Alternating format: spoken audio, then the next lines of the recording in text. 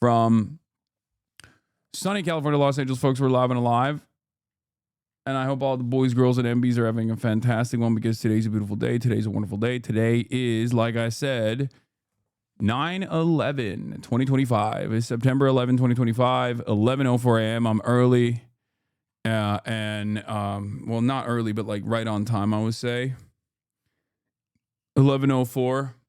And there's a lot going on in the world. I mean, there's a lot happening in the world. This is part of the broadcast where I tell you about my personal news for all the parasocialists out there in between the time period where I press the stop streaming button and press the start streaming button. So help me God, that's what I'm going to do. Yeah, so much has happened. But in the world of HasanAbi Piker, not a lot has happened. Let me tell you why. Okay. I mostly spent the night with my family and also trying to calm the temperament and fears and anxieties of my friends, which is kind of funny because, like, I think I should be the one that's anxious and worried, and they should be trying to, cool me off. But I'm not, because whenever people are like, well, aren't you worried? Aren't you going to get, like, worried? What's your next steps for security? All this stuff. Like, do you feel under threat? And it's like, well, this is a normal part of my existence. This is a normal part of my existence. This has always been a part. This has always been a fear. So, there's a lot of conspiracies and whatnot flying around. We'll talk about all of that. But, it's just, for those of you who are unfamiliar, this is what it is. This is what it's always been about. This is what has always been a ever-present danger, especially when you're on the left. So I don't know how we're going to actually put the toothpaste back in the tube, but it does look like to me the American years of lead are upon us. But I'm obviously going to dive into all of that. And, I've been doing a bunch of interviews. With news outlets who are like, dude, what the fuck? Like, you guys knew each other. You were supposed to debate one another. And apparently also, I just found out that there was a bomb threat at the DNC. DNC spokesperson this afternoon, there was a bomb threat at DNC HQ that was determined not to be credible by the U.S. Capitol Police. That's just like that's, again, normal part of the process. Normal part of the process. It's just that the intensity and the frequency and the magnitude of incidents is probably going to increase quite a bit. But it's just, it's America, baby. It's America. It's the United States of America, baby. 6 HBUs around the country are on lockdown. All right, we'll get to all of that in a second. Fucking Christ, dude. What a time to be alive, folks. All right, so where to begin? Personal news wise, everyone's in a state of freaking panic. Everyone is freaking out. Everyone is absolutely freaking out. Losing their minds over, what might happen in the future. And, there's people celebrating, people crying. We will, of course, take a look at some of the Republican reactions, some of the liberal reactions. There's just a lot going on. There's a lot going on in the world. All right. I still balled though, and I played incredibly well. That's all I'm gonna say. Personal news wise, I obviously, when my manager, I was on a call with my manager, and he's talking about, here are the new security initiatives that we have to do. We have to do a security assessment. We have to, hire 24/7 around the clock security. And then he hears me on the background tell Kaya to get up and he's like, "Are you at the fucking park right now?" It was very funny. He's like, "You're out in public right now?" And I was like, "Yeah, I am out in public. What the fuck?" Like, I am. Look, ball is life. To be fair, ball is fucking life. That's number one. Okay, ball is life. Is life. Is not just a hobby. It's an occupation. It's life. It's a lifestyle. You just can't do that. And also, the reality of the matter is, like, you can't live in fear. I can't let fear dictate my life. I can't let fear lead my life. People might consider that to be stupid, but the reality of the matter is, that is not a life lived in fear is not a life worth living, a life worth pursuing.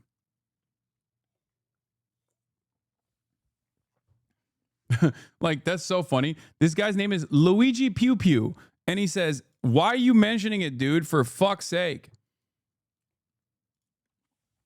So, anyway, no.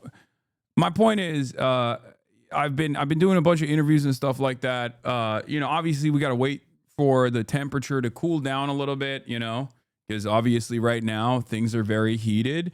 People are looking for vengeance, and there's a lot of instability. There's a lot of anger.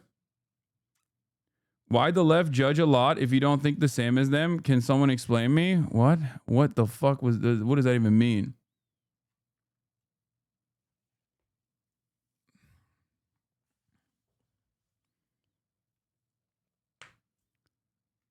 So, right wingers are losing it. Yeah, no, they are. They are losing it. They're losing it a lot. They're losing it big time. But when are they not losing it? It's just like, will this be the moment? Will this be the moment that, like, snaps people because they're already on the verge of snapping? Or will they just go back to eating? Because remember, American culture is gun burger, right? You got gun on the one side, and then you got burger on the other side. The hope for all of us is that they are so desensitized to violence in general that they whip themselves up into a frenzy, and then they go back to the burger, because, like, Applebee's is open and there's $5 jalapeno poppers. Like, I'm genuinely thinking, like, a real policy to, like, soothe the masses' discontent in this very moment in order to get ahead of potential decentralized violence coming from right-wing groups would be to just, like, make jalapeno poppers free at Applebee's and TGI Friday, stuff like that. Because, like, I think if that was the case, then people would just, like, hyper focus on that rather than wanna, I don't know, do like a self-defense style mass shooting situation at their local HBCU. So, for the betterment of mankind, I think in order to cool down the right wingers right now that are very agitated and want to kill people for literally nothing that they've done, right? And assuming that this is just about, like, taking revenge and punishment on the left or something. In order to cool them, we have to give them, like, some kind of material improvement, immediate material improvement. So think of it as like a cash infusion, but this time it's just like a jalapeno infusion. It's like treats. If they were to do that, I think we could just, like, kind of cool down and get together and realize that we shouldn't do we shouldn't talk to one another like this or actively pursue one another to kill them. But I don't know. I mean, I'm joking around. It's like gallows humor if you want to think about it like that. But of course, it's crazy that it's 9/11 right now, and I thought that most of the coverage today would be about two of the people running for New York mayor and losing by wide margins, trying to use me as a last-ditch effort to attack Zohran Mamdani. I thought that would be the coverage today. But of course, that's not the coverage today. The coverage today is going to be featuring Charlie Kirk and his assassination, his assassin. New revelations have come out. There's been a lot of fuck ups. There's a manhunt going on. I'm going to talk about all of this stuff. Don't worry. But let's just blast off and let's get it started. Let's get it twisted. Yeah. Charlie Kirk assassination creates violent, retaliatory panic. Conspiracies are all over. Manhunt continues. Shooter photo revealed. Yeah. It is the American. I think they wanted the Reichstag fire event to make an announcement on 9/11. I hope I'm wrong. I'm just going to say this, okay? I know yesterday I was heavy-handed in my snapbacks at people who were immediately rushing to conspiracies. And I don't think it's a conspiracy. It's just America is so fucking violent that, like, this kind of incident happens so frequently that it's only a matter of time until it happens again, But I will say there is some stuff about the horrible job that law enforcement has engaged in, and I don't know. There's just some very strange about like the overall environment. The overall environment. That's it.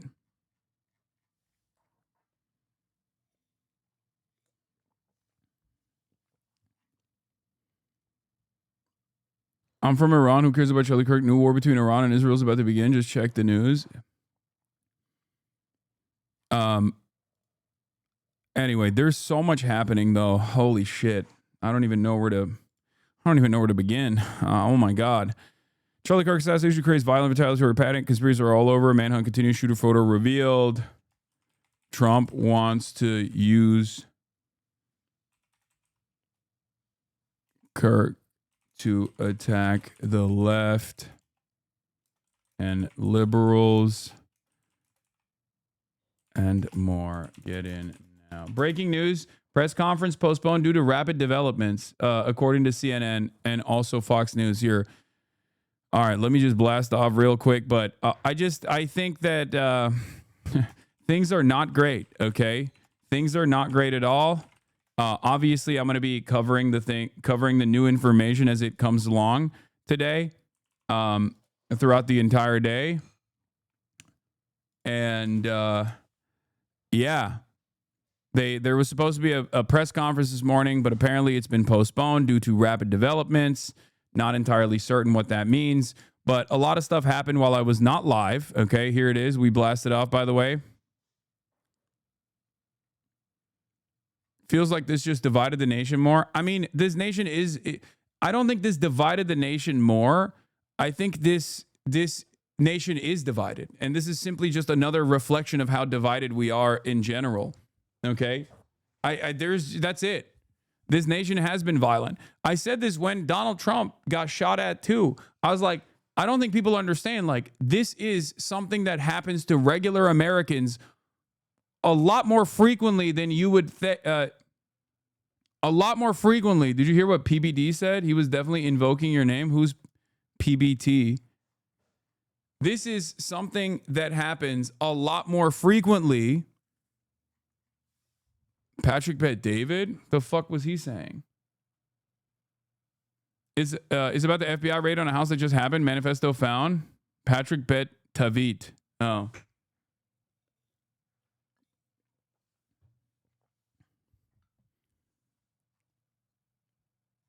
Did you see what Sneeko said about you? No, man. Listen, dude. Every fucking right-winger is going to say some shit about me today. What are you talking about? Every dumb fuck on the planet has an opinion. Every dumb fuck on the planet has a take on this matter. And most of them are going to be ideologically bound. Okay? if you're if you're even remotely right wing, you're probably going to look at this and say, scream bloody murder. It's war. This is warfare. And we have to go fucking kill the left is the attitude that a lot of people have. Or they're not going to directly say that. Random people online are going to say that. Their fans are going to say that. But they're going to say something along the lines of like, well, this is happening because like the left is so violent. And the reason why I've consistently kept repeating myself over and over again with respect to like, Charlie Kirk is because like, obviously if I was invested in like a violent means of dealing with someone like Charlie Kirk, I wouldn't be fucking going on stage with him. Okay. That's it. Why would I put myself in the, like, even if you can't comprehend it from an ideological perspective, just think from a perspective of self-interest, why would I do that? Like, just think, please, for like 3 seconds. I know it's very hard for a lot of people on the right, or anyone really, for anyone with like an ideological perspective to ever really assume that the other side is also like a normal human being. I know it's difficult for a lot of people to comprehend that, but like, it just doesn't make any sense. Okay. Thousands of children in Palestine died exactly the same way as Charlie, and no one has fixed their fingers the same way about them as they have about their fascists. Yes, it's white supremacy. Chatter. Yes, that's what it is. No one. The reality of the matter is, Americans broadly do not care. They look at these. They look at these incidents. They look at this death and destruction in Gaza, and they think to themselves, "Yeah, that's just like collateral damage. It sucks, but it's collateral damage." That's the way they analyze it. And I try to describe this to you guys over and over again. They do not care.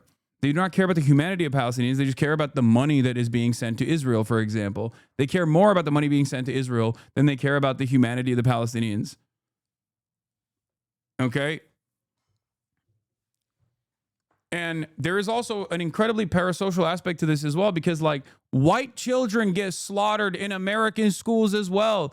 And Americans don't do the flag at half-mast shit for white children. They kill white babies, bro. Americans don't even care about kindergartners getting shot at. Like, this is a totally separate thing. Okay?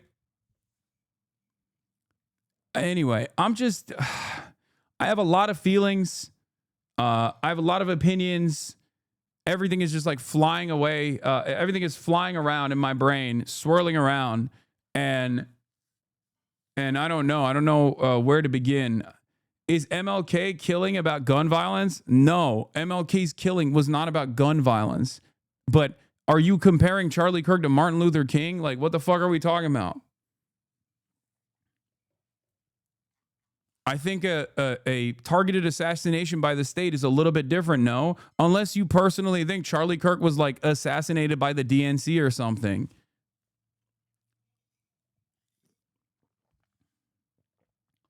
You compared him to Gaza? I didn't. A chatter just said, why do people not care about thousands of children, also human beings and children, getting killed in Gaza in the same way that they do about Charlie Kirk? And I explained to him why.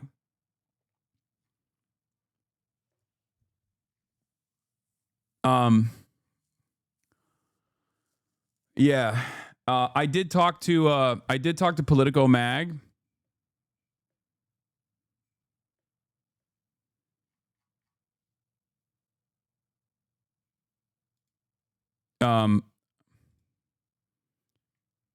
I can't let fear dictate my life. Hasan Piker on the fallout from Charlie Kirk's killing. Popular elected streamer gets candid about sparring with a late conservative activist and his own fears about political violence. For all the obvious reasons, hearing that Charlie Kirk has been shot was shocking for Hasan. The progressive influencer Twitter streamer has a massive following, but there was another explanation for why his stomach sank. Not only had he known Kirk, he was set to debate him at the Dartmouth Political Union about young people in politics, left versus right, in just 2 weeks. And soon after, Piker watched his own death threats started to arrive. That is one fear that's always in the back of your mind when you engage in any sort of political advocacy when you do these events. As a recipient of millions of death threats at this point over the years, watching that unfold in real time was devastating. Piker said he would likely wait for the temperature to lower a little bit, but would ultimately keep doing public events. He doesn't want to live in fear. In a wide-ranging conversation, Piker also talked about his worries of a new era of decentralized violence in the United States, why Kirk found an audience among Gen Zers, and whether our political discourse can be healed. So, You cleaned your desk for this interview? No, this is not from the interview. This is that photo is different. But look, the reason in a lot of like in many respects, the reason why this is like so high profile is because he's a high profile person. He's a high profile person that was like beloved by a lot of the people that these people see as like genuine, like most Republicans see as like genuine cult leaders almost. Okay. Do you understand? That's it. That's what it is. It's like a beloved figure for them, a beloved figure of notoriety. Donald Trump gave him credit for securing the Gen Z vote and stuff. Do you understand?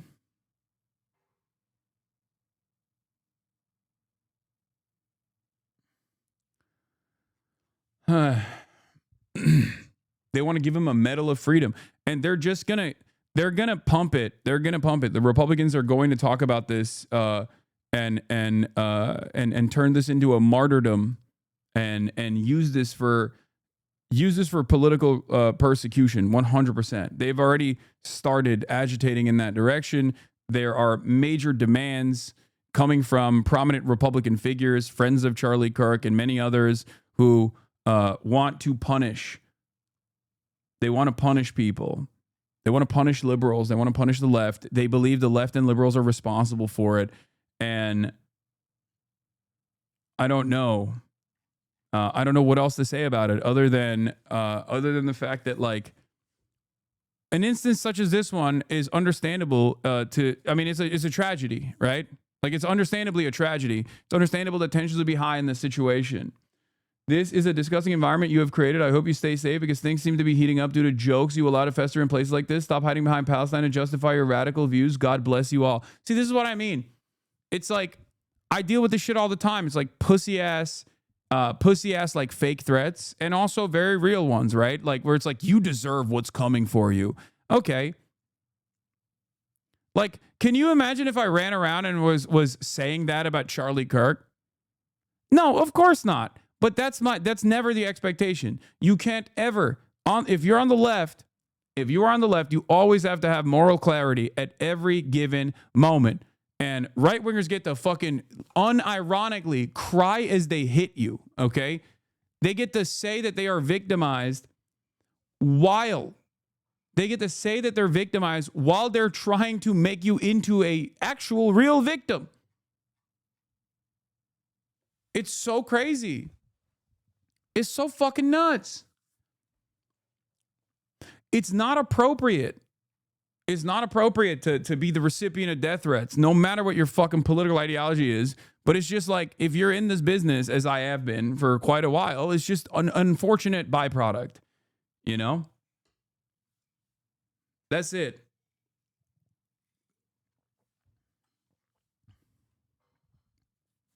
That's it. Patrick Bet David clip.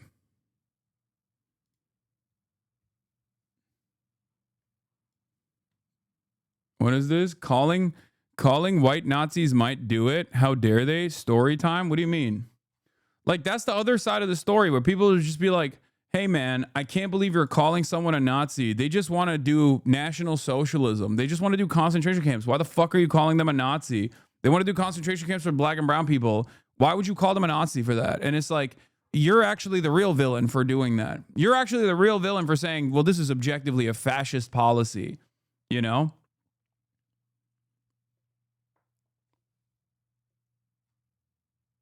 It just doesn't make any sense. The point I always present to many others is like, let's say someone fucking shoots and kills me. What changed about your life? And I mean, the same goes for Charlie. Someone shot and killed Charlie. Let's say that person was like a leftist or something, right? It's not. There's no evidence for this. But like, did that help you at all? No, it didn't. Like, do you understand? That's why I consistently try to bring people back to argue at the legislative level, to try and make changes, to try and organize, to make changes.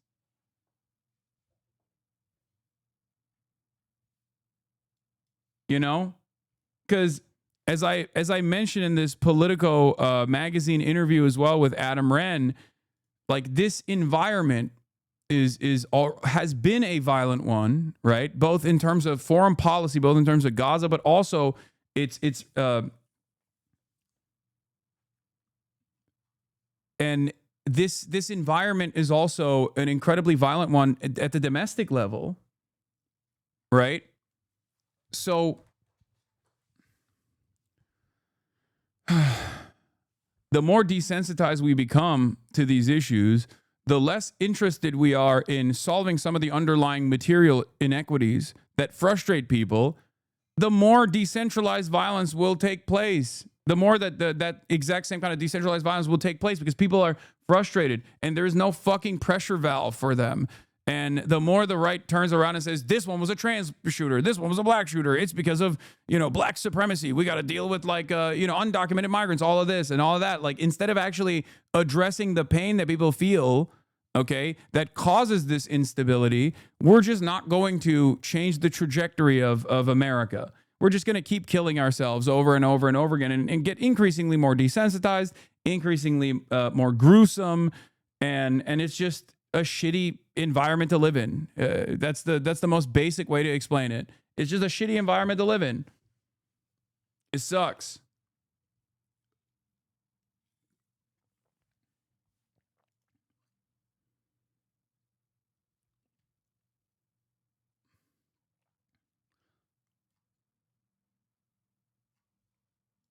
Ay, ay, ay.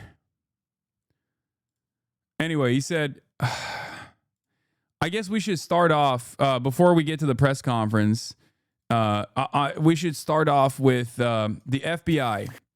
So, for those of you who don't know, if you were under a rock or something, I don't know, Charlie Kirk, at the age of 31, the founder of Turning Point USA, a right-wing organization that is funded by right-wing institutional donors, who goes around college campuses and was credited by Donald Trump with like securing the Gen Z vote for Donald Trump. Okay. He was shot. He was shot in the neck at UVU in Utah, and he, shortly after being shot in the neck, died. Okay. And he was at an event. He died. There was another person that caused some instability at the event, and law enforcement hyper focused on that guy. Meanwhile, the actual shooter, who was potentially above a rooftop 200 yards away, was able to get away. Okay, they were able to get away. They shot and killed Charlie Kirk, and they were able to get away. And in the aftermath of that, they found out that the one guy that was in the crowd was actually just like a known person who just like was experiencing a mental health episode. So instead of releasing him, they basically kept him in prison for obstruction of justice, which is crazy, but they basically cleared him of the not being the shooter. And then they apprehended another suspect who I believe was a dude with an Arab name, but it turns out he was a Heritage Foundation guy, who was just, it feels like they just only apprehended him because he is a dude with an Arab name, I guess. But he's like very clearly, he's a Heritage Foundation guy.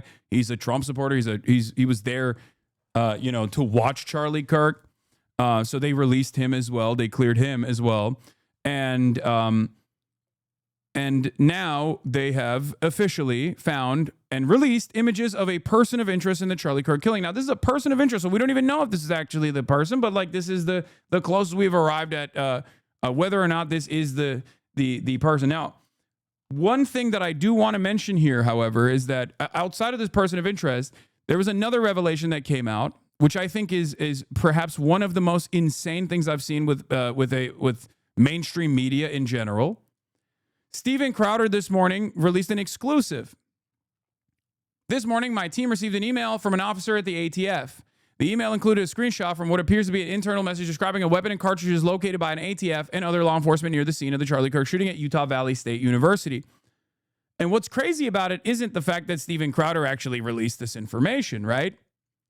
Because that's the expectation. He's a fucking Rumble guy. Of course he's going to go with unverified, unconfirmed reports and really feed into the narrative that like the shooter was probably trans, right?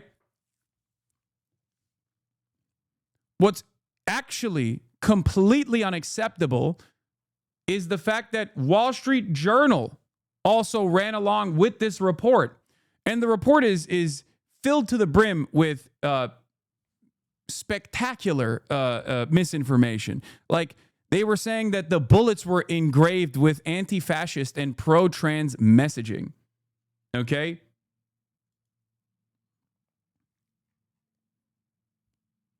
Like, how are you engraving the bullets? Like, what the fuck does that even mean? But this kind of misinformation goes crazy. Okay? Kirk was shot and killed at Utah Valley University at Orem, Utah. Mr. Kirk was speaking at the university as a part of the American Comeback Tour. Multiple SLC 1 and 3 agents responded immediately. The suspect fired one shot from an elevated position on a rooftop in the adjacent building on the campus, and surveillance video shows the suspect jumping off and fleeing in the area on foot. ATF and other law enforcement located an older imported Mauser 30 .06 caliber bolt-action rifle wrapped in a towel in a wooded area near the campus. The location of the firearm appears to match the suspect's route of travel. The spent cartridge was still chambered in addition to the 3 unspent rounds at the top-fed magazine. All cartridges have engraved wording on them expressing transgender and anti-fascist ideology. An emergency trace has been submitted, and ATF SLC working leads generated by the trace. Now, I want you to understand something. Okay? Like, do I think this is a deliberate piece of misinformation, or do I think this was a misunderstanding that obviously got elevated by a charlatan such as Steven Crowder? The point is, it doesn't matter, okay? The New York Times assessment on this was a lot more sober than mine, but they basically said, and I'm going to pull that up real quickly, because this is a spectacular fuck-up. The New York Times had a follow-up on this and basically said that this report, according to a preliminary internal report circulated inside the Bureau of Alcohol, Tobacco, Firearms, and Explosives, federal and local officials recovered ammunition with a rifle that appeared to be engraved with statements expressing transgender and anti-fascist ideology. But a senior law enforcement official with direct knowledge of the investigation cautioned that report had not been verified by the ATF analysts, did not match other summaries of the evidence, and might turn out to have been misread or misinterpreted. In fast-moving investigations, such status reports are not made public because they often contain a mixture of accurate and inaccurate information. Now, I don't know if this is the case. I also personally don't even understand how transgender ideology could even be engraved on a bullet. Okay?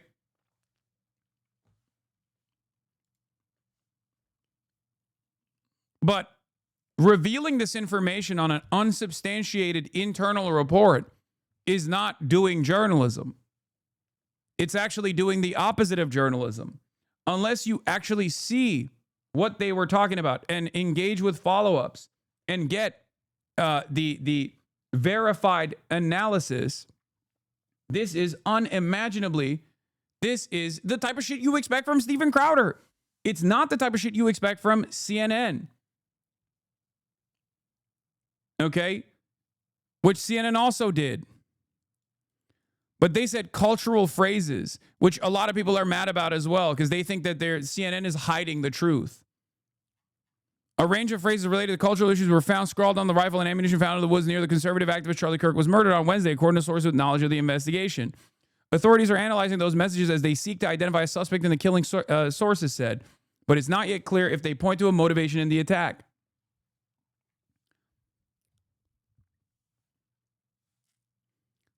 I don't know if the media environment is responding to the utter panic that they experience from independent resources being first to market. Okay? And they just, in an effort to get ahead of other people flanking them out, or other people like leaking certain stories, they just don't do their due diligence and they don't think about how they are supposed to respond in this situation. Okay? I don't know. What is this? From one political commentator to another, and then the person you fucking sent me is shoe on head. The last 2 weeks have completely blackpilled me on the left. Why would you ever send this to me, man? This is another person literally saying, I'm leaving the left because the left sucks, when they never were a part of the left.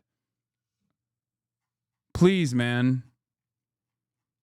Oh my God. You guys like encounter these people without knowing their background. And then you think like, well, this person must be sincere in this moment. Like, it's okay to be a little bit more critical of the shit that you read online, bro. What the fuck? Wow, I can't believe it. This person is leaving the left. This person who was never a part of the left is leaving the left. Wow, how shocking. How many people have done that? How many times have we seen that, you know? Listen. To me, it just feels like there's a lot of apolitical, centrist, or sometimes economically populist content creators out there, and there's a real issue with like people that get their notes from people such as this one. Okay, and I think like you're just read a book. I don't know. Just read a book instead of just like getting your fucking notes from like YouTubers, man. Please, myself included. Like, Jesus Christ. At least I have like a well-defined ideological point of view that I am not shy about revealing all the time.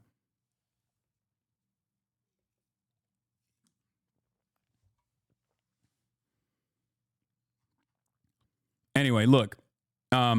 I did an interview with Adam Rand. But before we get to the interview and my opinions on it, and the reason why I'm looking at the interview is because it's like, it was right after I ended the stream, and I was able to like gather my thoughts without chat like spamming me. So I think it's like a decent. I mean, I haven't seen the final product, but it was at the time I thought it was a decent assessment of like the way I feel.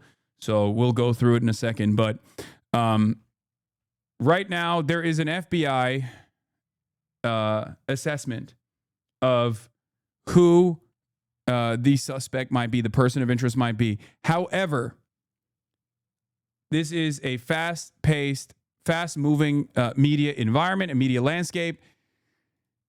And while I'm going to show you this, before we even develop any sort of inferences about who the shooter's profile or background might be, it turns out that the FBI has also said that the third suspect now, the third person of interest, is probably not the right guy either. Former FBI Assistant Chris Swecker warns Bureau's very inconsistent description of the person of interest versus the photo they released. There is one thing I think is very inconsistent, and it bothers me. Okay, so it could be the guy. It could not be the guy. It may as well not be the guy as well. It's just, it is a, I guess it turns out when you have podcasters who have made a living off of hawking supplements and engaging in conspiracy theories lead the federal law enforcement, the premier federal law enforcement agency, the Federal Bureau of Investigations, it doesn't help. It only seemingly hurts the way that the Bureau operates. Who could have fucking thought that that would be the case? It turns out, as much as I shit on liberals for their endless posturing about the infallibility of institutions, they're kind of right on this, where they're like, hey, ideologically, you might want a guy who is like maybe aligned to your interest. That's fine. But like, it should still be a competent person, right? Like, because liberals, they will always look for a guy who's like a Republican to put into a position like this, because they think that this will somehow soothe the interests of the cackling hyenas on the right. Like, they'll just stop and be like, well, Jim Comey was a registered Republican his whole life, so I guess this is, the DOJ is truly and the FBI is truly apolitical or whatever. No, that doesn't work that way. But at least those guys are fucking competent, At least those guys were competent. You need to have competent people in positions of power. I'm sorry. you know? And if you don't, this kind of shit happens, it seems, okay? That's why I didn't have a lot of issues with, like, Pete Hegseth being in charge of the Department of War now, formerly known as the Department of Defense, because it's like the output is already very violent. But it seems they're also doing a horrible job with that stuff, too. They're just become even more violent than they were before. Good evening. In the last hour, the FBI has released images of a person of interest in the shooting of Charlie Kirk in Utah. 2 pictures have been released. The FBI says a suspect, a person of college age, is still on the run and that they found a high-powered rifle. Mr. Kirk, a right-wing influencer, was shot and killed while speaking at a rally at Utah Valley University last night. We will not stand for what happened yesterday. We are exhausting every lead. We have every officer invested in this, every investigator, every local agency. The outpouring of support from the law enforcement community has been astounding. We are investing everything we have into this, and we will catch this individual. Having walked through the crime scene, through the hallways of this school, through the classrooms, I can't imagine what the people on scene felt as well. A horrific event where some of them barricaded in classrooms, some of them ran in fear. Can't overstate the tragedy and the horrific event that yesterday was, and how we will work to bring to justice the actions of one individual or any other individuals that assisted in that.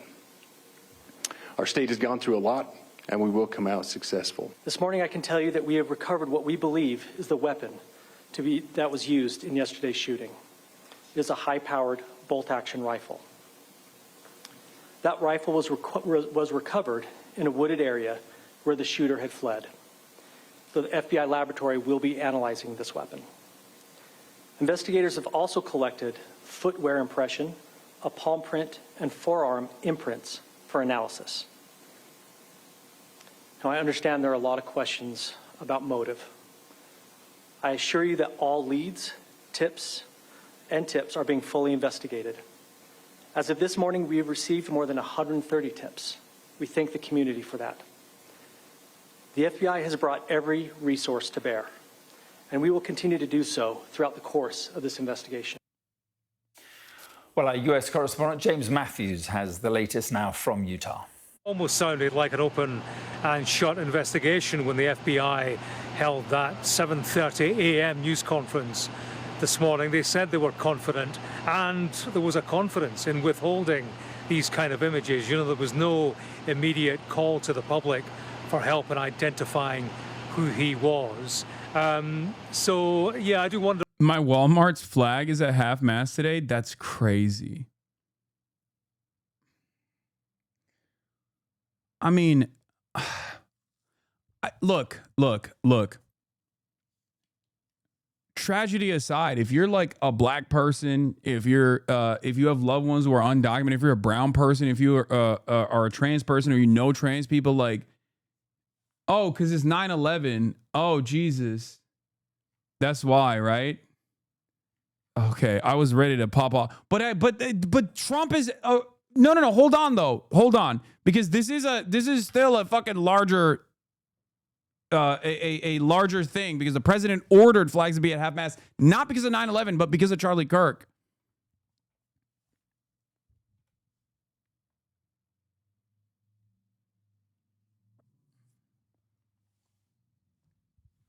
I can't believe we forgot.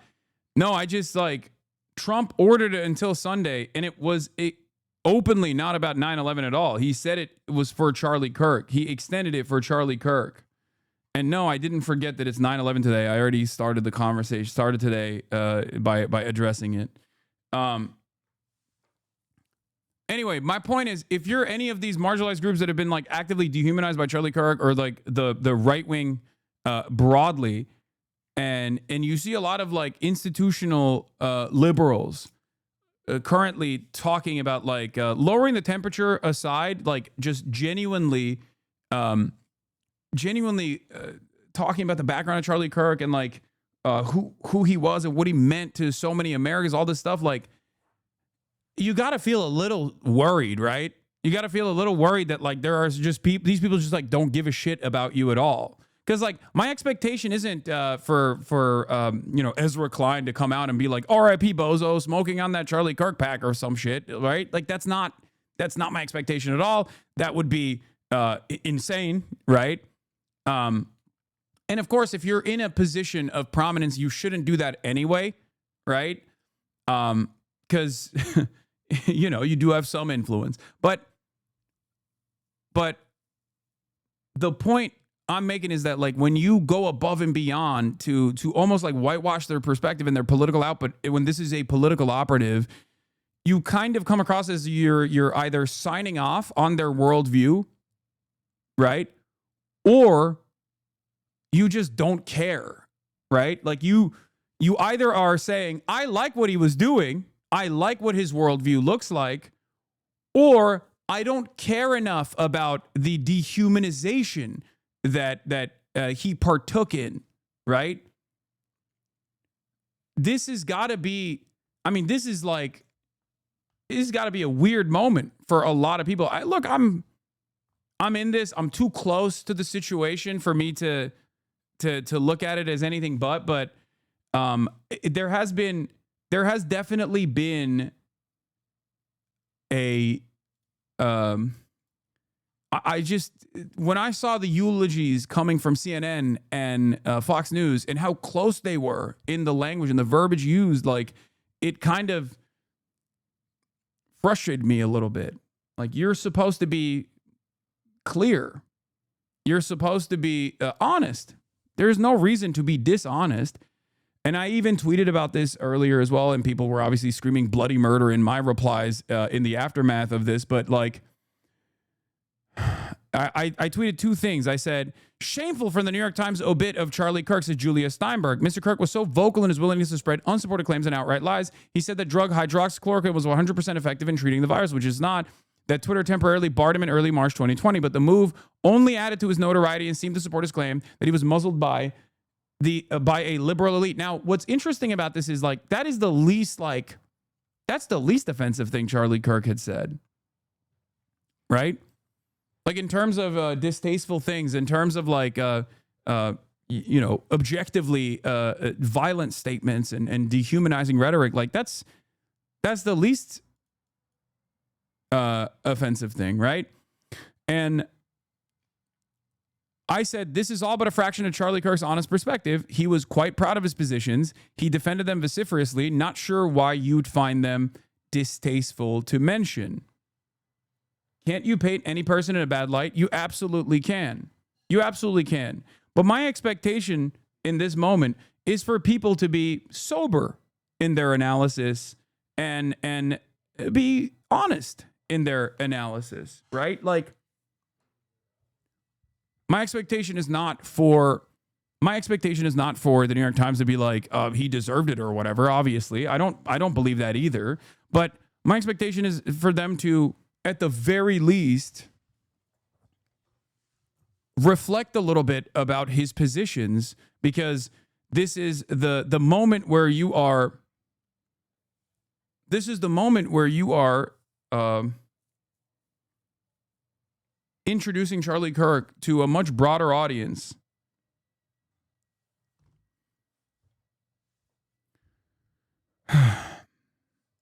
Like, reflect on his real legacy. And Matt Walsh said some stuff as well. He said, all Charlie Kirk ever did was have conversations with people. He didn't insult anyone. He made arguments. He debated. He wasn't an extremist in any way. Everyone who knew Charlie personally loved him. That's the kind of guy he was. They still killed him. I'm furious and heartbroken in equal measure. I cannot put into words how I feel. Maybe that is for the best. To which I responded with, Charlie Kirk opposed the Civil Rights Act, called George Floyd a scumbag, said he'd be worried about black pilots, and that he forced his daughter to carry a pregnancy to term if she was raped. He shouldn't have been killed, but he was definitely an extremist. Like, the problem is, Matt Walsh doesn't think Charlie Kirk's an extremist. And the problem is, most Republicans don't think these positions are extreme positions. Okay? So in a moment like this, when tensions are very high, in a moment like this when tensions are very high, for mainstream institutions to also launder his reputation or his output and rewrite his legacy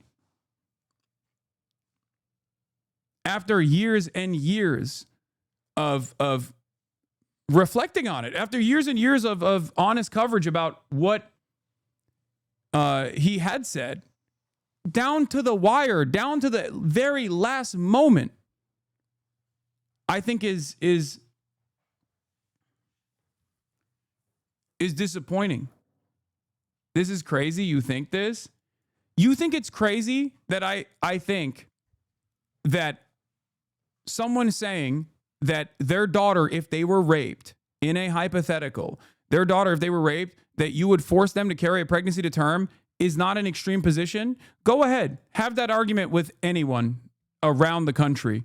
There are a lot less people who would agree with that position than there are people who would be repulsed by said position. He has a 10-year-old daughter.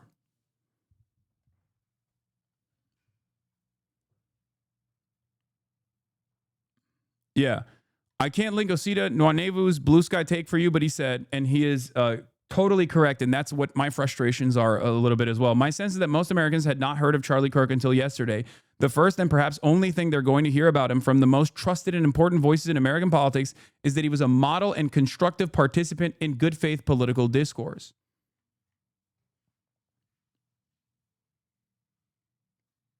That's crazy, because when you stake your reputation on a statement such as that one, you're signing off on all of this. You're signing off on all of this, and you're turning around and you're saying to the people that are listening to you that those are a part of the honest political discourse.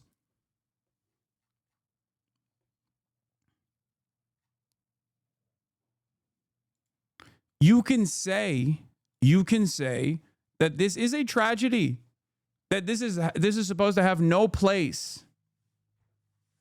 This is supposed to have no place in any country's political discourse. Like, it's true. It's true. That's why we live in a civilization, okay?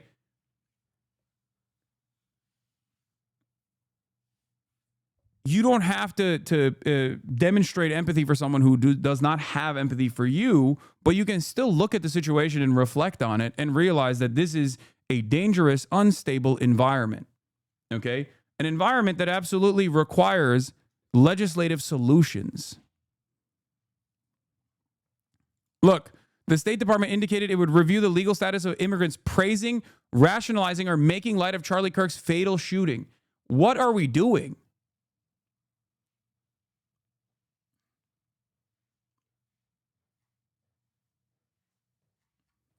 But yes, Osita's take is correct on this.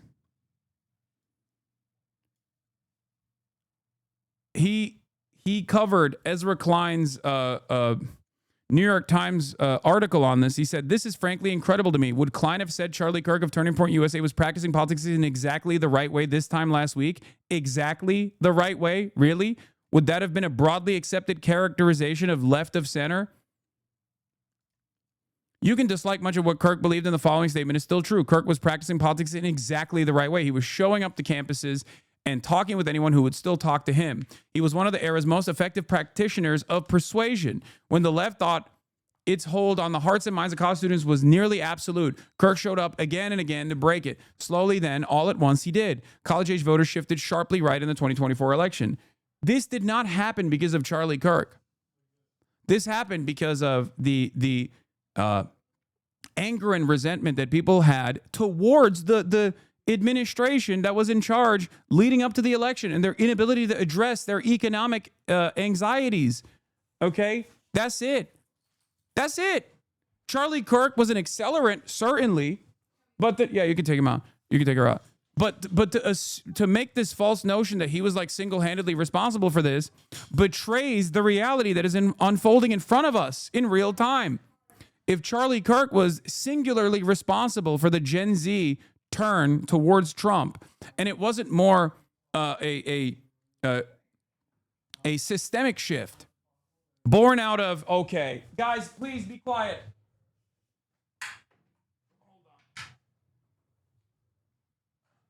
1 second. Thank you. You can't hear them, but I can. There's a lot of commotion in my house right now. So, where was I? What the fuck was I saying?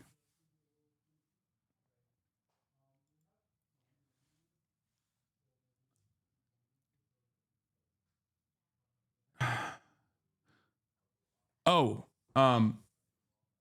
if this wasn't a systemic shift, with younger people responding, if this wasn't a systemic shift with younger people responding to the existing administration at the time, the Biden administration, and their inability to address some of these economic pressures that they were experiencing, and them falsely assuming that Trump would present an alternative vision that would be better potentially. If you think that it was something beyond that, Charlie Kirk, until yesterday, was still very much an operator in the field. He was still going to college campuses. So why did that Gen Z swing back happen already? Because in the first 9 months of Trump's administration, Gen Z swung wildly back towards an antagonistic position against Donald Trump. This is not only a bad political assessment, but it's also a dangerous one. Exactly.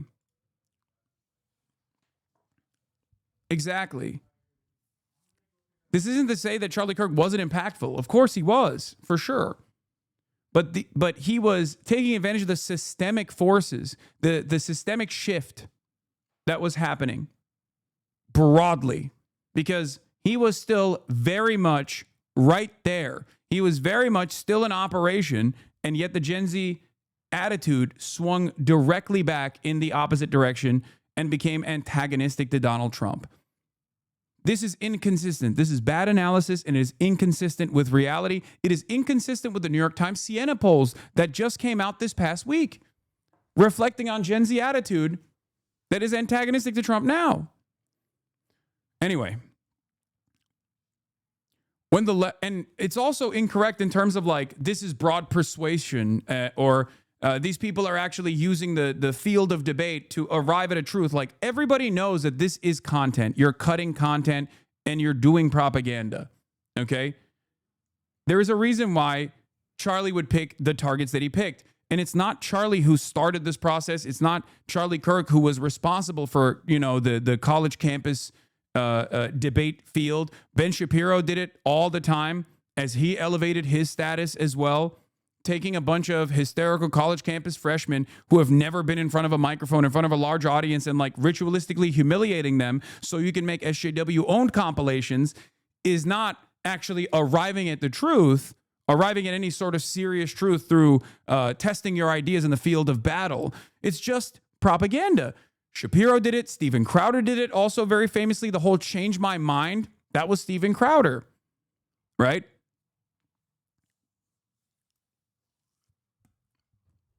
So the assessment here of the assessment here of debate and why Charlie Kirk was doing these debates is also false, is also built around a falsehood. When the left thought it's holding hard, slowly, then all at once he did. College-age voters shifted rapidly. That was not all Kirk's doing, but he was central in laying the groundwork for it. That is fair. He says that's not all Kirk's doing. I did not know Kirk, and I am not the right person to eulogize him, but I envied what he built. A taste for disagreement is a virtue in a democracy. Liberalism could use more of his moxie and fearlessness. In the inaugural episode of his podcast, Governor Gavin Newsom of California hosted Kirk, admitting that his son was a huge fan. What a testament to Kirk's project. Osita continues. He says, Charlie Kirk was not engaged in respectful political debate.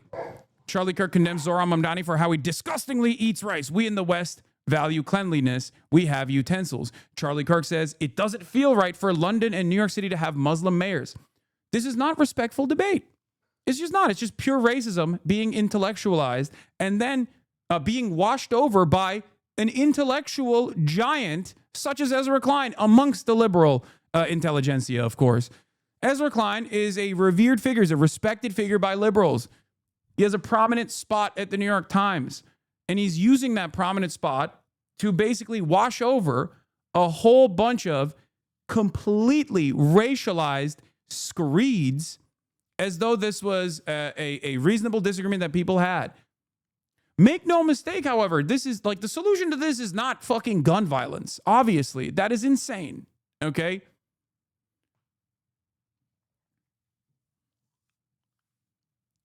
The difference, of course, here is that, yes, as someone also brought this up, if he said this about Jews, Ezra would not have this opinion of him. You know? That's also true. As someone who can tonally be incendiary, I think there's a role for incendiary in politics. And I am certainly not a stranger to an incendiary tone myself, as you guys know. You know, I have some of my highlights and lowlights. It's filled to the brim with incendiary statements. Okay? And yes, Charlie Kirk has said anti-Semitic shit as well. It doesn't matter. He's super pro-Israel. And for a lot of these guys, it doesn't matter if you say stuff like that about Jews, okay? Calm down. As long as you're pro-Israel. And Charlie Kirk certainly was unimaginably pro-Israel. And I have an assessment about all this. I have an assessment about all the other conspiracy theories that are running around as well. Okay?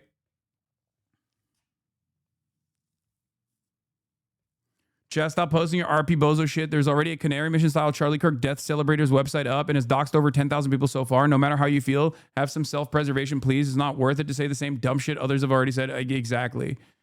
Like, you need to have a little bit of messaging discipline and operate from a position of self-preservation. You think you have anonymity online. You do not.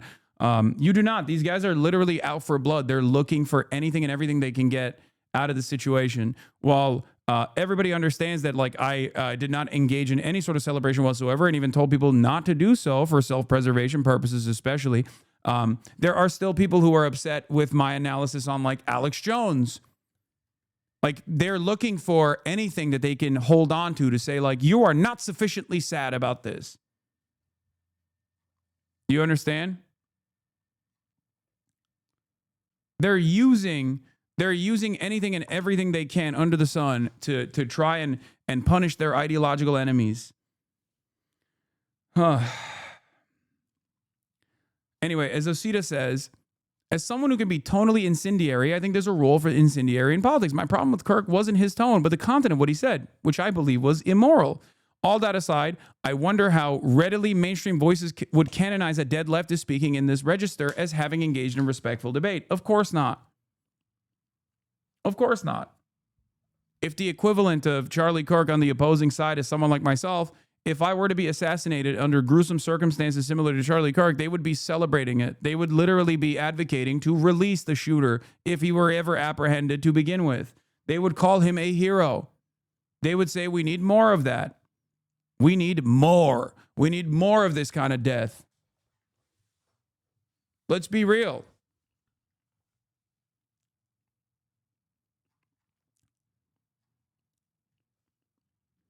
Of course, if the right-wing pundits goading listeners towards violence, as Kirk himself did, get their way, we might find out soon enough.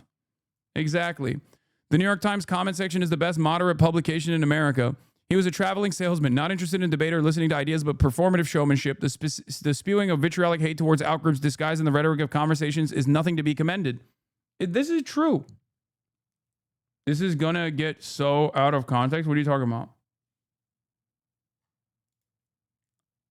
So, you make it sound if there's a massive witch hunt going on in America. Chatter.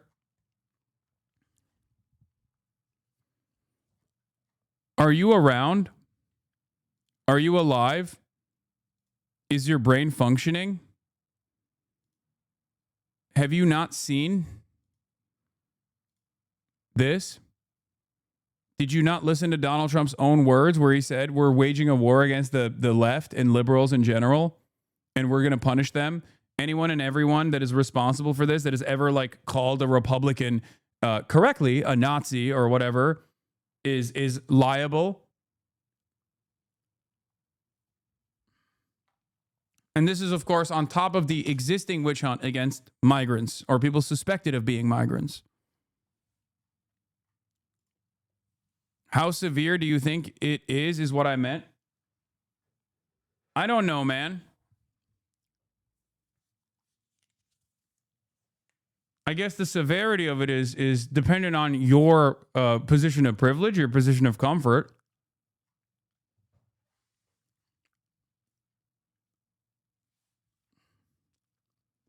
Like, for example, when Mahmoud Khalil was apprehended, when numerous pro-Palestinian writers and student activists were apprehended black bag and threatened with deportation, did you think that was a severe escalation and a severe violation of the First Amendment? Or do you think it was just simply, people are just like grossly exaggerating this? Perhaps because you don't think that this would ever impact you in a meaningful fashion.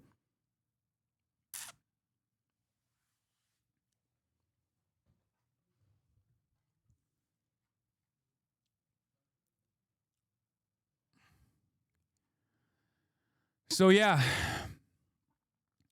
Interesting. The right way in politics is to spread hateful comments against Americans you don't like or to condone gun deaths to have the freedom to bear arms. His death was sad, but don't sugarcoat his actions.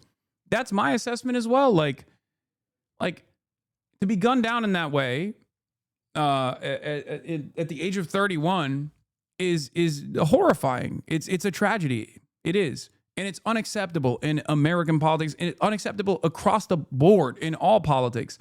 There is a reason why we live in a society where there is a social contract that we abide by. This is ripping apart the social fabric, okay? But that social fabric has been unwound for the past multiple years of unimaginable gun violence that Americans have experienced. That social fabric has been ripped apart by all the death and destruction that we deal overseas. And that death and destruction has violent consequences here on the home front as well. The fascist boomerang. Okay? And in the absence of any sort of serious considerations of how to solve some of these issues, that decentralized form of violence is only going to continue. And I think liberals, instead of taking a sober approach here and trying to engage with the structural inequities to address these issues, are simply just responding, and they're responding in the same way that Republicans are responding, by hailing Charlie Kirk as a champion, a hero, laundering his reputation, making it seem as though the way that they have covered this, the way that Charlie Kirk operated was actually good. I need you all to realize what is this? that debate will never save us. And the reason you have all of these left debate bros crying over Charlie Kirk dying is because they were actually buddy-buddy and everything was actually just a game to them. This demonic rhetoric that actually causes harm to people of color, to minorities, to actual people, real, genuine violence and harm that is enacted through rhetoric that these people would... I mean, I've been saying this. I've been saying that, like, realize how everyone hates Hasan Piker? Yeah, because he's not friends with any of them and they hate him for it. I'm reminded when Hasan Piker was at the DNC, Charlie tried to dab him up like they were buddies, and Hasan was so confused and ignored him. It absolutely is a game to the debate bros. They do not seriously care about the issues they speak about and rhetoric, or their rhetoric has on the masses.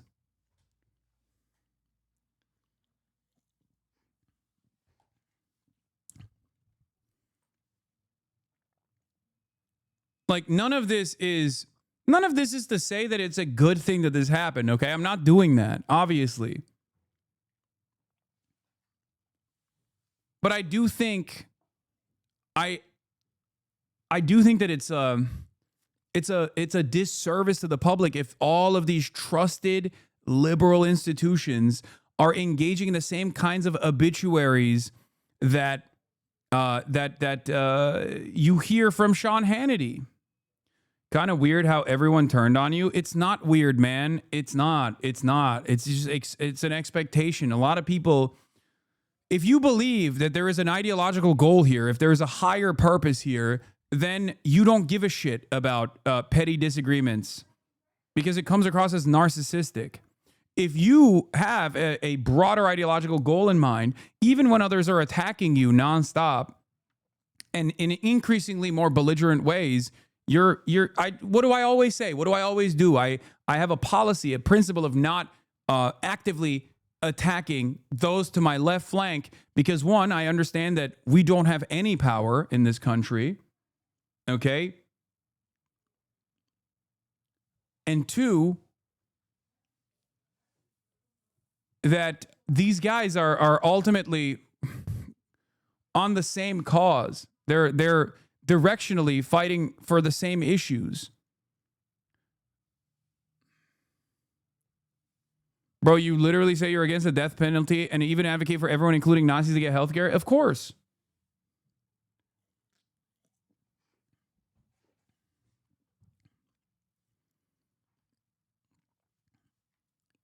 Of course. That's true. I've never seen this much Hasan hate over ever on Twitter until now. I mean, it's fine.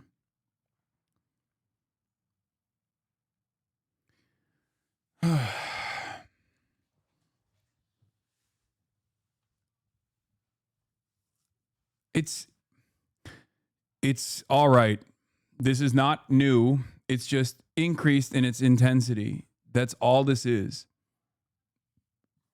That's all it is. Create and spew all over the world. And then the left guys would come in and believe that they're saving the world, doing justice. But in reality, it was all just a fucking game to them. That's why they're crying because he's gone. Because it was all a fucking game. Debate was never about... This nerd is trying to sound scary.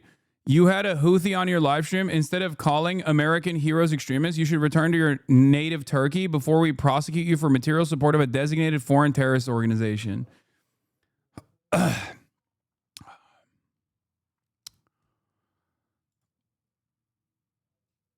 Come on, man. Come on, dude. Please, please. You are such a pussy. Like, do you feel like a big man? You're like, hey, man, I'm going to get daddy to prosecute you. I'm going to get daddy to prosecute you. Oh, I don't like it. Assuming such an interview would be material support doubtful, Houthis were not even a foreign terrorist organization at the time of the interview. I understand tensions are high, but maybe you can stop calling for baseless criminal prosecutions of your political enemies. Okay, we got a liberal lawyer defending me. This is a former Destiny Orbiter. Liberal lawyer.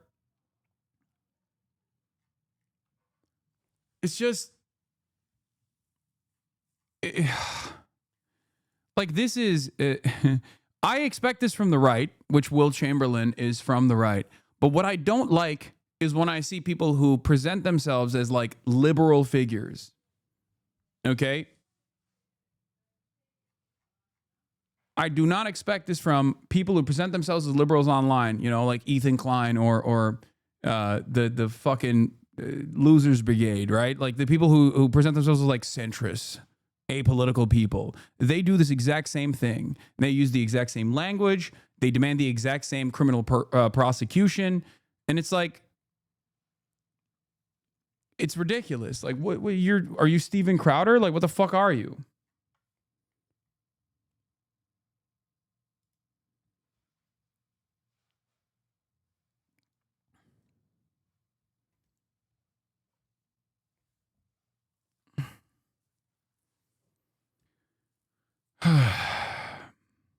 Will Chamberlain, not Wilt. Did I say Wilt?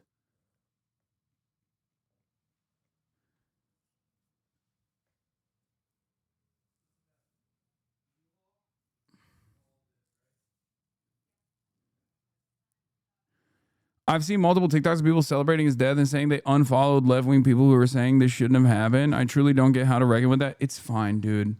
Tensions are high. What do? You know? I think people need to let go of petty disagreements that they have.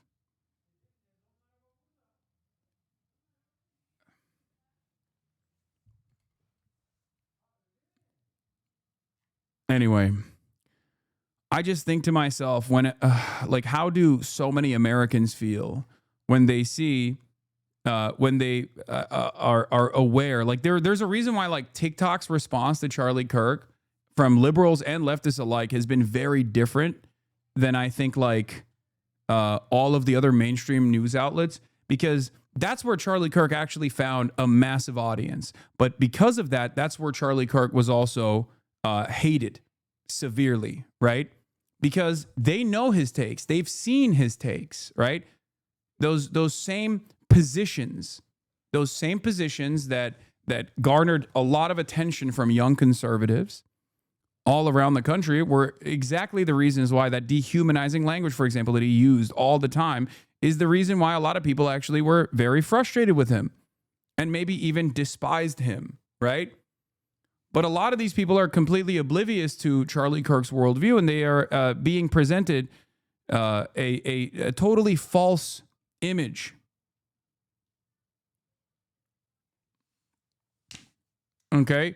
Disagreeing with you does not mean being right wing or far right. I'm Norwegian, voting left, which basically means more left than you even understand. Your takes are largely dogshit, polarizing, and borderline crazy, Hasan. Thank you. Goodbye. Explain what you mean. Explain what you mean. Because there's never people always say stuff like this, but they never actually follow through. They don't actually say like, this is what I disagree with you. This I think is very polarizing. And then when they do, if in the random circumstance where they do actually fucking reveal their position, it's not even my position. It's just one that another person has negatively framed that they've been duped into believing. Like the most improper, the most negative framing that you could ever hear. Something like what Will Chamberlain was advancing here. Okay?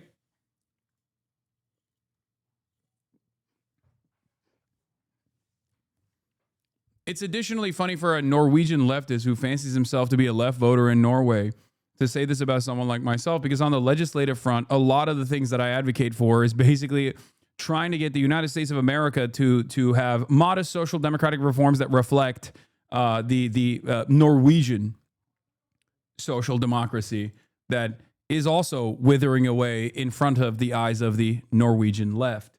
So, you know, like nationalizing the entirety of our extraction industry, as is the case with Norway, for example. The entirety of the energy and the forestry in Norway is nationalized. This is great. I would like to do that here.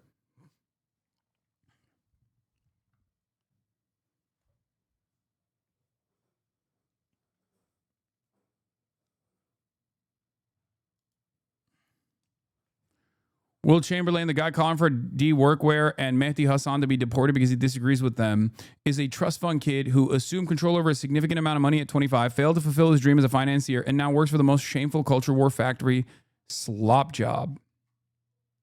And was chilling with Andrew Tate.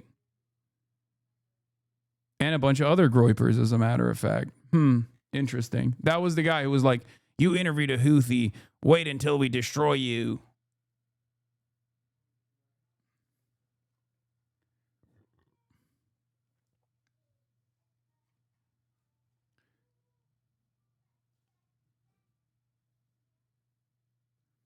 My dad just openly posted saying they're done with passive action and that myself and others need to be dealt with. So fucking heartbreaking. Okay, this is a great example, right? You're hearing this from a lot of conservatives. They're very, very angry right now. They're very agitated. They're always agitated. Agitation is a part of their politics in general. That's what it is to be a reactionary, right? But like, what's he gonna do? That's your dad. Is he gonna do anything? Probably not. Expand on that assessment and you will arrive at a more comfortable, just the more likely outcome of all of this.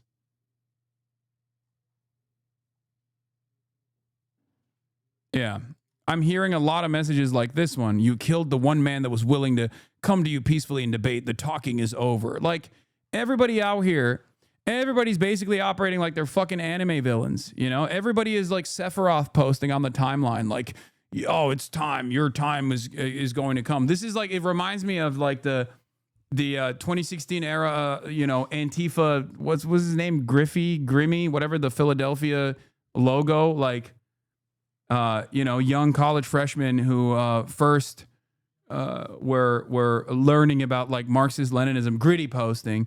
It reminds me of that. Of course, the difference is like, young college freshmen who have never shot a gun are not as serious about doing this kind of decentralized violence as you know, divorced dads with an arsenal of weapons and a willingness to go out and you know, do this kind of violence. So it's a little bit more serious when you know, MAGA family annihilators actually make these sorts of threats.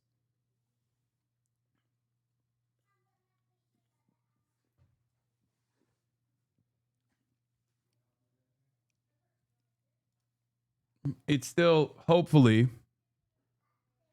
will not amount to it still hopefully will not amount to anything super consequential. I hope. That is my hope.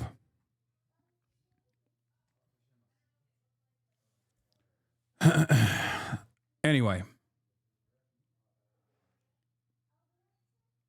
we are living in Eddington for sure. The issue on the people on the left are the issue is people on the left who are saying him being killed is a good thing. Brother, wake up. Do you not see what's going on here? How do you not understand that this is the exact same thing, but on the other side, and this side actually has the ears of the administration who is saying similar things, at least on the point of political persecution against political dissidents, okay? A bunch of random TikTokers and a bunch of random people being like, I hated this guy, I'm celebrating his death, is not the same as like an administration that is going to now use as an opportunity to literally engage in political persecution and maybe even more, okay? As a matter of fact, the people cheering on the left are doing so because of their lack of power. It's a recognition of not having any power to change anything at all, any of the structural inequities. Do you understand? That's who cheers for this kind of thing.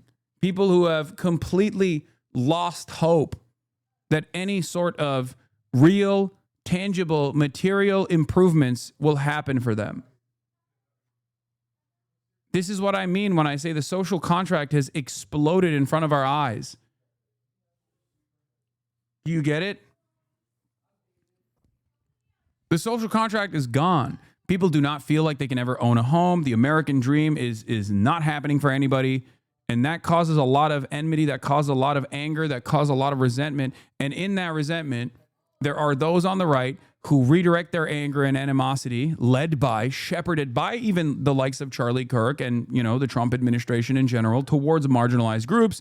And the people on the left look to these structural inefficiencies, recognize their inability to change them, and then basically sit around and celebrate when stuff like this happens. Okay? But to say that the deck is not stacked against the left, and liberals in general as well, in a situation like this is so fucking stupid. You are denying abject reality that is right in front of your eyes. Okay? You're getting mad at a bunch of people that you have presented in your mind as like the real enemy here on the left for doing something that Republicans have never stopped doing, okay? Never, ever, ever. They're doing it right now. They're doing it right now.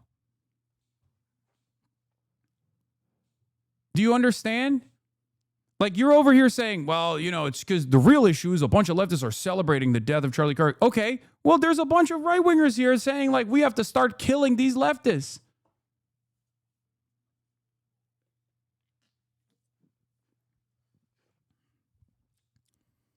That's why I said all these, like, prominent right-wing figures online, key search George Floyd, key search Hasan Piker on their fucking accounts, key search, keyword search, any high profile Democrat that has been assassinated, for example, to get a better understanding of what their opinions are. Keyword search trans.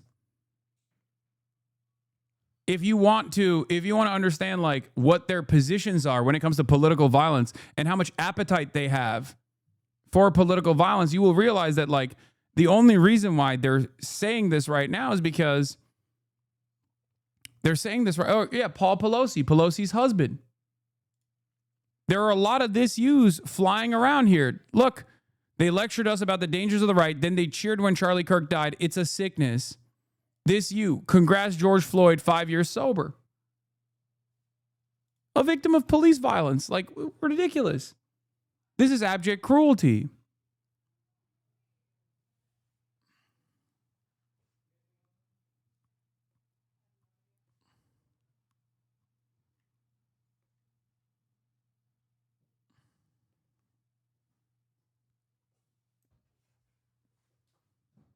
It is utterly ridiculous.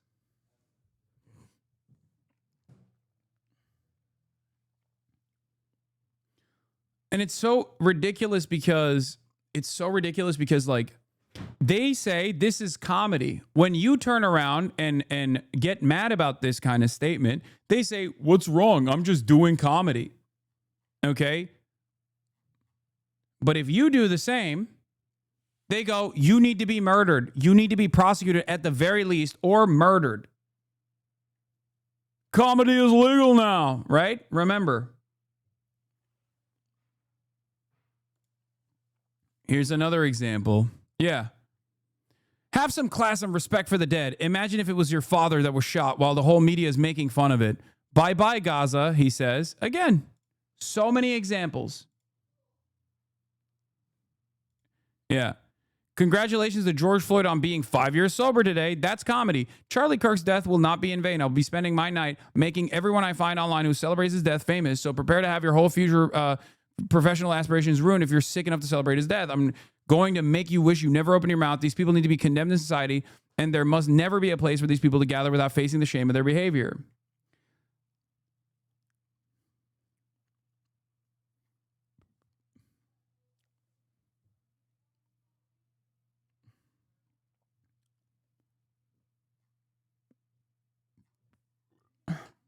That's it.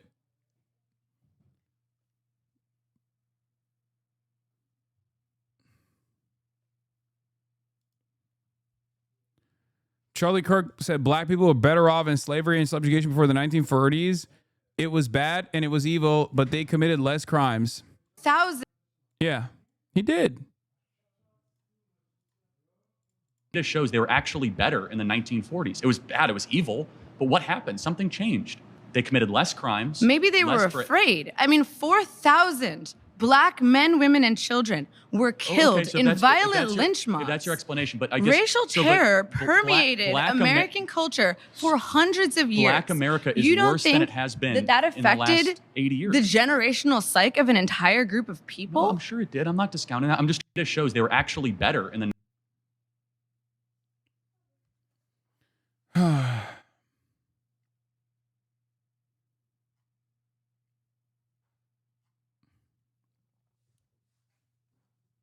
Somewhat decent statements from a lib.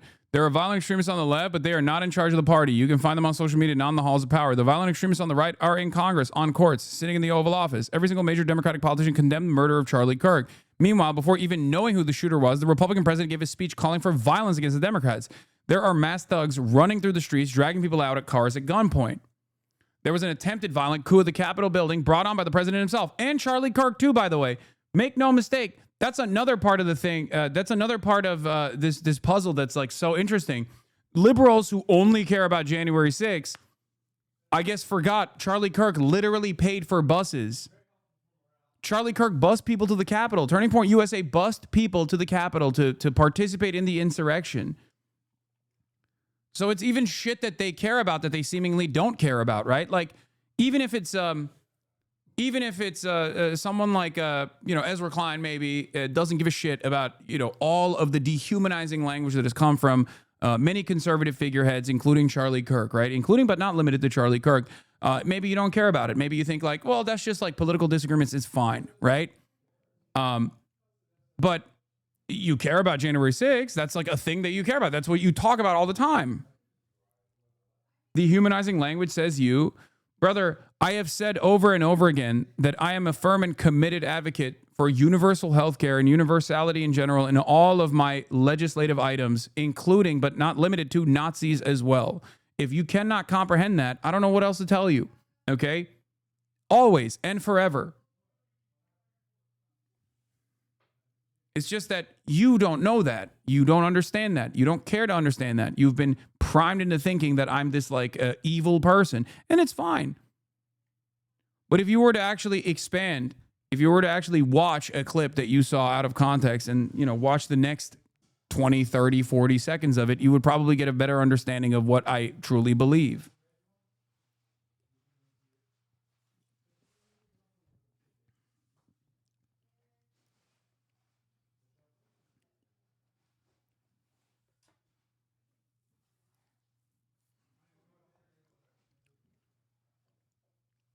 Some years of lead video to prepare the Americans for what's coming could be appropriate. Yes.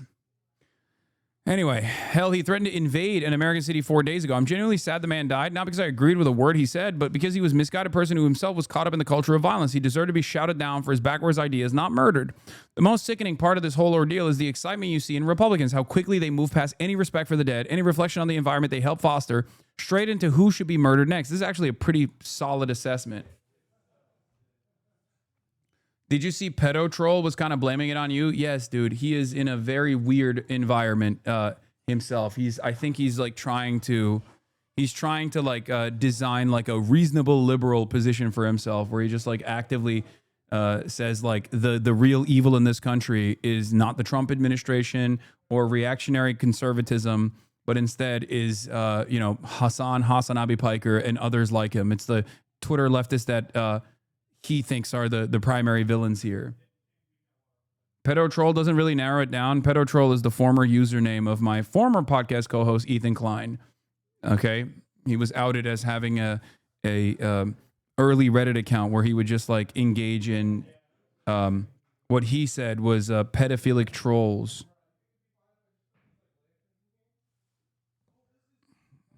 He called himself that.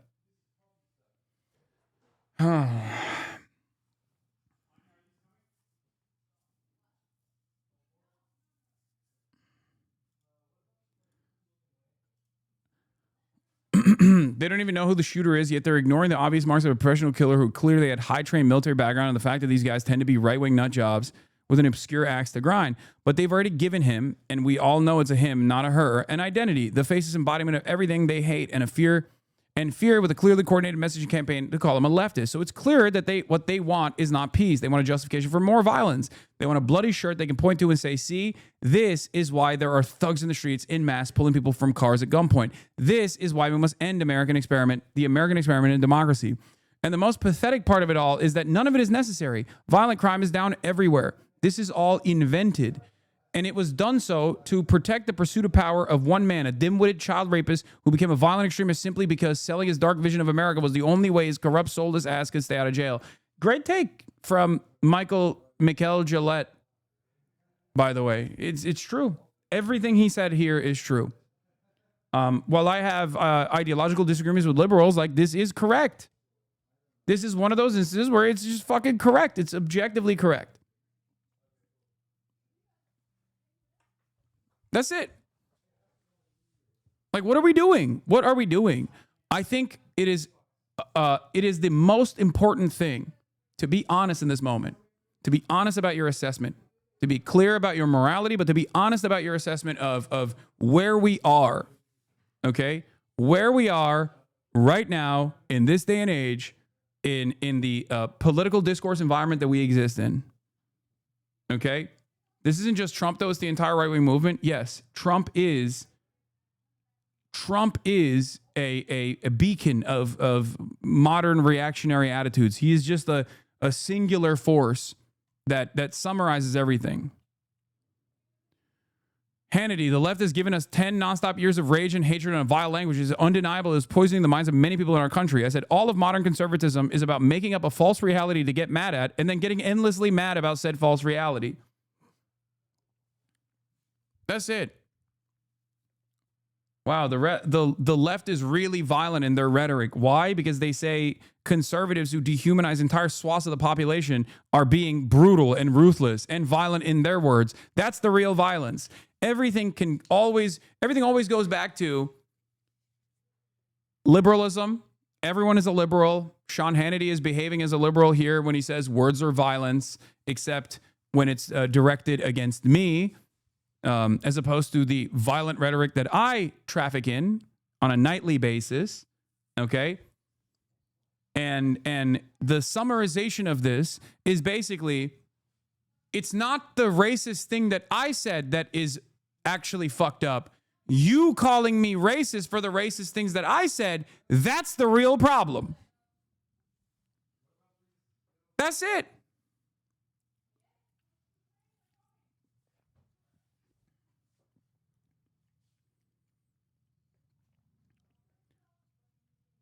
This is the guy who said you should be blackbagged is deleting his post apparently and blocking people who called him out. I mean, that's not surprising. This is the same principle that I have maintained for years. At the peak of campus culture, cancel culture, and free speech panic, when everyone kept pointing the finger at the left and liberals in general for engaging in cancel culture and all these narratives, and certainly a lot of people were doing that. You know who was still the most successful group, the most successful ideological movement that was able to cancel people, were able to actually successfully burn books? It was the right. It was always the right.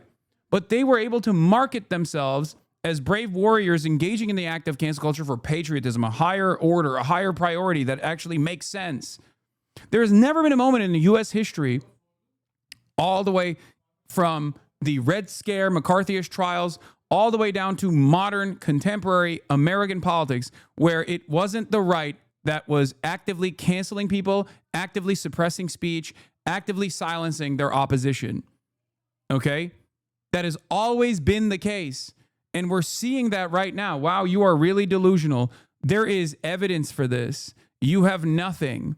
Go look at organizations like FIRE, who dedicate, and they're right-wing organizations for the most part, who dedicate their entire fucking purpose to tracking where the cancellations are taking place and where the book bannings are taking place. Okay? I'll give you the greatest example.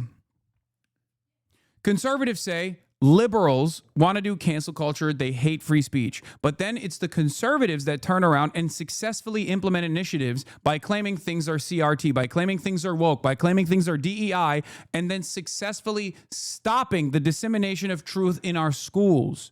It is the conservatives that have, on the one hand, played the victim consistently, and on the other hand, actively stopped certain educational initiatives from taking place. Do you understand? Anti-woke is literally just a repackaged attempt to do censorship. That's all that is. And people don't understand that. The average person does not understand that. For conservatives, it's usually just projection.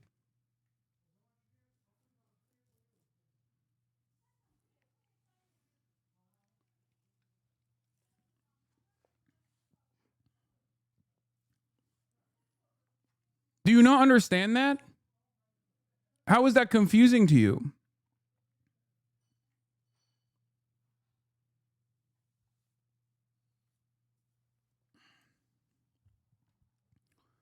And the more liberal institutions capitulate to this right-wing framing and right-wing grievances, oftentimes whipped up in a moral panic, the worse things are going to get. Okay?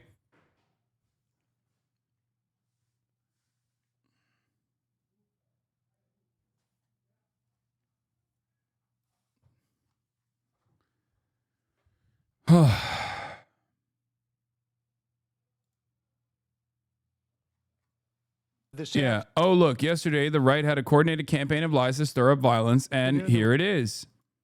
Of course, immediately bomb threats are being issued. HBCUs are forcing, are shutting off campuses. They're on lockdown. 7 of them, I believe, at this point. The DNC headquarters had a bomb threat issued to them. It says this afternoon there was a bomb threat to the DNC HQ that was determined to not be credible by the U.S. Capitol Police. Out of an abundance of caution, Capitol Police is conducting an interior sweep of the building. As DNC Chairman Ken Martin has said, political violence in every form has no place in our country.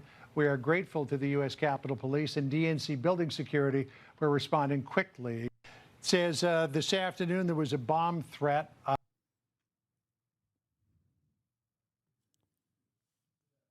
Anyway, Why are we abdicating the personal responsibility of Kirk and acting like he's some right-wing avatar forced to be so because of his conditions? Wait, what?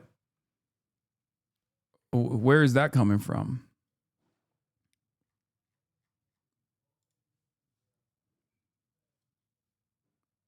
For me, a list of Trump supporters who killed or tried to kill Democrats and opponents of Trump in recent years, since the right are now claiming all political violence is from the left. Here, this is on Zateo. Here are the actual facts for those with conveniently short memories. The man who targeted and killed Democratic state lawmaker Melissa Hortman and her husband Mark in their home in Minnesota in June was a Trump supporter. Far-right evangelical televangelist pastor, as a matter of fact, and a security contractor.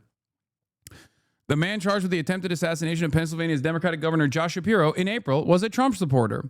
He was also literally a paranoid schizophrenic as well. The man convicted of orchestrating a series of shootings at the homes of 4 Democratic elected officials in New Mexico in 2022 was a Trump supporter.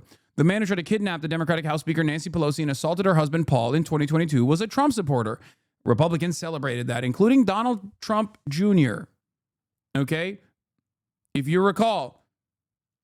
So when they turn around and say, like, we got to really tone down the political violence, or even moving away from that, turn down the political violence to directly doing more political violence, saying, like, we have to punish the left. They did this, without any evidence to suggest that is what's going on. The very same people that are engaging in that were also very much making jokes about this shit. Okay? The men who wanted to hang Mike Pence on January 6th were Trump supporters. The man who killed the son of Obama-appointed district judge Esther Salas in 2020 was a Trump supporter. The men who were convicted of trying to kidnap Michigan's Democratic Governor Gretchen Whitmer in 2020 were Trump supporters. The man who sent pipe bombs to the homes of Barack Obama, Joe Biden, Hillary Clinton, and other top Democrats in 2018 was a Trump supporter. The man who killed left-wing activist Heather Heyer after driving his car into a crowd of counter-protesters in Charlottesville in 2017 was a Trump supporter. There are a million different versions of this in terms of all the right-wing, far-right mass shootings that have taken place, by the way. Okay? It is ridiculous. Black and white much? What do you mean? It is ridiculous. The notion that it's actually, leftists that are so violent and constantly doing violence is just not true. It's misinformation, but it doesn't really matter, does it? Because it actually corresponds to the feelings of a lot of people, right? It corresponds to people's personal feelings, and therefore it's fine. And this list is so short as opposed to the much larger list if you were to factor in a lot of the far-right white supremacist acts of violence that have taken place. Even the guy who fucking shot Trump, Thomas Crooks, was a registered Republican. Ryan Ruth was definitely libbed up. He was a NATO lib by the point of his attempted assassination. Having said that, he had literally voted for Trump in the prior years.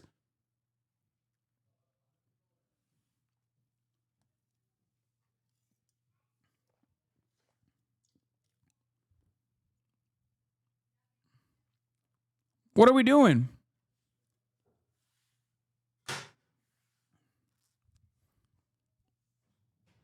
All of you are weird, not gonna lie. Okay. No more vague gesturing. Just point to what you take issue with, please. We can't have a normal conversation if you just go, oh, I don't like what you're saying. Okay, yeah. I don't like a lot of things that I hear on a daily basis. But at the very least, I try to address the issues that I have with people rather than just like vaguely gesturing in the direction of discontent for one reason or another, you know? People love presenting Charlie Kirk as this like beacon of a debate, a beacon of discourse, even though he used debates and discourse in an effort to basically cut, right-wing propaganda. But if you want to appeal to that notion, then at least the very least you can do is explain what your position is. Okay? Looks like this could be the type of shirt a person of interest in Charlie Kirk's shooting had on. Land of the free, home of the brave. Yeah, this is what it looked like. But I don't know. I mean, it's very clear that it's an American flag and an eagle in between, for sure. But then again, we don't know. How do you justify debating him? Justify? I don't need to justify debating anybody. The fuck do you mean? Charlie Kirk is an incredibly powerful individual in the Trump administration. Okay?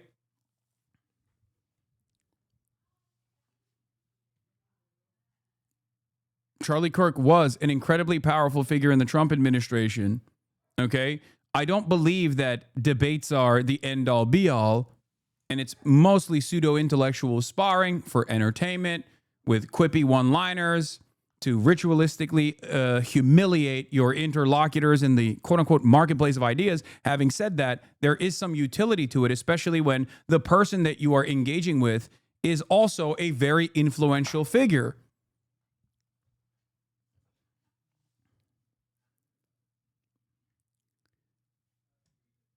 My metric on who deserves debate and who doesn't has always been clear, okay? There are certain people who I do not entertain debating because I feel like it's I weigh out the negative consequences, right? Someone who is an otherwise irrelevant white supremacist, for example, who's trying to build a prominent platform for themselves, do not require someone like myself dealing with them. Because that would elevate their status. That would normalize their opinions to a certain degree. But if those opinions are coming from the likes of Charlie Kirk, those opinions are already normalized, right? Charlie Kirk's positions are so normalized that he was seen as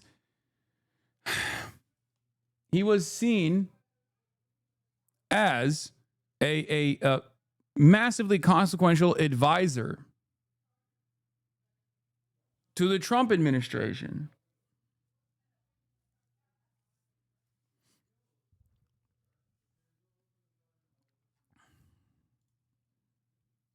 Why now they have taken that step? I suppose time is a factor. This is a killer on the loose, an assassin on the run, so there is danger inherent in that, clearly. Although they say, and said this morning, the community is not at risk. They reckon this was a targeted shooting. But clearly, this individual has to be brought to book very quickly. And that will be the pressure that is on the FBI. The pressure that's on them now, of course, is to find out where he went. We see him climbing stairs in those images, presumably before the assassination. We are told that... We don't even know if that's the actual shooter or not, but like, he does look groiped up, I will say. Like, he does look incredibly groiped up. He looks this is a very groiper posture. I mean, one might say that he is simply wearing this to blend in or whatever, but like this looks like a groiper, if this is even the guy. At least on a first glance, right?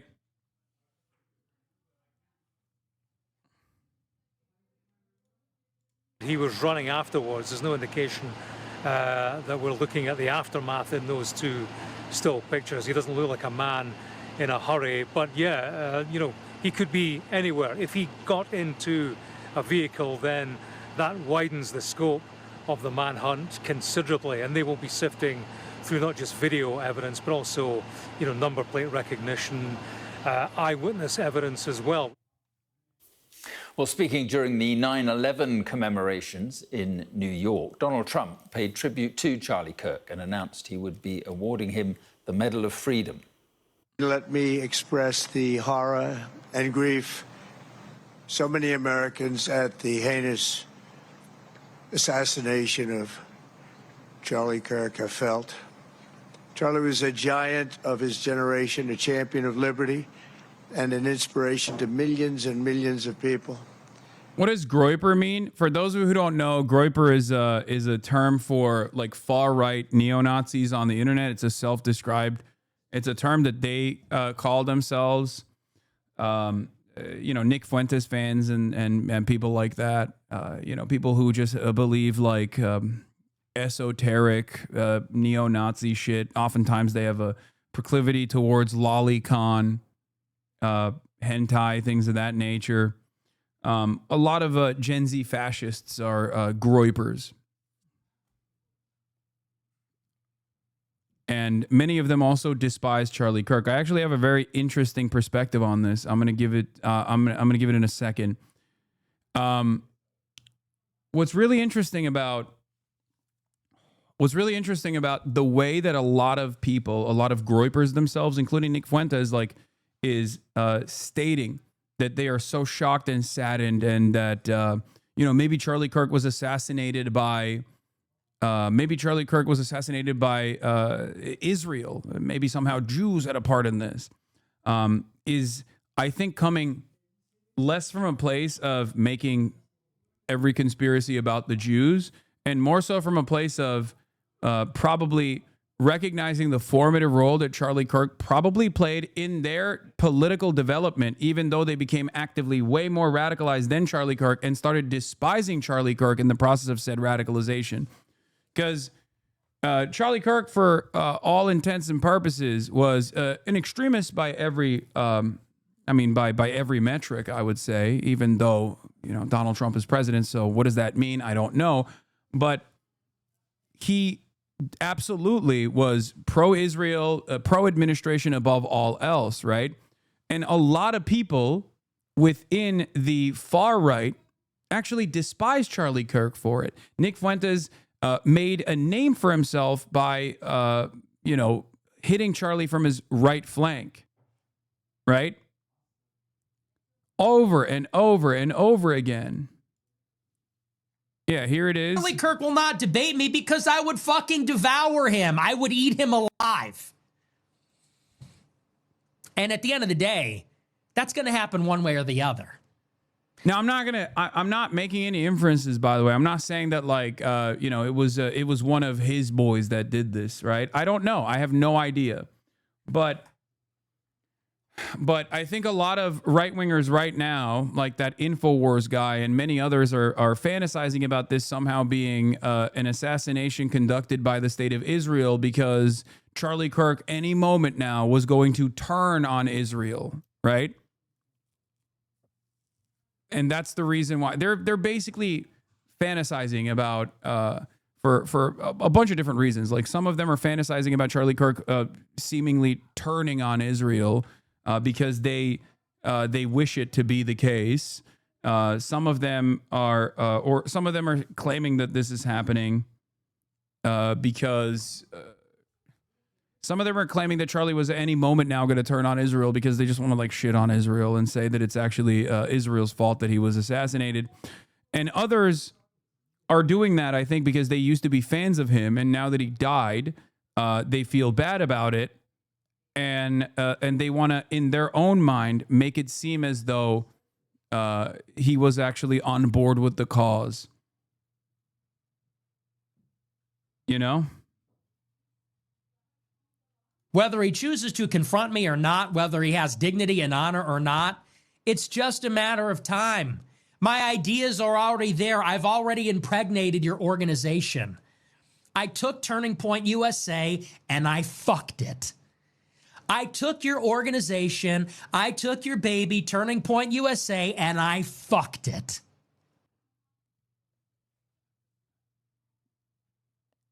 I'm no groyper, but this is a merit to the Israel narrative. I mean, there are a lot of suspicious elements involved in the Charlie Kirk assassination, okay?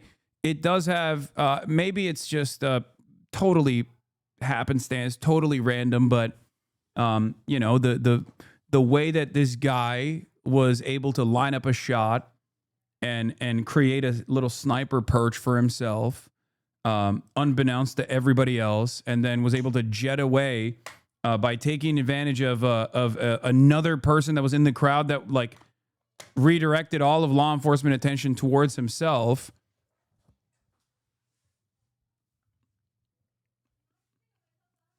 One shot, one kill, directly in the main vein on his neck. All of that stuff is strange, but I'm going to be 100% for real. No, there isn't a random hunter who could probably hit that shot, even if it's a crazy shot. No, I know a lot of people are saying a random hunter could hit that shot, but I've heard this a lot, okay? But I don't think a lot of people understand. It's not the shot in and of itself, even though it's like relatively a relatively competent shot would be able to do would be able to do that. But like I think shooting deer is a little bit different than shooting a human being, especially for the first time ever. Okay, that's number one. Number two, it's actually the stakes, it's the pressure, and the setup. The very fact that he was able to get away, because you see this in school shootings all the time. People make this. People basically design how they're going to conduct a school shooting for a very long time, and then when the moment comes, obviously, like they. What? HasanAbi is proven wrong and clings to his incorrect beliefs. You've been told repeatedly you were wrong. On what? Can't wait to see how long it takes for HasanAbi to start screaming at his chat for no reason.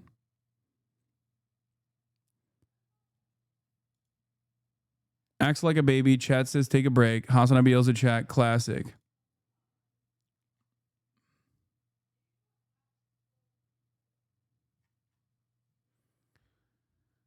Oh, brother. Here, take a day off, dude. You're obviously a little unstable. My point was that planning something like this and then being able to successfully implement it is two entirely different things. And in most circumstances, like the shooter usually doesn't get away, he gets killed or kills themselves. So the fact that this guy was able to get away is unique, I think. The fact that they still haven't been able to find the shooter is unique. Now, it could be a matter of incompetence in law enforcement, okay? For sure. It could be a matter of incompetence in law enforcement, but there are some interesting aspects of this assassination, of this hit, that I think that make me feel like it smells weird. I don't think it was. I don't think Charlie Kirk was not assassinated by Israel or Trump or likely any organization. This happens with every assassination. Is it really that hard to believe an unhinged weirdo with likely incoherent politics shot someone famous? This happened for like a century. No, I agree. I don't disagree with you. I agree. I think that is like in order of priority, or in order of the hierarchy of like likelihood, I would say that it's most likely what it always is, which is like a fucking dude, oftentimes right wing, who just has like indecipherable, incoherent politics and has took it upon himself to take matters into his own hands because like of a serious disagreement that they had. That's usually how these things go.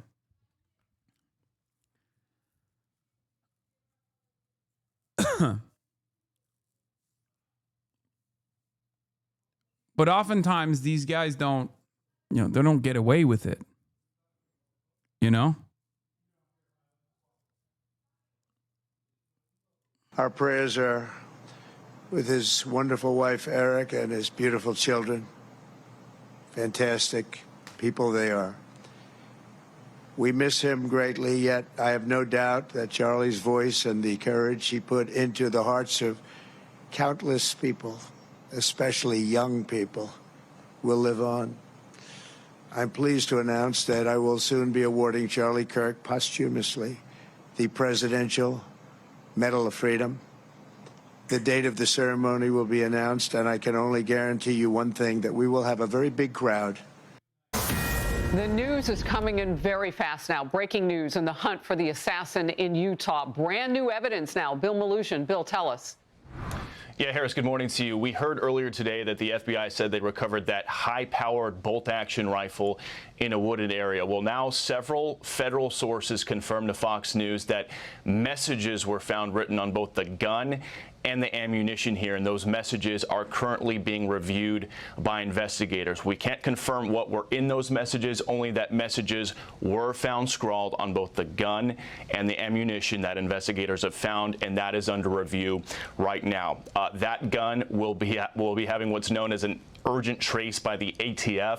That is when they're going to try to find out where the gun was purchased, when it was purchased, what the possible chain of custody was. Keep in mind, the FBI also announcing earlier this morning they found a partial palm print. They also found some footprints, and they do have good surveillance video of the suspect. They just say they're not going to be releasing that video right now. They say those images show that person, whoever it is, jumping off a building and running off into a neighborhood, and that person appears to be college-aged. But again, Harris, multiple federal sources telling Fox News that messages of some kind were found written on both the gun and the ammo, and investigators right now looking at those messages, as here we are about 20 hours after this assassination and still no suspect in custody.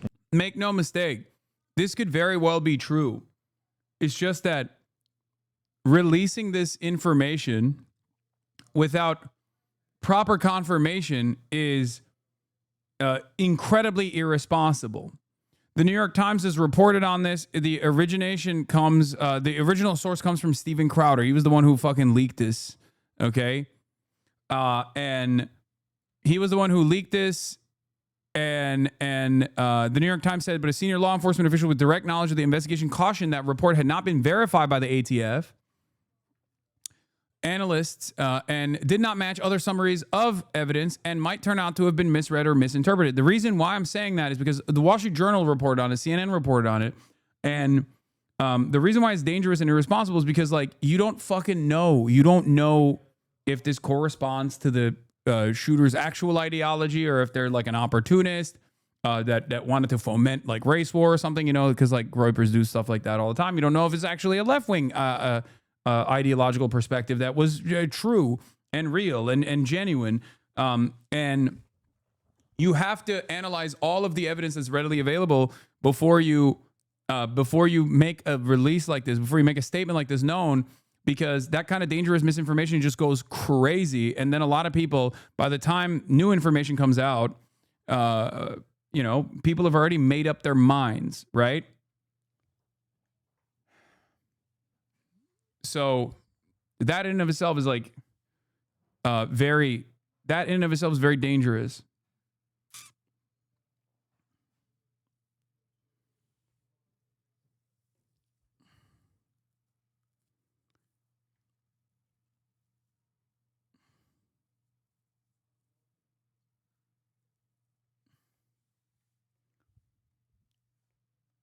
I'm asking rhetorically, but why is no one bringing up that Fuentes has been going hard against Kirk?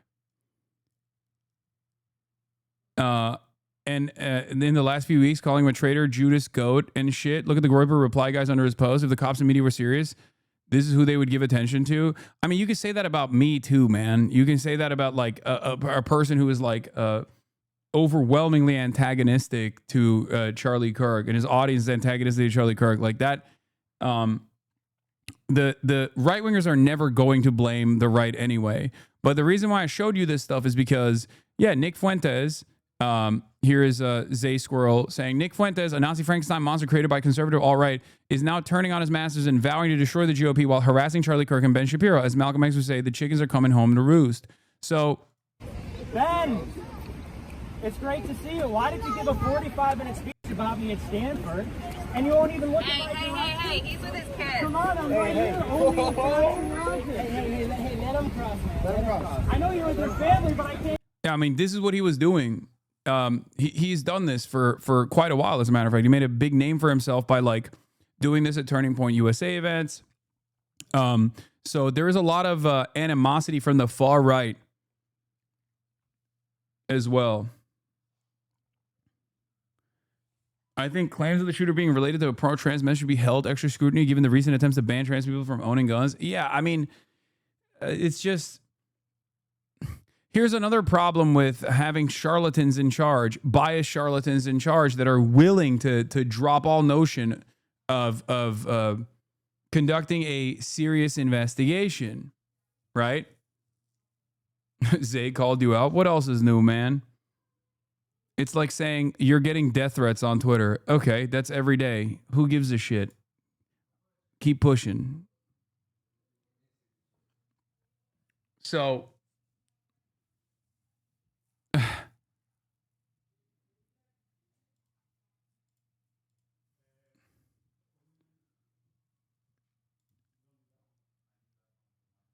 anyway, where was I?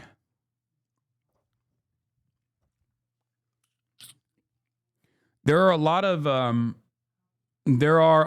of people, I think, that are saying that he was going to turn on Israel any moment now, and I don't think that's there's evidence for that at all.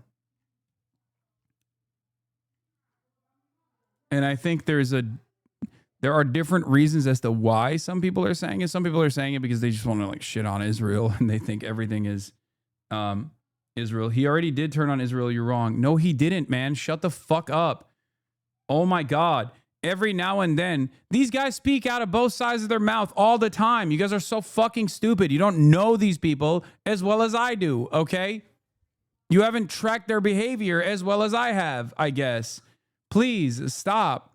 The notion that this guy was actually anti-Israel is so fucking weird. He has said in a couple different instances, like marginally correct statements. That's it.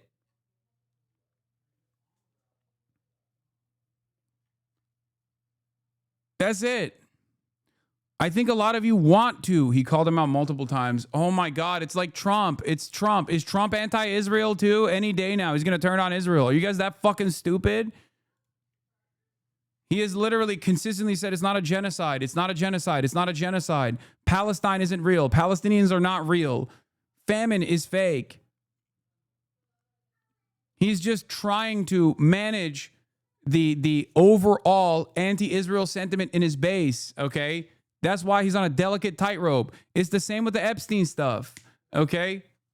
It's the same shit with the Epstein stuff. He on the one hand literally got the boss call from Trump, and he turned around and said, I'm done with the Epstein shit. I'm never going to talk about it, okay? But also simultaneously, he kept repeating, we should release all the Epstein files. Nah, dude, you're wrong. Just send me the fucking links, and I will send you 1 million extra links of Charlie Kirk dick riding Israel into oblivion.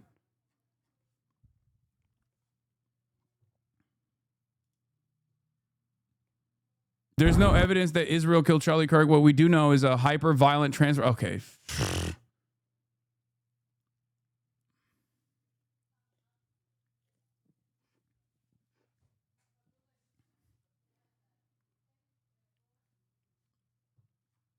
Like, I understand why people want to believe that this was Israel, and that Charlie Kirk was like seemingly turning on Israel, and that's the meta right now. That's the narrative right now.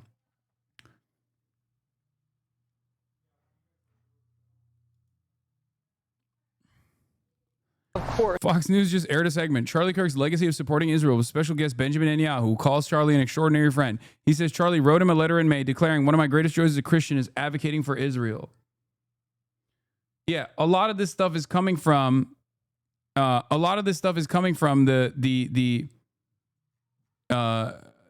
original like InfoWars guy. The original InfoWars guy a couple months ago saying like, I've heard that Charlie Kirk is afraid of his life if he were to turn on Israel. Okay, that's where this started. That's where these suspicions started. There was another Groyper guy who went viral as well, also a couple months ago, where he said like Charlie Kirk is going to turn on Israel and then Israel's going to kill him.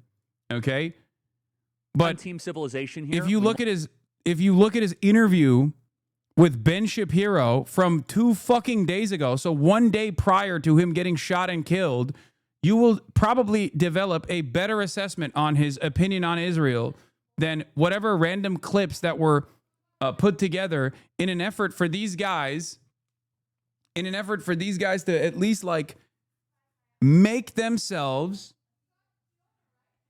appear more palatable to the populist right who fucking hate Israel. Okay?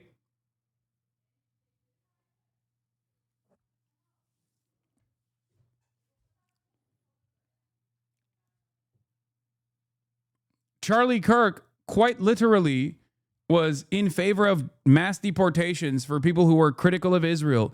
He said, I think you might be botted. You have 75K viewers, law, or maybe my fucking debate opponent got assassinated yesterday.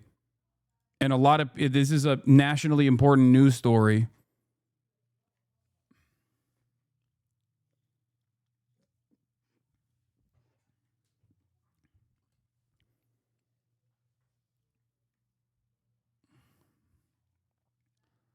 Yeah, Israel's not starving Gazans. Being lied to, and I hate being propagandized. And this weekend, there was an all-out propaganda campaign trying to make it seem as if Israel is intentionally starving the people of Gaza. I hate being lied to, especially by the media networks. They lied to us about COVID. They lied to us about the vaccines. They lied to us about open borders. They lied to us Hunter Biden laptop. Joining us now is Rabbi Walicki, a great friend. Really pure propaganda, as you said. Approximately $500 million just from selling aid to the people of the Gaza Strip since the war has began. So Israel has realized for a long time that this is a problem, because while the aid has to... Anyway. I posted a link to watch all the videos and tell me he wasn't calling him out. You're wrong or too afraid to admit it, in which in the later case, I don't blame you. You said post the links. Now watch all the videos and tell me you disagree. We both know I'm right, and I don't blame you for also not wanting to be hit by Israel. Are you fucking stupid? You think Charlie Kirk is anti-Israel, and you think me, this guy, is actually afraid of calling out Israel? Are you lobotomized? Are you a victim of a lobotomy that you were unaware of? What the fuck are you saying? Then watch the videos. What do you mean? The video is him literally saying that Israel's not starving people. This was at the peak of Israel starving people. What the fuck are you talking about?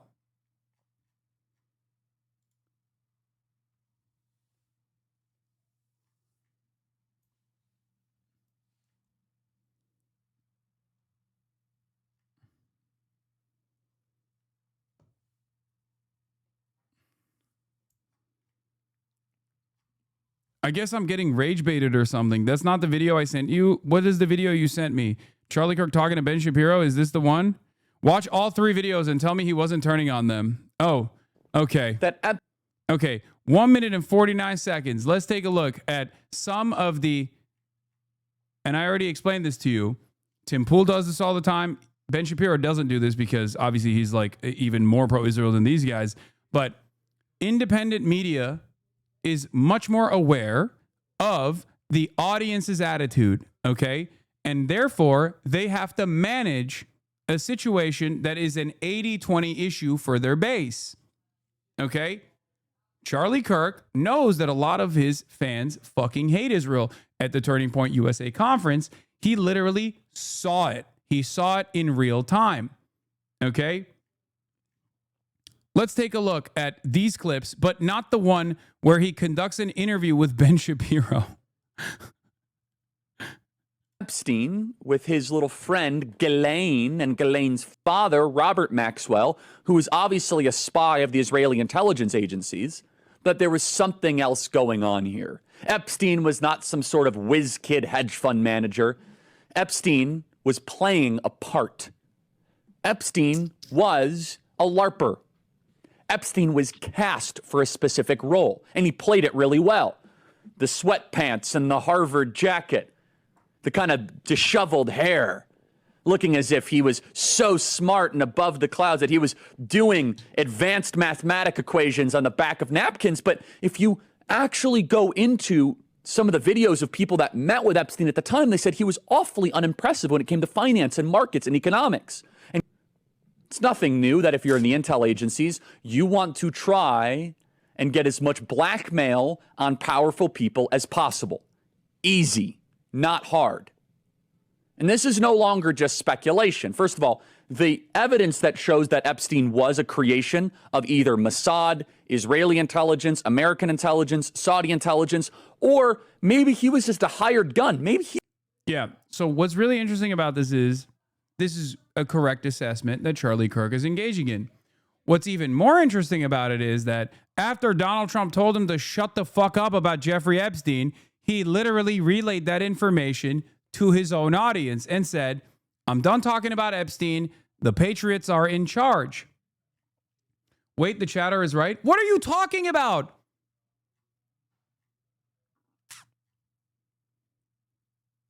Of course, there were moments in a sea of pro-Israel propaganda where a guy who has to fucking address real live crowds who are incredibly anti-Israel, especially because they're Gen Z, okay, is going to every now and then try to manage the situation.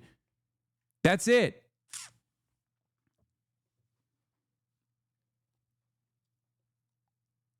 He was just the guy that countries would go to and park a couple $100 million and say, hey, can you get one of the members of the royal family with a 13-year-old so we can get them to do what we want to do? Members of Congress are active. Take the Ella song. Why are you dying on this hill? Oh my God. This is not a hill. You think this is a hill. It's my least favorite type of fucking argument. Okay. You didn't present a position. You didn't present a serious position. This is your point that you are presenting, okay, in your argument. And there are a million other points of evidence that I can present back to you, okay, offering minor criticism to Israel when you are unimaginably pro-Israel at every other moment is only done so you maintain some semblance of legitimacy in the eyes of your audience, okay? That's it.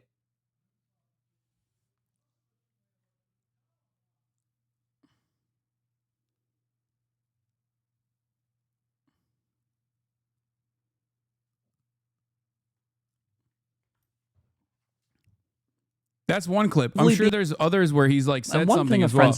Literally 48 hours before he was assassinated, Charlie Kirk asked some critical questions. Interestingly, which is, okay, Charlie, we've pushed back against the media on COVID, on lockdowns, on Ukraine, on the border, on, so like, maybe we should also ask a question. Is the media totally presenting the truth when it comes to Israel? Just a question, you know, that maybe we shouldn't believe everything the media says, because I know I've been conditioned to ask a lot more critical questions over the last couple of years.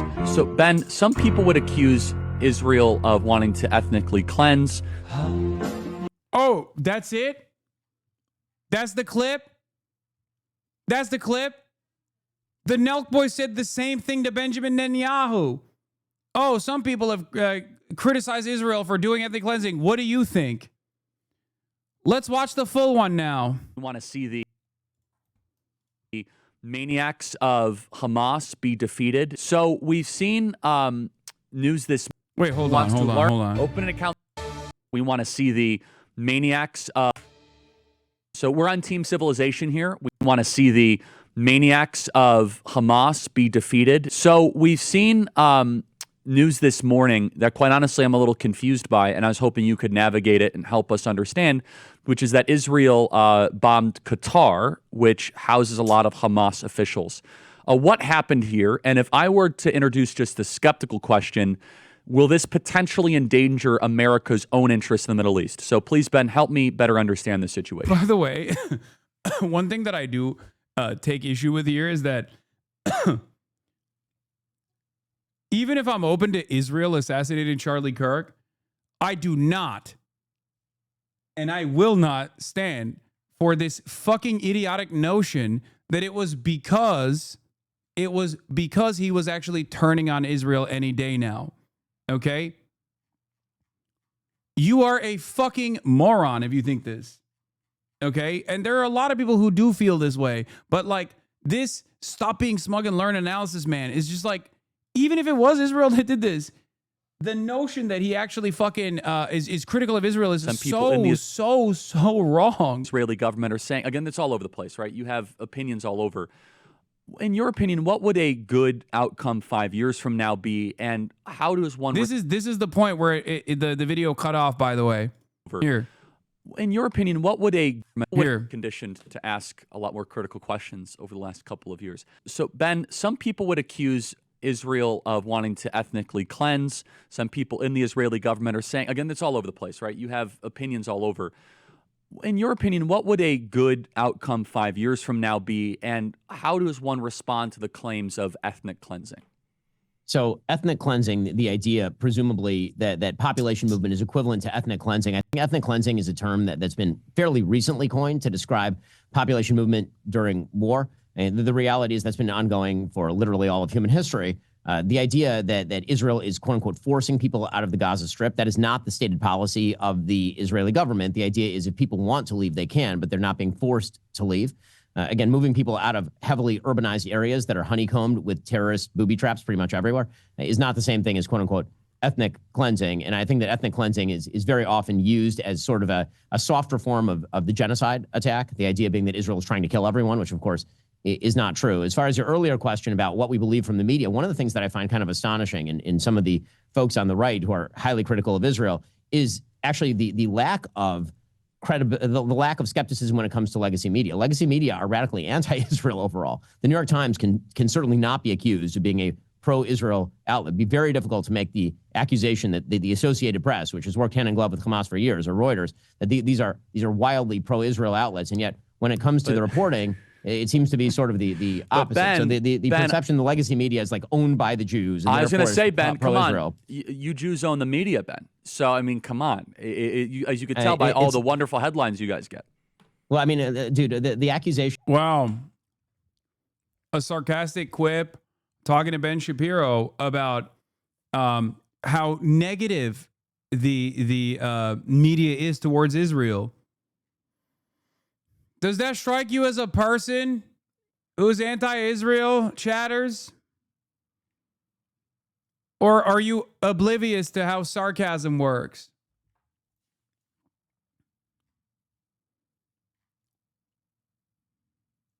That we own the media has not prevented, the Daily Wire from employing people who radically disagree with me on all of these matters. I mean, I don't agree with Matt Walsh on foreign policy. Matt obviously is a major host over at Daily Wire, and that's just my shop. And I'm overtly pro-Israel. Right? I mean, I'm not making any bones about this. I'm a Jew and I'm a Zionist. I'm not going to pretend that to say otherwise would be absolutely silly. To suggest that some sort of atheistic Jewish person by birth who does not care about Judaism or Israel owning the New York Times means the New York Times is pro-Israel is to ignore literally every bit of coverage they have ever.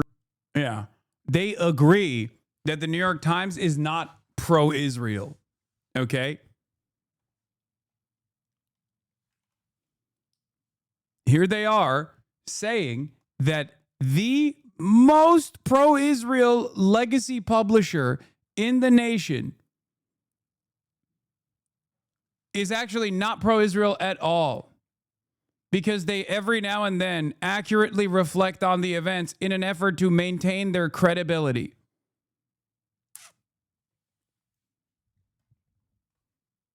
I'm just saying, do you guys think that he's turning on Israel? Be honest. Last question on this. To ignore literal. We're running out of time here, but just last question on this, Ben. I know this might be a tougher question, but BB. Bro, that chatter is still saying watch the video. I am. I'm watching the video. He said, quote, I didn't like he said this. I'll be honest. You can't be MAGA if you're anti-Israel. I don't like it for a couple reasons. How did you analyze that statement from BB? I mean, and I think that there is the ungenerous way of interpreting that and then the generous way of interpreting that. So the ungenerous way is to suggest that you have to hold a particular position on every Israeli governmental activity in order to be MAGA, which of course is not true. I mean, you can disagree from the right or from the left with Bibi's policies, and you can still be plenty MAGA. I think the idea that Bibi is putting out there is that if you are taking Hamas's side against Israel in a conflict, it is very difficult to align that with the stated positions of the Trump administration or what President Trump himself is doing right now. And that much I certainly is true. You cannot look. I think you can have disagreements on Israel and still be MAGA. Obviously, you should be America first. But if you're pro Hamas, you're something darker, and we shouldn't put up with that. Ben, tell us about your important new book.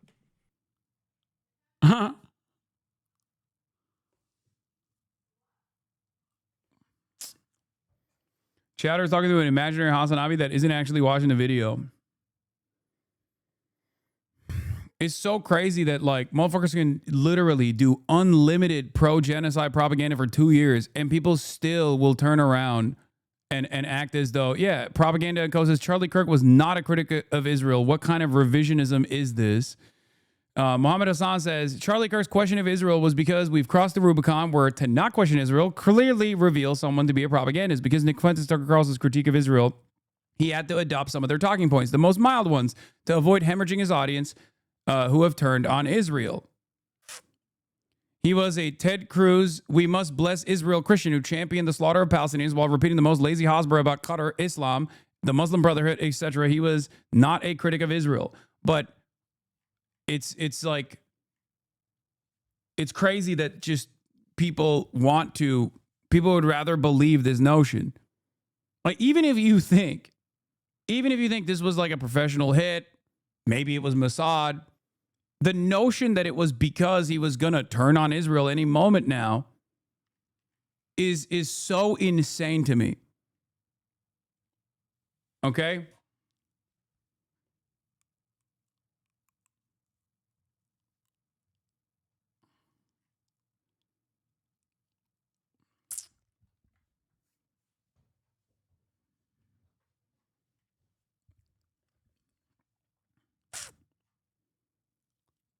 That's it.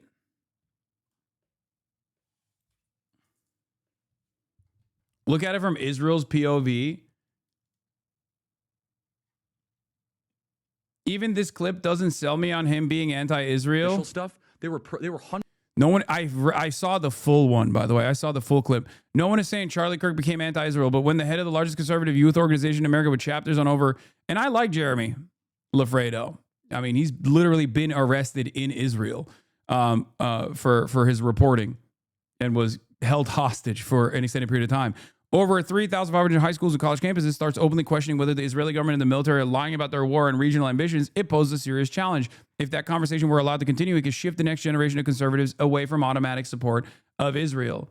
The reality of the matter is the only reason why Charlie Kirk is saying this is because he doesn't want to hemorrhage the rest of his base of support to the Nick Fuentes of the world or the Tucker Carlsons of the world, because those guys are openly anti-Israel, and that position is infinitely more popular now, especially amongst the youth.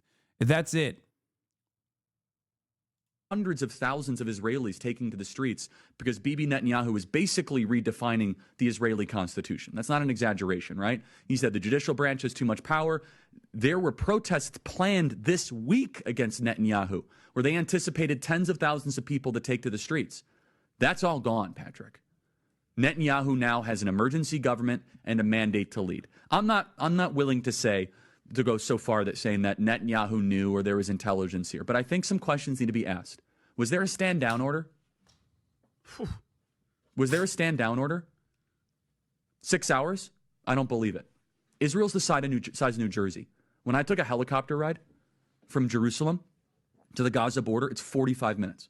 Wow. 6 hours. They're live streaming the killing of Jews.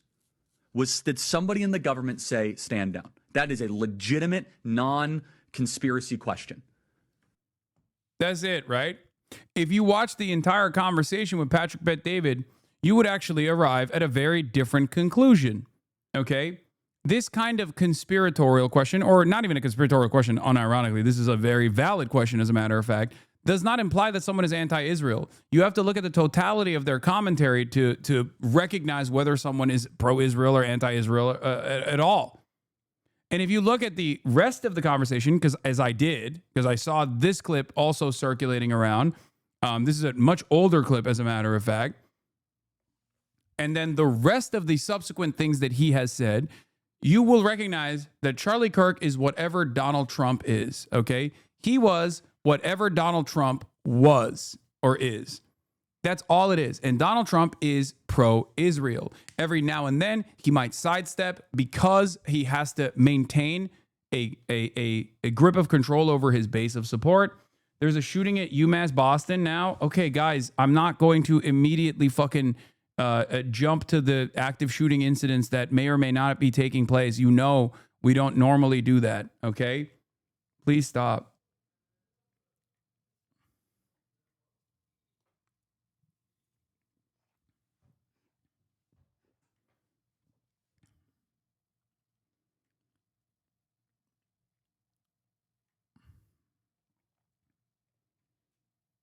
It's real though. I know. Even if it is real, again, I'm not going to. Hasan hates Israel so much. Of course I do. What do you mean? What kind of question is this? Of course, because I have a conscience. I have a heart. I have eyes to see and a brain to think. What the fuck do you mean? Of course I hate Israel. It is an apartheid state built around a ethnic religious supremacist ideology that is exterminationist at its heart, at its root. It is currently doing a genocide. Of course I'm fucking anti all of those things. Yes, I'm anti-Nazi as well. Is this a new stance, do you think? It's like saying, Hasan, why do you hate Nazi Germany so much? Why do you hate apartheid South Africa so much?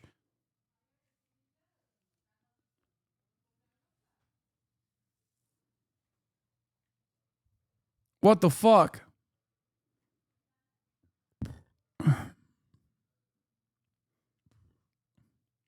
Anyway. Jewish.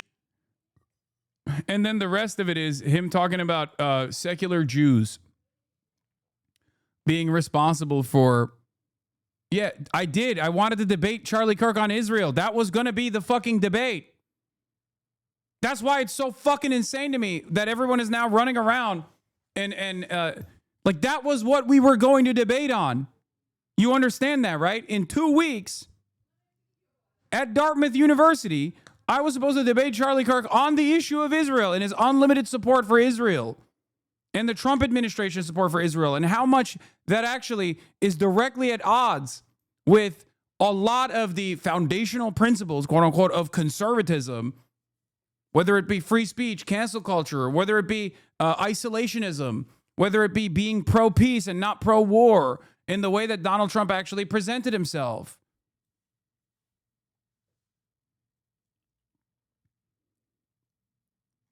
That's why it's making me go crazy because, like, I did look at his fucking assessment. I did look at his perspective on Israel for that reason.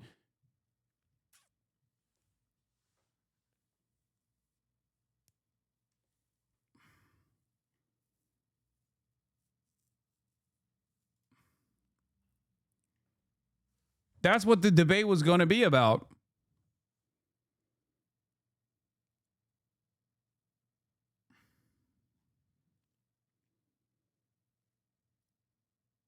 Have been pushing the exact kind of hatred against whites that they claim to want people to stop using. Yeah, Elon Musk said the same shit too. Do you think Elon Musk is anti-Israel? Any moment now, the Mossad is going to assassinate him because he's also said the same shit. Secular Jews have done unlimited open borders propaganda and anti-white hatred. That's exactly what Elon Musk said. Against them. Now, I don't like generalizations. Not every Jewish person believes that.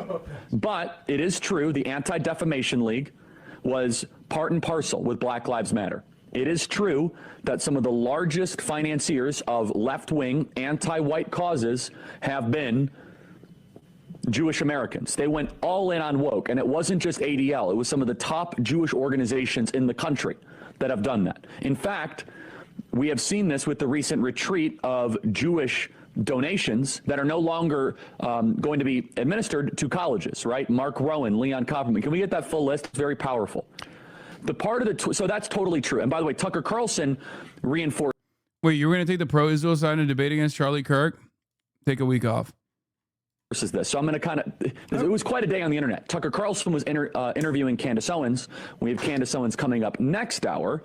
And Tucker Carlson mentions that Jewish Americans have primarily been financing cultural Marxist ideas. We said this, by the way, last week, and people came after us. We were on top of it. We actually said it in a different way. We said, I'm glad that Jewish Americans are reconsidering their financing of cultural Marxism. And people misunderstood it intentionally and slandered us as being anti-Semites. But listen. You don't actually think Elon Musk would be forced to switch his views based on public pressure in the same way Charlie Kirk would be going in front of a young conservative all around the country law? That's a reach, though, law? No, man. These guys are anti-Semitic and pro-Israel. That's my point, okay? What the fuck? Is this new to you? He's an evangelical Zionist. That's it. On the one hand, they believe that, like, a lot of these secular Jews, these rootless cosmopolitans, are responsible for the death and destruction of Western civilization. Okay? They are the ones who are responsible for the great replacement. That's how they think. That's how they feel. But also simultaneously, they have a theological justification to offer unlimited support to Israel. If you do not understand the complexity of I guess, evangelical Zionism and its unlimited support for the nation state of Israel as an apartheid state conducting a genocide, you will find yourself duped by clips such as this one. Because for many people, they go, oh, well, he's saying something that comes across as anti-Semitic here, so we must be anti-Israel. That's not. It's not. He is a fucking, he can be both of those things at the same time.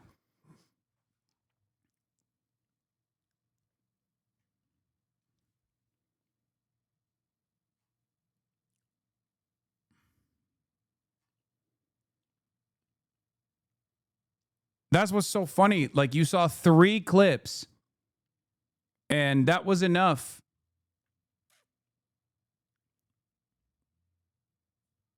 He literally said Jewish communities have been pushing the exact kind of hatred against whites that they claim to want people to stop using against them, and said that the philosophical foundation of anti-whiteness has largely been financed by Jewish donors. Yeah, he's a fascist, dude. Yes. Is this new? It's not, you know?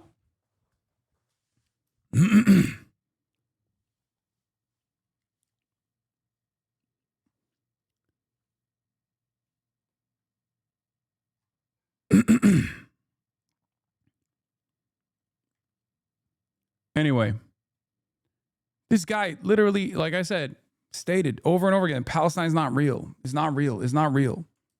You know, that attitude shift is not reflective of like any sort of broader trend or anything. Okay. This guy is still tweeting at me. Under the gun 1776. Oh, it's because he's a fucking right winger. That was the guy who I was cooking in the chat. It's because he's an anti-Israel right-winger who was desperately coping with the notion that one of his favorite political content creators was just like an ultra-Zionist. And in his moment of passing, he had to turn around and be like, nah, you don't understand. He's afraid of Israel. Bitch, if I was afraid of Israel, I wouldn't be saying fuck Israel every goddamn day. Far before October 7 and every day since. Suck my fucking dick, dumbass. You don't even know.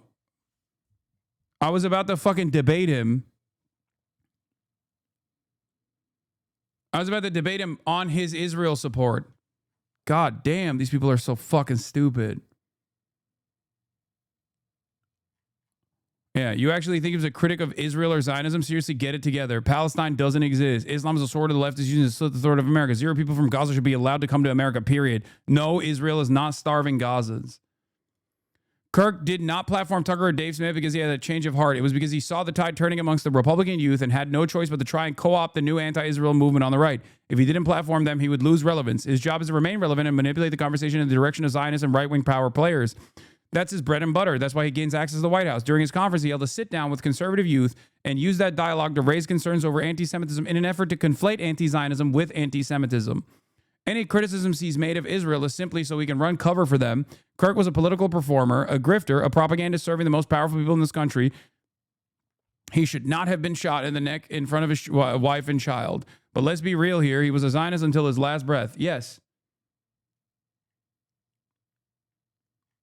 I do understand why it comes across as strange and a little bit heavy-handed that Benjamin Netanyahu and every fucking Israeli politician in unison started tweeting thoughts and prayers for Charlie Kirk literally seemingly the very moment that the first shot was fired. Okay? Benjamin Netanyahu was one of the first people around the planet that said, pray for Charlie Kirk. I was there. I saw it. We were all there. We watched it happen in real time. Okay? Is that strange? Yes. That's strange as fuck.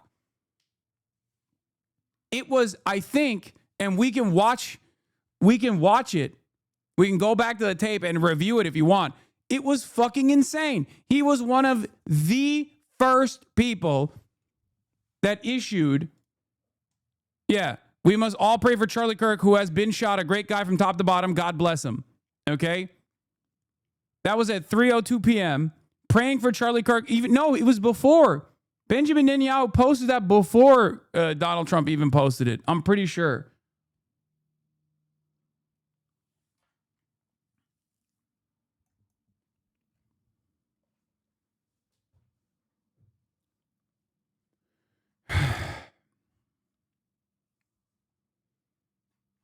I would be more inclined to believe that this was a Mossad hit if it suspiciously turned out that the guy who shot Charlie Kirk was actually a super free Palestine guy.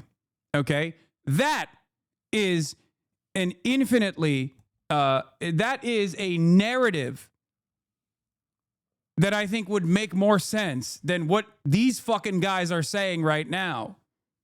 Okay?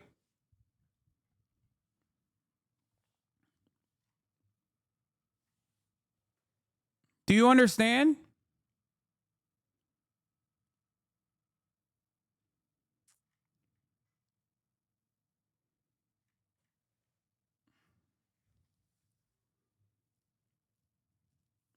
You saying BB woke up from his good night's sleep just to type praying for XYZ right after the guy got shot? Yes.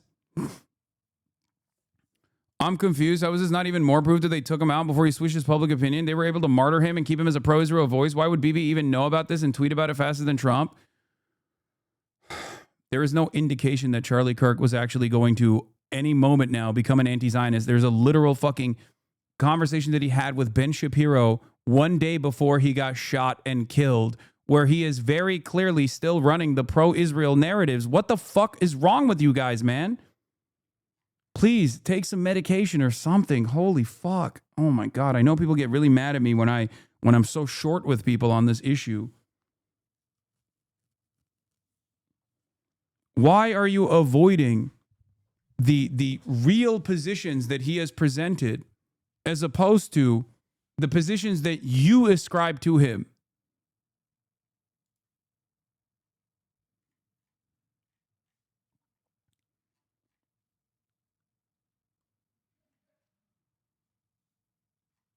Is it true they found the shooter? No.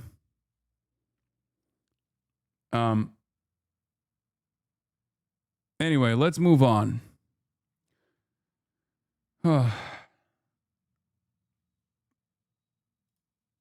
There are even people who I respect who have fallen mercy to this kind of thinking. People do love conspiracy theories, though. You are 100% being brigaded to make you talk about this, and probably. Anyway, let's get back to the news that we do know. Investigators are hot on this person's trail. That's all we got right now, Harris. We'll update as soon as we have more. We'll send it back to you. Bill, thank you so very much. We are at a clip now about every 30 minutes. We're getting something brand new. So we will come back to you as the news warrants right here on Focus. Thank you. Hey, it's Will Kane. Click here. What happened to this video? Damn. The news is coming in. Shit. Breaking messages found on Charlie Kirk's assassin's gun. Fox is running with that too. Very fast now. Breaking news in the hunt for the assassin in Utah. Brand new evidence now. Bill Malushin. Bill, tell us. Yeah, Harris, good morning to you. We heard earlier today that the FBI said they recovered that high-powered bolt-action rifle in a wooded area. Well, now several federal sources confirmed to Fox News that messages were found written on both. Okay, why are you entertaining this conspiracy so seriously? There is not nearly enough information to be making all these inferences and even less motive. All it's doing is giving the shitlibs and conservatives more ammo. Because when there's an environment of uncertainty, there are a lot of narratives that take root. And my primary purpose in moments like this is to try to enforce critical thinking skills upon the audience, okay? That's my job. That's what I do. This is what I have done every single time there is an environment of uncertainty. Okay?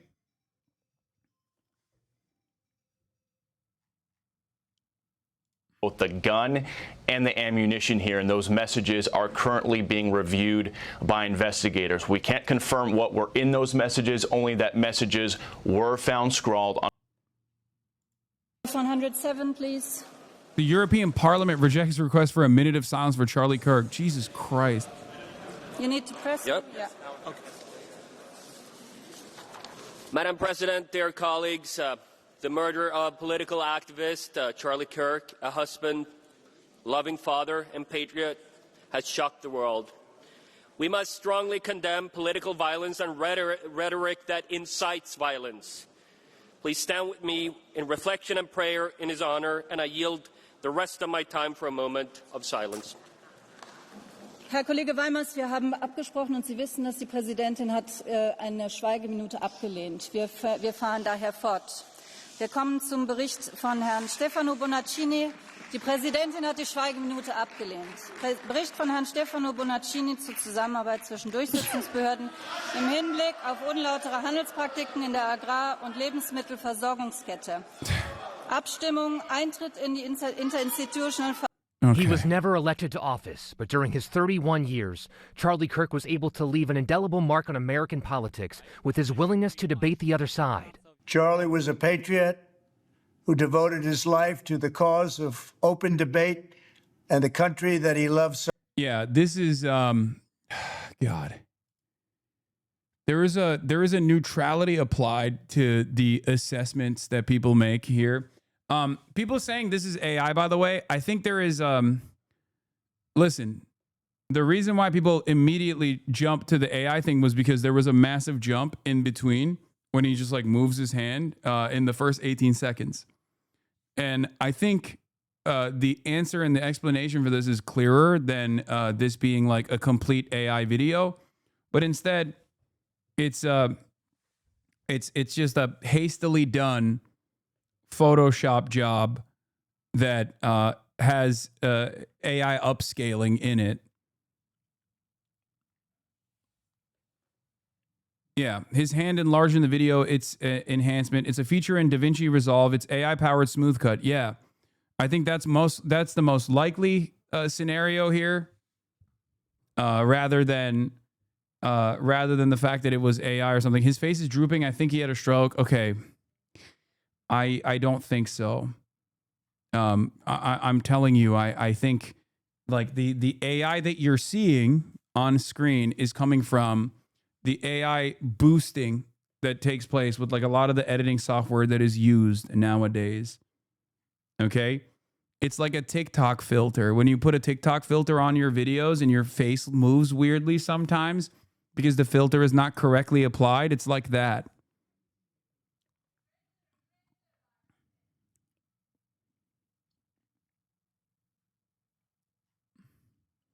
I'll look at his face droop. Maybe they tried to artificially make his face not look droopy. I don't know. And I know the trees move weirdly in the background. I'm not saying that there isn't any sort of editing software utilized here. I'm pretty sure they used Morph Cut. It's a feature in Adobe Premiere Pro that morphs between two separate cuts. If you look under the hands, you see the tie reflection morphing weirdly on the table. I know. And you see the fucking hands, you see the hand size get smaller as well. This is another one of the the things that people are running with. One must ask the question, why? Like, what purpose does this serve if it's an AI generated video? I think what he is saying in this video is far more consequential than what he is saying in the video. I think is far more consequential than like this being an AI video or not. What is this? This is him today? What the fuck? What is this photo, man?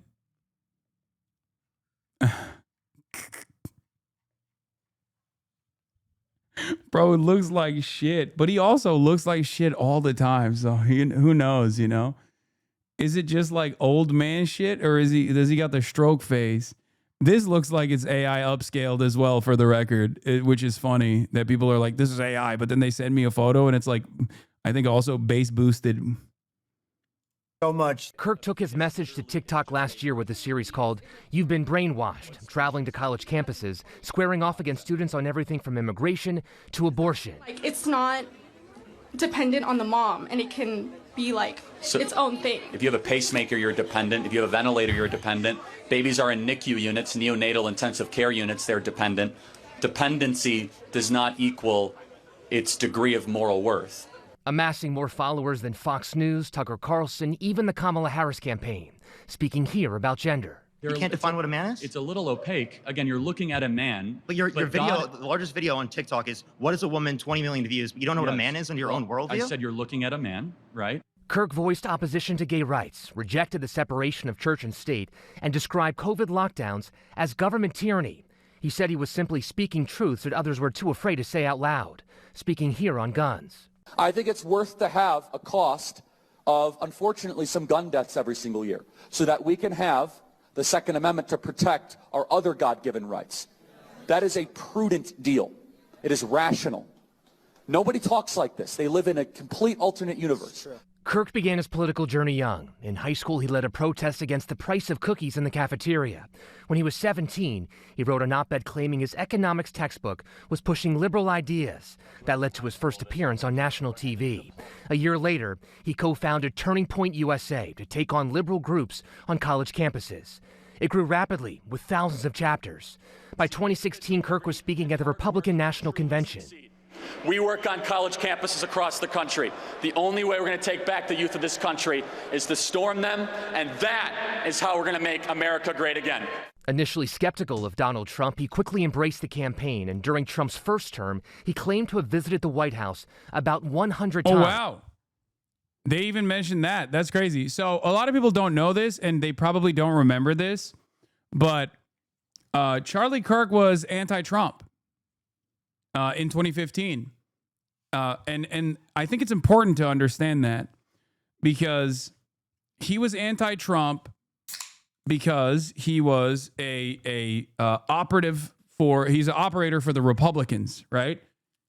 But once Trump won, he was like, this is the new meta. Trump is going to be the leader of the party. And he just went along with it. And as a matter of fact, he continued to go along with it. And I think this was good instincts for his own careerist ambitions. Even when the Murdochs and the Koch brothers and all of the institutional donors of the Republican Party were actually anti-Trump because they were worried that Trump was going to change the trajectory of the Republican Party and was going to be too much of a poisonous force for institutional Republicans. This is why Mitch McConnell was anti-Trump in the before his second term, right? And for me, I think that shows that he at least had good instinct to stay on the Trump train, right? For his own career ambitions, of course, but that also shows that he was mostly just a Republican operative in general. He made the right bet, but you are being dishonest. What does that even mean? Like, for what reason? 2016, most people were. What's wrong with that? What are you saying? Most of them still are anti-Trump. You're an idiot.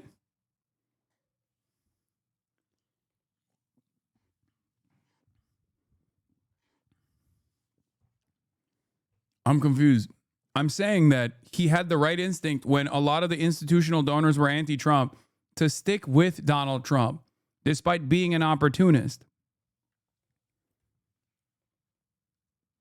J.D. Vance is a similar figure.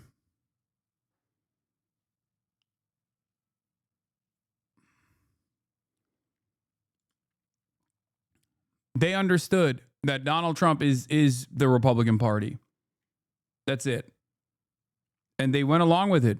And Charlie Kirk, actually, there's a little bit more drama in the background here because like now Fox News is offering a lot of praise to Charlie Kirk, but when the institutional donors of the Republican Party tried to desperately move away from Donald Trump and even present Ron DeSantis as an alternative, if you recall, because like CPAC actually had Ron DeSantis as the primary figure that was going to supposedly be the next iteration of the Republican Party. And it obviously was a spectacular failure, and we all know that now, so most people forgot about it. But But Charlie Kirk stuck with Donald Trump through that process. Okay. And he won big for that reason. But in that time frame, Fox News actually stopped having Charlie Kirk on for a brief period of time before Donald Trump obviously became the leader of the party and everyone had to capitulate to his whims once again. So that's also something to consider here. Insiders calling him the Trump whisperer. He's done something that is just incredible for somebody really of his age. Yeah, I saw the Trump photos from the 9/11 memorial. I'm gonna keep it a $150. That motherfucker got a stroke, bro. That's crazy. Okay, now I am a little bit more committed to he got AI base boosted on his face. Yeah, no, that's not looking good. I can't believe I'm saying this. Blue One On might be right on this. That's strange. I have to see more. But Blue One On.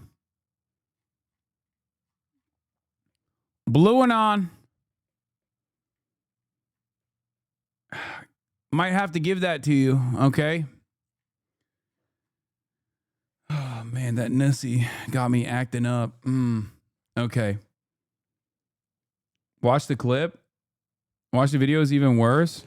In all seriousness, what's going on here? POTUS scheduled to be at the Yankee game tonight as well. E. Taylor.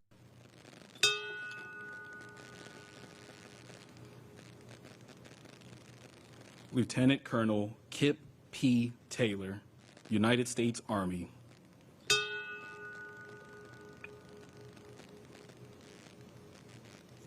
Leonard E. Taylor. I mean, he's just bored here, but Sandra C. Taylor. Like he's just bored here, but like what's actually interesting is the lip. Wrong side of the face for a stroke. Do we know if it's just do we know if it's mirrored? Or it can be any side, right? Yeah, no, that he doesn't look good. I'll tell you that. I'll admit that. God damn, he doesn't look good at all. Holy fuck, okay? He looks bad.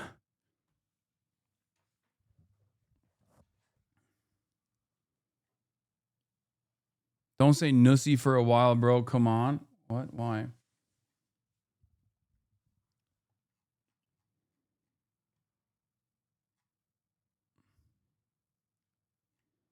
That looks like a couple massively. That's also the look of a couple massively in love.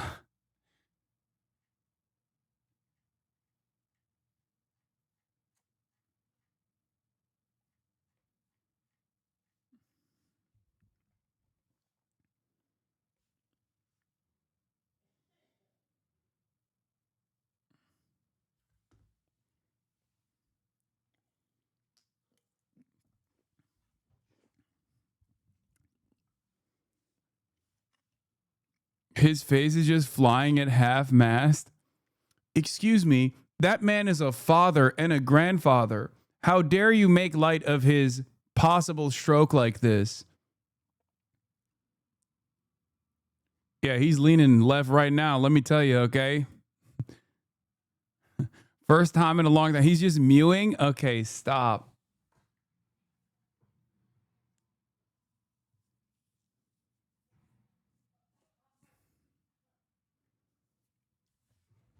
Can you change the tab away from the Nussy? Oh, it got you acting up too, huh? That's what happened, huh?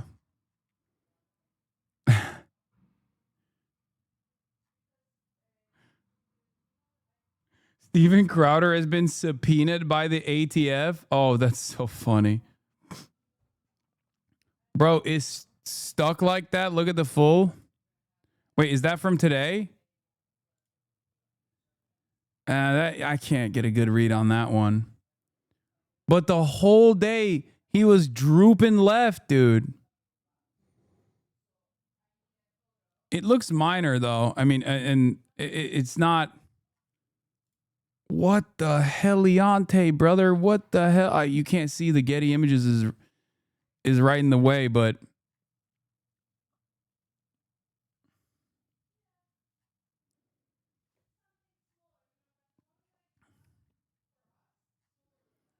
vaccine? Vaccine? Question mark? Okay. Let's get back to this. Tremendous talent to do what he's done, building one of the most powerful youth organizations ever created, Turning Point USA. And I want to thank you, really, Charlie. Incredible job. After the 2020 election, Kirk was among those promoting false claims of election fraud. 4 years later, after Trump's re-election, he was credited with delivering the youth vote. His mission was to bring young people into the political process, which he did better than anybody ever, to share his love of country and to spread the simple words of common sense. On campuses nationwide, he championed his ideas with courage, logic, humor, and grace. This is Yeah, I mean, I don't know. It just could be. It could be bass boosted a little bit. Like, I mean, like I said, it's the reason why you're seeing all this like weird shit is because there is obviously like editing tools that factor AI, like AI upscaling and the artifacting and stuff that you see in that video is most likely a consequence of that. I don't think it's like a full blown AI video, like it's a fake Trump or anything like that. I think it's just like him talking. And there's definitely a filter, and people have said it's like a morph edit. But it's not dissimilar to the way like a TikTok filter works sometimes, and that's it. But I can see maybe they used something that was weird for his mouth or something if he's like incapable of delivering a speech without slurring or without his mouth like drooping off the side of his face or something like that. But people said like look at the hands and whatnot, but that like hand placement at the 18th second where his hand like literally changes sizes, like all of that stuff can happen with AI,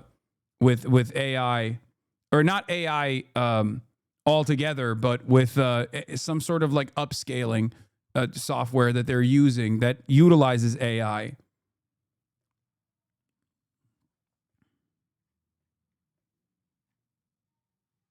Like, that's it.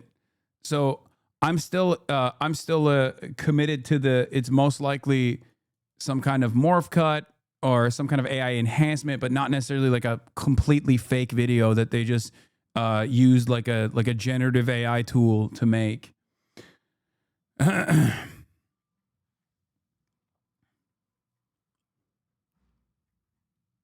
Which is also what I said yesterday as well about like the AI upscaling. So that seems like the most likely outcome. There was a couple other conspiracies that I want to address as well. One which I also personally entertained in private, not in public, but last night. So there were some Eddington moments, some Eddington-ass moments that took place with some of the information that was revealed. Some are completely ridiculous. Others are not so ridiculous. Number one, people saying like, oh, Charlie Kirk's security detail, we're doing hand signals. Okay, there's three primary things that people are presenting outside of like the obvious reasons why this looks strange, like the fact that the shooter got away, they couldn't find who the shooter is. All this stuff is strange, but like beyond that, there's three primary things that people have pointed to. Number one is this video where they're claiming that there were hand signals being presented. Here it is. After seeing Trump's response and how quickly they had it prepared, I'm pretty convinced MAGA just sacrificed Charlie Kirk in an effort to save Trump from the Epstein files and the wars he can't stop.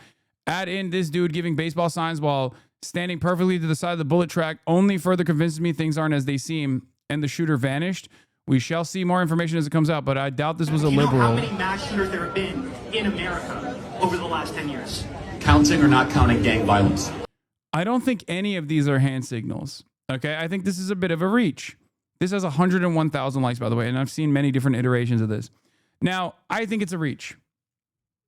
I I don't think that was like a hand signal that was giving an opportunity for a tactical shot or something. It's just his own security details. So that's number one. The other one was the fuck. What were the three different ones? God damn it. One was the hand signal.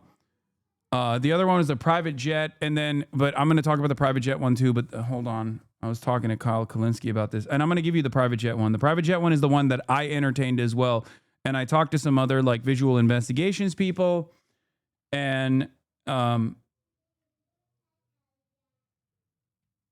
no way, man, totally normal to give kill shot signals from downrange, a meter from the target. Yeah, exactly. That stuff is kind of ridiculous, but hold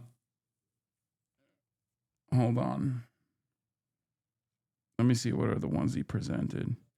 God damn, I got so many fucking people sending me shit. Oh, and then the AI. We already covered the AI, Trump AI one. But the last conspiracy that was This week, Mr. President, Wait. I witnessed more than 60 people in DRC Congo were killed. There is people Wait, what? affiliated with He doesn't seem so droopy now. What now, liberals? Blue and on. He doesn't seem droopy at all. for Congolese people. Well, we're going to be talking to them. As you know, we are talking to them. It's a very violent place. It's very, very violent. Bad angle. He's cloned. No, man. He just doesn't look. He doesn't look droopy. Oh, come on, come on. He got no droop. We can be honest, right? Maybe it's the camera angle, but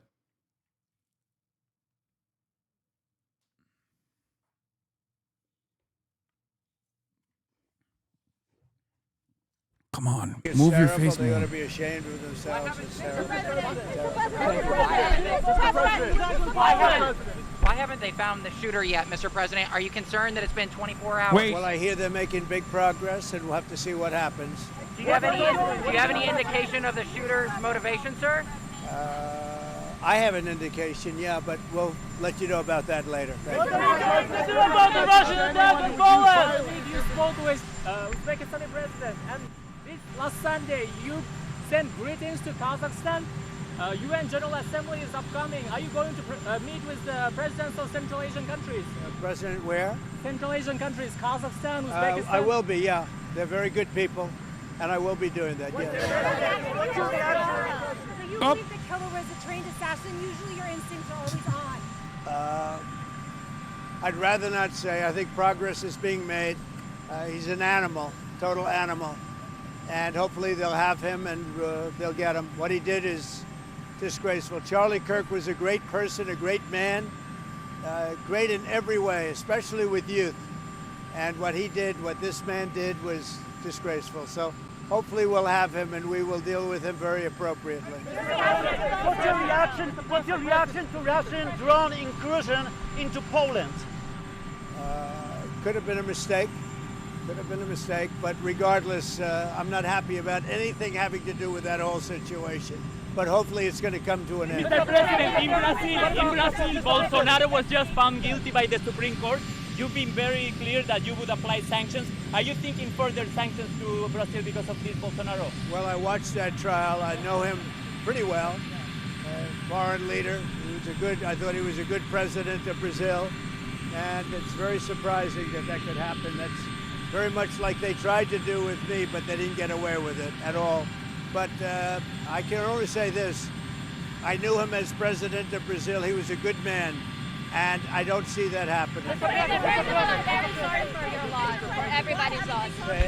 I'm very sorry for your loss, first of all. Thank you. How do you think Israel's attack in Doha will affect the hostage deal? You better say it a little bit more. Where are you from? I'm from Israel. Channel 14 Okay, is like go ahead, do it Israeli again. Fox. Do it again. How do you think Israel's attack in Doha will affect the hostage deal? Well, hopefully it won't affect it at all. We want the hostages out, and we want them out soon. Hopefully it won't affect it. Mr. President, my condolences to you, sir. My condolences on the loss of your friend, Charlie Kirk. May I ask you a question? How are you holding up over the last 3.5 years? I think very good. And by the way, right there, you see all the trucks. They've just started construction of the new ballroom for the White House. which is something they've been trying to get, as you know, for about 150 years. And it's going to be a beauty. It'll be an absolutely magnificent structure. And I just see all the trucks. We just started, so it'll get done very nicely, and it'll be one of the best anywhere in the world, actually. Thank you so much. Your message is done.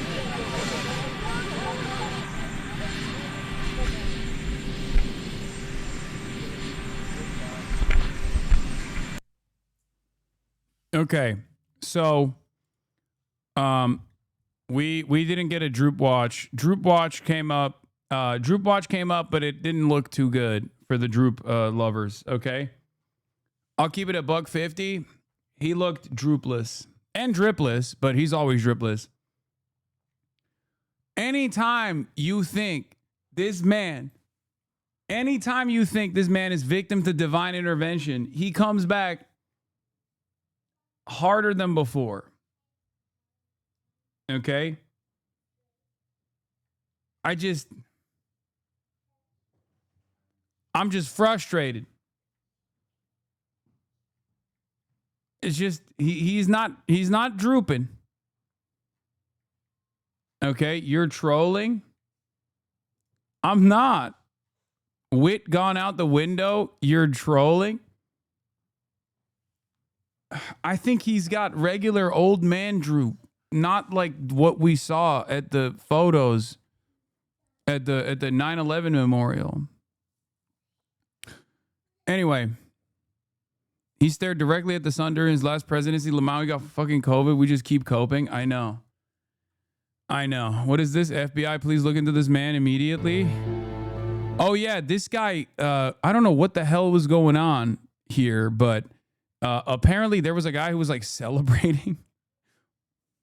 Like when people were literally on the ground or something. I don't know what this is about. This was another thing that like the conspiracy theorists were just like pointing to.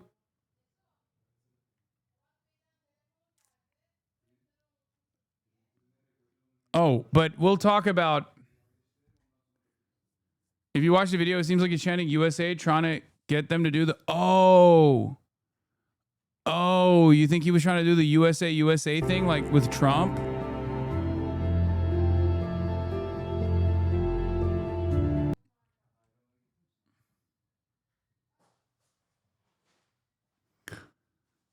No, it's not before the event. It's happening while they're literally moving Charlie Kirk in the background. You can see right here.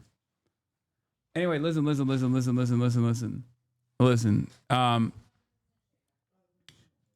last part of the conspiracy puzzle that even I found myself at the mercy of for a brief moment was the private jet that took off. The private jet that took off from the private jet terminal that is like 12 minutes away from UVU campus. Okay? So, given that I loved Ari Aster's Eddington and urged everyone to watch Eddington as well, I am willing to admit that maybe I was a little heavy-handed. This is from a guy named Cillian, I think. He posted this. Oh, here. Okay, this is it. Why did a private jet go dark for 20 minutes after Charlie Kirk was taken out? Let's line this up. Charlie Kirk is assassinated at a Utah Valley event. Exactly 12 minutes later, a private jet tail number N888KG departs from a private airfield just a few miles away. The jet's transponder goes dark mid-air. No radar signal, no flight path, no destination logged. It reappears headed back to the U.S., not wherever it went. No public manifest, no confirmed passengers, no statements from the FAA or FBI. The FBI's manhunt has yielded no suspect, no motive, and no arrest. So I thought it was like also very suspicious. The private jet turns off its ADB transponder, which is illegal, obviously, and then it turns it back on when it's like landing in Provo, right? And I talked to Austin about this. I talked to a bunch of visual investigations people about this as well. And the thing is, that can happen. Like there are areas, apparently, there are areas apparently where like that can just fail and you can just like lose connection. The websites that are tracking this stuff also are not very reliable in terms of like real-time information. I'm a pilot. Transponders aren't actually required for a lot of flight operations. Okay, that I mean, but it was on and then it turned off. That's what's suspicious about it. But when you look at it, it turns out that one, the websites that do real-time tracking are also not exactly very good. They're not always reliable. That's number one. And number two, there are dead zones, from what I understand.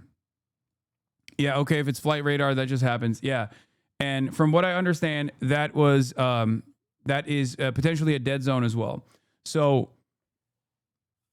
that's, I think, a much better assessment of the situation. Who owns N8KG? Why wasn't the FAA grounded it? Anyway, why was it a transponder off? A violation of federal law, blah, blah, blah, all this stuff. But the pilot could have planned that going through a dead zone. Okay, but that's not reliable. I'm a better pilot, and the flight that aircraft was taking would have required a transponder. Okay, hold on. Is it common for private jets to take off the airfield? Yes. It's a private jet airfield. In Provo Airport, it left 30 minutes into the flight. The plane dropped its ADS-B, which shows the location, altitude, speed, and air traffic control, and reappeared 45 minutes later, heading back to Provo. But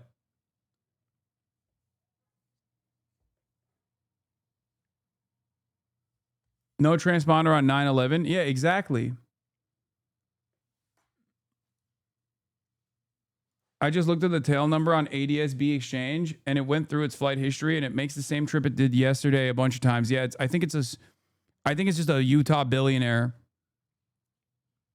that uses, unironically, Taylor Swift style, uses his fucking private jet to fly inside of Utah with regular frequency.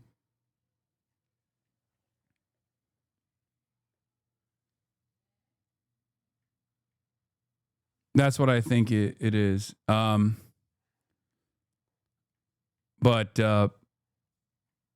where was it? God damn it. There's a ton of dead zones. Not suspicious at all. NA8KG flew into an area with poor reception, nothing weird as far as I can tell, until they flew below the line of sight of local receivers. They were broadcasting the whole way. Lots of mountains and valleys get in the way of reception too. Yeah.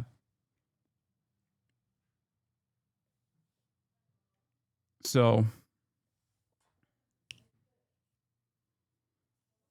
that is the what would even be the insinuation? Oh, that the shooter is I mean, it's like espionage, or not espionage, but like it's an intelligence asset that quickly was exfiltrated after the assassination, and just like got on a private jet and was moved elsewhere.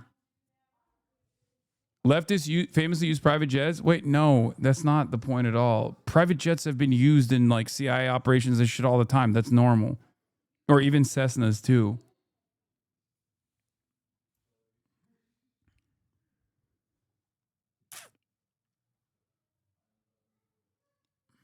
That's why I said it's Eddington. For those of you who haven't seen Eddington, there's a scene in Eddington where this literally happens. So, you know, I got Eddington on my mind.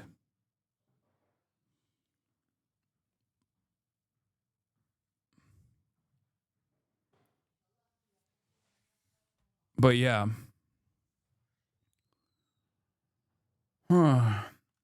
Thoughts on the Lib Debate Bros reaction? I mean, they're fucking kids, man. They're young, and they're traumatized, and they feel close to the matter because of their proximity to Charlie Kirk. Like, I don't know. I just like I know that the first inclination is to say like, oh well, why one of them was literally there, so that's already like an inherently traumatic experience. And the other, again, has like trailed him around.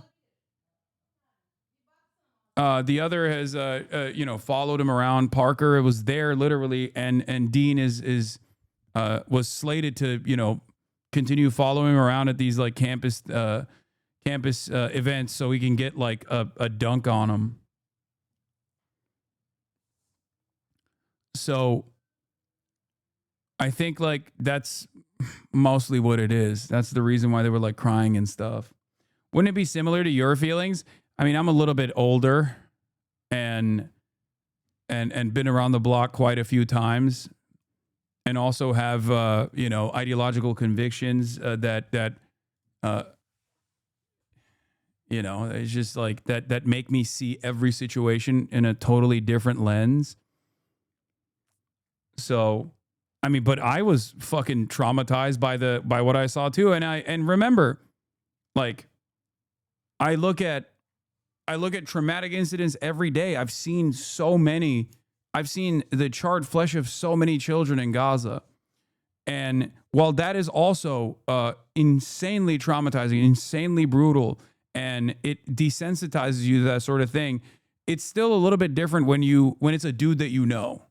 And it's also a dude, not only is a dude that you know, even if you don't like them, right? It's a person that's basically doing what you do on the other side, which is why I kept repeating yesterday over and over again that, I kept repeating over and over again, like, I am too close to this situation,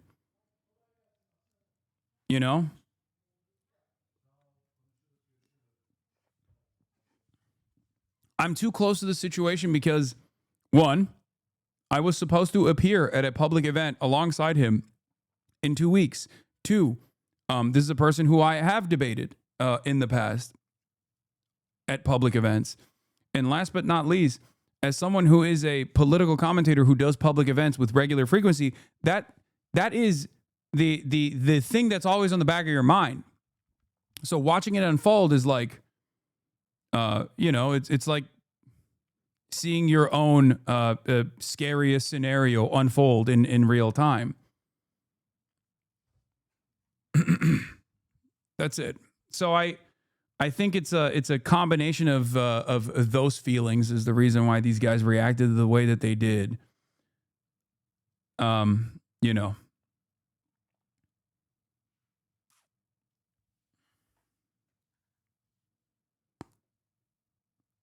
You fed into this machine.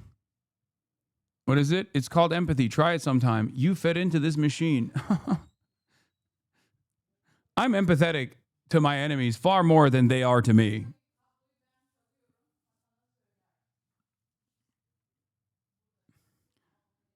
To such a, it's ironic because like saying it's called empathy, try it sometime about Charlie Kirk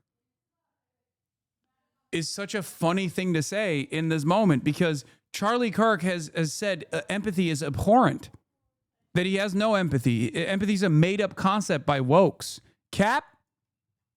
You said Cap? Roll the clip. Who has it? I know a motherfucker in the chat was waiting for this moment.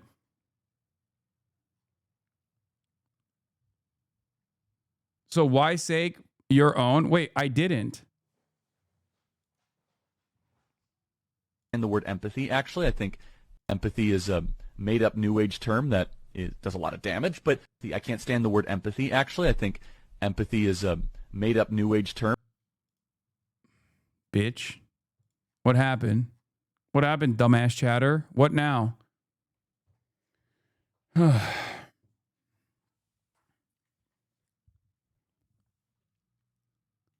Bro's just a tourist. Like, he's just here. He's just in it for the love of the game. Here, you want to see the full clip? This is the full clip. He said Bill Clinton invented it, I think. There's some really good polling out of Alaska that shows that Kelly Shabaka is gaining on Lisa Murkowski and is in a very, very good position despite the unconstitutional, immoral, incredibly complicated rank choice voting system. Never should have been approved. It's silly. It's backwards. It's rigged. It's awful. So the new communication strategy for Democrats, now that their polling advantage is collapsing in every single state, It's collapsing in Ohio. It's collapsing even in Arizona. It is now a race where Blake Masters is in striking distance. Kerry Lake is doing very, very well. The new communication strategy is not to do what Bill Clinton used to do, where he would say, I feel your pain. Instead, it is to say, you're actually not in pain. So let's just, a little, very short clip. Bill Clinton in the 1990s, it was all about empathy and sympathy. I can't stand the word empathy, actually. I think empathy is a made-up New Age term that does a lot of damage, but it is very effective when it comes to politics. Sympathy I prefer more than empathy. That's a separate topic for a different time. Here's cut 65. This is not the only time where he's talked about this, for the record. He has said, like, he said that empathy was invented by Bill Clinton. It's a New Age concept. Yeah, I mean, this man is a real yapper, or was a real yapper, right? Pretty sure that, what is it? The person that Hasan responded to is a massive Destiny/L3 freak. They're the one constantly posting clips of Hasan on Reddit. I recommend banning them. They have the same username on Reddit and Twitter. Wait, this guy is? Nah, Hasan, you're a Mossad psyop for sure. I know what he said. I don't like his ideas. Wait. Let's entertain the clipper for a second.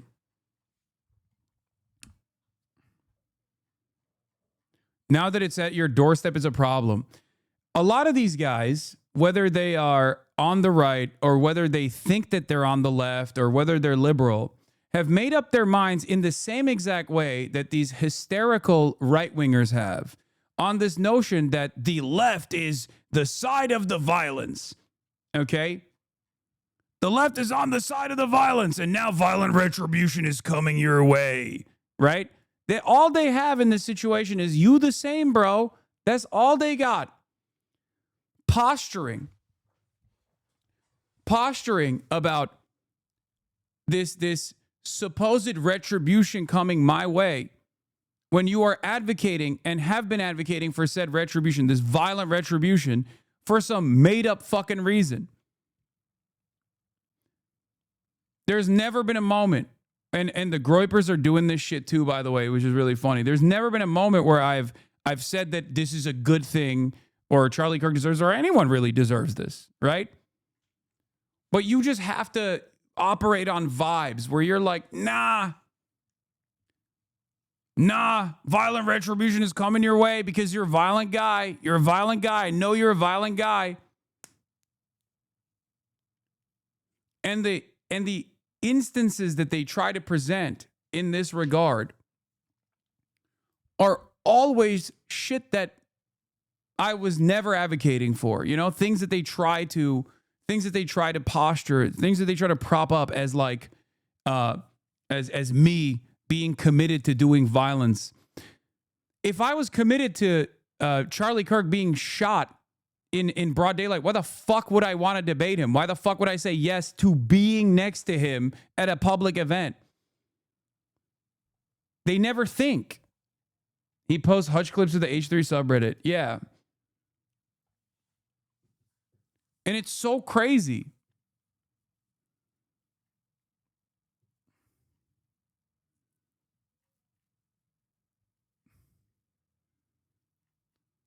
At what point, chatter, Tom Cotton, Rick Scott, somebody's got to do it. You know what's really funny about the someone's got to do it narrative? That's me describing the overall environment of uncertainty. If you go back and you listen to my commentary on Luigi Mangione, you would also realize, allegedly, when Luigi Mangione allegedly shot and killed Brian Thompson, I talked about adventurism and decentralized violence. And I talked about why society broadly was receptive to this otherwise very violent move. And the reason why society was broadly receptive to this otherwise very violent move is because of the increasing uncertainty and the social fabric unwinding in broad daylight in real time. The material conditions deteriorating. This causes a lot of enmity. This causes a lot of animosity. This causes a lot of anger. And in all of that anger, when there is no direction, there's no pressure valve to release in the form of democracy, in the form of the democratic process, in the form of like a comprehensive legislative agenda that provides tangible improvements that people can see and feel. They just get increasingly swept away with said anger. Okay? That's it.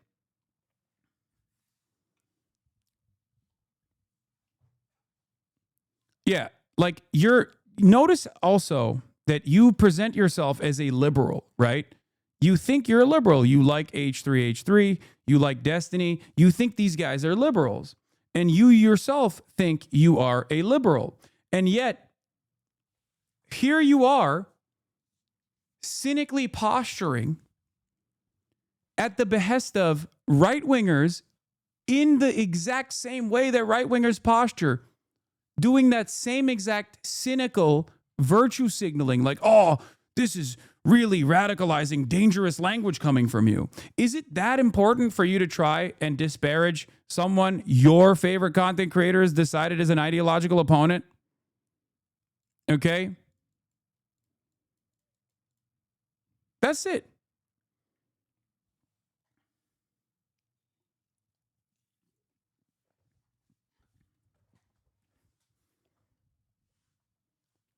There's already enough, don't you think? There's already enough hatred directed my way from the right. People fantasizing about openly killing me. Why do you as a liberal also choose to participate in this pylon with also the exact same cynical framing?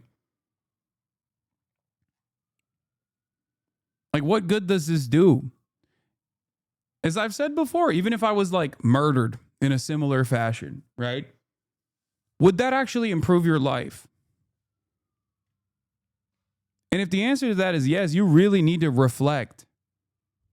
Like saying you're a cancer because you're a cancer.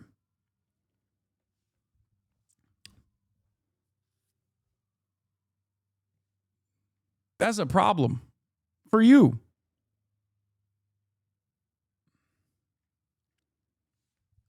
That's it. That's a real issue, man. Especially, I wouldn't be saying this if you were just like openly a Republican, right? Because I understand why a Republican. Okay, come on. If you were openly a Republican, I understand this level of enmity, right? I understand where you're coming from because Republicans have already deluded themselves into thinking that I'm like this cancerous force because I'm, anti-reactionary. I'm anti-fascist. I abhor all of these policies that they present. What I don't understand is when liberals do this, right? Liberals who have decided on their own that even in this time when there is so ever-present a danger of fascism in this country, they still turn around and go, nah, dude, it's not the Trump administration. It's not the Republicans. It's not the Republican commentary. It's actually the left. It's the leftist content creators. It's leftist organizing. It's a leftist Twitch streamer. You are a deeply unserious person, or you have a lot of unresolved issues internally if you don't understand what this moment requires. Okay? You need to lock in. That's it. And I need to lock in too. I need to stop talking to fucking shit libs who, even at this moment when Donald Trump is literally doing military invasions on American cities, talking about how he's going to destroy any kind of leftist and liberal organizing in the country, falsely blaming the entirety of the Democratic Party on the assassination of Charlie Kirk, while simultaneously really increasing the violent rhetoric on his side. Those who still turn around and say, it's the left's fault. You are a deeply unserious person, or you are delusional about your loyalties. You actually are a Republican, most likely.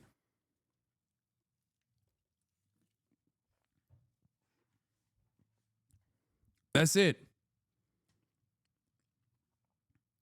It's lunatic behavior. It makes less sense than the way that Republicans present themselves. At least I can understand that, you know?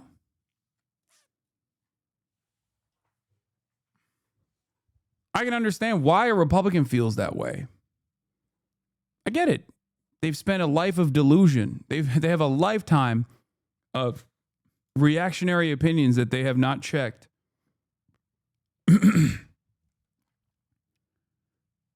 I can't come to terms with people who fancy themselves to be liberals who take this position, though, especially right now, because fascism is here.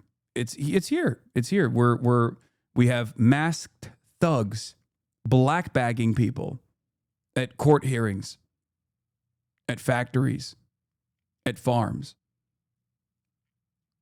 We have unimaginable political repression. We have an administration that is trying to actively beef up the Gestapo, right? Soldiers that are loyal to the cause and getting paid and rewarded handsomely to do so. And you look at the situation and you think to yourself, you know what's going on? You know what's the real problem here?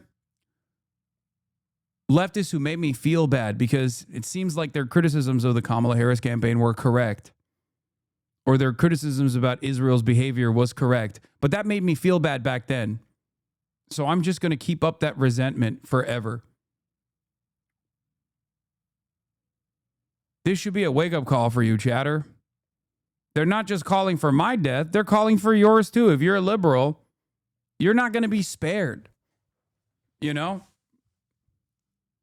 Snap out of this stupor that you have designed for yourself. What Charlie Kirk did, went to colleges and high schools to spread his often controversial version of conservative beliefs.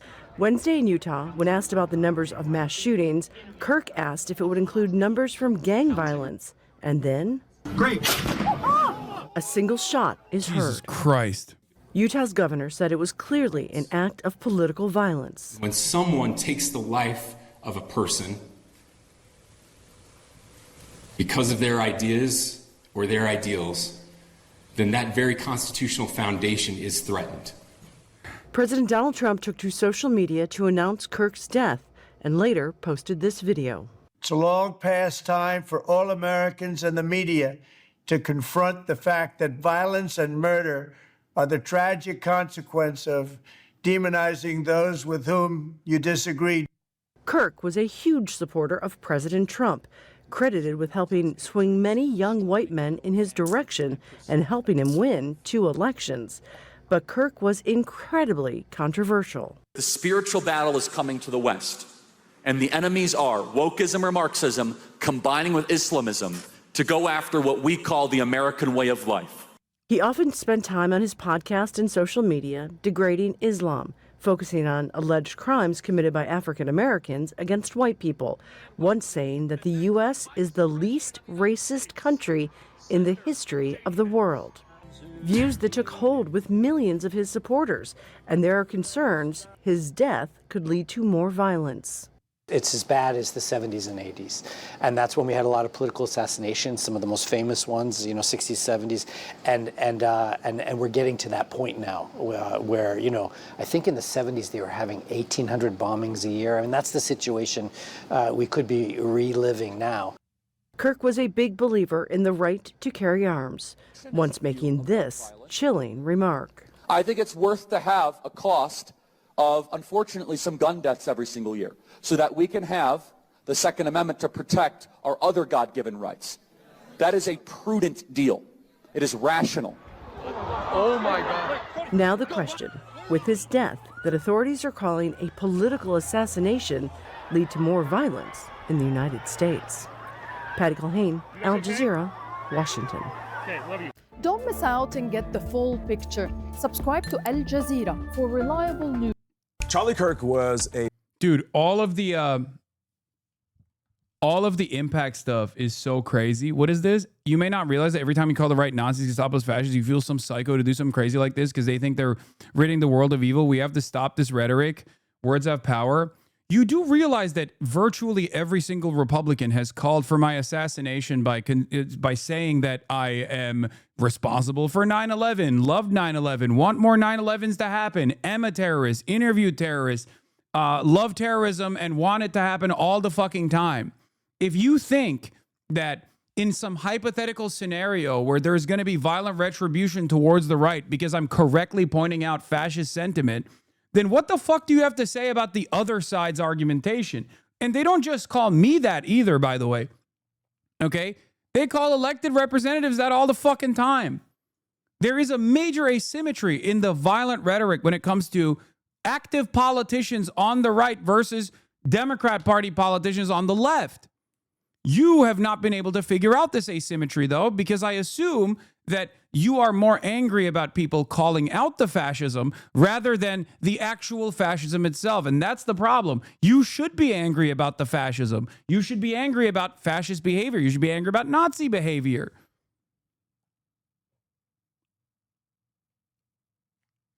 Do you understand?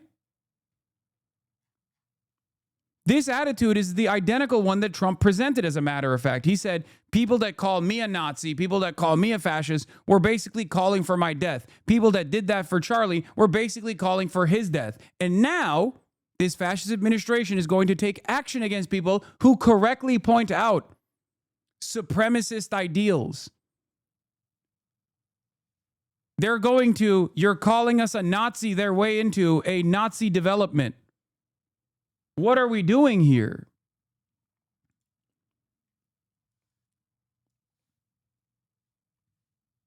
This is so ridiculous.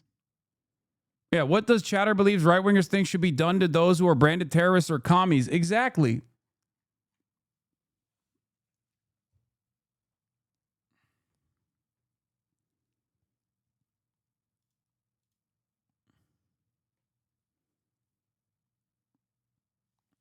I think the point is that the Nazi claims appear hollow and hyperbolic considering the atrocities that Nazis committed.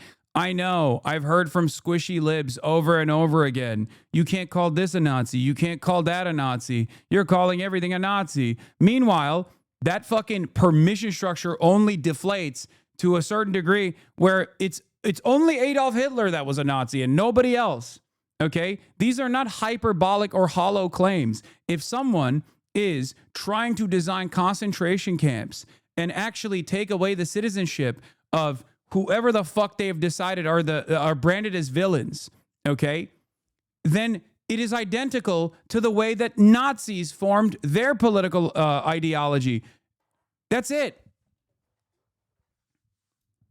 Considering that to be very similar to the early stages of Nazi development, and calling it out as such is not wrong. The only reason why you think it's wrong is because you don't disagree with the policies of this administration. And instead of trying to reckon with that, instead of trying to offer counter narratives as to why this administration is different somehow, or the policies are different somehow, the ideological underpinnings are actually totally not the same as Nazi Germany, okay? You just posture vaguely and point to the aesthetic critique.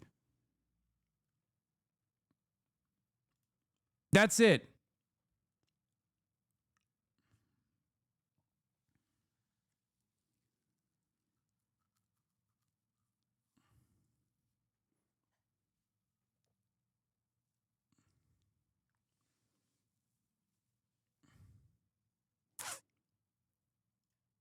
And the same goes for Israel as well. An ideology of ethnic and religious supremacy, an exterminationist principle, consistently dehumanizing and advocating to exterminate the outgroup, Palestinians, Arabs, people who are not Jewish.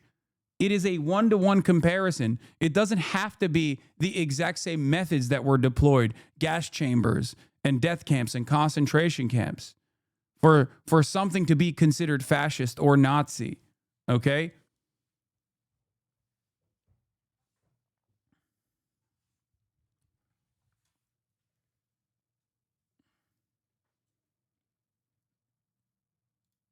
And Republican politicians are saying this now. Yeah.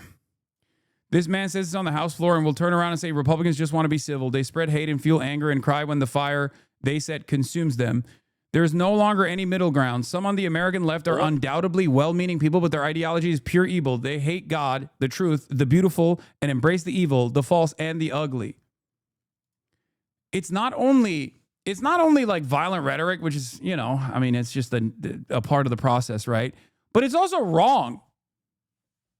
Do you understand? For us, well, everything has changed. If we didn't know it already, there is no longer any middle ground. Some on the American left are undoubtedly well-meaning people, but their ideology is pure evil.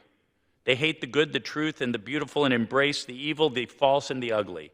And they literally will kill those with whom they disagree, just as their predecessor leftists Marx and Stalin and Lenin and Pol Pot and Fidel Castro did. We must know that. And you are the opposite of Charlie Kirk politically in a different reality. We'd be watching Charlie Kirk cover your death. Both sides are wrong, and people need to come together. No side is morally above the other. This does nothing to make us weaker as a country. Dog, my worldview does not revolve around consistently claiming that an ethnic group or any sort of inalienable characteristic or trait means that someone is inferior. Okay? There is no both sides on this. This is fucking delusional. I believe in a very radical proposition that everyone has the capacity to reform and rehabilitate, okay? That's what I believe. People who just sit around and go, both sides are the same is crazy. Charlie Kirk has spent a lifetime fucking talking about like how fearful he is of a black pilot, of the Civil Rights Act was actually a mistake. Like consistently trying to draw the clock of progress backwards to the best of his ability and to some success, as a matter of fact. People with no political convictions who cannot comprehend how different ideologies yield different outcomes just look at the situation from afar and go, these guys are both talking about politics. You're not wrong when you say I'm the opposite of Charlie Kirk politically, okay? You're not wrong about that at all. It's something that I say too. I am diametrically opposed to everything that he presented, every single thing, okay? That's part of the reason why a lot of people want me dead as well, okay? But to say that the world that we want to see, the design that we have for a better future is equally as violent or abhorrent or repugnant is insane. The logical conclusion to the worldview that is designed by the right broadly, not just Charlie Kirk, but like by the right broadly, is something that we've seen before. Okay? It has been an abject failure. It's led to concentration camps. It's led to permanent violence, death, and destruction of groups that have been designed as the ultimate villains of society for no other reason other than the fact that they were a valuable target. They were a good enough distraction for these populations to hyper focus on. I don't do that. I want universal healthcare. I want a nationalized healthcare system. I want public housing, okay? These two things are not the same.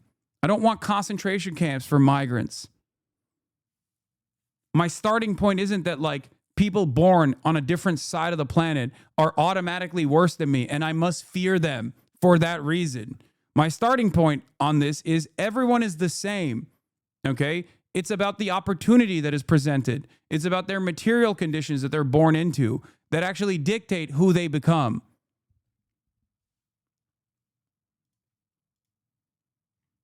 How can you say these two worldviews are just diametrically opposite, but also the middle is actually where the truth lies?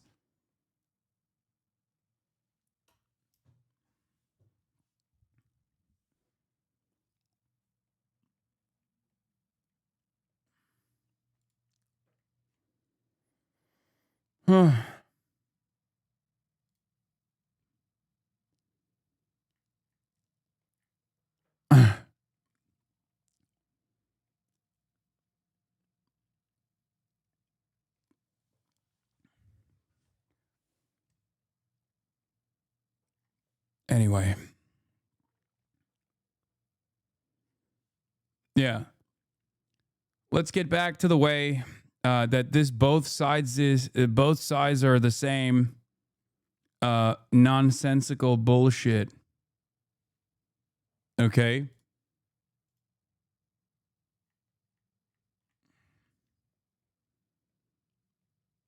A prominent conservative voice who motivated a huge number of young Republicans.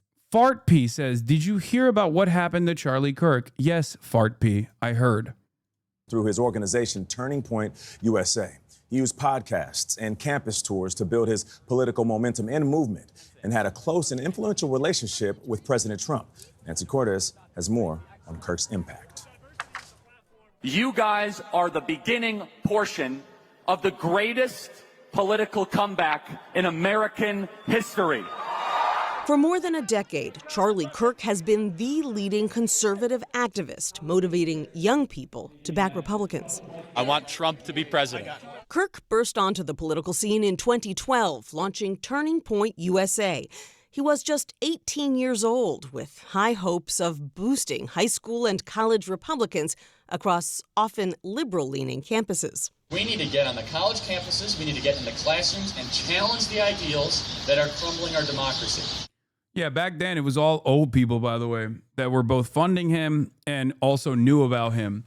Post-TikTok Charlie Kirk is a different demon for sure, but pre-TikTok Charlie Kirk, he was just a guy who was going to college campuses and going to high schools and trying to manipulate student government body elections and was getting funded massively to do so.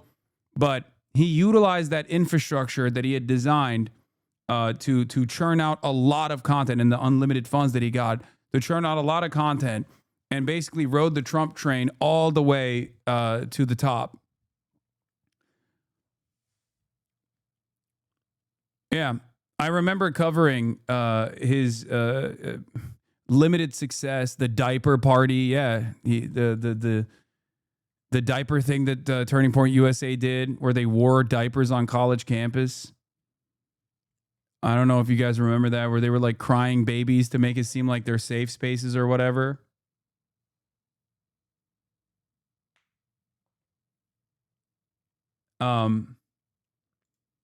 And they had no motion whatsoever. They were just basically getting money from older conservatives to do like a shit ton of ads that wasn't reaching young people at all beyond like the Young Americans for Freedom Foundation or college conservatives, like campus conservative movements. I will say, however, post TikTok, those dunk compilations, especially paired up with like the anger and resentment that a lot of young men felt, led a lot of people into the Charlie Kirk direction. It led a lot of young people to look at what Charlie Kirk was doing and enjoy what he was doing in a way that is not dissimilar to how Ben Shapiro and his SJW owned compilations blew the fuck up in the first Trump era. Okay? It's not new. Do you understand? This is not new. The concept was not new. The format was not new. He just had the infrastructure already built in, so he used it.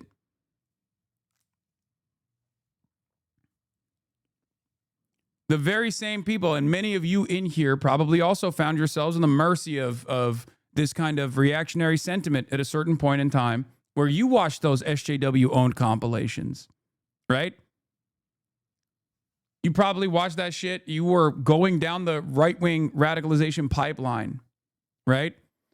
And then you just snapped out of it at a certain point, you know, and maybe you found my content. Who knows?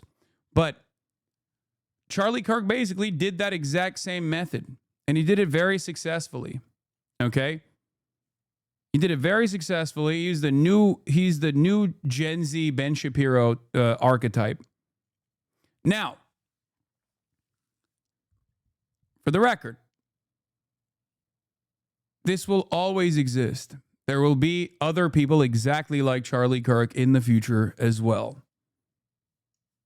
There will be other people that do the exact same format, ritualistically humiliating, college freshmen who are ill-equipped to have a conversation in an incredibly restricted format where obviously the confident speaker, Charlie Kirk, has a lot more power seemingly, and with deceptive editing added on, you can just make it look like these guys don't know what the fuck they're talking about. And then you can cast you can cast the entire modern left with that same exact cartoonish depiction. Okay? It happened with Ben Shapiro, it happened with Steven Crowder, and it happened with Charlie Kirk. The notion that this is unique or new is not correct, but also these are systemic forces that play. There are systemic forces that play a formative role in the way that people reflect on their own personal politics. If people were confident about a better future, if there was a political party with conviction on the left flank, on the left side of American politics, for example, that was presenting an alternative vision that truly, like a Zoran-style vision, for example, Donald Trump would not have been able to win favors with the Gen Z vote at all. That's it.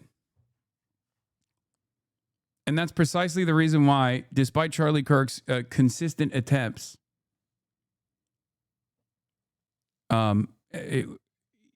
ultimately, the Gen Z opinion swung back away from Donald Trump over the course of the past 9 months. The organization gained traction with its signature upbeat events centered on Christian conservative ideals. The nonprofit now boasts more than 250,000 student members. Charlie Kirk, you know Charlie Kirk, great guy? Donald Trump's presidencies propelled Kirk to national prominence. What advice would you give to the 25-year-old Donald Trump knowing what you know today? Don't run for president. But we're glad you did. At just 26, Kirk opened the 2020 Republican National Convention. I see the angst of young people as well as the challenges facing new parents. 4 years later, he was a leading force behind Trump's re-election, holding rallies and events to drive a wave of conservative young men to the polls. If you say, I don't know if I could live under a Kamala Harris presidency, we need to do something about it. We need to go chase the ballots. And while Kirk was a frequent visitor to the White House, he still embraced where he got his start, college campuses. While touring, he was known for debating liberal students, delighting in the open discussion of ideas. Healthcare costs are exploding because we don't actually address the root cause. He didn't always change opinions. I care about excellence, not diversity. Because I do not believe diversity is a strength. I believe unity is a strength. I believe the pursuit of higher purposes is a strength. Does that make sense? But why can't diverse populations be united and be strong?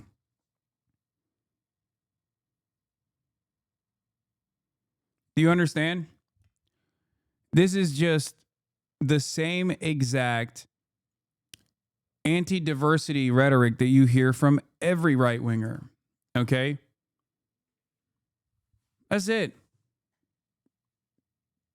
It's a way to signal to a right-wing audience, and also it's a way to make this kind of attitude more palatable to a broader audience, even liberals especially. To go, oh, dude, I don't understand. What are you saying? He's just saying he wants unity. What, you hate unity? It's like, no. He is positioning himself against diversity by saying there can be no unity while there is diversity. That's ethnic purity. He's demanding ethnic purity. Yeah, multiculturalism is a failure. Saying that in America is so funny too, but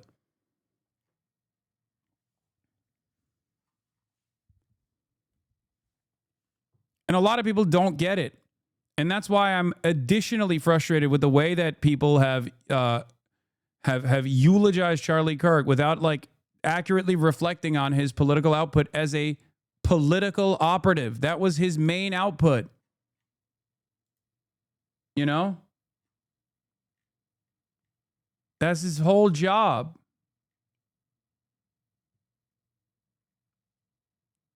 he did help shape the political conversation for a new generation.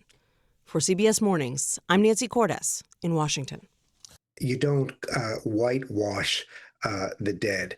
Kirk did not practice politics in the right way. He boasted of fomenting the J6 insurrection. As I said, he called for televised executions. He used the most vile language. He practiced a McCarthyism on campuses. This is not free speech. There is no need in speaking. We can speak against political violence without somehow twisting ourselves around to defend others who spoke for it. We don't That's it. It's true. Have to imitate Kirk's violent rhetoric. No one cares if it was someone like you because it would be another terrorist dead. What do you mean? Yeah, exactly. The reason why, and the Democrats wouldn't do it either. They wouldn't defend it. And the reason for why is because I think in many ways, I think a lot of people, especially in positions of power, they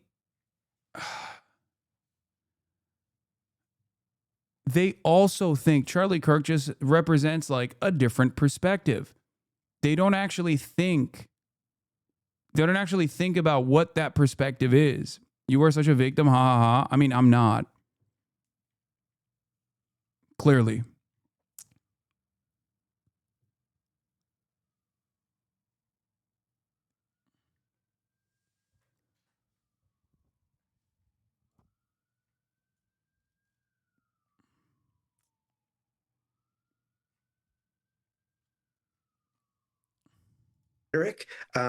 And nor do we have to cover it up. You're seeing some people saying, well, I disagree with what he said, but he was a champion of free speech. He died debating.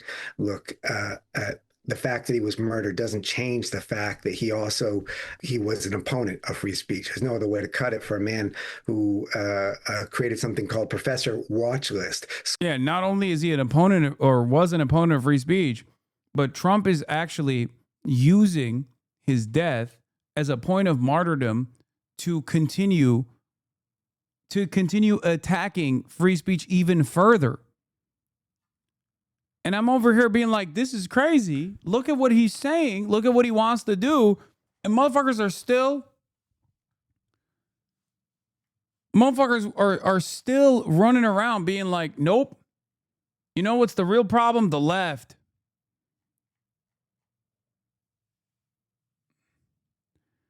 The State Department on Thursday indicated it would review the legal status of immigrants praising, rationalizing, or making light of conservative activist Charlie Kirk's fatal shooting. Like, think about that. We're going to start deporting people that are legally here if we don't like their opinion on the president's favorite fucking pundit. Do you understand how insane that is?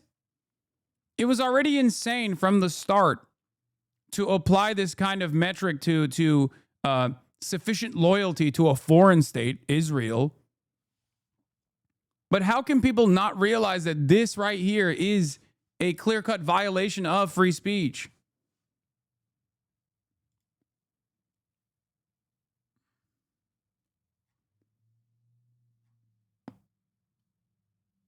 It's crazy. School board watch list to name and frighten people from teaching, who advocated restrictions on what school teachers could teach.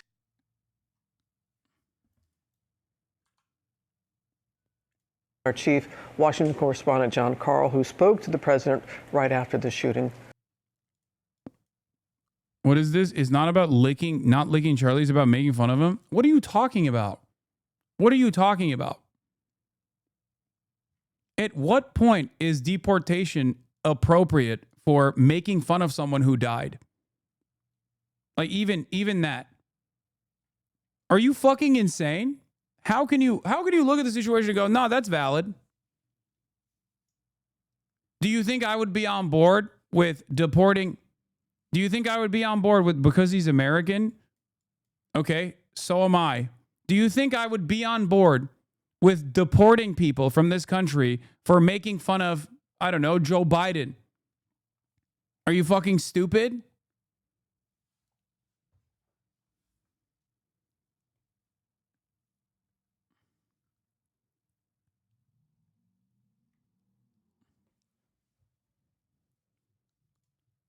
I think I'm talking, but he was murdered and it encourages more. I think I'm talking to a child. Like actually talking to a child with a child brain. Yeah, Clay Higgins is advocating to deplatform critics. I'm going to use the congressional authority and every influence of big tech platforms to mandate immediate ban for life of every post or commenter that belittled the assassination of Charlie Kirk. If they ran their mouth with their smart-ass hatred celebrating the heinous murder of that beautiful young man who dedicated his whole life to delivering respectful conservative truth to the hearts of liberal enclave universities, armed with only a Bible and a microphone and a constitution, those profiles must come down. So I'm going to lean forward in this fight. Ironically enough, you're talking about defending the Constitution while also actively demanding an unconstitutional thing. Okay? Because you're not a random guy. You are demanding with the authority that you have with the government, the authority given to you with the government to actually encroach on free speech. Now, I don't think it's going to happen regardless, but it's just so crazy that these guys don't even recognize what the fuck they're saying. Here's what Clay Higgins had to, of classic, another this you moment. Here's what Clay Higgins had to say on social media after the attempted murder of Nancy Pelosi's husband. That moment you realized the nudist hippie male prostitute LSD guy was the reason your husband didn't make it to your fundraiser.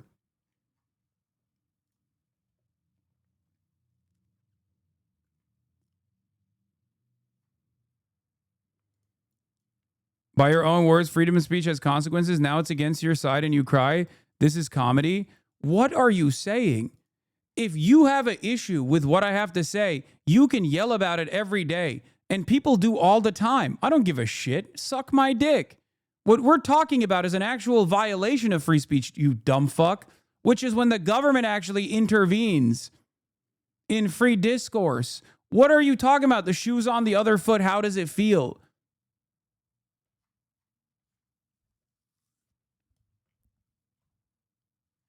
You literally can look at your own words, moron. Oh my God. Sometimes I feel like it's just too much of a foolhardy endeavor to try to fucking to try to talk to people that are just too stupid to understand the English language.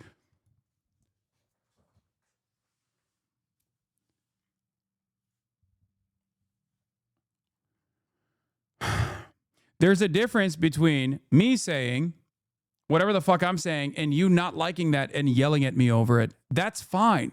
People do that to me every day. Some people on the left even do that to me every day. Who gives a fuck? You want to attack our culture, feel the consequences? Our culture? What is your culture? What are you saying? If your culture is abiding by the constitutional protections, which literally very clearly define that the government cannot interfere in free discourse, in free speech, then it's not your culture anymore. You're defending a totally different culture. That's it.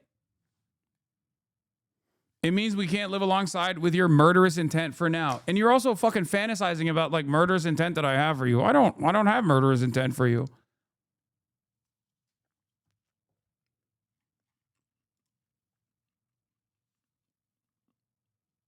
The monkey's paw has curled. You want to attack our culture, feel the consequences. The monkey's paw has curled. The hogs are back in chat. No, I love that. I'm fine. I'm excited that the hogs are here again. I miss them. It's important to understand. It is important to understand what these guys think, what these guys believe. Okay?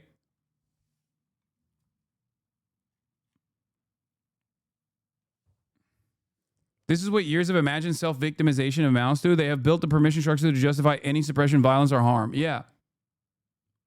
Yeah, I want to brutalize you and attack you by giving you free healthcare. I want to brutalize you and attack you by making sure that your fucking material conditions improve, okay? So that you no longer have to fear that you're going to be priced out of the housing market and live on the fucking street. That's what I want to do. Regardless of whatever your fucking dumbass ideology is.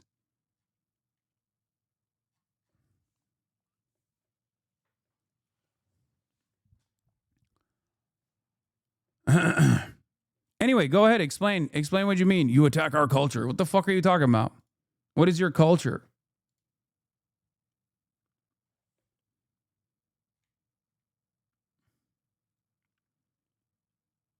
Anyway.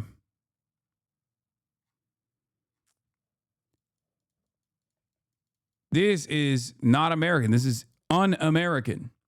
But for a lot of people, I think American culture and patriotism is whatever the fuck the most right-wing person claims at any given moment. That's it.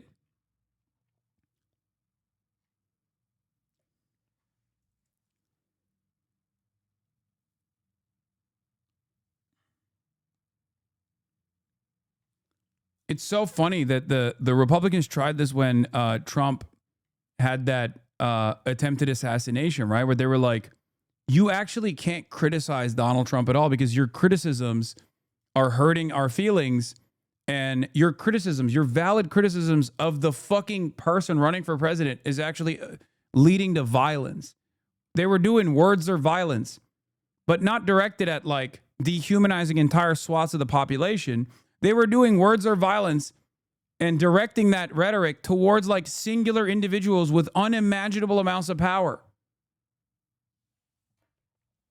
Are you gay? You look the gayest man I've ever seen gay, dude. You suck, sucker, sucky as suck, fuck it, sucker, yuck, ugly sucker, you clown. Are you propositioning me? Do you want me to fuck your ass? Is that what it is? Why are you fantasizing about this?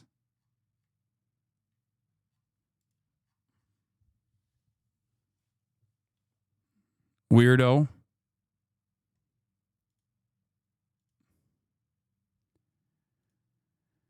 Good morning, John. What did he say? Good morning, Rob. And I spoke to President Trump shortly after he learned that Charlie Kirk had died. I have to say, he sounded truly shaken. Kirk had a profoundly personal connection with President Trump and with his family. And he was a singular figure in the MAGA movement. He was beloved by young conservatives, clearly, but his influence went far beyond that. He was, in fact, one of the very few people you could point to and plausibly say made Donald Trump's election victory in 2024 possible. And in our deeply divided time, he was one of the few prominent political figures on either side of the aisle who regularly engaged with people who he disagreed with. Now, Robin, he is a martyr, and I suspect that his influence may be even greater. So what kind of a reaction are you seeing in the political world right now, John?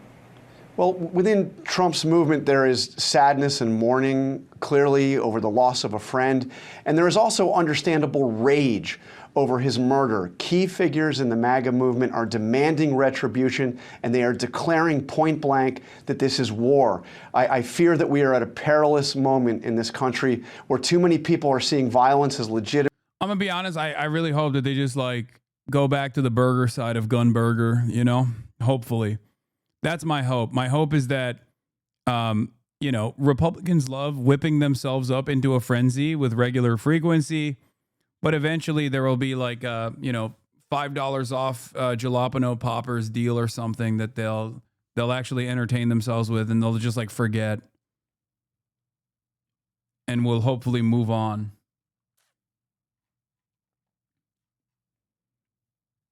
The problem, of course, is that this is very beneficial for the Trump administration. They're going to use this as a way to advance their anti-left agenda, as a way to silence any sort of political dissent. And I suspect that that's where we're headed towards.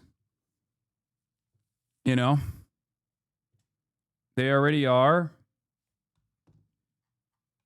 What is this? President Trump has signed an executive order directing War Secretary Pete Hegseth to create a standing National Guard Quick Reaction Force, a domestic military unit trained, resourced, and ready for rapid nationwide deployment to support law enforcement and quelling civil disturbances. Oh, brother. Under the order, Hegseth must designate Guard members in every state, ensure they're trained and equipped, and make them available for mobilization at the president's direction.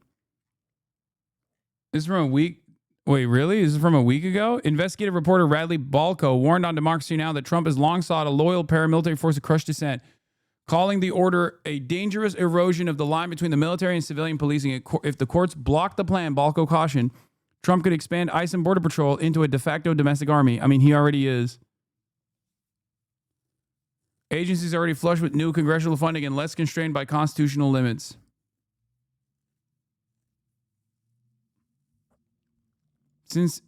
Ever since Charlie's assassination, do you think yourself being more cautious in the future? Do you think it would be smarter to give it a few years before you make any public appearances? What? A few years? The fuck?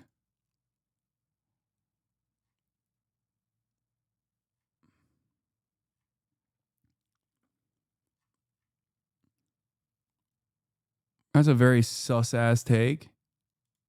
Just think about what we've been through over the past year. The 2 assassination attempts on Trump, the murder of the Democratic leader in Minnesota, the firebombing of Governor Josh Shapiro's home, the shooting that we just saw at the CDC.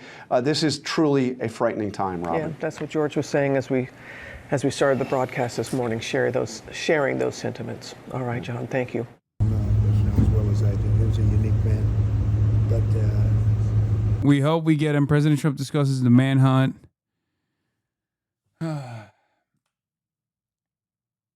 FBI hunt for Charlie Kirk's killer is continuing. Dude, the incompetence demonstrated by the FBI is pretty crazy, though, actually. And this is how it looks. Sheriff Department, police force, SWAT team, they were all over. FBI investigators examined the scene of an assassination as they hunted Charlie Kirk's killer, starting with the roof where the fatal shot was fired. They issued 2 images of what they called a person of interest, a man of university age in baseball cap and shades, wearing a jumper bearing what appears to be the American flag and eagle. Counting or not counting gang violence? It was a shocking murder on a university campus that woke up a crime scene with a sense of unreality at what happened here. In place of classes was a press conference about the murder in their midst. Can you talk to us about their movements, their demeanor? Suspect blended in well with a college institution. That individual appears to be.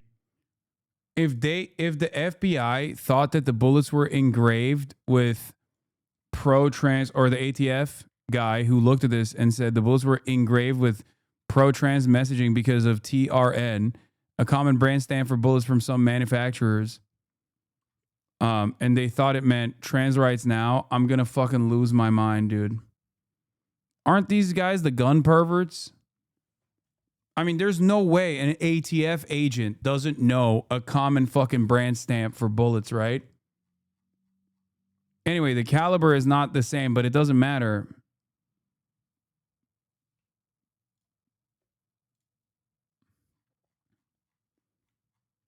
They've already dialed back the statement about the inscriptions on the bullet, by the way. So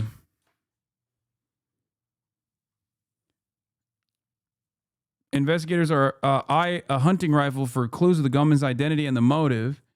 A preliminary unverified report circulated inside the Bureau of Alcohol, Tobacco, Firearms, and Explosives found that ammunition recovered with the rifle used to kill Charlie Kirk appears in grave statements expressing transgender and anti-fascist ideology. A senior law enforcement official with direct knowledge of the investigation cautioned that the report had not been verified by ATF analysts, did not match other summaries of evidence, and might turn out to have been misread or misinterpreted. In fast-moving investigations, TRN is Turan, right? New Turkish Turan ammunition for 2020.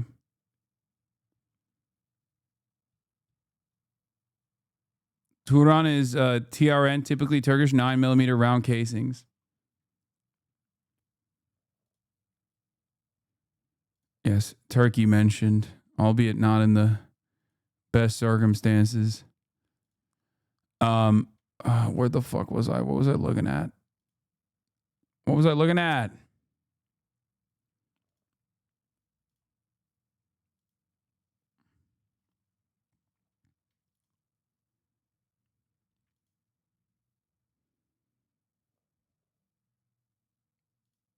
Oh, the FBI Salt Lake City.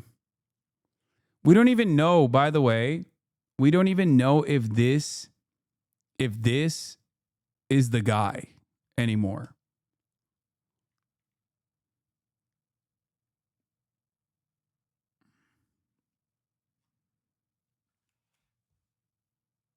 Hasan, your boy is getting so fired. Me when I have no suspect after 24 hours. Dude, I know. He is, I mean, he is so cooked. You were looking at an article on a non-Twitter website. Oh, you mean the New York Times? Thank you. I mean, he already is like the least credible person just on optics alone. No pun intended. But he has been so unimaginably incompetent in his communications throughout this process. Like, it would have been better for him to not say anything for the past 48 hours than to say the things that he had. Oh, we apprehended him. Oh, we got him. Nip, never mind. We didn't get him. It was somebody else.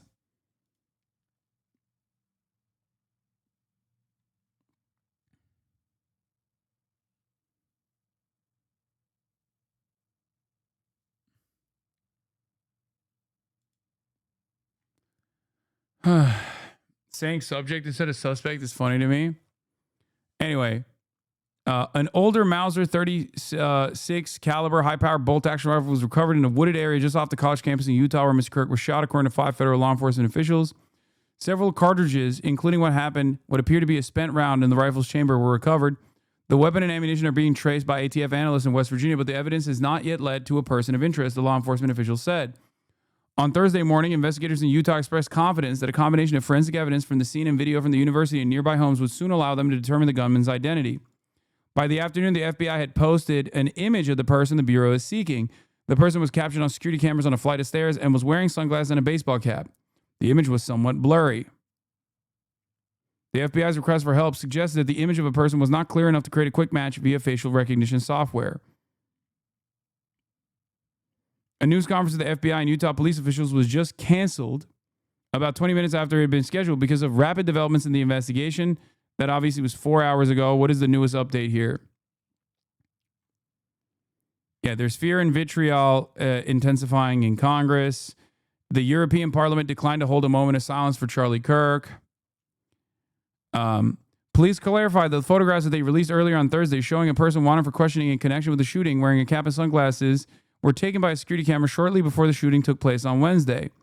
The police have received more than 200 tips so far, and they say that they are investigating multiple leads, but the killer remains on the loose more than a day after the fatal shooting of Charlie Kirk. As the manhunt stretches on, it is relatively quiet here in the neighborhood surrounding Utah Valley University, where Charlie Kirk was assassinated. One street in Orem remains blocked by police officers, and some parts of the campus are cordoned off by crime scene tape.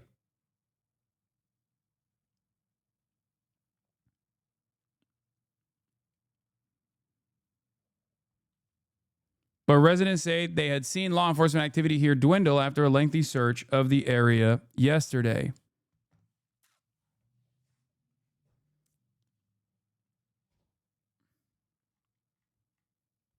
They're asking Grok for help. Oh my God. No. He's clearly in disguise as a... Okay, this is a meme, chatter. Shut the fuck up. He's clearly in disguise as a patriot. Wait, what? What? Oh, he's joking about this guy who's not joking. AI suggested this is what he really looks like. Lusty libertine of the masculine persuasion. Opinions are my own.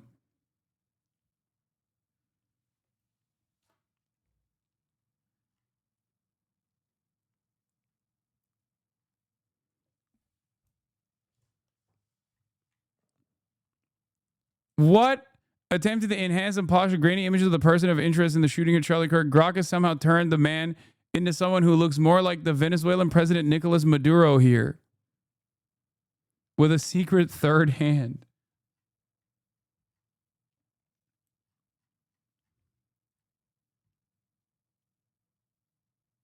More right-wing clanker psychosis on the shooter. They're not going to catch anyone at this point.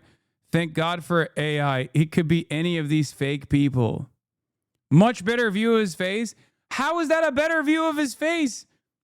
That's not What are you doing? Sharpened a little, had AI clean it, and this is what I get. That's Gemini cleaning up the pixels.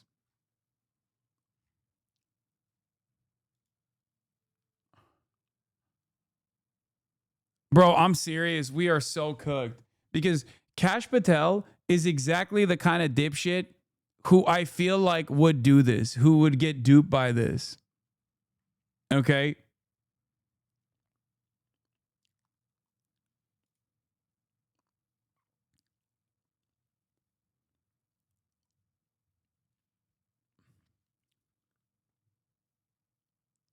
I could totally see that. They're transvestigating. Oh my God. What an incredible moment in time. Old enough to remember the ineptitude of Reddit detectives misidentifying the Boston bomber. Now we have AI guys transvestigating suspects by using Gemini to enhance the image, thereby making a ton of new fake photos. Just incredible stuff. Based on the body shape, hand size, jawline, and apparent lack of prominent Adam's apple, you might be looking at a biological female either transitioning into male or disguised as a male. And then this guy turns around and says, women can't shoot like that.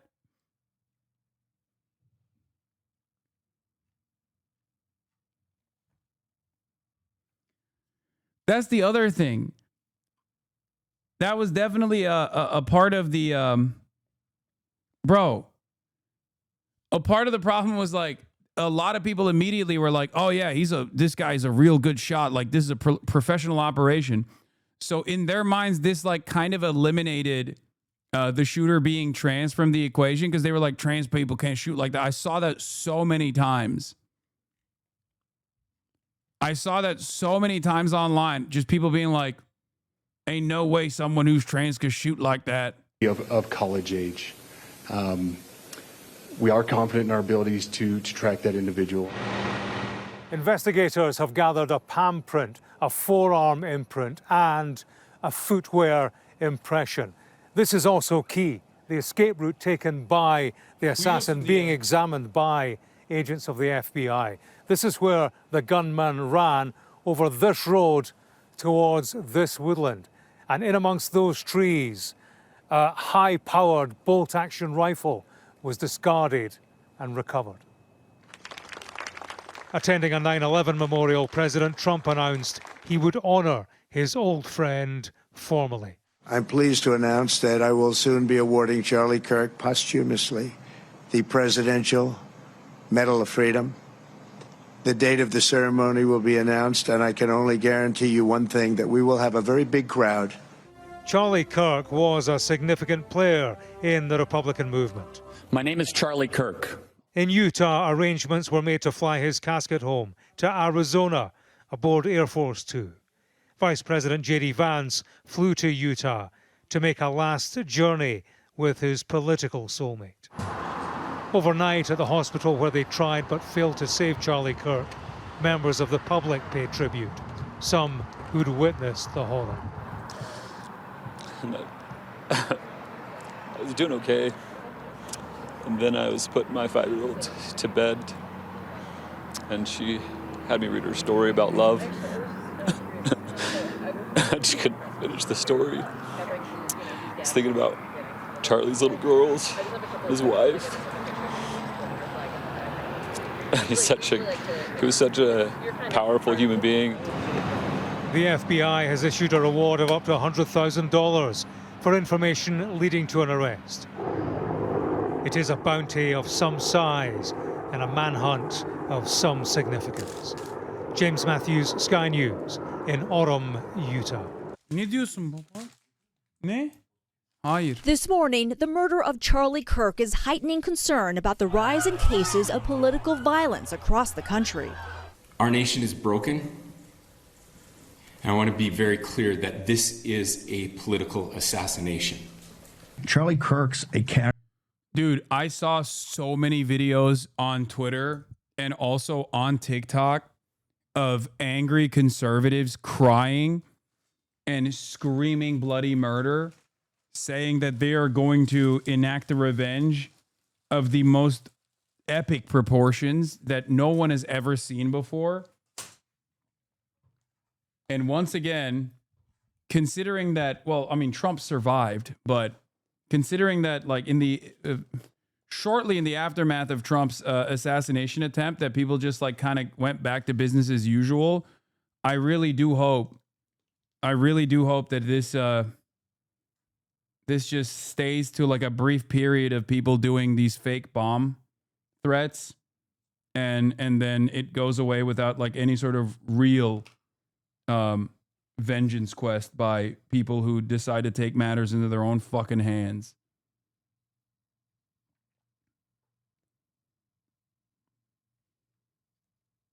I do, however, fear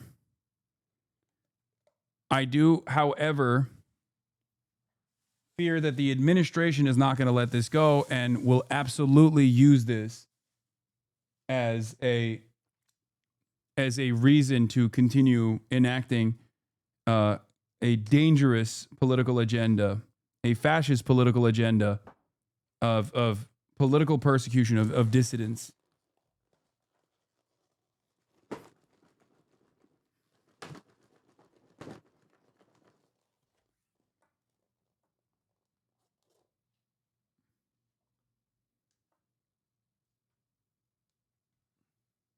Casualty of war.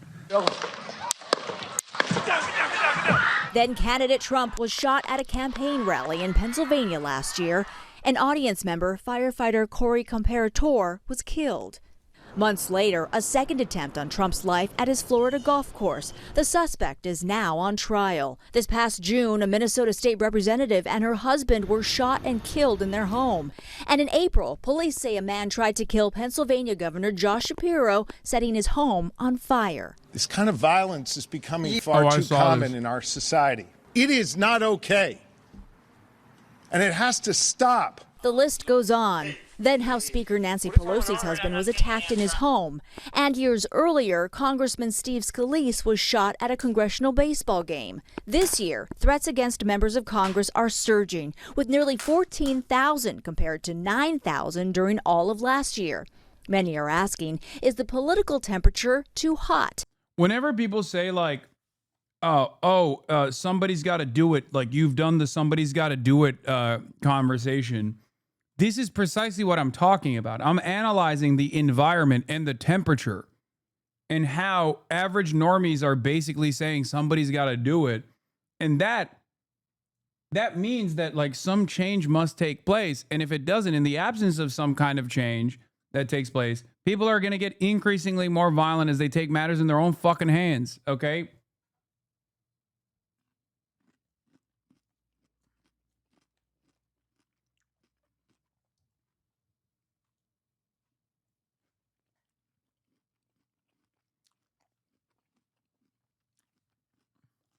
And is social media adding fuel to the fire?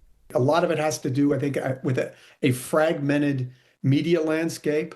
People can express their views on social media freely.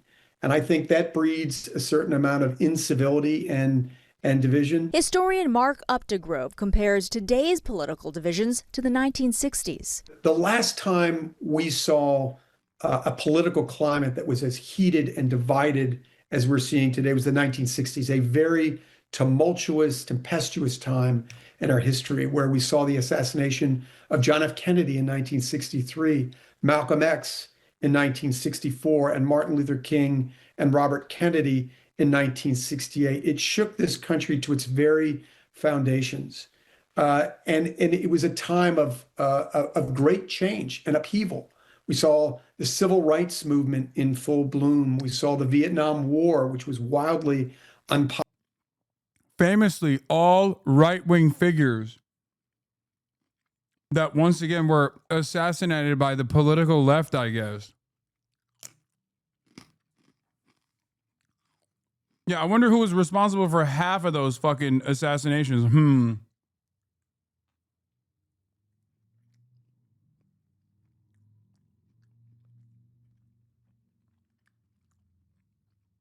Yeah, he's a based conspiracy parapolitics guy.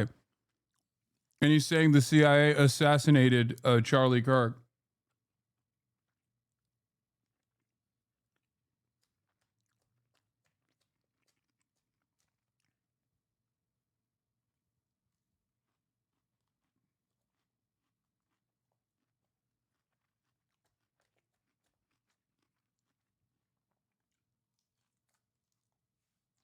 popular. These things ripped us apart as a nation. Eventually, we came out of it. But I think we saw then that political violence was not the answer to our problems. As for the threats against Congress, more funding has been allocated to boost security. Elizabeth, Perry. Andrea, thank you. A moment of silence for Charlie Kirk on Capitol Hill turned chaotic. The moment of silence gave way to a shouting match. Let's wait a minute. The House will be in order. The House will be in order.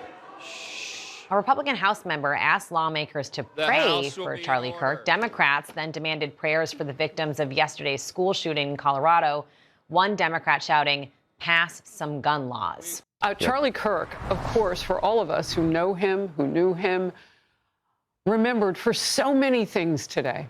And one of them is his staunch support of Israel. He visited in 2018. I remember. That was the first time I met him. Dude, this is the craziest.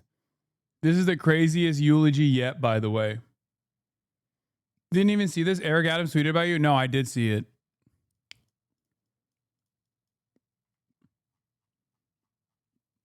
Dog, you literally had Sneeko on your fucking stream. He denies the Holocaust. What do you mean You can't be playing the association game.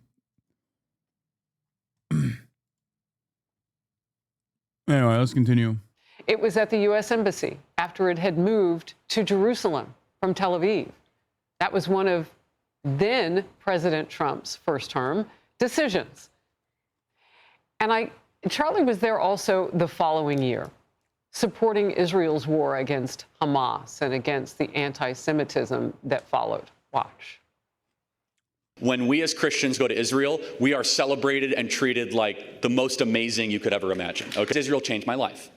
When I went to Israel, I was reading Bible stories my whole life as a committed Christian. And all of a sudden, I had a life-changing experience. The nation of Israel actually has a place in God's plan for us on this planet. There's something special about Israel, and I think we have a moral commitment to that land.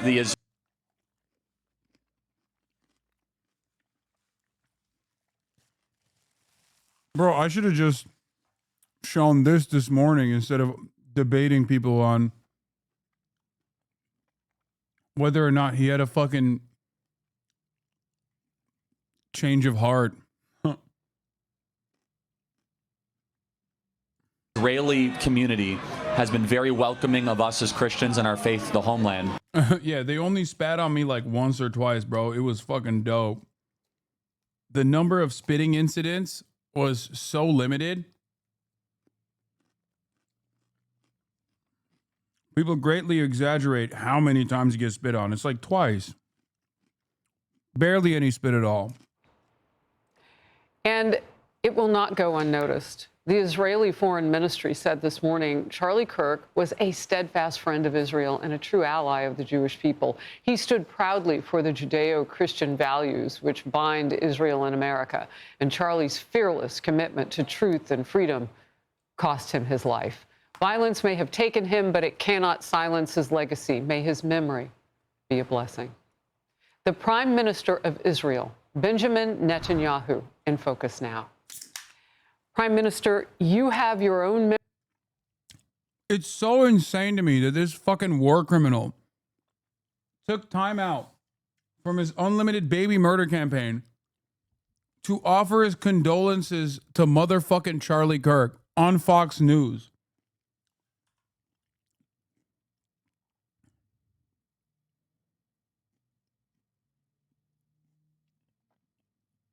I'm looking at to see if... Oh, there's just mostly Israeli people saying like they look up to Charlie Kirk. Memories of Charlie Kirk. Please share them. Well, Harris, before I do that, I have to say that we're just heartbroken. Myself, my wife, my family, my son actually, on his 2019 visit to Israel, had lunch with him and his wife, Erica. We're shattered first as human beings because a great human being has been taken from us. Was an extraordinary friend. He You know, he said, he wrote me a letter on May 2nd this year. He said, one of my greatest joys as a Christian is advocating for Israel and forming alliances to defend Judeo-Christian civilization. A few weeks before the tragedy yesterday, I called him and I spoke to him and I said, please come to Israel. I invited him to Israel. And sadly, that visit will not take place. But he was a defender of our common Judeo-Christian civilization. He was unbelievably excited to walk in the footsteps of Jesus here. He valued our bond, the bond between America and Israel. He did so many things to defend free speech. He had his truth. He stood up for it. But he said, you can come and debate me. He invited that debate. Bro, free speech is so crazy. Saying Charlie Kirk loves free speech is crazy.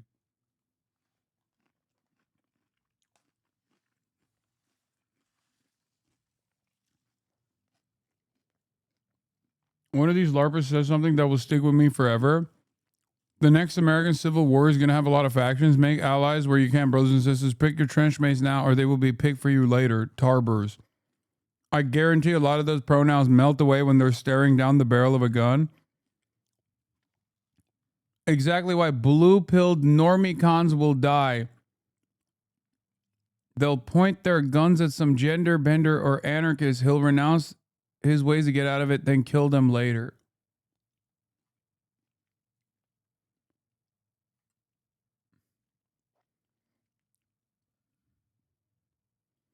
Why is this guy taking an L in his own like ultra violent fantasy of civil war?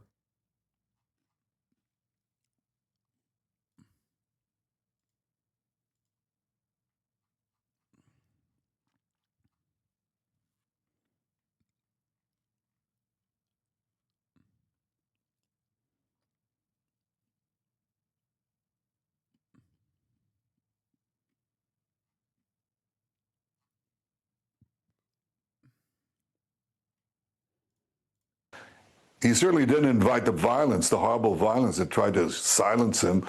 And you know, this is a worldwide problem. The people on the extremes, the Islamists, the radical Islamists, and their union with the ultra progressives, they often speak about human rights. They speak about free speech, but they use violence to try to take down their enemies. Whether it's President Trump, who's been almost assassinated twice, or they try to kill me here too. But they got Charlie Kirk, and it's just heartbreaking. Yeah, you know, the young people in both our countries look to him, and I don't know what is being said with regard to that right now in Israel, but I am curious. I mean, he is a beacon for so many in his young generation. Your last quick thought. Look, sometimes people can be irreplaceable. Charlie was 31 years old. He was a great hero of our common roots and common culture. My own brother, my older brother, was 30 years old when he died trying to successfully rescuing Israeli hostages that were held by German and Arab terrorists in Entebbe, Uganda. And I often I thought about my brother all my life, and I think of Charlie. I'll be thinking of Charlie all my life.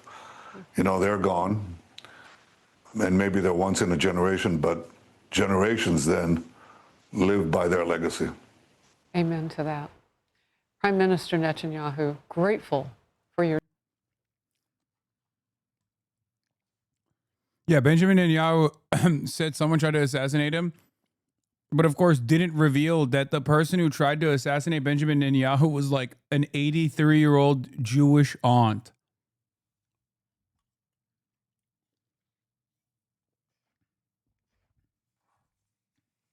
That's not even a joke. That literally happened. An Israeli Jewish aunt who's like 80 plus years old was stopped before she could complete her assassination attempt.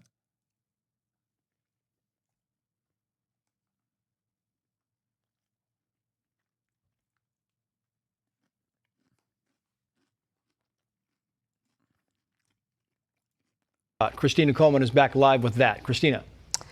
That's right, Tracy. We're hearing that this political contributor, Matthew Dode, got fired. And unfortunately, some on the left in the media, they've made some controversial comments following Charlie Kirk's political assassination. Take a listen. After one of the Doge employees was allegedly attacked in Washington, D.C., that's what Donald Trump used as justification to send in federal troops into Washington, D.C. to get things under control. You can imagine the administration using this as a justification for... Bro, how does TMC get this before law enforcement, bro? This is camera footage of the suspect walking. Also, he's limping. What the fuck?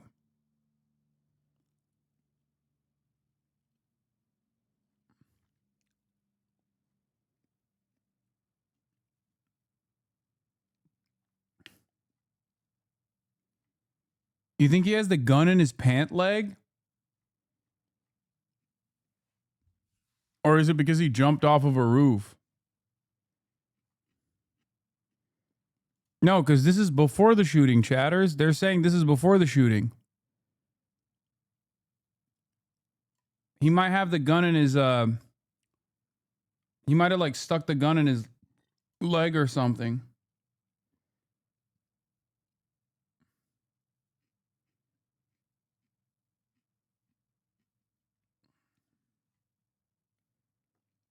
And then this is after the shooting.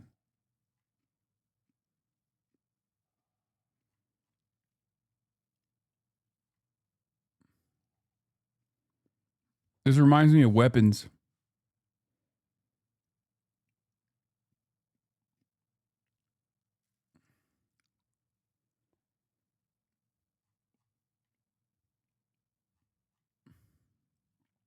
I can't see him here. I don't know what's going on. Wait, oh, this is it? Is that him?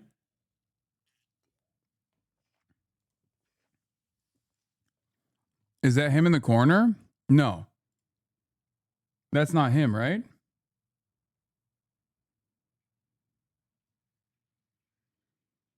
I can't tell. Oh. Wait for the vid to finish, man. Bro, chill. It was just nothing happening for like a long ass time. Calm down. Also, he's not limping no more.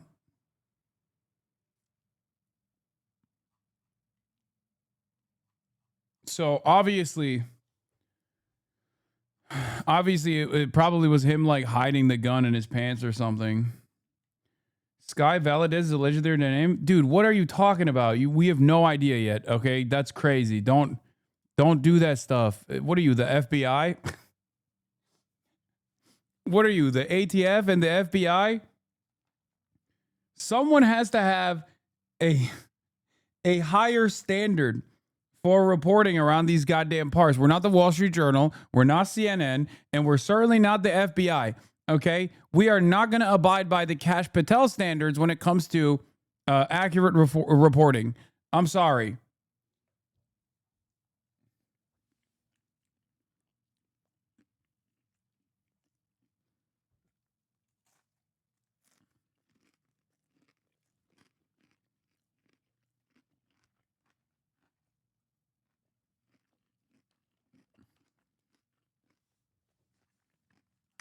Something. We don't know if this was a supporter shooting their gun off in celebration or so. We have no idea about this. But following up with what was just said, he's been one of the most divisive, especially divisive younger figures in this, who is constantly sort of pushing this sort of hate speech. Yeah, so that comment got him in some pretty big trouble. That's crazy, by the way. Free speech, guys. Free speech. They fucking clapped the one dude who was like, hey guys, you know, he's a pretty, like, let's be serious here. He's like a controversial figure who makes a lot of inflammatory remarks. I mean, it's true. He didn't even say anything inaccurate.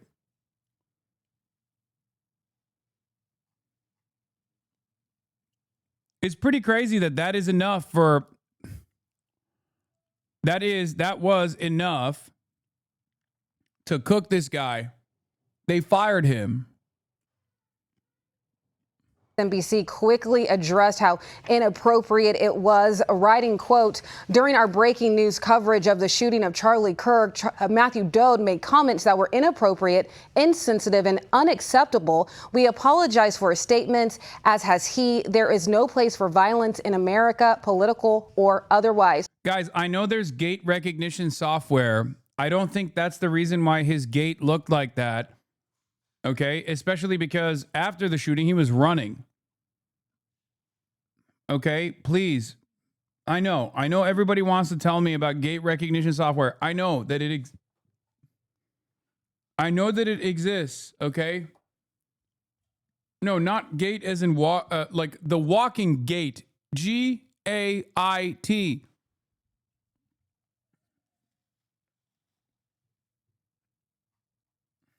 And tonight, President Donald Trump also called out anyone making comments demonizing. You're slow. He said a lot that was inaccurate. Rest in peace to Charlie. And I hope they can come back but think about your choice words. Come on now. Shame on greed. You're slow. ... He said a lot that was inaccurate. He didn't say anything that was inaccurate. Everything he said was accurate. Charlie Kirk was a divisive figure, and he did use a lot of incendiary language. And also on top of that, he actually used a lot of dehumanizing language. Nothing he said was inaccurate. It just like hurts your feelings. That's the issue here.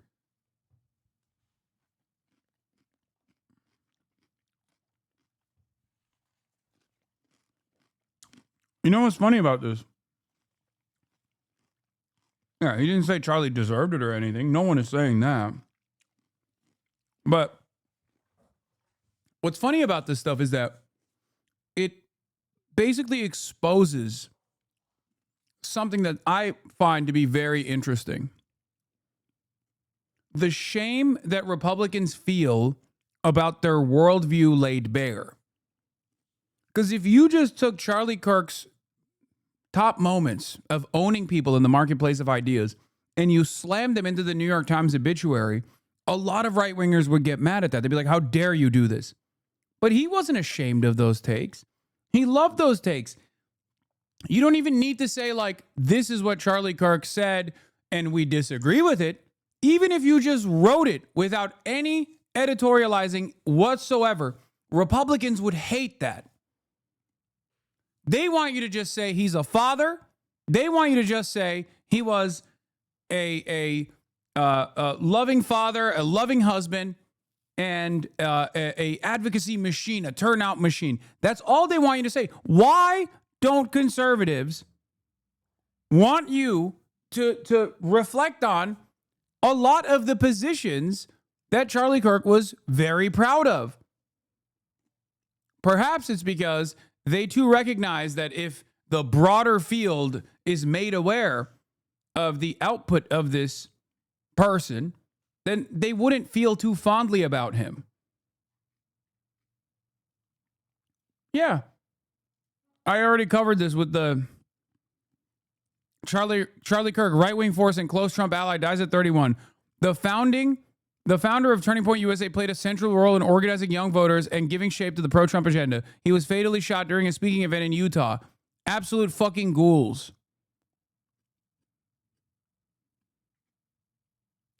Like, this isn't even a negative framing. If anything, this seems fairly positive obituary. They didn't even go provocateur, which they should have.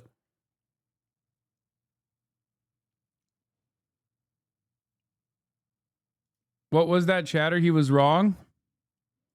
Michelle Obama and Sheila Jackson Lee and Ketanji Brown Jackson were affirmative action picks, we would have been called the racist. But now they're coming out and they're saying it for us. They're coming out and they're saying, I'm only here because of affirmative action. Yeah, we know. You do not have the brain processing power to otherwise be taken really seriously. You had to go steal a white person's slot to go be taken somewhat seriously. Play cut 52. But I rise today as a clear recipient of affirmative action, and particularly in higher education. I may have been admitted on affirmative action, both in terms of being a woman and a woman of color. But I can declare that I did not graduate on affirmative action. This is my personal story. I hear because of action affirmative. She can't even say that. We know. It's very obvious to us that you were not smart enough to be able to get in on your own. I couldn't make it on my own, so I needed to take opportunities from someone more deserving. You know, this is how arrogant Joy Reid and Ketanji Brown Jackson and Michelle Obama and Sheila Jackson Lee are. They're so narcissistic, they think this is persuasive. They think we're like, oh, of course, that's why we need affirmative action, because you have impressed us with your brilliance. Of course. Oh no, imagine the world without Joy Reid. Imagine the world without Sheila Jackson Lee or Michelle Obama or Ketanji Brown Jackson. They think this is persuasive. They think as they kind of now reveal that I'm only here because of anti-white, anti-Asian forced discrimination policies. That turned me into a bitter, resentful activist that hates white people, honestly, through our policies.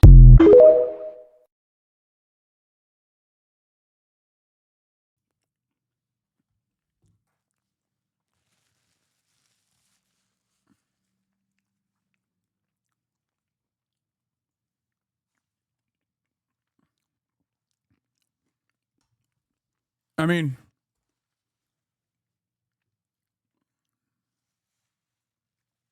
Charlie Kirk. Hey, I'm from Germany, so thanks for complimenting on our innovation. Guten Tag. Thank you. Yeah, Hi. Deutschland über alles. No, not quite. You don't like your country? No? I love my country and I'm a patriot. No.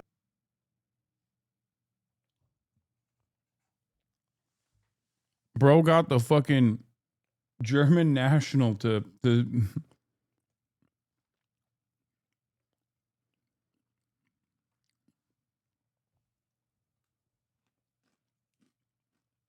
I mean, that's literally illegal to say in Germany. Chat.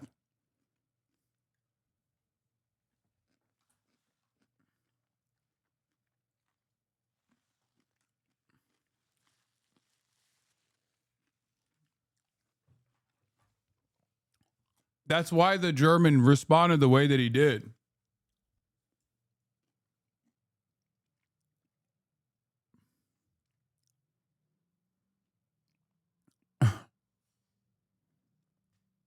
Yeah, it means Germany above all, which was a Nazi slogan. Vice President carries Charlie's casket? What the oh my God, dude. We're going to get so cooked on the left, dude. I swear to God. The fanfare exhibited, like the symbolism, all the stuff.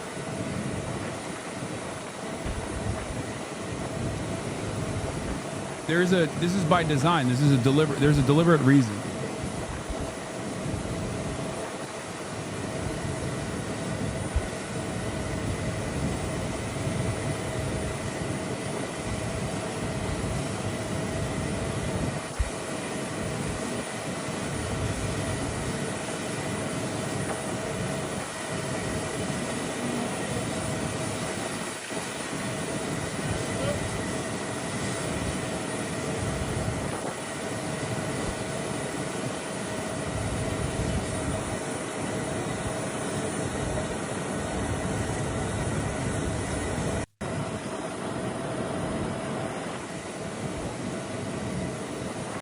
Bidaka baba.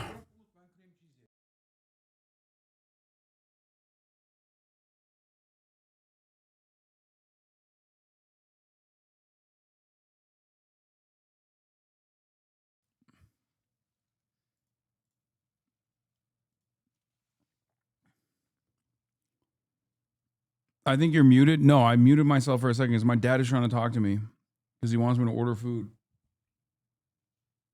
Or rather, I ordered food already for him. But there's been an issue.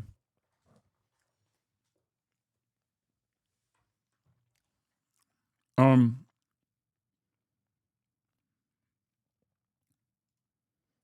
is this drone footage showing how far it was? Drone footage of UVU crime scene where Charlie Kirk was assassinated today. Footage provides an overhead breakdown showing the location of Charlie Kirk's tent, the shooter's position, and the route he took to flee after the attack.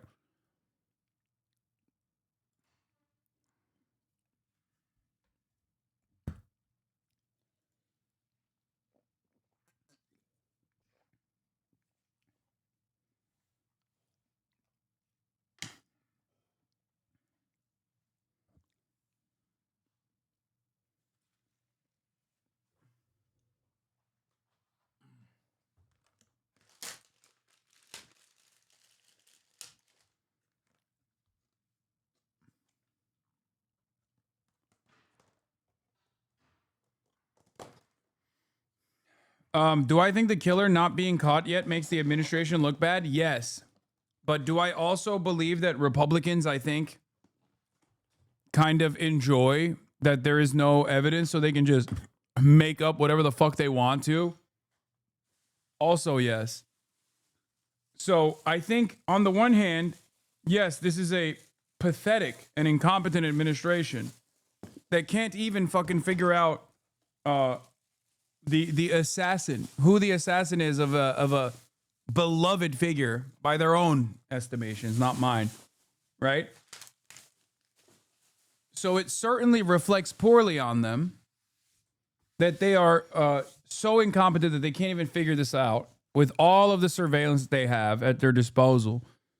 But having said that, I think this is this yields a new opportunity for the admin, and therefore they could just basically say the shooter is anyone and everyone that's ever hurt their feelings.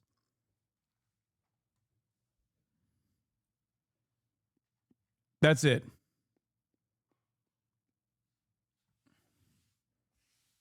So in that vein, like, they get to continue entertaining their delusions. They get to run around and posture.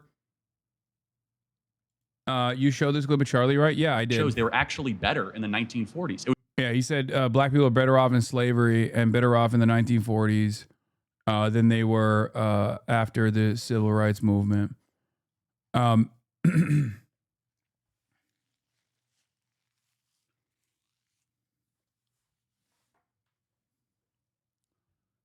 Another view from the Reuters drone.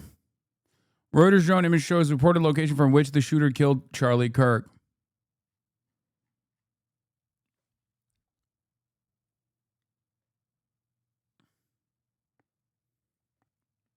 Wait, what?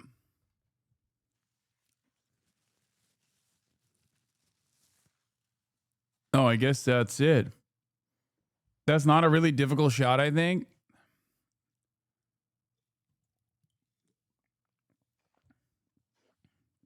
Okay.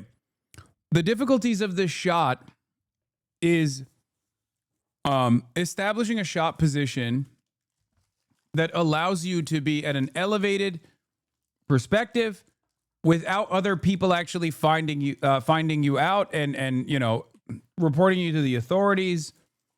The difficulties there are you know, pulling the trigger on a human being, okay? Like, it's not something that you can do without having sufficient training. It's not, I don't think it's that easy. There's a reason why when you go out and like hunt deer for the first time ever, like, you get the yips. You have a hard time. Like, ending life, ending organic matter is not an easy endeavor. And it's especially difficult when it's a human being.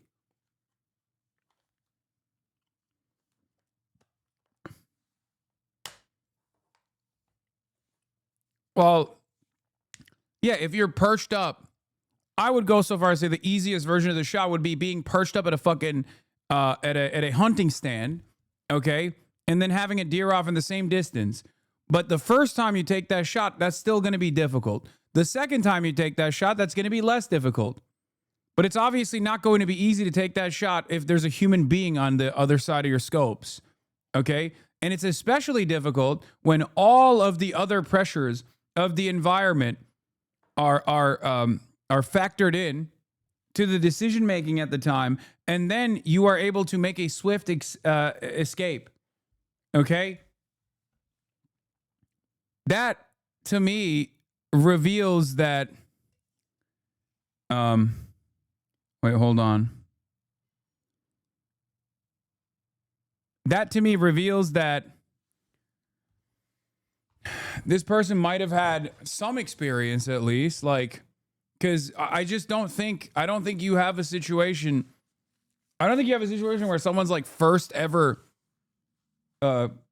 kill shot on a human is a one shot, like clean one shot straight to the fucking artery, the main artery, and then you just make a swift escape. Like, that's it. He didn't even fucking shoot a couple times or anything like that. It's just crazy. That wasn't clean. That was a miss.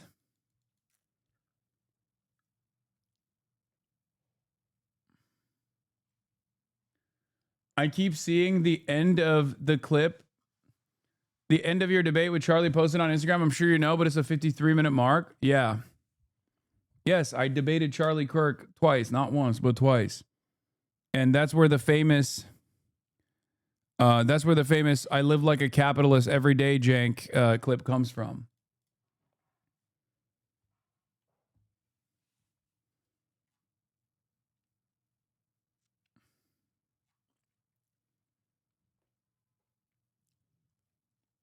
That caliber drops 4 inches at that range. Maybe he was aiming for the head.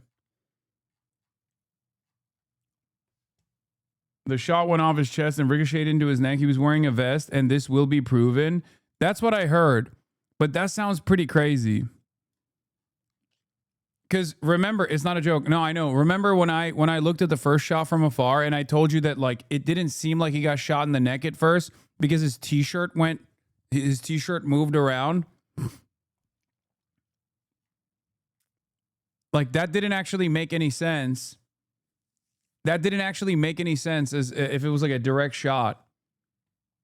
And I guess I thought it was like maybe the impact, but I don't know. I don't know enough about like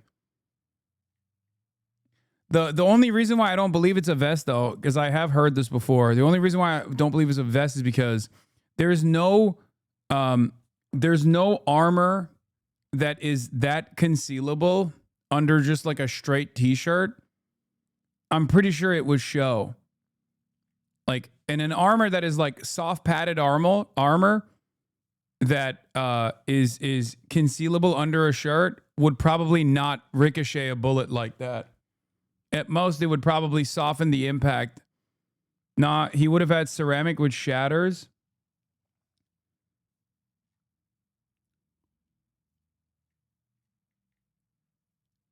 So I don't understand why. Like, I don't think armor ricochets a bullet, right? Doesn't Kevlar and ceramic they just soften the impact basically. They just like eat the bullet. It doesn't like it doesn't end up ricocheting it, right? I always thought that it just like gets lodged in.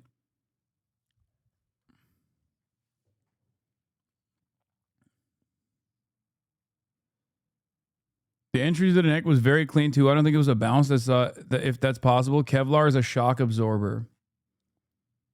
Yeah.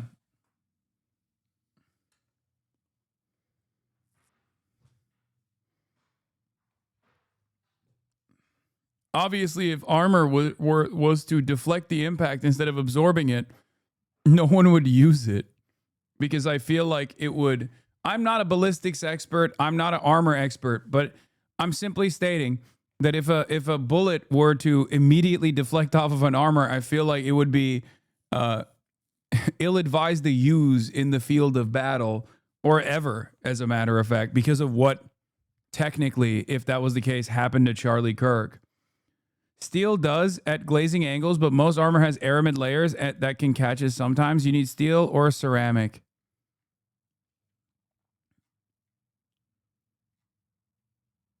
But I watched a lot of GunTube. You are right. It would make a huge bulge on the armor if it was ceramic. It's the same thing, but ceramic is really thick. Yeah.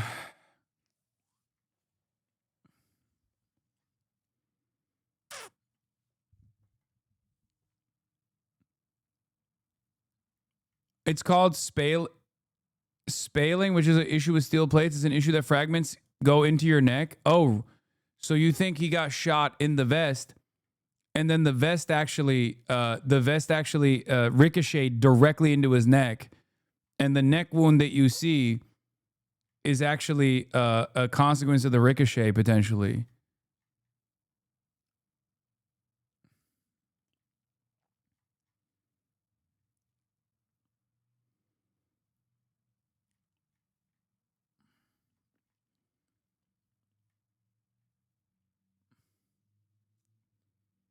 Mapping the Charlie Kirk assassination? What the fuck is Hoog? Wednesday, September 10th, 2025.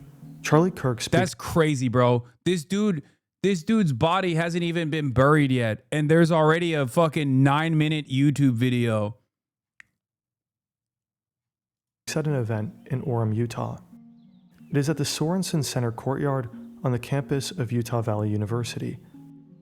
The event, part of his American Comeback Tour, features his signature Prove Me Wrong debate format. Kirk is positioned at a table beneath a large tent. Students come up and have a chance to ask him a question and debate with him. Approximately 20 minutes into his presentation, an audience member identified as a student questions him about mass shootings. Do you know how many transgender Americans have been mass shooters over the last 10 years? Too many.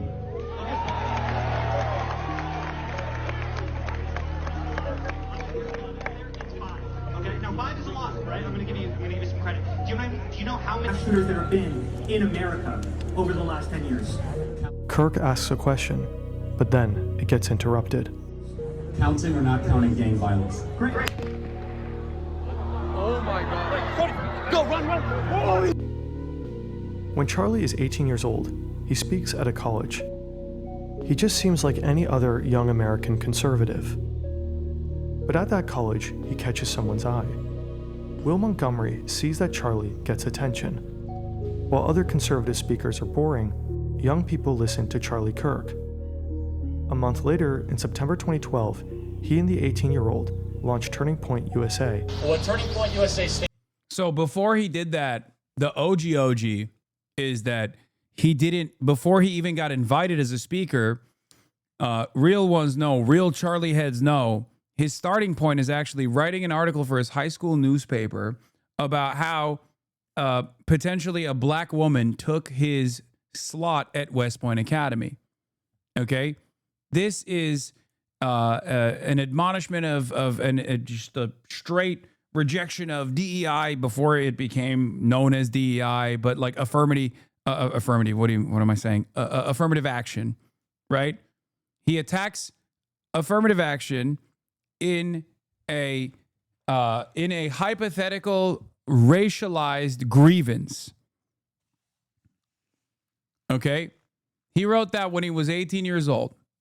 And of course, he had no proof for this, but it didn't matter. And Breitbart took that and posted it. And then as soon as Breitbart posted it, he became a conservative fixture. Like very quickly, he was plucked out and he became one of those like young conservatives, you know, because they were like, oh, he's just the kind of racist that we need, but he's also young.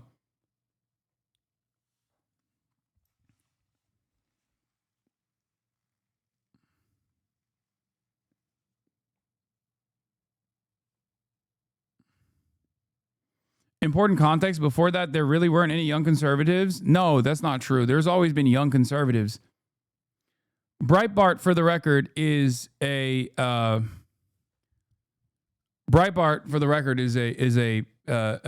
outlet that is like super far right. Andrew Breitbart's operation. But I mentioned this because it just shows you how easy it is to become like a known figure and what it takes for someone to be plucked up as a commentary person.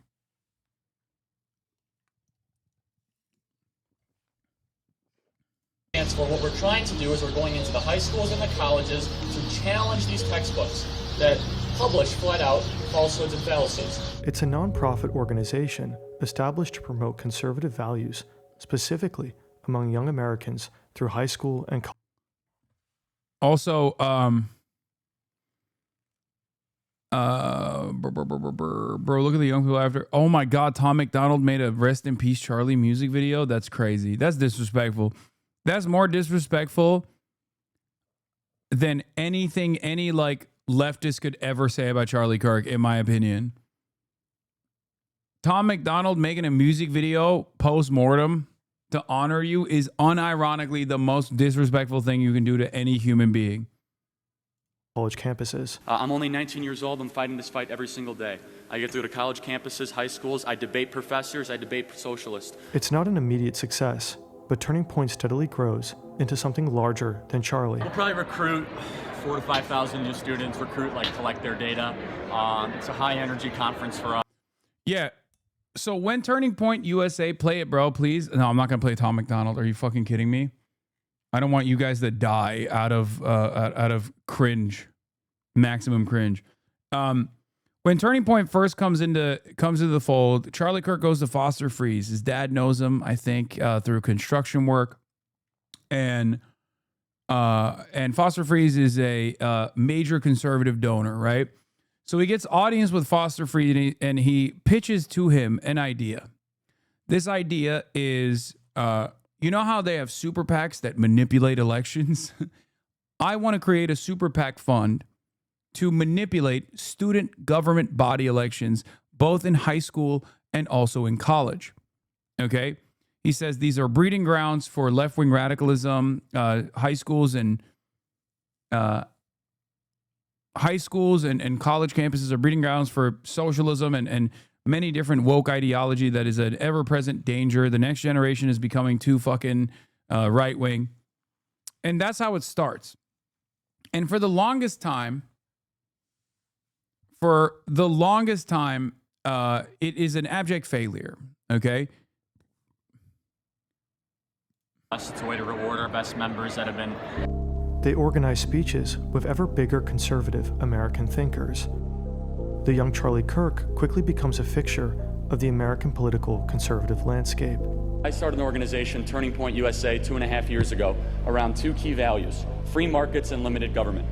In 2016, he speaks at the Republican National Convention. When Trump secures the Republican nomination, he and Turning Point embrace the MAGA movement. Charlie Kirk gets a direct line to the president. Yeah, in 2015, he was anti-Trump. 2016, he very quickly, once Trump wins the primaries, he's like, I'm pro-Trump all the way.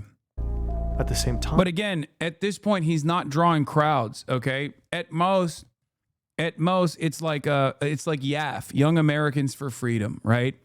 Like, at most, it's like another, at most, it is yet another young college Republican advocacy group.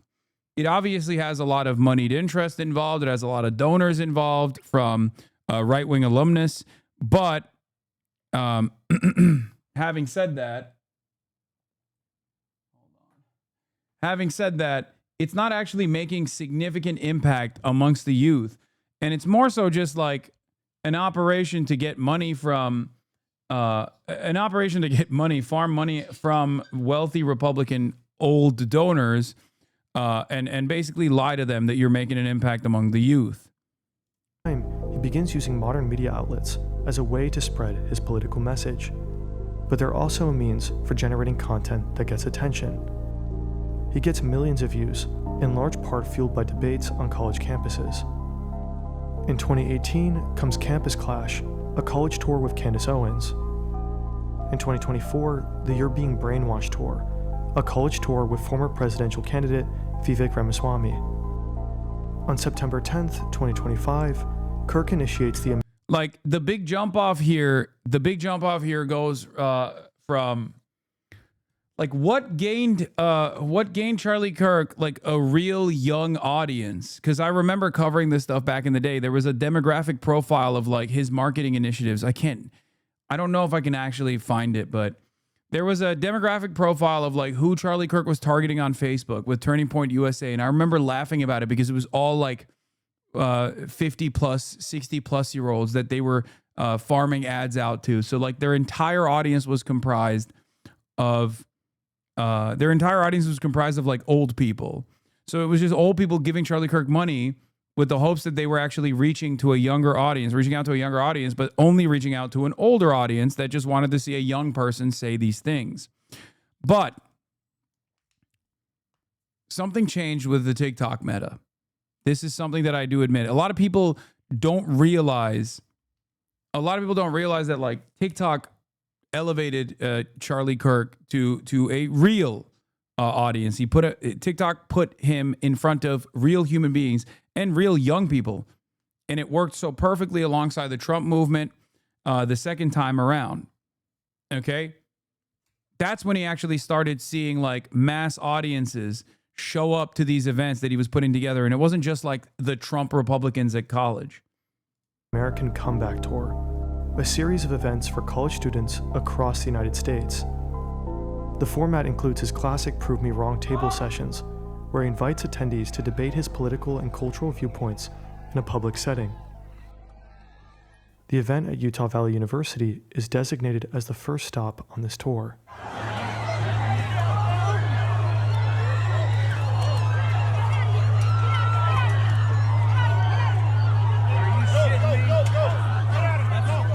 Eyewitness accounts describe hearing a loud bang. Closer, are they like restricting you guys up here or what? Nah, it's too crowded. It's just there's just so much. Before we had a flag and we had it, so it was positioned above the tent, so it would be in the camera. And they just moved. What was that? Oh my God! He just got shot! Holy shit! Holy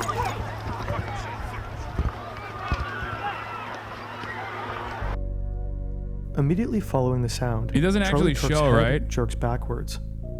A significant volume of blood gushes from his neck. Although an autopsy is yet to be released, speculations state he is hit partially in his jugular and spine.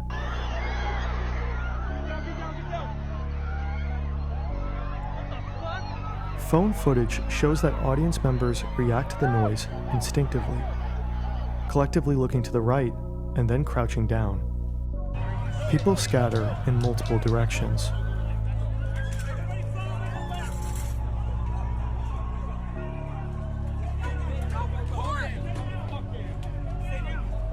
Yeah, in 2016, Charlie Kirk was used to convince old Republicans they had the support of the youth when they were with Bernie. In 2024, liberal Gen Z people are used to convince old people that they, Dems, have the support of the youth when they are with Charlie Kirk. How the turntables?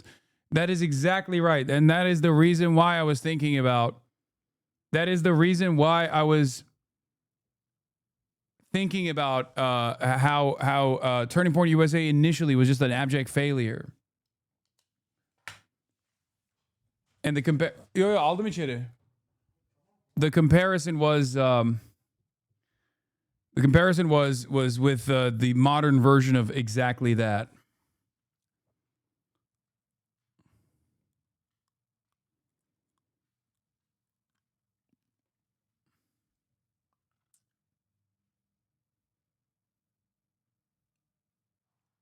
Also, anyway, let's continue.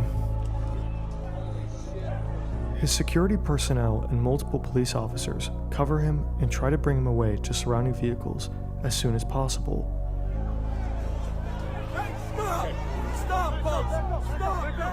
Through phone recordings later released on Twitter, a figure is identified on the roof of the Losey Center. So there's somebody on the roof right there? Just saying? Huh. He just ran from over, where's my finger? Well, from over there, ran in. And now he's right there. Just saying. A building located approximately 200 yards or 180 meters from Kirk's position. It seems the shooter is lying in a prone position, shooting down with a clear view of his target. This individual is observed both prior to and following the shot, and is seen retreating from the rooftop. Based on these videos, the shooter is placed at a more accurate guesstimation of 100 to 120 meters from where Kirk is sitting. Presumably, the shooter escapes over the roof of the building after taking the shot. Charlie Kirk is carried to a police vehicle parked just behind the tent where he is speaking from.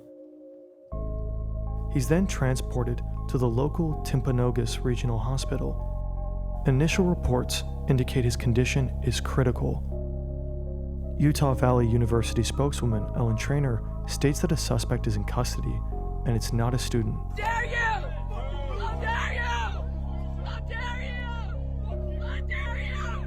How dare you! Political figures begin to issue statements. President Donald Trump posts on Truth Social, calling for prayers for Charlie Kirk. Vice President J.D. Vance also expresses calls for prayer. Utah Governor Spencer Cox condemns the violence, as does California Governor Gavin Newsom and many other prominent political figures. At 2:26 MDT, FBI Director Kash Patel also announces on social media that a suspect in the shooting is in custody. Now, we have a person of interest in custody. But only a couple of hours later, all statements are retracted. Cox clarifies that George Zinn, the individual initially detained, is not the assassin, but has been charged with obstruction of justice. A second suspect is also... They found the identity of the shooter just now? I don't think they did yet. Chibi Reviews tweeted about you 25 minutes ago. Please check it out. This guy is spreading lies and hate throughout his audience.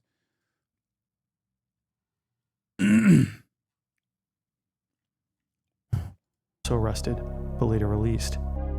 As of right now, the authorities state their investigation continues. At around 2:40 MDT, Charlie Kirk's death is finally confirmed. President Donald Trump announces it on Truth Social.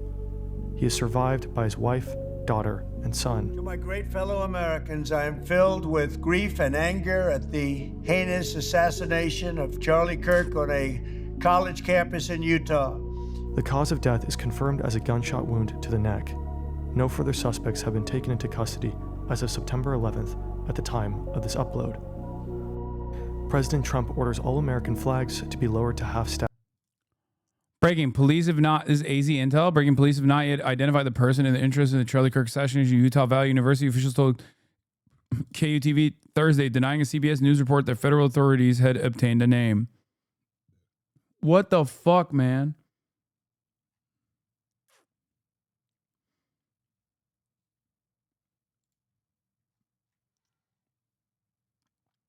My friend's mom was talking to his mom while all this was happening. She told her that he had been dead for an hour prior to Trump stating it.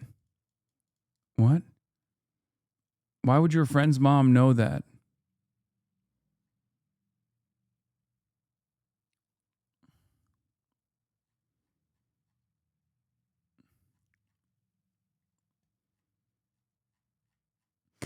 I just, the mom network is real. Okay, look, I suspected that he was dead as soon as I saw what his neck was doing, but the time of the confirmation doesn't really matter.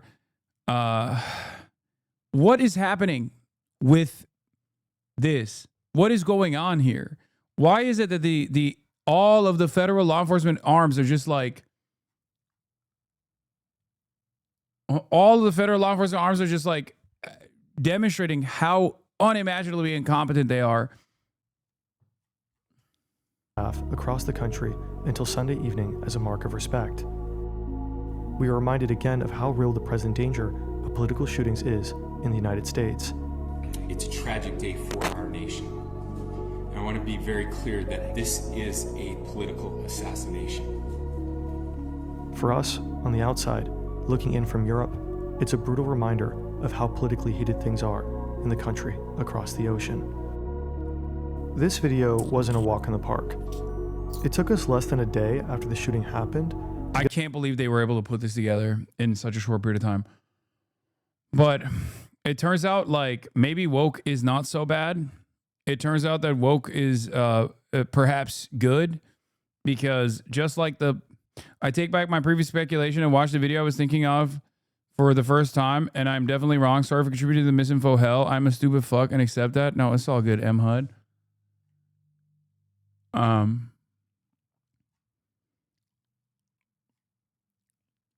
Shooter most likely understands that federal government tracks people and was able to evade leaving traces and probably has left not much for them to find.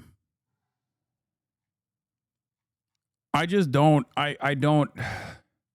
In this day and age, a high profile shooting such as this one is supposed to immediately yield results. But of course, this was another thing as well. Law enforcement have absolutely no control over the crime scene, incompetent. They should all be fired. Dude, after the shooting takes place, literally walks up to the scene of the crime.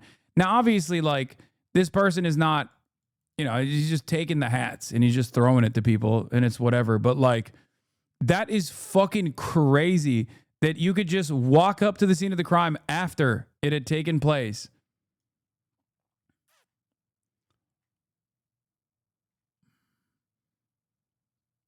TMZ claiming they have footage of the suspect walking to the campus. Yes, I already covered it. Yes, I did. Here, he's got a weird limp here as well. TMZ obtained chilling video that shows a man dressed in all black matching the description of the FBI's person of interest hobbling down a residential street in Wednesday in Orem, Utah at 11:49 a.m., heading towards the Utah Valley University campus a couple blocks away.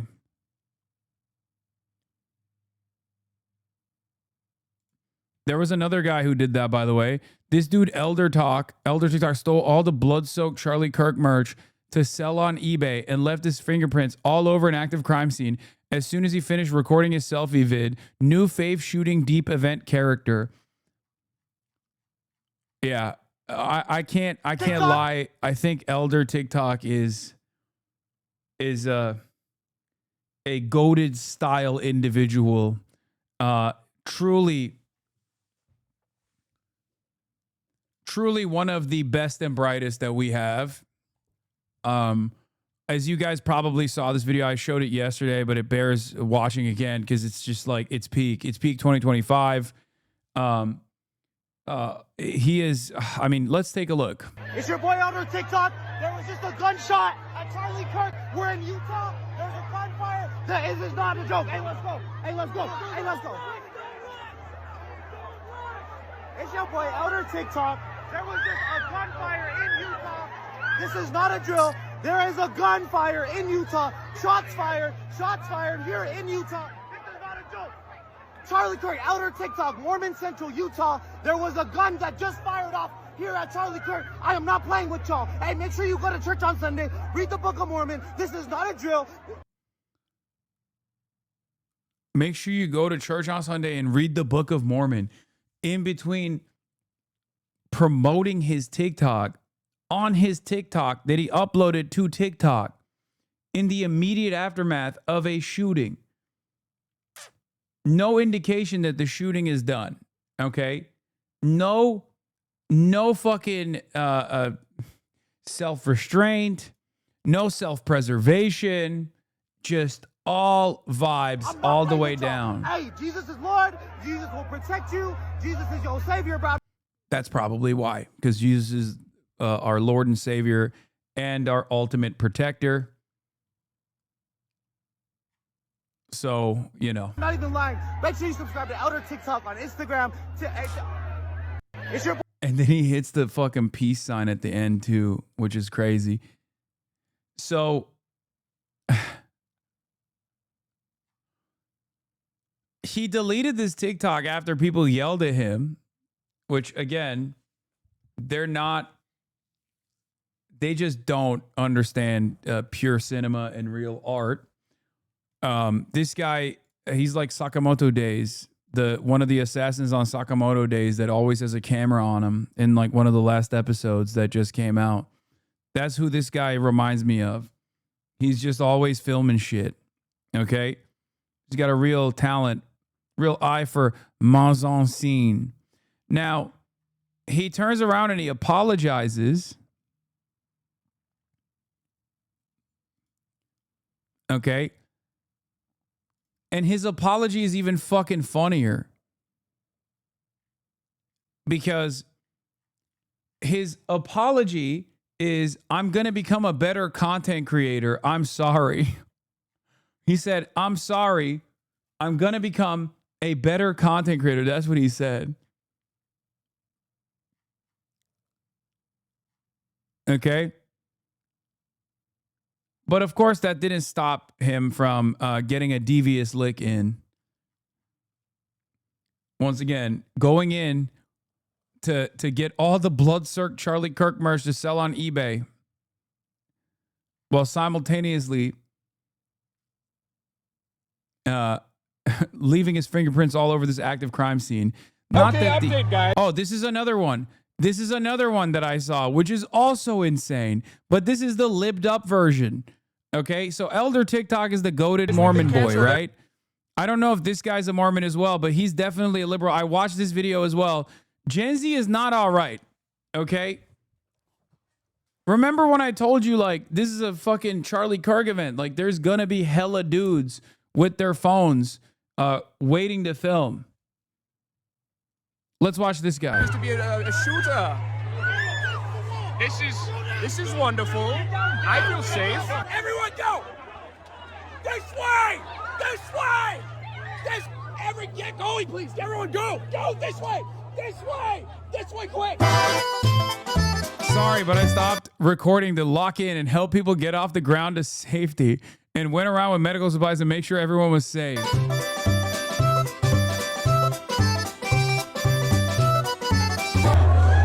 That was crazy. Everyone good? Everyone good?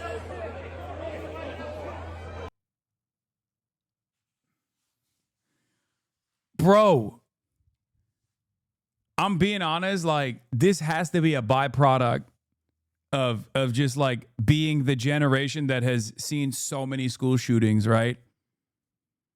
Like, that's it, right? 46 just this year. And you're just like, yeah, well, you know, there's another school shooting. Like, time to fucking film myself. Like, what the fuck? This is, I mean, that's crazy, man. That's crazy. Oh, that was a fun transition. He's doing like epic bacon voice too. Like, he has like, for some weird reason, he's doing like Faillennial voice as well. So due to the fact that there was a pistol being shot off after evacuating people, I'm going to leave. These guys aren't, I guess. That's weird. Anyway, Second Amendment, yay, whoa. Okay, I just heard from some passerby that he got shot in the neck. Yikes. Baby's first mass shooting. Yay. We need gun reform. What's up, guys? I'm currently making my way out of UVU. I just had to make sure everybody was getting out of the fire exit, and dropped off a few families to other parts in the parking lot. But long story short, right after a certain comment was made about firearms by Mr. Charlie Kirk, someone in the audience took it upon themselves to shoot him in the neck, and I was there. Like, I know this motherfucker's Gen Z, but why is he giving Faillennial? Why is that? Is it because he watched too many Faillennial YouTubers or something and he just kind of got stuck there vibes wise? Like,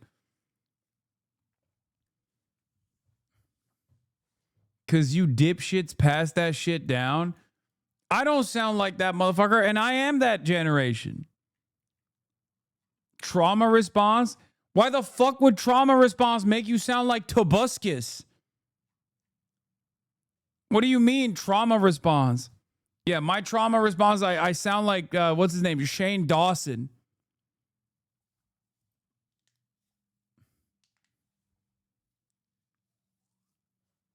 Who's going to tell Hasan? Wait, I do sound like that? Yeah, I got epic bacon voice, actually. We need gun reform. But yeah, I'm good. Just making sure. I know a lot of you knew that I was here, so confirmation, I'm alive. I knew a few other people here, and I'm just double checking with them that they're good. I didn't hear any other shots go off after the initial one, so I think the shooter was specifically targeting Charlie and no one else. So I'm good. I think everyone else there is good. I made sure like 99% of the people were out. There were some people like still hanging around the area for some freaking reason. I don't know.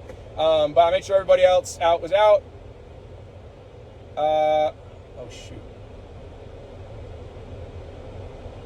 Yeah, I think we're good. But yeah, I'm good. We're good. No one's wounded. We're chilling. And yeah. After making it home and after quite a few calls, I'm chilling. I just edited the clips that I took while I was in there. you know what's weird about this? This is my first time, I mean, being in a shooting, I guess. I think what shocked me even... We watched your buddy pretend to cry yesterday and he got pissed at us. Wait, what? Who was my buddy?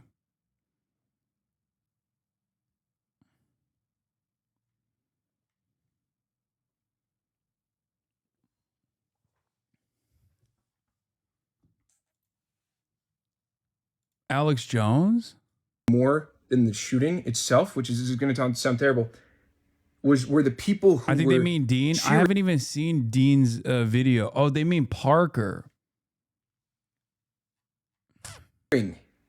After some of the things he said. And a big chunk of those people... How do we know who Tobuskis is? Bro, he's literally issued a death threat against me. Any motherfucker that has, like, at a certain point, hit that right-wing pivot when their career falls apart, that's the same guy, right? He's, like, right-wing now, no? Isn't that the guy? Yeah. This is the guy. Yeah, he went right-wing. And then when he went right-wing, he, like... since he went right-wing, he's been talking big shit. Yeah, look, see? You know what's funny? I wonder... Yep, that's it. That's him. I wonder if... hold on. I wonder if he's, like, talking about toning down the political violence recently.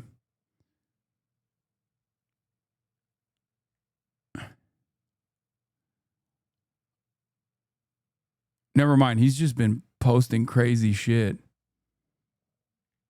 He's just been posting like an insane person. Is everything AI? What's the catch? Let's go for a walk. Bless your face to find out. Be good. There's some weird stuff going on. I love you. So confused today by this stuff. Okay, never mind. We're fine.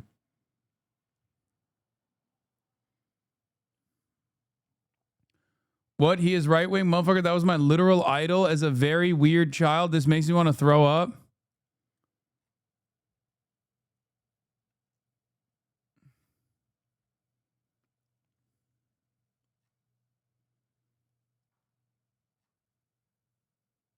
Hasan, he was a huge YouTuber. Yeah, that's what I've heard. I only know about him like this. This is how I know about him.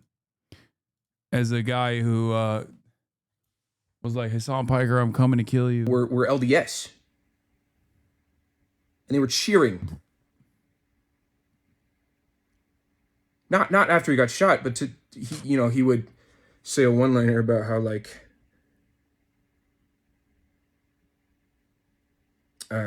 sorry,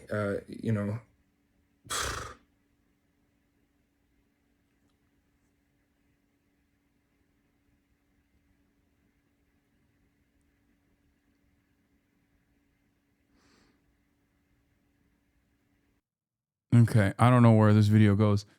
What is this? Dean's video is wild. Dean Withers talking about Charlie Kirk is so crazy. I think it's crazy that he's Now, like talking about some serious shit and he's like crying and then there's a join my fan club sticker on his head. But I guess like that's just TikTok, right? Like that is just a crazy look. You know what I mean?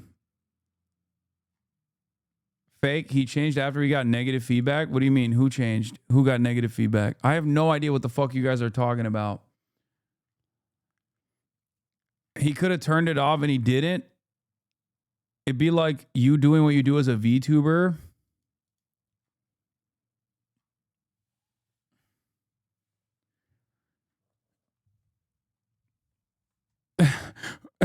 What's with all the animations going on in the video? How am I supposed to take him seriously? Yeah, it's a TikTok live, man. Dean got negative feedback and posted a follow-up to his stream. I mean, like I said, I understand why people like... I understand why people like Dean or Parker, especially Parker who was there. POC Twitter and POC Talk are just pissed at liberal debate bros because they've only used POC struggles as a talking point against people like Charlie just to turn around and shed more tears for Charlie against centrist clicks and MSM Night live invitation. Sean the Black was right again, Hasan. I don't know if it's as cynical. It might be. But I suspect it's because like you fucking saw they saw a dude that they know that they've been around getting shot. For real though, on Insta, like 40,000 libs defending Dean. I do understand why people would be frustrated at any any empathy being shown to someone like Charlie Kirk, because like Charlie Kirk's entire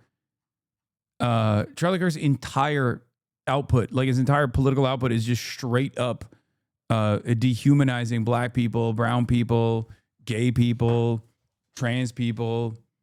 You know what I mean? It's just like that's the whole thing that he's done. So when you see somebody who you thought was like defending you and defending your rights, defending your humanity, right? All of a sudden shed some real ass tears. It probably pisses people off, where they think like, this is not just a talking point for us. This is our lives, right? Having said that, however, like I said, he's a young dude who just saw a guy who he was like following around the country trying to debate him get fucking shredded, you know? And that probably is traumatizing. I mean, it was traumatizing for me too. You know? He's a commentator himself. He does these like public things himself. It's like seeing your worst fear in real time materialize in front of your eyes.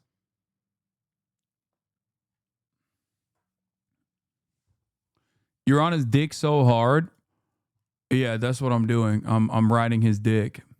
I'm just giving you my reaction to the initial video that I watched was also fairly traumatic. And as you guys know, I see this kind of stuff from Gaza all the time.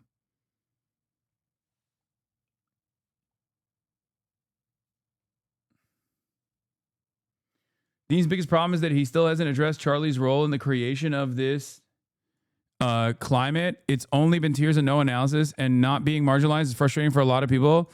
But I also think he's allowed to be sad. Yeah, no, I agree with that. But I don't know his commentary at all. But I do agree, if he hasn't like talked about Charlie Kirk's pervasive and negative influence, you know, then that's a whole different story. You're on his dick so hard, describing Hasan in a nutshell as a top. Great way to join.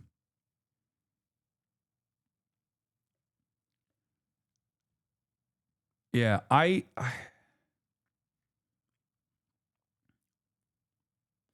when you watched the close-up, it made it obvious it was traumatizing for you. The vid was shocking. I'm sure live was worse. I mean, he wasn't there live, but his friend was. Parker was.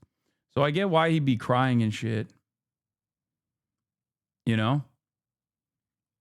I mean, if you're in an active shooting situation where you watched a dude that you have debated that kind of does the same thing that you do, it makes sense. What is this? There was a tweet about your reaction. Y'all need to chill. It's very much okay for Hasan to be upset and nervous about the shootings. A political commentator that came up with him on the opposite side is terrifying. Yeah. I mean, I get a lot of death threats, you know. That was...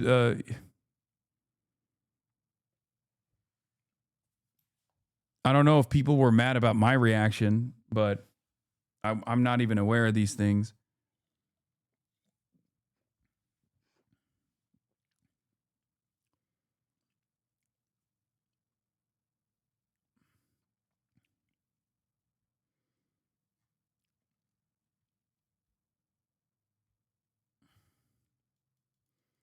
They're mad because he's a man and mentioning cry. No, I don't know about that. I don't think that's the case. I think people understandably, especially if people are like black, brown, undocumented, trans, like they see this stuff. They see this stuff and they go, what the fuck is this? They see this stuff and they go, oh, you're not like in that heated moment, I think they just assume that this person has like more empathy for a peer, a counterpart, than they do for like all the people that they're supposedly speaking for. Friend of the show, Vanilla, had a great take about Charlie. Ooh, let's see. I'm gonna get on here and make a video about this, but y'all done pissed me off in my Instagram requests.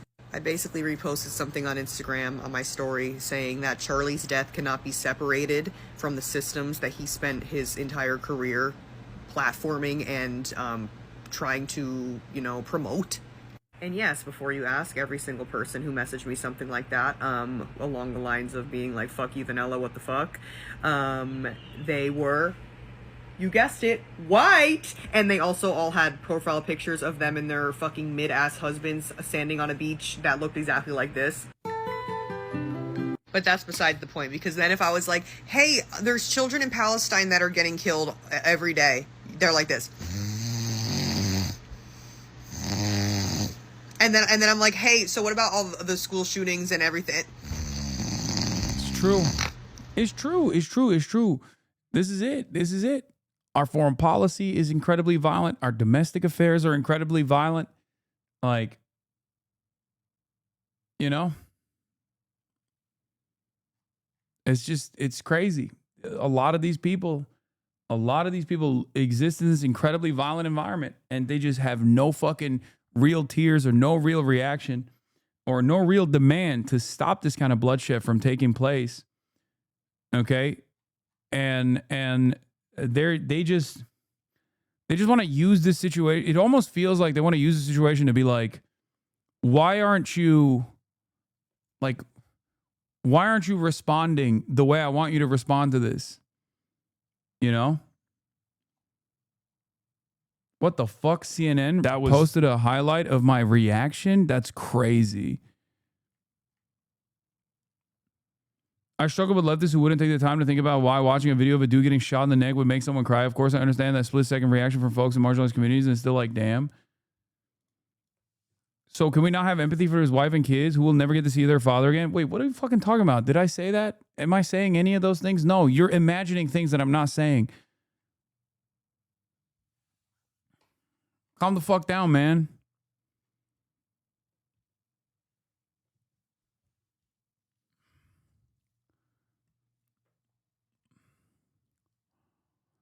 Here's the thing, okay? A lot of people are demanding that you grieve, okay? A lot of people are demanding that you grieve for a person who absolutely, and we don't have to engage in hypotheticals, a person that has not grieved for people like yourself and has actually used every single opportunity to continue advancing a very violent agenda. Okay? I think that is a little unacceptable. If you are to say political violence is completely unacceptable in a civilized society, it should not happen, I'm with you. That's my take as well. I think it's fucking ridiculous. I, too, was traumatized by the footage of a person that I've known for many years, a person that I've debated on multiple occasions, and a person that was supposed to debate.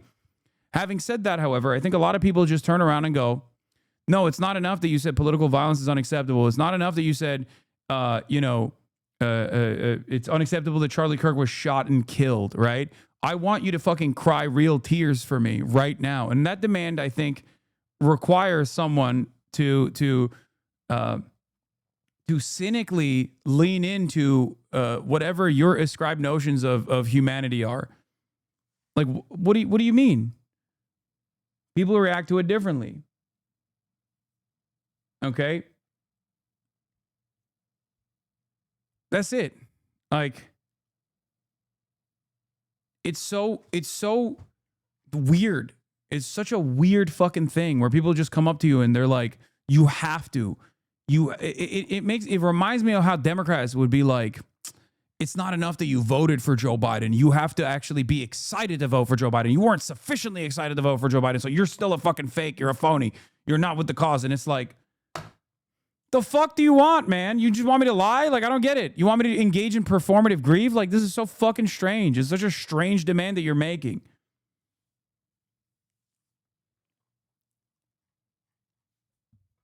That's what it feels like right now. The environment is like, the environment is like demanding that there is performative grief.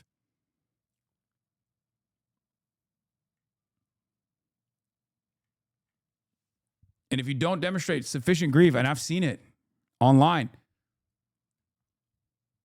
okay, I've seen people clip my not immediate reaction, but like subsequent statements that I've made after. And people are just like clipping them to be like, see, he's making fun of Alex Jones. He's not sufficiently saddened by the atrocities that unfolded. And it's like, the fuck are you talking about?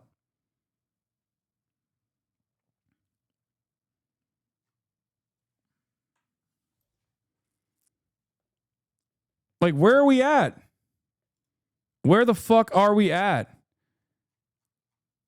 She ate y'all right on up. Stop trying to shame people for not mourning Charlie Kirk. He wasn't just a conservative we disagree with. He was a fascist organizer who built his career spreading racism, misogyny, homophobia, transphobia, Islamophobia, xenophobia, and anti-immigrant hate, actively harming marginalized communities every single day. If you're compelled to send his family condolences, fine, that's your personal choice, but don't turn around and scold others for refusing to shed tears over a man who dedicated his life to dehumanizing and endangering them. This doesn't make you a better person.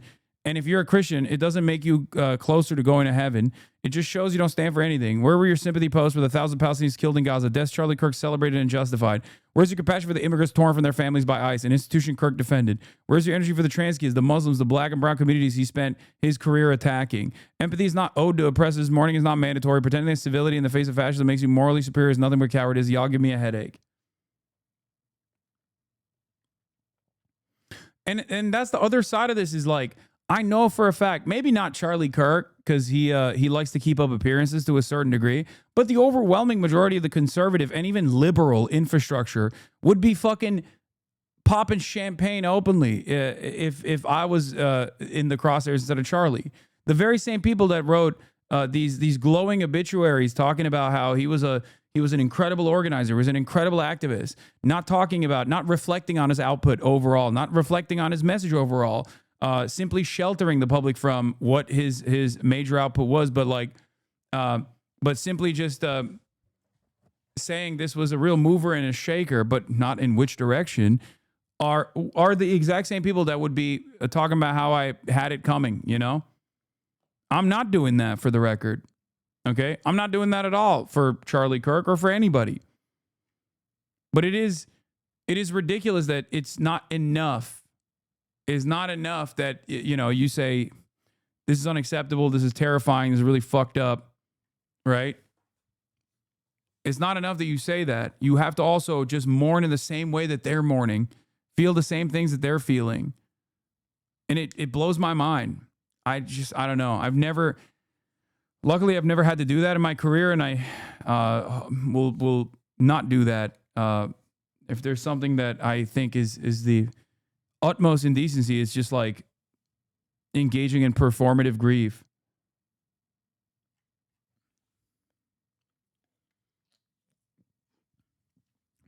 Like, if you are a liberal author and you wrote if you're Ezra Klein, if your name is Ezra Klein and you're a liberal author, what do you think your black and brown coworkers are going to feel about the thing that you posted on New York Times?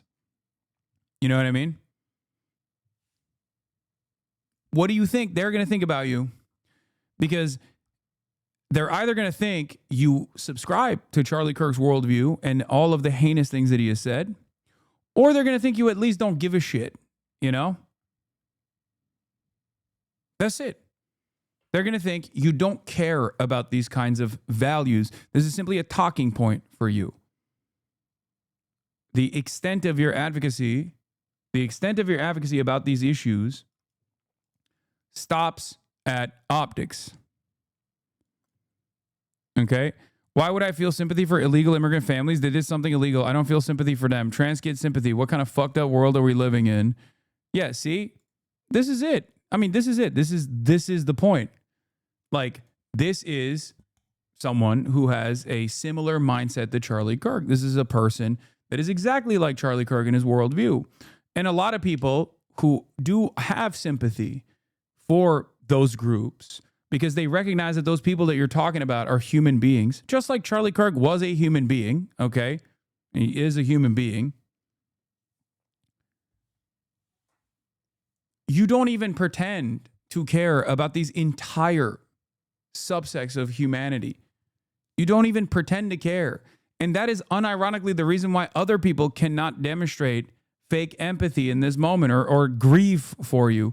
Engage in the act of performative grievances so that you feel better about your allegiances. Like, that's crazy to me. Respond to XQC? On what, dude? On what? Let me guess. Dude, Hasan, dude, he's responsible, dude. He killed Charlie Kirk, dude. I don't know anything, dude, but also, dude, he did it, dude. Dude, he did it, dude.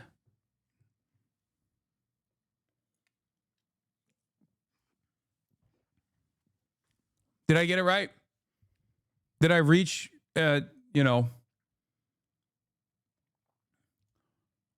they hate you. You demonized him the most, Turk. I demonized him the most. What am I supposed to do? Not fucking argue against them? Like, this is what it... Do you understand? There was never a moment where I've ever advocated for fucking violence against Charlie Kirk, right? But I have obviously argued with Charlie Kirk, both in person and also on the internet. And the question remains, what do you think I should have done in this process? Should I have just said, oh, well, he's got some good ideas? Should I just lie? Nah, he mostly claims you're farming subs from this. That's all. Yeah, bro, that's a fucking pure projection. For content creators with no discernible worldview, no real policy opinions, okay? That's all this is to them. It's a trend to follow, okay? That's it. So whenever they say that, they're just projecting their own personal ambitions in this process, like why they're talking about it.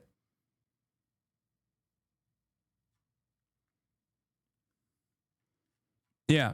You demonize him the most, Turk. What? So when Charlie Kirk goes on college campuses and fucking talks about how, trans people are not human, immigrants need to be punished, whatever the fuck, that's just like spirited debate. When I turn around and say, hey, man, that's a fucking fascist ass take. What the hell are you talking about? These guys are just our neighbors, okay? They're contributing to our society in very meaningful ways, much better ways than yourself. I'm demonizing him. That's it. These guys don't want to actually have a debate. They just want like a one-sided yelling session where you just have to sit there and go, I'm so sorry for being a pussy-ass woke libtard. I'm so sorry that I got vaccinated and now I'm autistic and I'm gay. I'm so sorry. Thank you for yelling at me. That's the only type of debate that these motherfuckers want. Otherwise, God forbid, you're demonizing your opponent.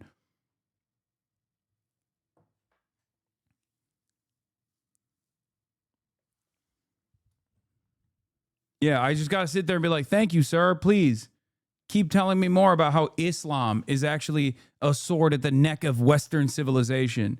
Doing fucking JQ ass takes about Muslims, but it's totally acceptable because a lot of other members in the halls of intelligentsia are also just as Islamophobic. So they just like overlook it. And they say stuff like, well, this is a reasonable and polite disagreement here.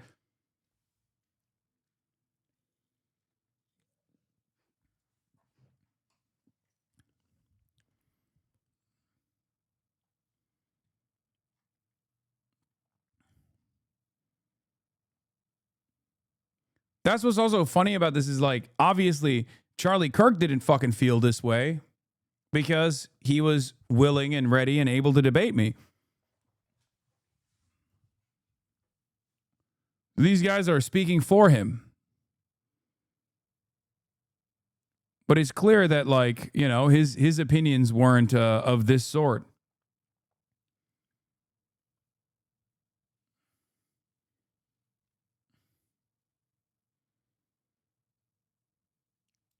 Another confirmed video of Kirk shooter from TMZ.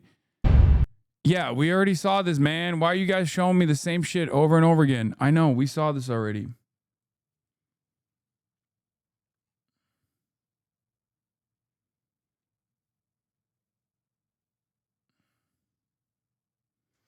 is white supremacy. Your grief for Palestinians is performative because they are not human. Their mockery of trans people is not hypocritical because to them, we are not human. You need to grieve for Charlie because they see him as human.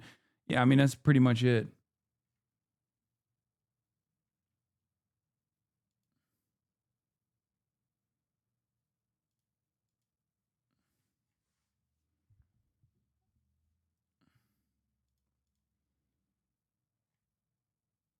Why are you saying CNN clip?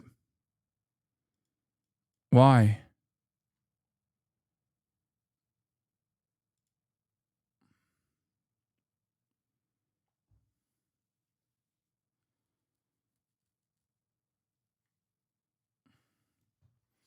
Oh, the CNN TikTok of me? Yeah, this is just me. Devastating. Holy America is so absolutely This is insane. I never thought I would see something like this. Was it a handgun? But I guess if there's one country where something like this could happen, it's this one. Hasan Piker is a 34-year-old progressive influencer and political commentator. He has millions of followers on YouTube and Twitch, where he's known as HasanAbi. Piker reacted to the shooting on Wednesday. Over the last 10 years. Counting or not counting gang violence? Where you can oh, he's dead. Oh my God, he's definitely dead. Oh my God, I can't believe I just saw that. Oh my God. Like Kirk, Piker appeals to a generation of young men, often referenced as the manosphere, but he's on the opposite end of the political spectrum. This is a person who does what I do, but you know, on the opposing side, I have a lot of opinions. They're about to start coming at you, my friend. It's very sad to see, like, harder than all the orbiters do every day. What the fuck are you talking about, dude? That has never stopped. That's literally never stopped. The Republicans aren't just about to start coming for me. And I know it's going to get worse, but it is what it is. Okay?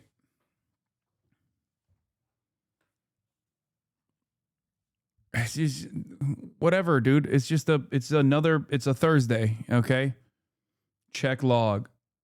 Security gave signals just before. And a lot of feelings right now. One is that this is a person that I have known and have been that I've debated in public settings since 2016. He was set to debate Charlie Kirk at Dartmouth College on September 25th. It is the most horrifying thing I've ever seen. Jumping on with us for our call. Maybe made more horrifying by the fact that I know him personally. I've known him for years and was supposed to debate him. I don't know. And the way you handle the situation is disgusting. Your voice is heard by millions. You got to do a better job of informing people that this is never the way to react when you disagree with someone. Brother, I need you to understand something. You're currently watching me react in real time, and it's on CNN. Okay. And at no point did I say that this is acceptable or appropriate. As a matter of fact, if you had the capacity to understand words that you are hearing, you would have probably picked up on that. You know, you could probably pick up on that from just looking at my reaction. But you're not here. You're not here for that. You're here to fight a battle that you have made up in your fucking mind.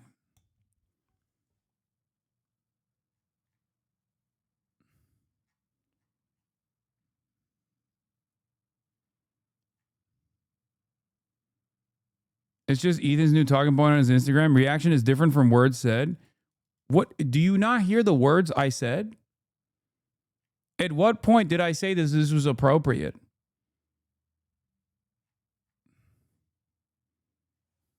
Or are you completely oblivious to what I've said and you just made up your mind because you listened to another person who was, actively farming this situation because they fucking despise me? I think for a lot of people, this is what I was talking about. This is it. This is the performative aspect that I was referencing, right? Where people are just like looking for anything, right? People are just looking for anything to get mad about because it's not enough that this happened. They're angry and they have to easy to see when you scroll through your Twitter. What? Again, you're just launching. You just realized that the way I handled this was not inappropriate, but now you are looking for different reasons as to why you think it is. But it's just like, what is the expectation here, right? I think this is abhorrent. Political violence is abhorrent. It's completely unacceptable. I've said it a million times over. I don't think that's what Charlie Kirk deserved. Okay? Having said that, if your expectation is that I'm going to turn around and like lie about his background, lie about his perspective, what the fuck are we supposed to do? What are we supposed to say? Who would be the equivalent on the left? A young media star not elected with a pretty big following? Like, I pay attention to this stuff, but I don't have a list. Ross Barkin says Hasan Piker. The left does give more grace to the right when someone on the right is killed and vice versa. Major Democrats have been respectful of Kirk. Hard to imagine, to be honest, the same happening if a leftist or socialist was killed. Interesting. I didn't know him. Maybe I'm losing a step. Haha. Seems like the right-wing influences have more mainstream sway. I've never been on the right, but I know a lot of them. Grew up on MSNBC. Leaned to hate it, but never actually caught the next shit on the left. Hasan Piker gives a thoughtful, wide-ranging print interview, though.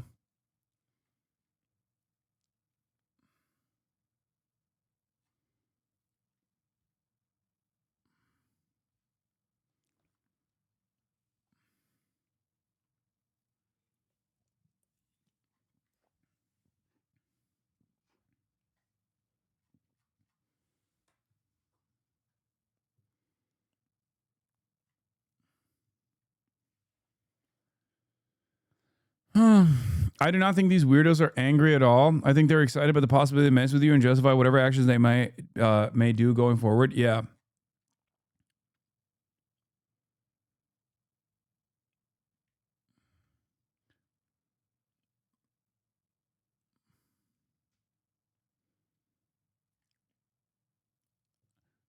And it's crazy, but it's like, it's crazy to consider because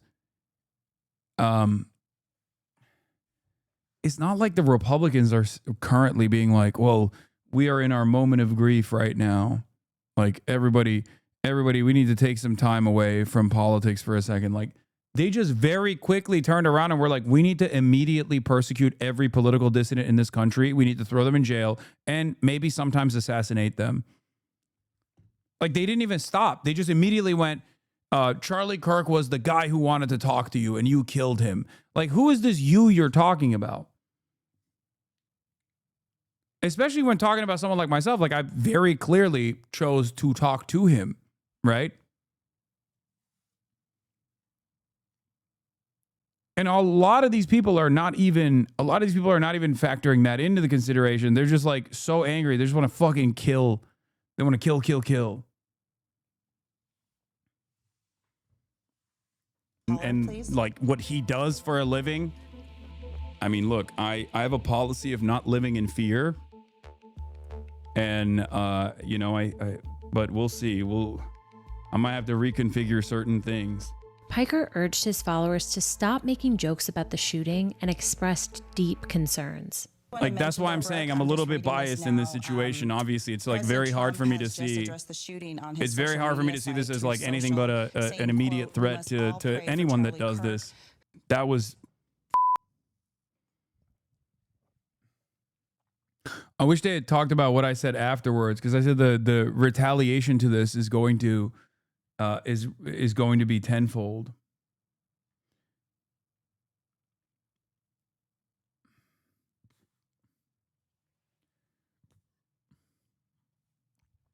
Yeah. Basically, what they want everybody to react to this is like this. Okay, hold on.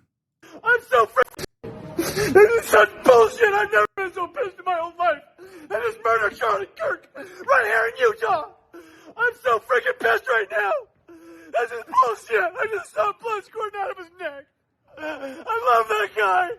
He would have been our next president. I am so pissed right now. Why do they always come with fucking violence? Gosh, damn it. Use your freaking words as they're talking to you people. Who shot Charlie Kirk? I'm driving down a Provo right now. It's not a bit. This is a real person expressing his real feelings.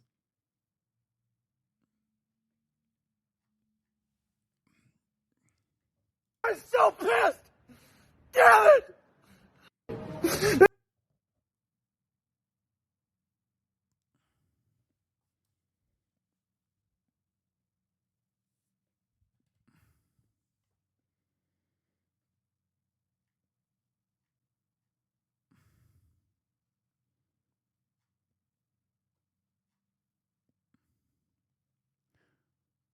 Bro, I wish I had any hero like this man had. Well,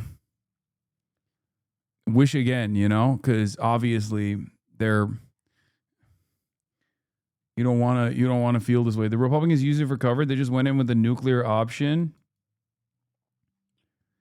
Yeah, there's never this level of anger when it's children.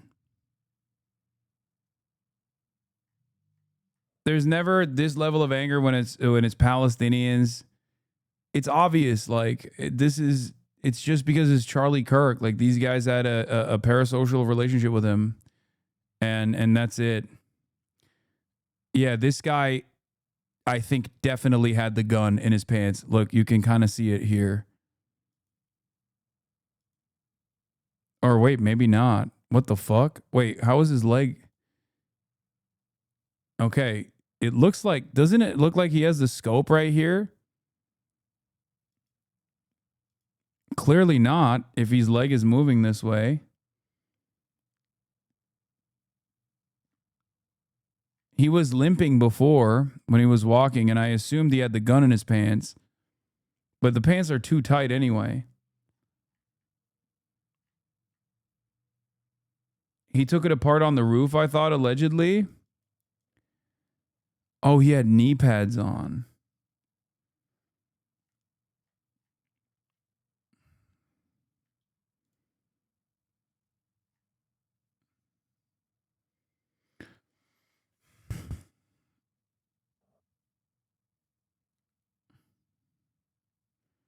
GOP just introduced a bill to have Kirk's body lie in the state capitol rotunda. Shut the fuck up.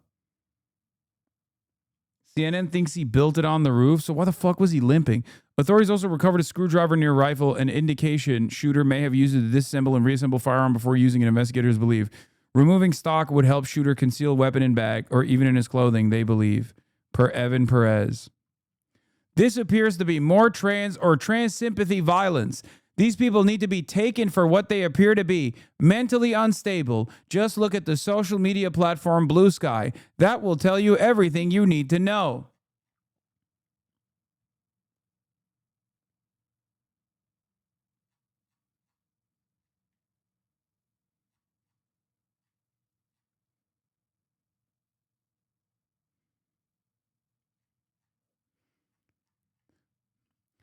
And then they turn around and go, why are these people so violent with their statements?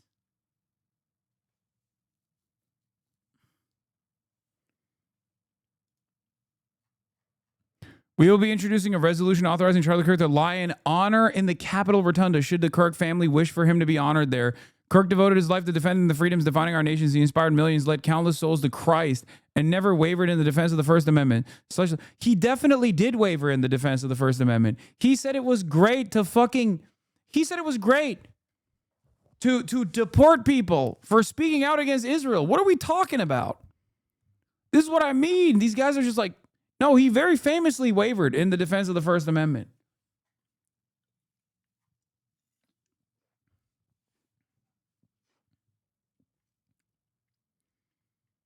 The GOP wants to put a statue of Charlie Kirk in the Capitol.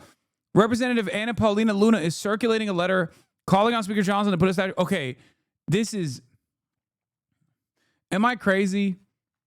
Do I feel like the normies are going to react to this differently? I mean, I don't know, because like every outlet has glazed them so much. Every outlet has glazed him so fucking much that maybe a lot of people are just seemingly seeing him as like a figurehead, like an MLK style individual or something.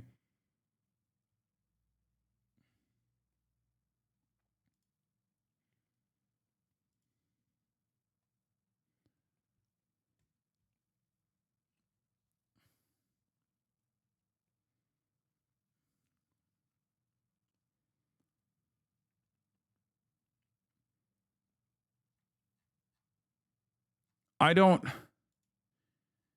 Am I just, when I see stuff like this, it makes me feel like maybe I'm just out of touch or something. Like I just don't understand. Like, grief aside, for a person that you really liked and you really liked the opinions on, like this level of martyrdom feels fairly heavy-handed.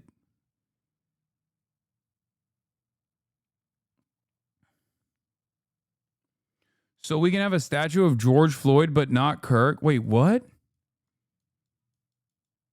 I don't even. Is there a statue of George Floyd? What are you talking? What George Floyd? Why are you bringing up George Floyd?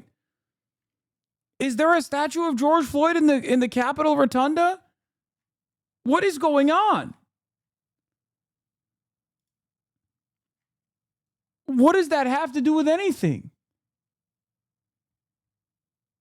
Yeah, I love and support Charlie Kirk. Please let his soul rest.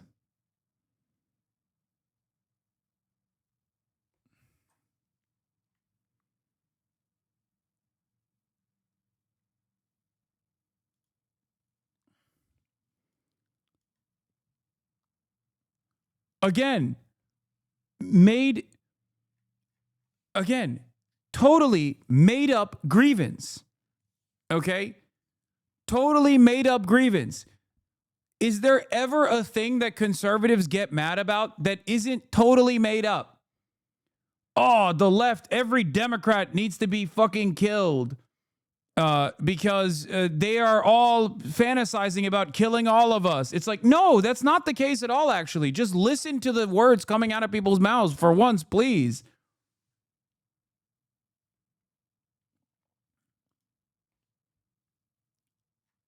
Let him rest in peace. Here's letting George Floyd rest in peace. Yeah, he never stopped. He posts so much about George Floyd.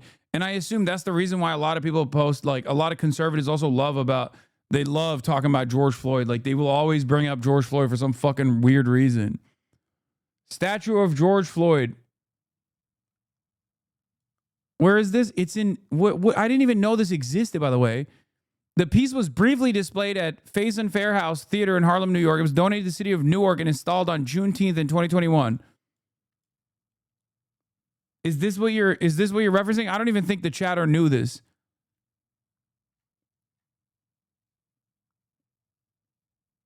That's in Newark, man.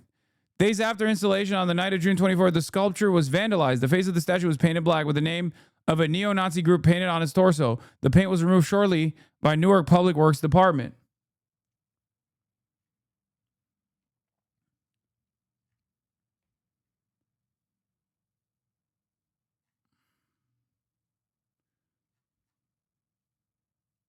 They bring up Floyd because he's one of the rare instances the murderer in uniform was found guilty of wrongdoing. I know, and they have never let that go, man. It's crazy. It's fucking nuts. It is so crazy where they were just like, nah, this dude literally fucking choked a man to death over like a check fraud potentially, okay? Alleged check fraud for like 10 whole ass minutes. And it was so awful. A counterfeit $20 bill. Sorry, I don't even remember the exact details. But it's like, and people have just never let it go, dude. People have never let it go. For Black Lives Matter and for people that have experienced this kind of fucking systemic violence, this is unfortunately an all too common incident, right? So of course for them, their fight continues, right? But for the racists, they were like, how dare you? How fucking dare you? How dare you punish a dude who is supposed to protect and serve the citizens who, much like many other cops, refused to do so in that moment and instead just did unlimited violence and killed someone. It's just so weird. And they talk about George Floyd's background and they're like, oh, he was a bad guy. He did this, he did that. It's like, none of that fucking matters, man. What the fuck are you saying? He just got murdered. That's unjustifiable. You know? What did Charlie do, though? Well, again, okay, there you go. Do I say it's justifiable that Charlie Kirk was murdered? No. Yeah, that's my point.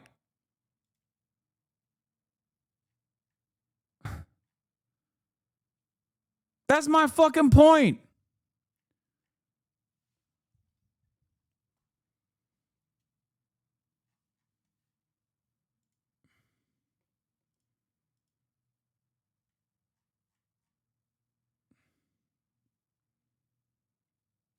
Anyway.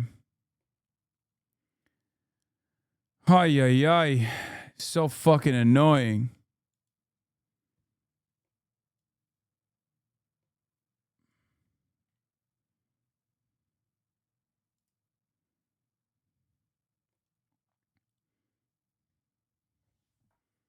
Oh, they're going to try to get me killed.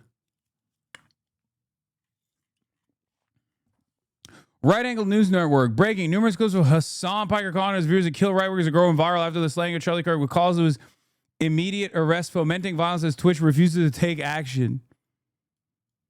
Ay,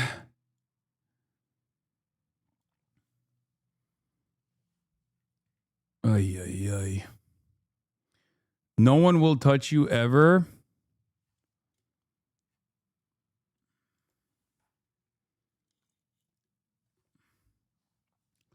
Elon Musk replied to it. He's trying to get me killed. Whatever. It is what it is.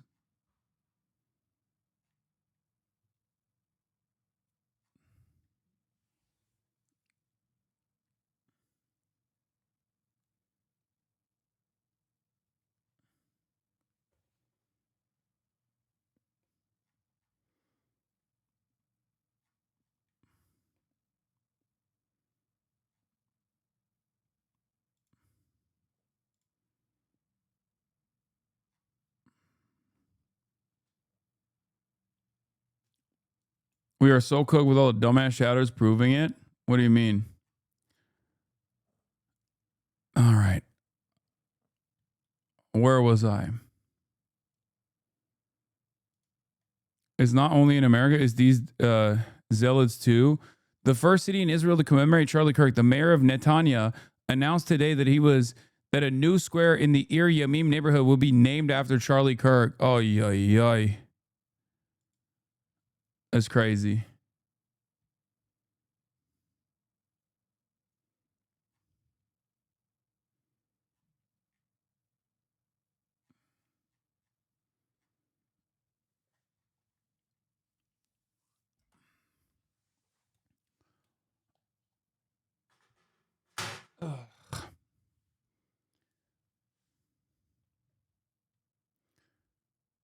The Reddit of countries back at it again. Yeah, I know. Anyway, so there are photos that were, there are closer photos of the shooter that the FBI released. And someone was saying this is like a disabled veterans t-shirt or something.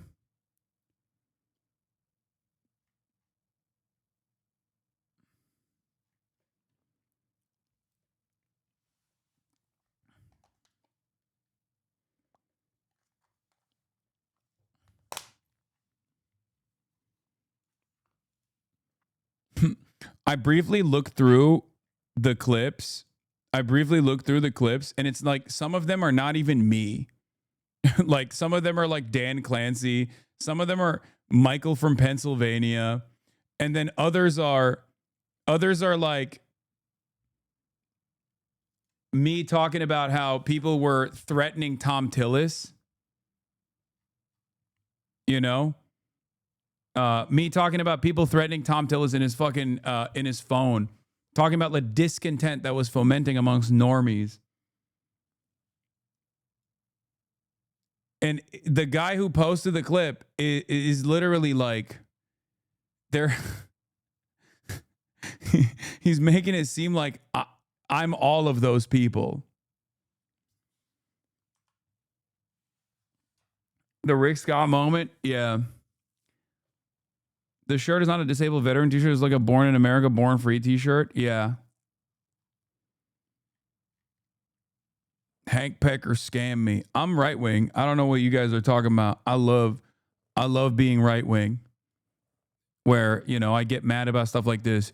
Trey Parker and Matt Stone have blood on their hands. Remove South Park from all streaming devices.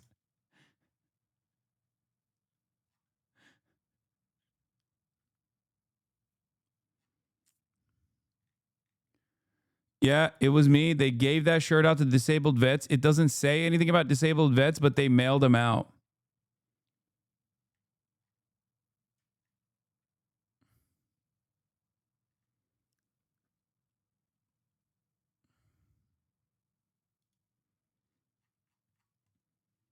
Oh no, Comedy Central pulled the South Park episode mocking Charlie Kirk after assassination. Cowardly self-destructive move, says Matthew Petty. They did nothing wrong with lighthearted mocking of a public figure. Kirk himself made it his profile picture that no one in their right mind expected to be killed. Now it looks like they actually did something wrong. Exactly. This is one of the worst aspects of the no charity environment that we exist in, where if you behave in an overwhelmingly gracious, overwhelmingly charitable manner, people will literally use that as a point of legitimacy. They're not removed from streaming, but removed from rerun circulation. It doesn't matter. The reason why it's being reported on as such is to offer a W.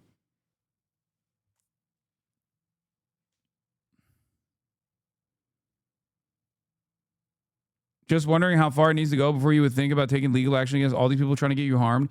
Guys, I don't know how to explain this to you, but you are living in fucking la la land if you think that this administration or any of the existing institutions that haven't been completely gutted and dismantled are actually going to care about the truth or actually fucking defend someone such as myself. This is why I keep reiterating the point that we have no one but ourselves, okay? We have no one but our neighbors to help us. We have no one that is coming to help us. If you think that being overly litigious in this moment is actually somehow going to save me, you are insane. I just want to point out in your Tom Tillis coverage. Here is Senator Tom. You repeatedly said, I disavow. It's kind of wild to use that against you. It's not. It's not wild to use that against me because they're trying to clip stuff together so they can just like make... They're trying to put stuff together so they can just be like, this guy is bad. He should be killed. Okay?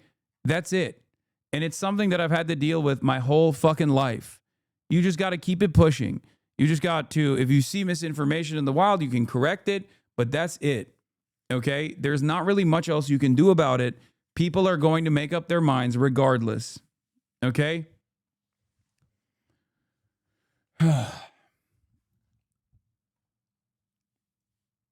Here's the modern version of the shirt now in white, but they were previously printed in black.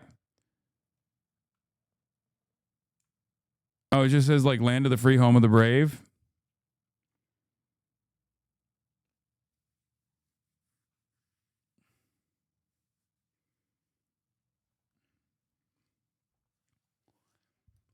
Do you understand?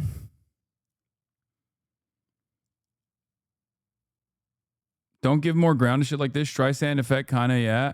I mean, there's a militant push regardless, so it doesn't even matter. There is a push that is AstroTurf pretty aggressively. In the same way that I think like the mourning period for Charlie Kirk is a little bit heavy-handed. I think this is like the counter narratives and the counter attack is also like being pushed in some way. And obviously the owner of the platform that I'm on, where a lot of these violent narratives are trafficked on, is of course not exactly too fond of me. So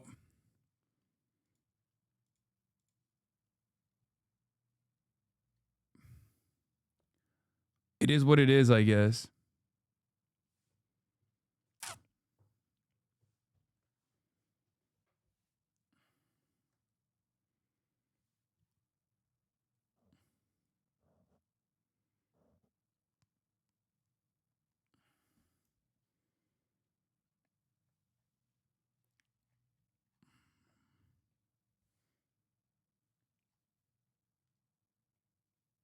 Let me finish this. Are we serious? Like, but now you want to wake up. Oh, but now we want to wake up. Now suddenly we're awake? Oh, okay. So yeah, that kind of really grinded my gears. So if that's you, I'm going to leave you with one big...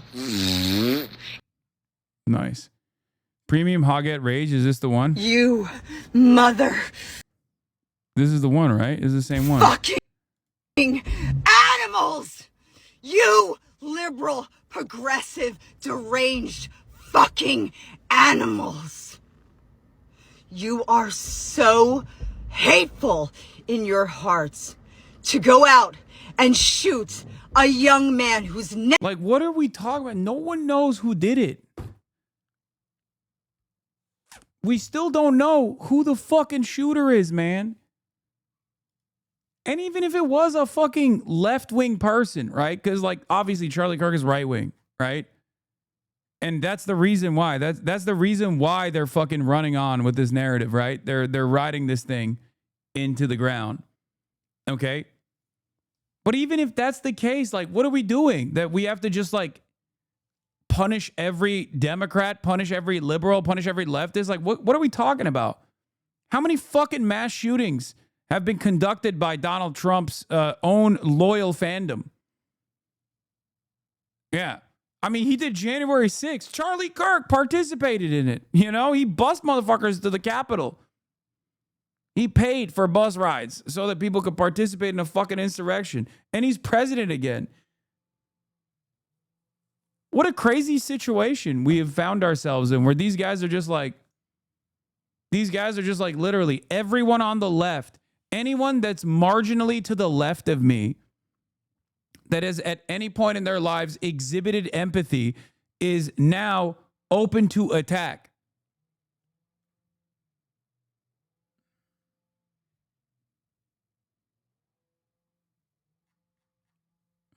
Ever hurted anyone with Christian values, a young, beautiful family, a father, a husband, a friend, a son. You shot him. Why? What do you mean because you didn't agree with his politics? Because you didn't agree with his ideology? That's the reason why he deserves to die? You fucking animals! Yikes.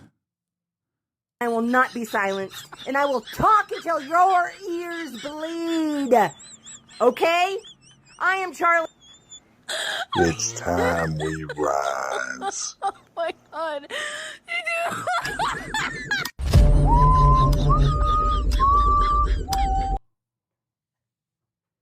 Oh my God. Oh my God. Oh my God. Is he doing the Mockingjay? I just watched The Hunger Games for the first time ever. Oh my God, he's doing the Mockingjay whistle. Oh my God.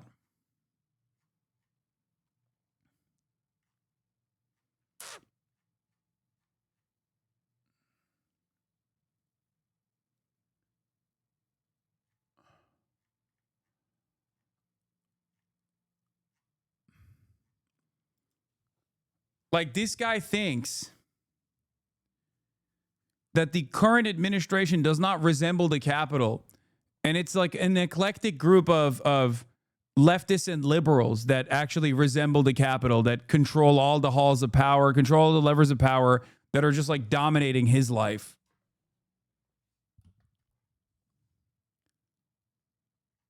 Amazing. Amazing.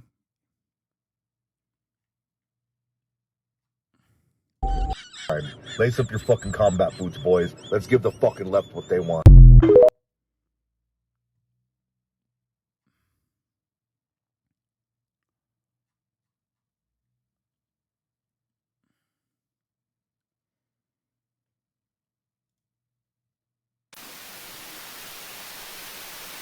What the fuck is this, man?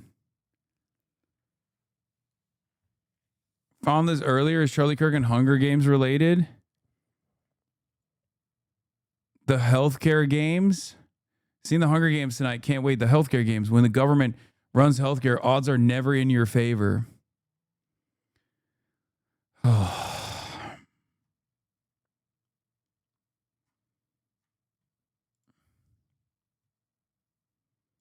FBI press conference has been announced. Oh, shit. It's cash. It's cash money, baby. FBI Director Kash Patel, Utah Governor Spencer Cox, and other top officials will hold a press conference at approximately 9:30 p.m. Eastern Time. So 6:30 our time.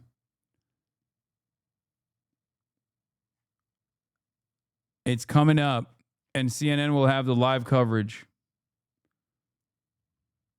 Do you think that the right-wing insanity is being prolonged by the fact that the shooter hasn't been captured? Yes.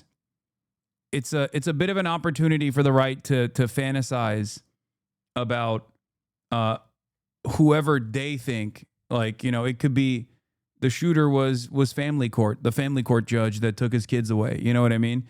The shooter is the guy that the neighbor that is kind of woke, that listens to NPR, that cheated, that fucked his wife. You know, like the shooter is everyone that has ever harmed these people. Okay. Sometimes the shooter is the ex-wife. Sometimes the shooter is trans. Always. The shooter is always trans somehow. You know, they straight up are using this lack of information as an opportunity to fantasize about who the shooter actually is. And it always comes back to somehow being an eclectic group of like left-wing values and liberalism that has harmed them in a meaningful way, that has wronged them in a meaningful way.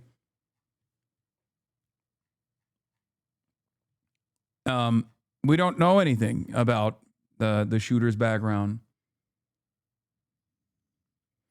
TPSA host Alex Kirk called for public executions in a deleted tweet about an hour before Kirk got shot, but the left is the violent ones.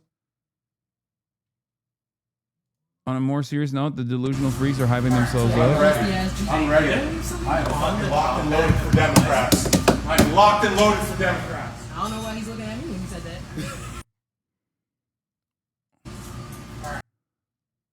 What the fuck?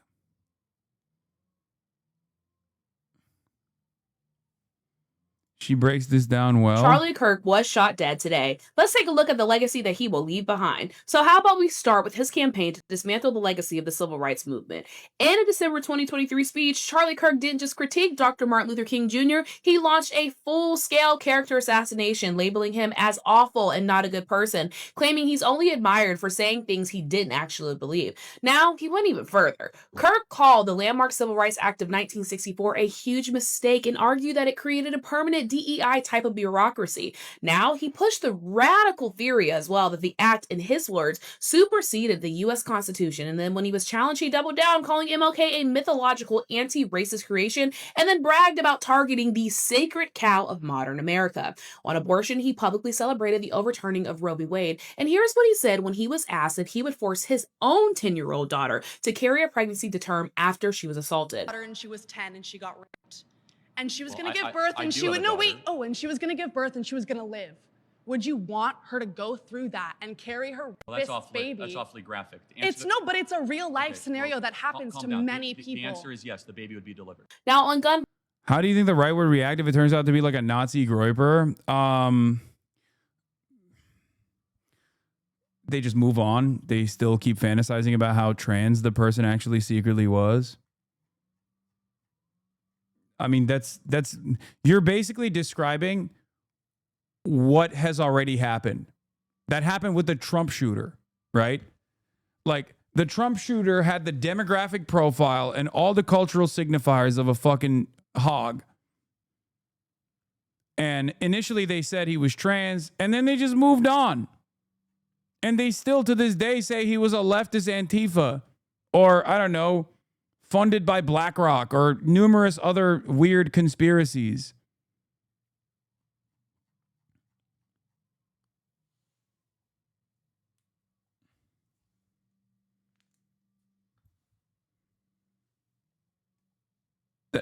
We're talking about a group of people that just totally find new made-up narratives to suit their purpose. You understand? When David DePipe was outed as a Republican weirdo, everyone said he was a gay lover of Paul Pelosi. When the dude who shot the Minnesota congressperson and her husband was outed as a far-right evangelical Christian, they literally turned around and were like, nah, he's a Marxist leftist, actually, and he's working for Tim Walz. There are still tens of millions of Americans that unironically think this, okay? This is what happens when there's no interest in subscribing to reality. I don't know. I don't know what to say here. This motherfucker says you. I just gave you multiple examples of how Republicans hallucinate an alternative reality and believe it and get mad about that alternative reality to only continue this fucking anger boiling up instead of like honestly reflecting on the activities that people engage in on that side of the political spectrum. And his response is, says you. So yeah, if this guy turns out to be like a groiper who was pissed off at Charlie Kirk because he's not like radical enough or whatever the fuck, right? They're just going to move on. They're going to say he's a leftist. He's a leftist Antifa. That misinformation already, I mean, there isn't even need for misinformation really for these guys to just like hallucinate. Once again, I'm going to repeat this one more time. Democratic lawmakers were assassinated by a right-wing nut job. And these guys said it was the left. Okay? So even when the victims are Democrats, and the assumption, understandably, just like when the victim is Charlie Kirk, the assumption is that like this person is probably going to be on the left. When the victim are Democrats, they still think it's the left that did it. So it doesn't matter. They keep saying he worked for Tim Walz. Motherfucker, he wanted to kill Tim Walz. They still say it. The dude killed Tim Walz's friends.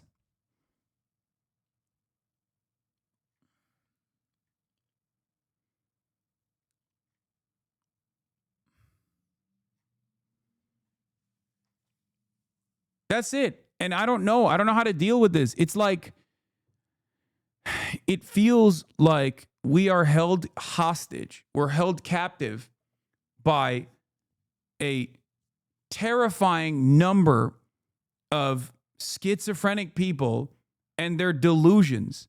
We're held captive by whatever they choose to believe. They are experiencing collective psychosis.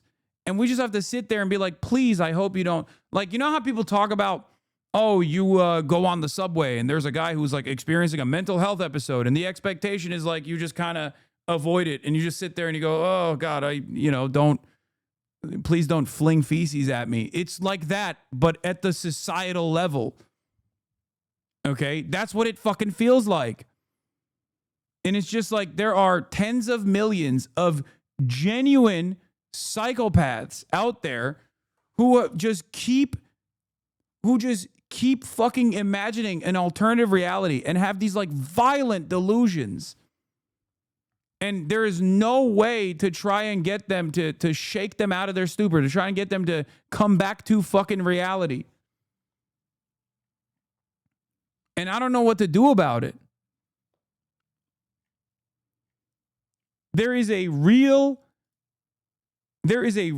attitude in this country right now amongst conservatives where they actively believe that the left and the liberals are so violent that they can't speak their truth, that they can't speak out. But also simultaneously, they're such pussies that, they're at the mercy of our bloodlust. We're going to go and we're going to kill him, brother.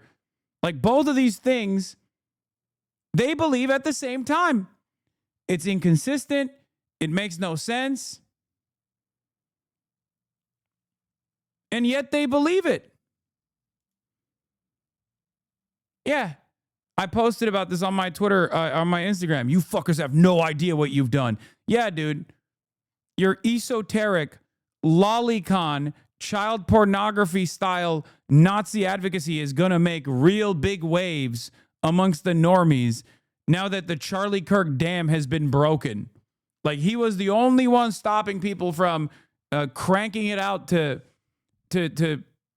children being drawn in a hentai format. I am racist, sexist, homophobic, transphobic, xenophobic, fatphobic, ableist, anti-Semitic, ageist, classist, pedophobic. That last one seems strange because, you know, your Twitter avatar kind of makes me feel like you're not.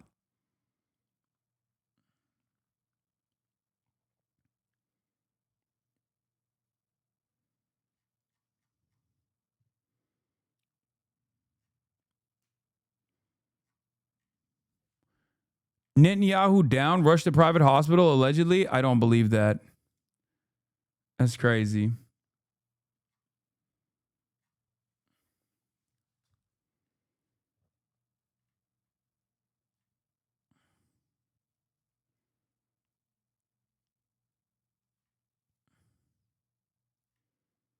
Violence, he consistently downplayed America's gun violence epidemic. I think it's worth to have a cost of, unfortunately, some gun deaths every single year so that we can have the Second Amendment to protect our other God-given rights. On race in Black America, Charlie Kirk supported a ban on DEI, overturning the Civil Rights Act and promoting a whitewash version of history. He supported banning AP African American Studies and even said that when it comes to slavery, there's a lot more to the story. And when it comes to Black professionals, on pilots, he stated, if I see a Black pilot, I'm going to be like, boy, I hope he's qualified. He also blamed Black people for the air traffic controller crisis. He frequently disparages Supreme Court Justice Ketanji Brown Jackson as a diversity hire and insisted that she was only appointed because she's a Black woman. He denies that systemic racism even exists and supports punitive sentencing and then referred to George Floyd as a scumbag. He even led the efforts to pardon Derek Chauvin, the police officer that was convicted of his murder. Now, on women and misogyny, he's no better. His misogyny covers us all. He went on a bizarre rant directed at Taylor Swift, instructing her to submit to her husband, and he also claimed that men don't want to date women in their 30s because we're not at our prime. On LGBTQ plus rights, Charlie Kirk has labeled the LGBTQ plus community a cult. He even cited a Bible verse that calls for gay people to be put to death as God's perfect law. He advocates for a nationwide ban on gender-affirming care and calls the transgender identity a lie that hurts people and abuses kids. On democracy and January 6th, his group, Turning Point USA, was deeply involved in efforts to try and overturn the 2020 election. He bragged about sending 80 buses to Washington, D.C. on January 6th for people to fight for Donald Trump. And then when he was subpoenaed by the House committee investigating the insurrection, he pled the fifth. On Palestine, he denies the very existence of the Palestinian people and their homeland and says outright that Palestinians in Palestine just doesn't exist. I don't think the place exists. What? Because it doesn't. It's called Judea and Samaria. It's not called Palestine. You don't believe that Palestine have the right to exist? No, everyone has a right to exist. Show me where it is. It's a non-existent place. He has routinely championed what Israel's doing in Gaza, a genocide. He's championed it, and he's a friend to Israel. Also rallied. Yeah, that's why I was like taking that, and the fact that I was like literally supposed to debate him on that issue is what really pissed me off, and that was the reason why I was pushing back extra hard on people claiming that he was like pro-Palestine.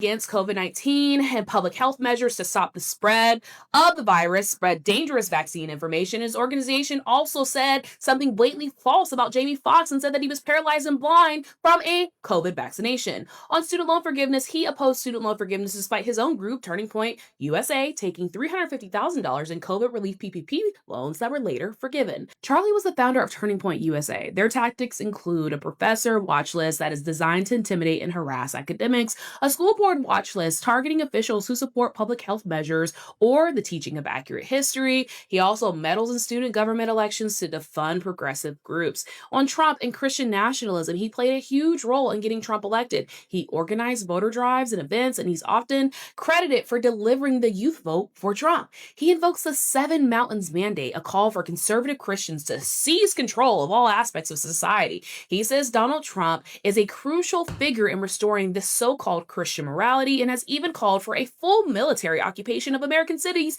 after the DC occupation to restore order. So knowing all of that, how do you think Charlie Kirk will be remembered? I know how he will be remembered. He'll be remembered as like an incredibly positive force for American politics, which is why it's so frustrating that like a lot of these liberal outlets are not actually reflecting on his output, his advocacy, and simply talking about it as though he was just like some guy who had a political opinion. Let's not even talk about what his political opinion was. They want me to talk about What the fuck is this? Please react, King. this boy, Charlie Kirk, who got shot in Utah. Him getting shot in Utah makes him, I believe, American number 18,533 who got shot in the U.S. this year, shot and killed. And I think that there were 3 more people who were killed. I don't know who this guy is, but all right, we're gonna watch we're gonna read the Politico article that took place that took place last night, where Adam Wren interviewed me about this instead of a 12-minute TikTok, because I think this was a decent summarization of how I felt at the time. Okay. I'm so sorry that we're talking under these circumstances, but I want to talk to you about Charlie Kirk's death and your first reaction. It was pure horror. I had a couple people say while we were streaming that there was a guy on Twitter being like, Charlie Kirk just got shot in the neck at the event I'm at. And I was like, there's no way. I investigated a little bit further. I knew these kinds of events are filmed by many different points of view because there's lots of people. Charlie Kirk's whole team is there. They're filming. I was like, there's no way this is happening and no one knows about it or no one is showing footage. When breaking news stories normally unfold when I'm live, especially if it's like a shooting, there's a lot of misinformation that gets thrown around. So I usually will wait for official confirmation, whether it's a journalist or whether it's the police coming out and releasing a statement or whatever.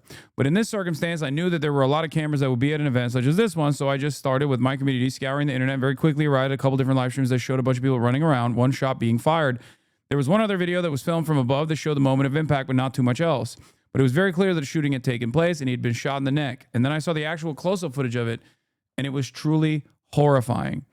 I think it's interesting because I cover all these atrocities unfolding in Gaza all the time, every day, and there are so many. And as a part of my profession, I see a lot of horrible images in general throughout global conflict. I think seeing someone who I know, not someone I'm fond of, but still someone that I've known for years, someone that I've debated before, someone that I was supposed to be debating in 2 weeks, someone who I guess is in the same field as myself, someone who does basically what I do, but on the right, that is the one fear that's always in the back of your mind when you engage in any sort of political advocacy when you do these events.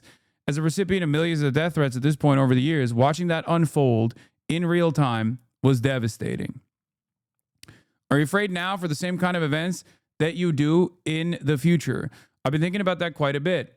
I don't know. I think right now I'm just going to wait out the environment. I'm just going to wait for the temperature to lower a little bit, but I'll probably go back to it. As a part of what I do, I also go to protests. I get shot at by cops. I'm constantly in these uncertain environments. While it feels like there's an air of vengeance right now with a lot of people immediately being like, well, we got to go and kill people, even naming myself and saying we're going to go kill Hasan in retaliation. There are a lot of people who are just very angry and frustrated and want to redirect it towards those who they believe are responsible for this. I've never advocated for such a thing and never would. I would put myself in the crosshairs if that was the case, right? I was supposed to be sitting next to this guy 2 weeks from now at a public event. I'll probably just wait it out. But at a certain point, you can't let fear dictate your life. And that's been my modus operandi in spite of all the death threats that I've received for many, many years at this point. It's just unfortunately part of the process. It shouldn't be. So you've already seen the death threats since Charlie's death. Yeah, I mean, yeah, but I received death threats even before this all the time, nonstop. Like I said, it's almost seen as a part of the industry. What does it say about our nation that you're already receiving assassination threats and that Charlie was assassinated? I'm skeptical that we can come back from the precipice here. Like I said, it's a little different when you watch someone get assassinated. But unfortunately, I think political violence has become more of a forefront in our discourse, in our generation's discourse, more so than ever before. Maybe I'm wrong. Maybe I have recency bias, but I don't remember any point in the past decade of my career where it was this transparent. It was this out there. It was this celebrated to this degree. And why do you think this is? I mean, that one is easy. This is something I talked about in the aftermath of Brian Thompson's murder as well, allegedly at the hands of Luigi Mangione. It's seen as a pressure valve for people. Democracy is supposed to be a pressure valve. So when democratic institutions are not working to meet the demands of the overall population, there's a lot of discontent. And then I think people find themselves in the throes of desperation, find themselves so angry that they can't deal with it, that they end up engaging in adventurism, decentralized violence such as this. And I think that's where a lot of these instances of political violence and instability come from. What do you think it said about Charlie Kirk that he thought debate was one of the ways to release that pressure valve? I don't think he was ever debating people for the purpose of finding the truth or from a position of intellectual curiosity. I think a lot of people say that. Debates are only productive in the sense that it can test your opinions against your interlocutor's opinions, and it's good. It's galvanizing.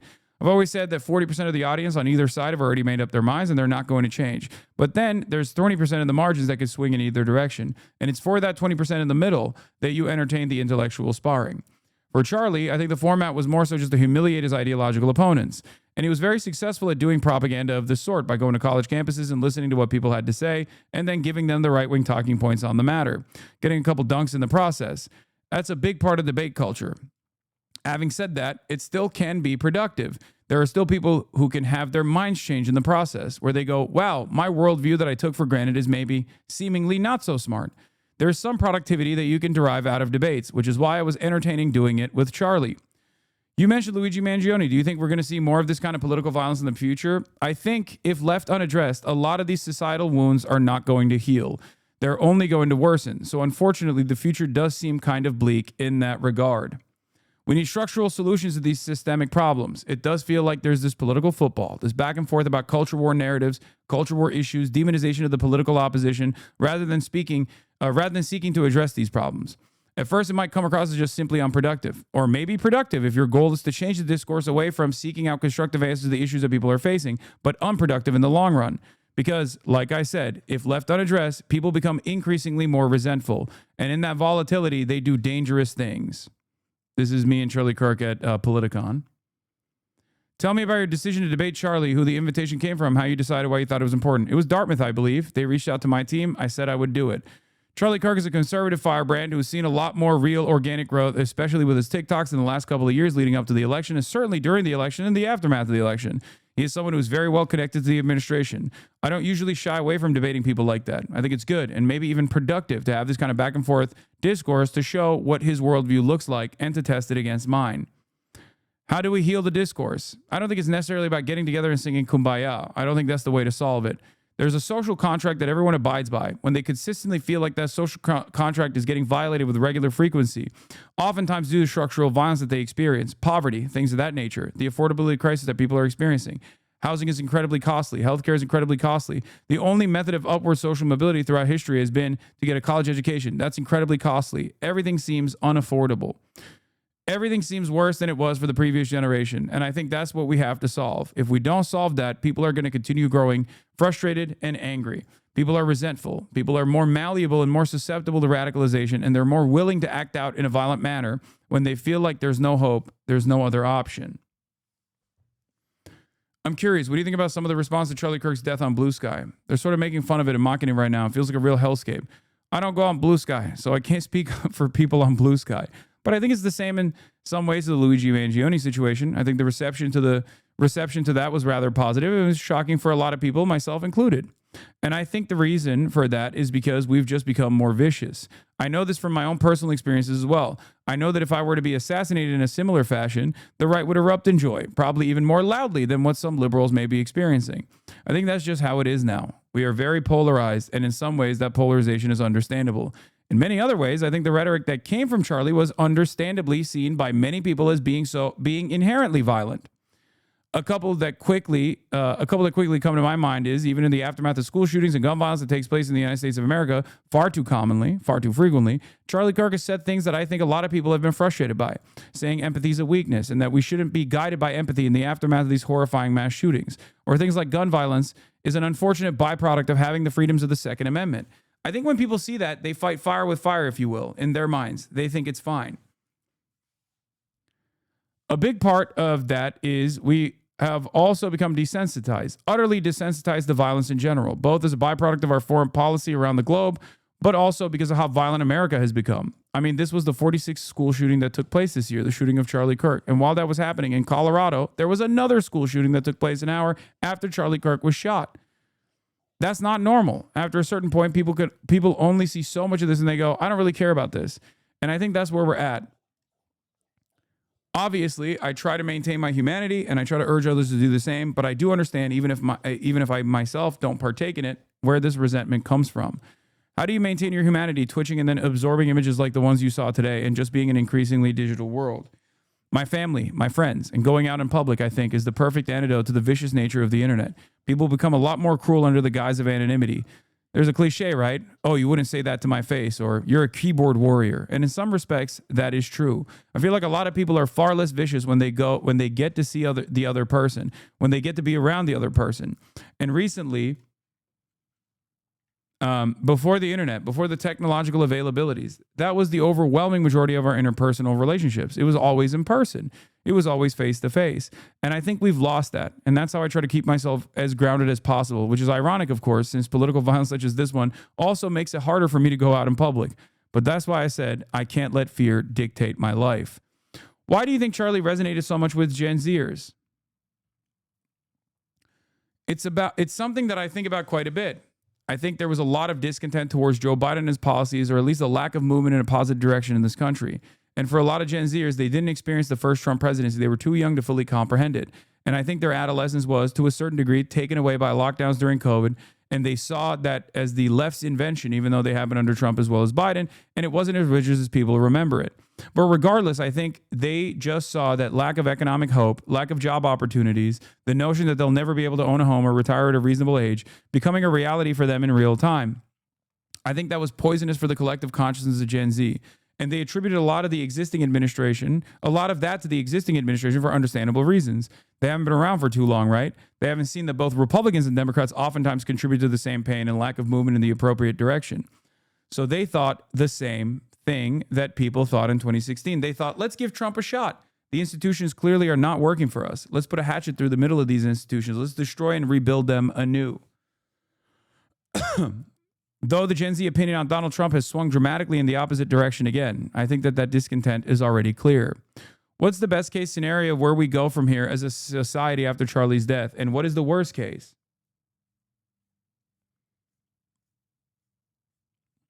Best case is reasonable, comprehensive gun reform in the direction of safety. That sounds insane. I don't think that's going to happen anytime soon.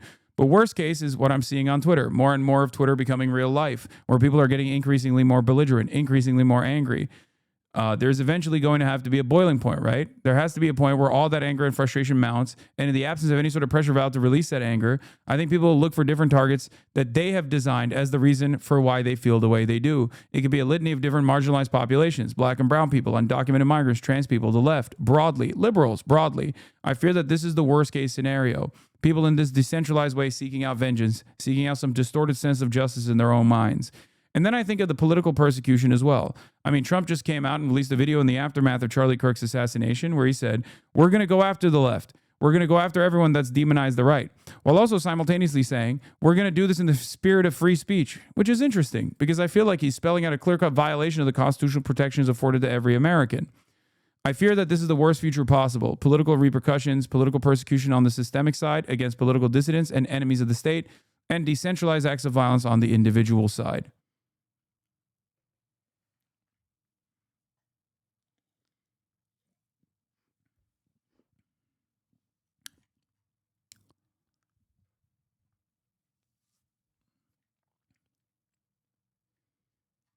That's what I said. I am gonna watch the press conference in 20 minutes when it comes out. Now the question that I have is like, if I can do this off the cuff in an interview after talking for 10 hours that day, okay, how the fuck can't Ezra Klein put together a couple words that actually reflect accurately on what is to come? You were mentioned on Barkin's New York Mag piece on political violence by Ross Barkin.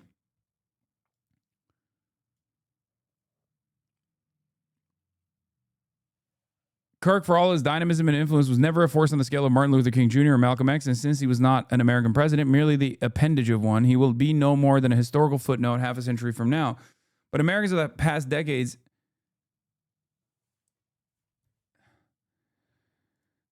if coming of age in a far more violent and terrorized eras, did not have to reckon with such blood-drenched visual spectacle as the videos of Kirk shooting that have circulated widely on social media. Technology did not permit them, minutes after the deed, to consume all of it in full, to drown in unmediated horror. Imaginations or grainy photographs and film had to suffice.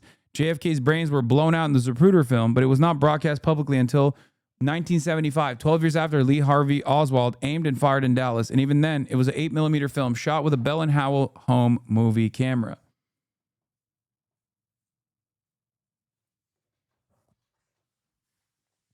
Hasan, as a 20-year-old Gen Z, I think what you said about why Charlie was so magnetic to us was entirely accurate. I'm a leftist myself, but watching my 15-year-old brother go through the same thing. And as a current college student, even in the medical field, I don't feel confident that I'm going to be able to afford a home or have a life. It was very well put, as always. Kudos to you.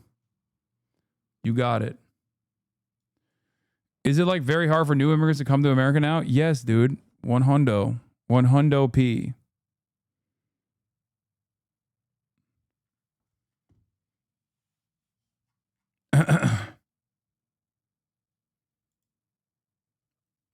Kirk's death was everywhere all at once.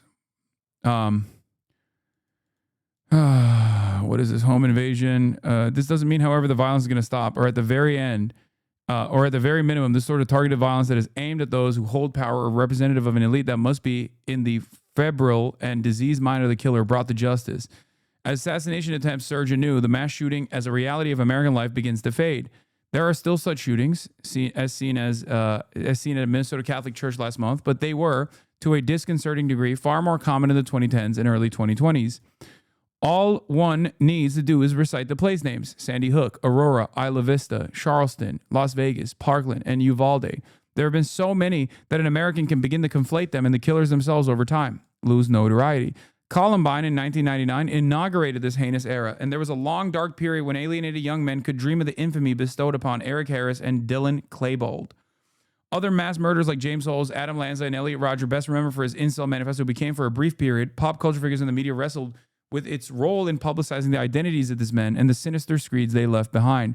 Mass shootings proliferated with the wide availability of firearms, assault rifles in particular, and the realization on the part of the killers that slaughtering unarmed people who are not famous is far less challenging than plotting the death of an American president. Ronald Reagan was wounded and not killed. Gerald Ford survived 2 assassination attempts within 17 days in 1975.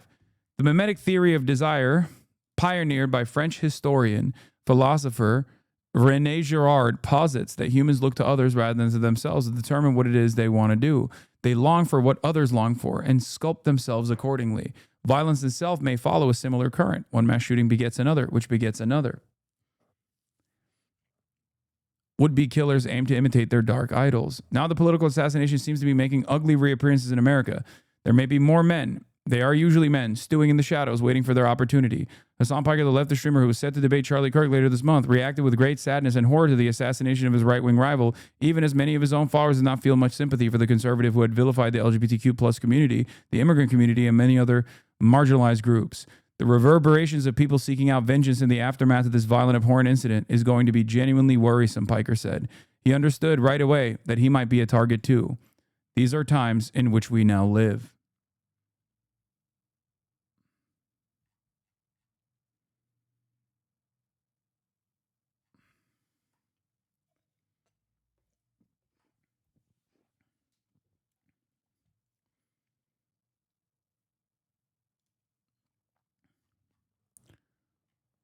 Seeing sections of Ezra Klein piece that has me feeling completely insane. I genuinely cannot comprehend, not even a little bit, what liberals think is going on. Status quo maintenance, especially of late, requires an endless string of feigned delusions, retcons, and amnesia. I am not being flippant when I say it's a genuine skill, and like any artisan craft, can be very well compensated when it is in demand, as it's now more than ever. Yeah, I think that's what it is. I think that's precisely what's going on. For the likes of Ezra Klein and many other liberal thinkers, they refuse to reckon with the reality that is imminent. They are getting paid handsomely to dull the masses into submission, to make them feel as though fascism isn't here. Okay? Genuine question, have you received direct threats since yesterday? Are you joking?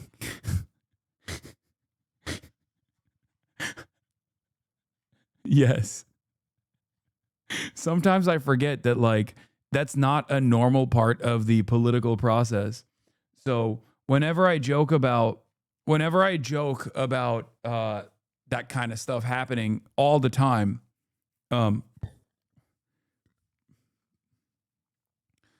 It comes across as like shocking to people. Yes. Damn, your TikTok audio is being used to spread awareness. Before about people gun say, awareness? wear a bulletproof vest. Again, he got shot in the neck. A bulletproof vest would not have saved Charlie Kirk. Okay? Security did not save Charlie Kirk. The only thing that could have potentially saved Charlie Kirk from getting shot in the neck was if our administrations, prior to this one and this one as well, actually had reasonable gun control as a policy provision in the immediate aftermath of, I don't know, 100 other school shootings that took place. That's crazy that people are lip syncing that. What was on? You look different? Yeah. There's another take on Klein's op-ed. The leftists are not mad at Ezra Klein for speaking out against the killing of Charlie Kirk. We're mad at the specific claim that a man who spewed hate for a living was practicing politics the right way. Most of us abhor both his killing and everything he stood for. Speaking only for myself, I think it's good when people across the aisle condemn the killing and offer sympathy to his family.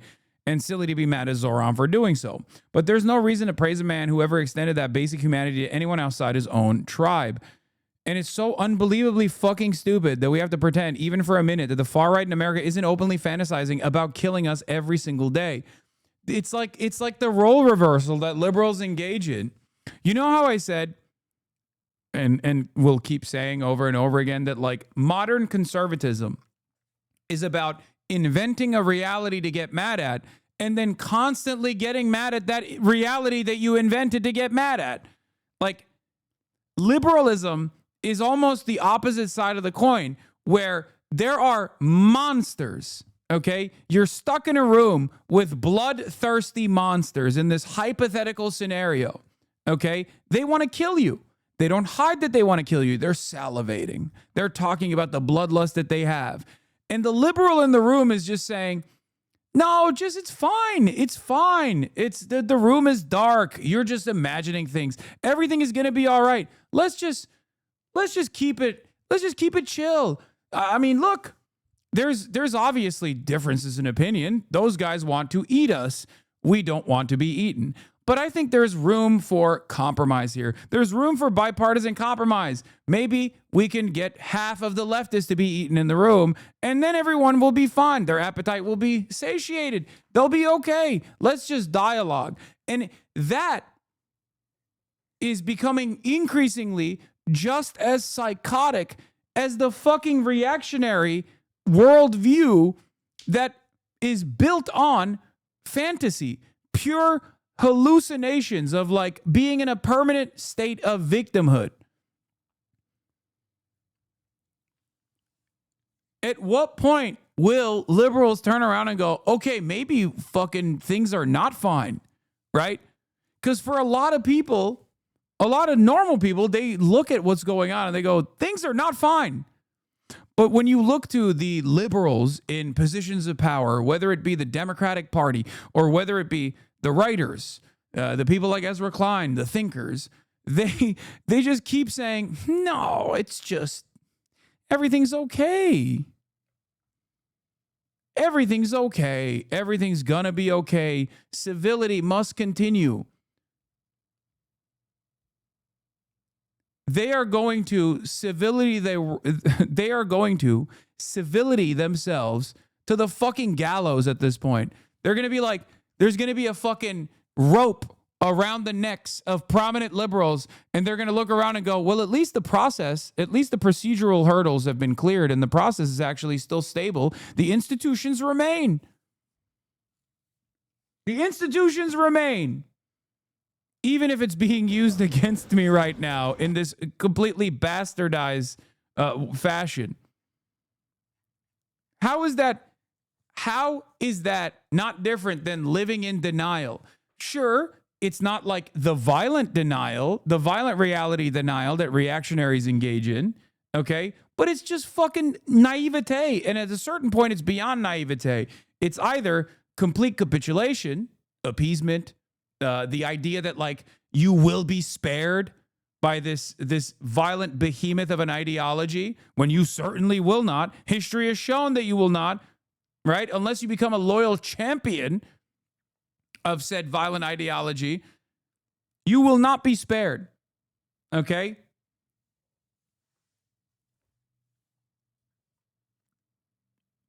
Liberals would be like, oh, thank God the Holocaust was legal. Exactly.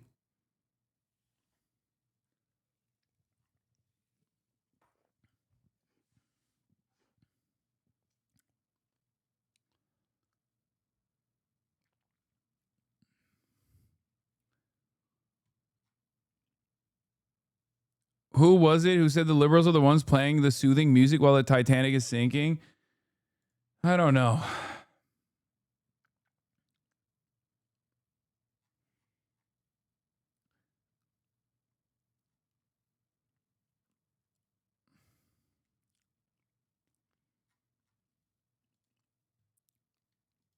There was one other piece, but Jasper Nathaniel says, Klein's last op-ed warned, this is not just how authoritarianism happens. This is authoritarianism happening. 4 days later, he cast Trump's most devoted disciple as a paragon of democratic politics. Insane. Yeah, that's crazy. And I don't know if these guys are doing it deliberately. I don't know if they're doing it out of a fear, out of like a real discernible fear of political persecution or something. They're using their institutional prominence to like whitewash, launder the reputation of Trump and Trumpism in general. But it's just, I don't know. I can't. I can't understand it. Maybe a good test is, would I have said these things about Charlie Kirk when he was alive? If not, then perhaps you are under the mistaken impression that being murdered ennobles you. Yep.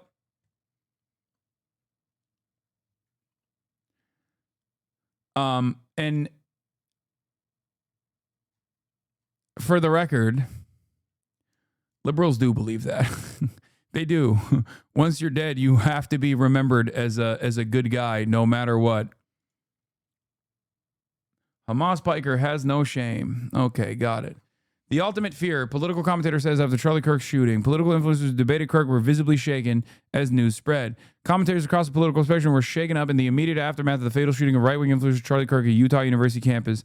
This is the ultimate fear for a political commentator. This is it. This is the thing that you don't want happening. This is the thing that you never want happening. Hasan Piker, popular socialist streamer known for his Gaza war advocacy. What does that even mean? Gaza war advocacy.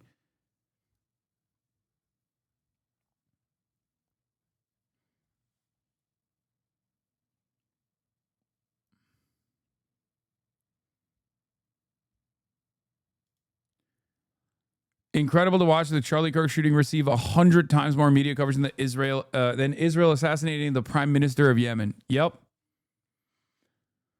I mean, that in and of itself is a reflection of white supremacist values. Okay. The tribute of Charlie Kirk to look at, worth looking at. Stop. Bro.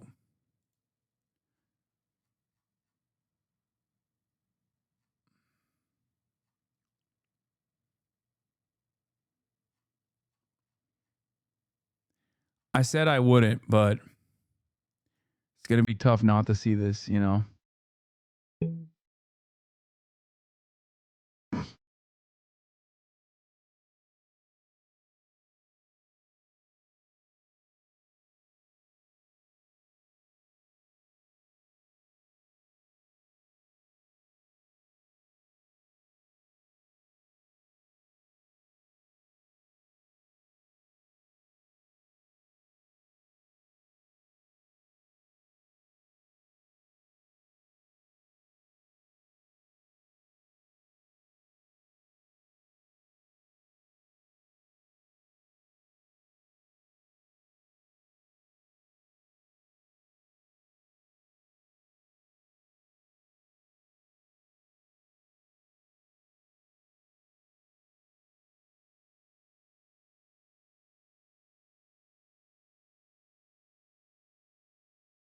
I love that. Yeah, he went so tired of the hatred and the wokes are terrorists right in unison. Like in the same 2-second sequence.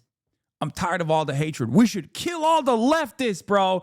We should murder all of them. Where is the violence? Why is there so much violence? Why haven't we murdered every leftist so far? My mom sent me this after disowning me and claiming I'm on the side of evil. Charlie Kirk dying ruined our relationship. Insanely absurd shit.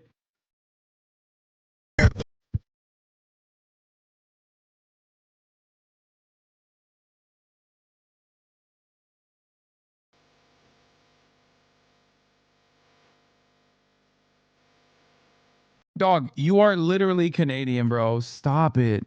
Wait, someone said look at his previous video. The devil is a Democrat. This is all he does. There can't be a market for this, man. Like every couple of weeks, he just comes out with a song like, I hate family court.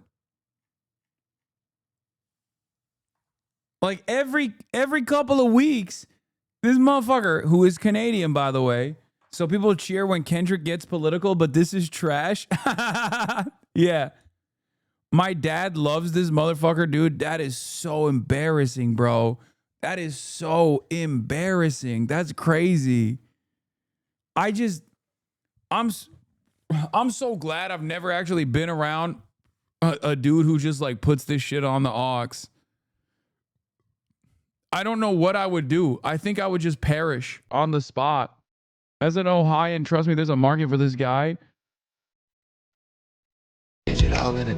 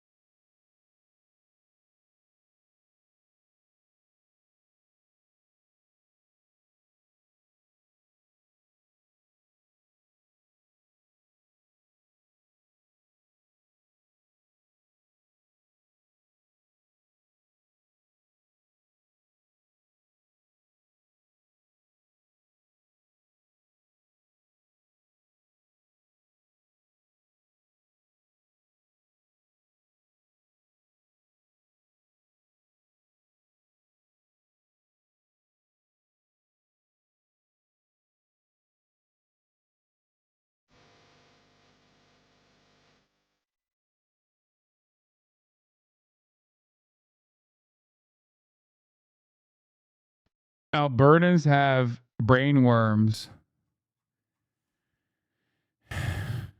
I mean, I see that. Damn, son, where'd you find this? Dude, it's fire. I put that shit on, dude. I put that fire on.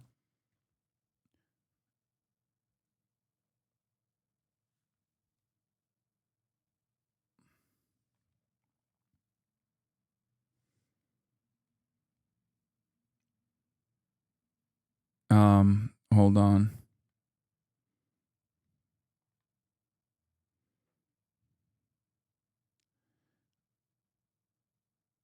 Hold on. Canada does not claim him. He's yours now. Bro, you can't just give another fucking right-wing hack to us, bro. I hate this shit. I love Canada, okay? I love Canada. I love my Canadians. But the one thing I can't stand is that you motherfuckers send all of your worst demons down here, bro. And then they're all right-wing. They're all so right-wing. All your right-wing want to be American anyway. But like, you need to stop pushing these dudes down here. Seriously. Seriously. What the fuck?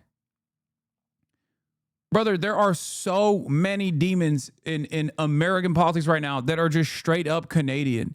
So many right-wing demons, dude.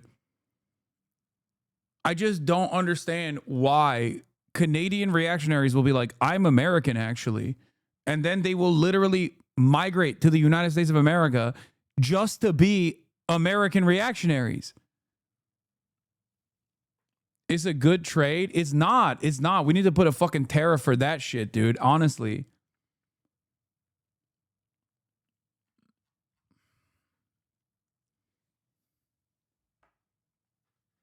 Stop having a place they feel at home in. I'm trying my hardest, bro. I am trying my hardest. You don't understand. It doesn't work. The more I try to make it so that like right-wingers feel uncomfortable, the more people keep saying, the more people keep saying it's I should be killed. They leave Canada because they think it's communist. I don't know what to say about that. I'm gonna be honest. That's I mean,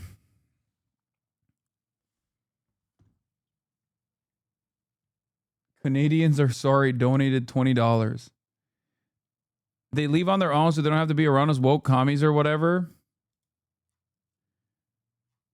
This is divine punishment for the Canadian slander, bro. The Canadian slander came because of this. Is chicken or the egg? All right, we got more on this while we wait for the press conference. Democrats react to President Trump blaming the radical left. President Trump blaming the radical left for what happened to Charlie Kirk yesterday. Well, look, the bottom line is this is a time that all Americans should come together and feel and mourn what happened. Violence, which affects so many different people of so many different political persuasions, is an They made a website with a list of people they think incited the shooter. Yeah, I mean, that's Israel shit, low key. I feel like the American right is becoming more Israel style by the day. Like they are making like Canary Mission style websites to like dox people for not reacting in the way that they wanted to Charlie Kirk getting assassinated. It's pretty crazy, but you know, we are Israelifying every day. Very cool. This is why I used to always say like fucking Nick Fuentes and those like American fascists. They're just like,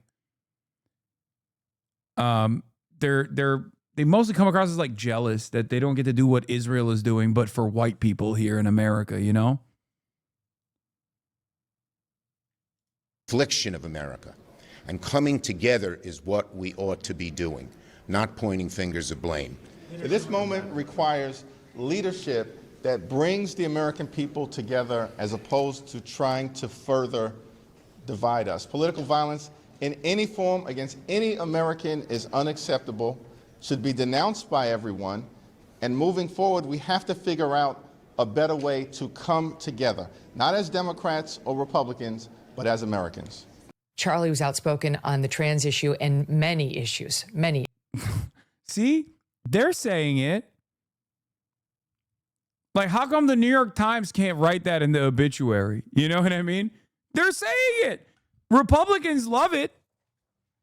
So for me, it's like, if the Republicans are openly presenting it as like a good thing, but the liberal newspapers are refusing to talk about this shit, then what are we doing? Like, it almost feels like you're priming up your audience to feel some type of way about this, where it's like, this guy just got taken out. Like, it's not even about like creating a structure of permission or justification for what took place. Okay. But it's just crazy to not even like put a footnote in there to be like, yeah, this guy was pretty incendiary. Issues, but there's one particular group. Because if you do, then you have to admit he deserved it. No, I've been saying it all day. I've been saying it for the past 2 days. You know, I don't think he deserves it. I don't think anybody deserves that. But also, I think it's important to be fucking honest. You know, it's important to be honest. The reason why the New York Times is not doing that, of course, is because they are worried that their audience might think that. Can you just admit the time of liberal institutions aligning themselves with fascists is now? What do you mean, can you just admit? That's what I'm seeing, I'm experiencing, and I'm yelling about it every day. What the fuck is wrong with you? And I'm trying to snap liberals out of the stupor that they found themselves in, where it's like, the time is now. That's been running around killing Americans in the name of transgender ideology lately, and it's transgender activists or individuals or those who proclaim that they are. Doesn't mean they're all murderous, but there's a particularly high Wow, she's woke. She didn't say all trans people are murderous. Some of them are very fine people, I guess. Percentage committing crimes these days. And it is responsible. There's a very high percentage of trans people that are committing crimes these days. What are you saying?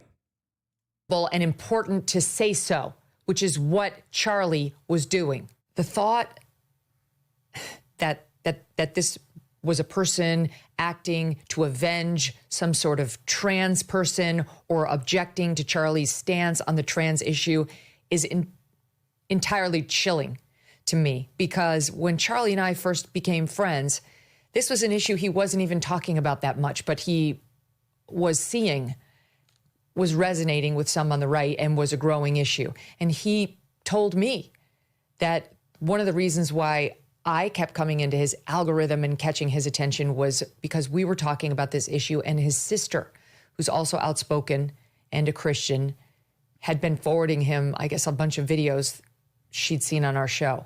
That's what he told me. And of course, like many on the right, it became more and more in his lens over the past few years because it's grown in the public sphere. It's hard to avoid.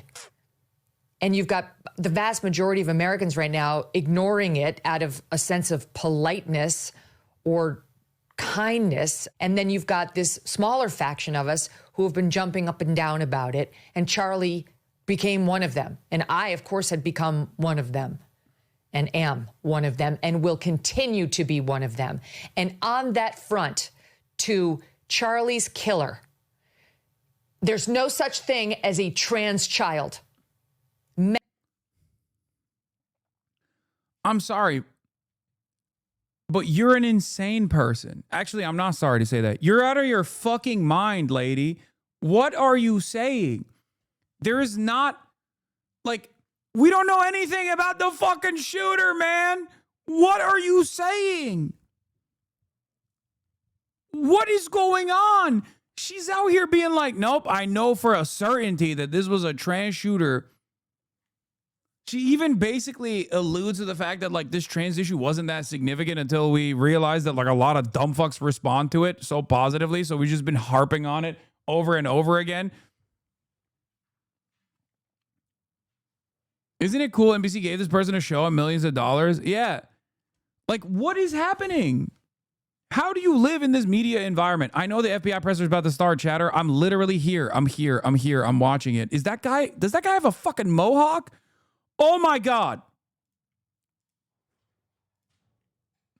Oh my God, that guy has a mohawk. Oh, that's crazy. That's cool. That's cool. And he's a gamer. He's got an Alienware laptop too. Yeah, that's the AT guy for sure. That's not a law enforcement officer.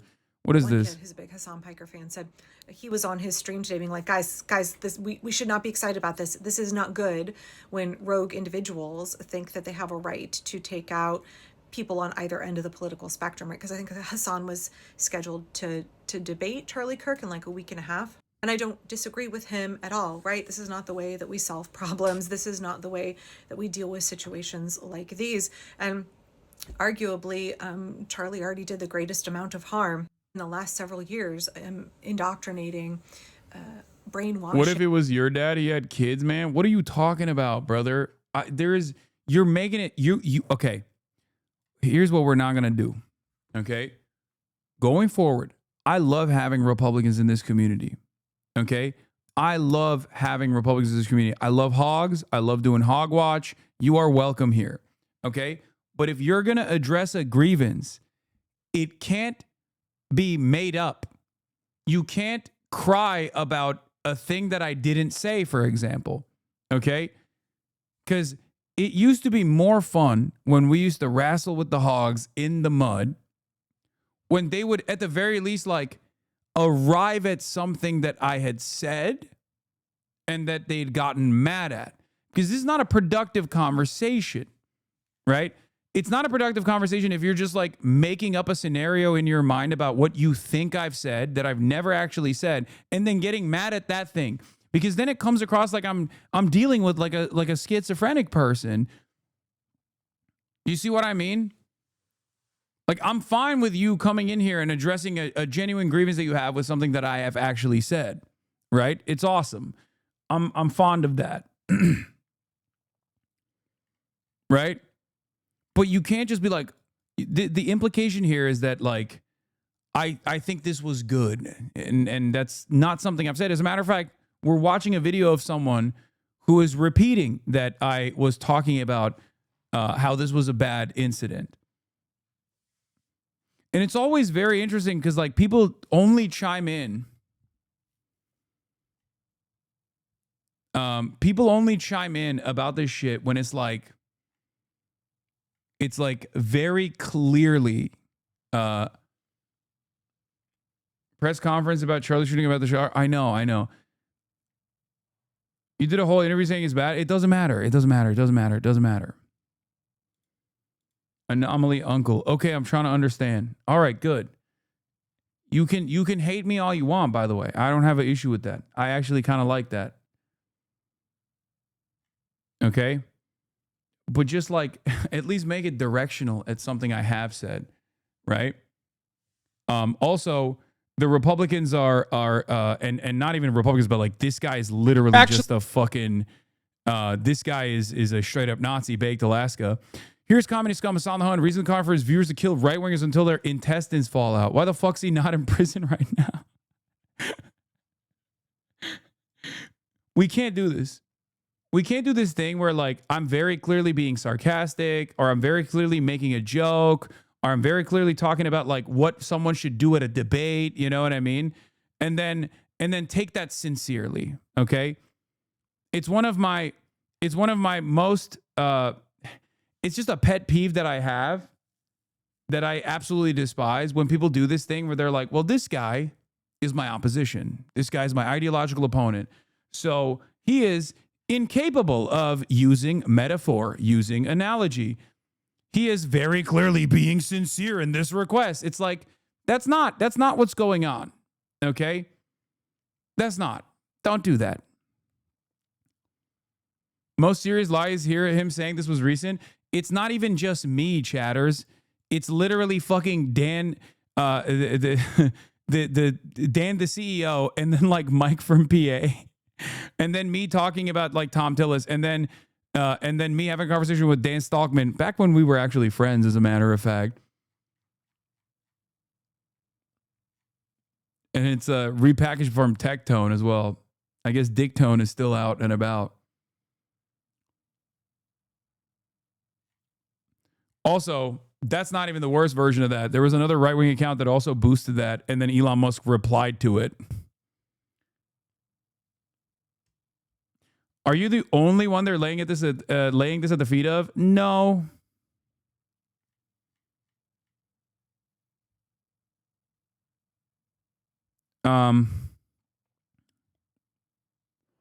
Hasan, you need to seriously take these threats and delusional people seriously. Like, I hardly say this, but I'm genuinely worried. Don't do IRLs in America for at least a couple months, please.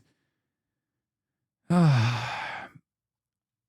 sure they're laying it at other people too. I'm just seeing it because I'm the recipient, you know? But I'm certain that they're yelling at like everybody. No, the press conference hasn't started yet.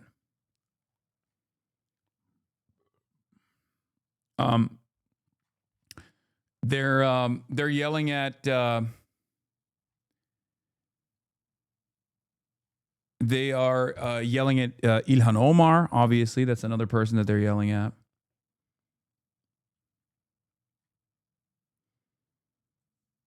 They're yelling at everybody. They're yelling at like Nancy Pelosi and shit, man. You don't understand. Like it's not coming from a place of it's not coming from a place of like logical disagreements or whatever. It's just like it's just angrily posturing at perceived enemies that have created an environment of perceived victimhood.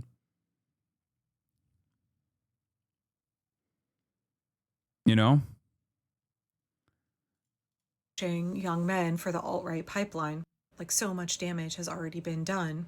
So I guess what I'm saying here is that it's okay to have complicated feelings about it. It's okay to say my feelings don't fall into one side or the other of some of the public reactions that we're seeing. This is not good. I think the political right will spin it in a way that's very bad. They will try and use it to take away our, Second Amendment rights. We're already watching the Trump regime trying to trample on and take away the Second Amendment rights of trans folks. And Bro was so horny to fucking say that someone is claiming that I'm calling for the murder of right-wingers when I have not. That they sent a threads.com post. I'm sorry. That is like that's worse than going to Blue Sky, man. That's crazy.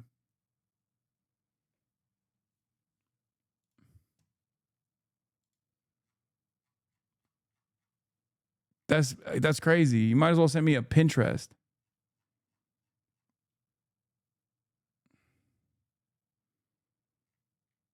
Apparently Threads is huge internationally. In this country.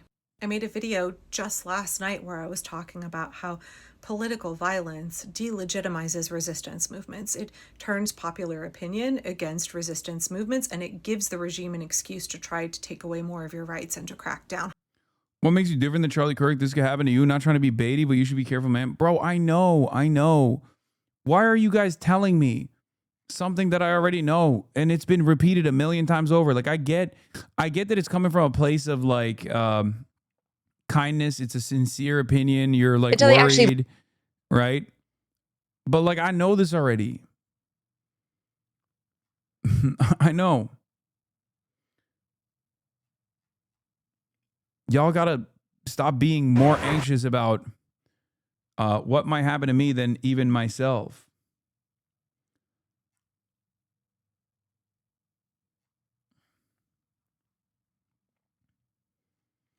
Hey, was a government official in Utah that was fired today by the Utah State Legislature for social media posts by Charlie Kirk. Oh my God. Where the fuck is Kash Patel, bro? Oh, they're coming out. Right on cue, baby. Let's go. You're about to see the worst press conference. I'm telling you right now, Kash Patel, incapable of sticking to a script, utterly incapable of coming across as a sincere person. It is about to get crazy in here. Who knows? Who knows what kind of information is going to come out of this press conference? Cash Money Patel, thank you for baby. being here today. My name is Hillary Kellner. I am the Communications Director for the Utah Department of Public Safety. This evening, we have FBI Director Patel. Yeah. Our takeaway from this is going to be like, did Kash Patel do this? Because the way he's talking about it is like so suspicious.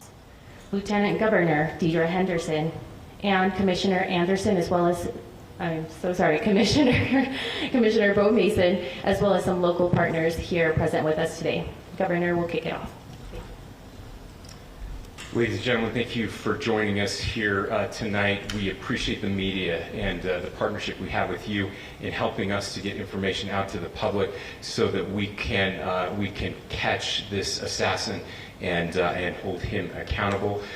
We are going to share a portion of a video and that we have of the suspect, as well as some new stills. Those have already been released, but we want to make sure that they get as much attention as possible so that we can get help from the public in tracking down this evil human being.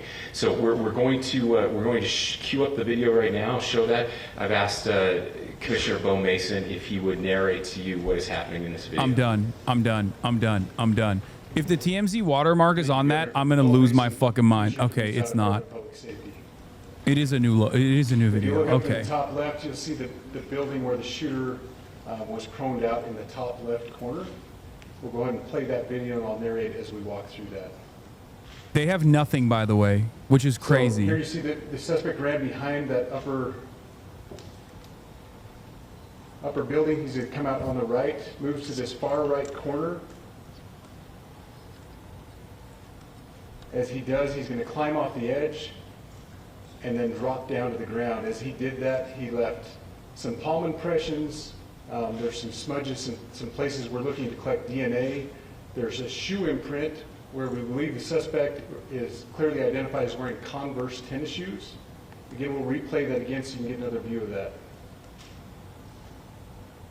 It's important to note his black t-shirt, his black pants, and there appears to be some white on the soles of those Converse tennis shoes. Those are all identifiable items that we're looking for.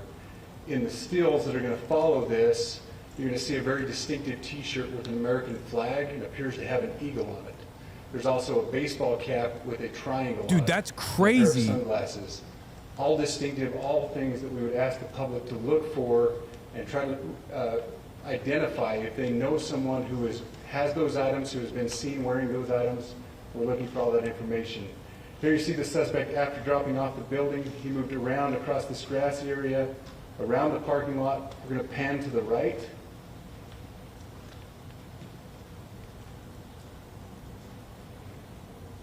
Bro just walked away like Ezio, bro. This is Assassin's Creed. This is where he moves over into no fall damage.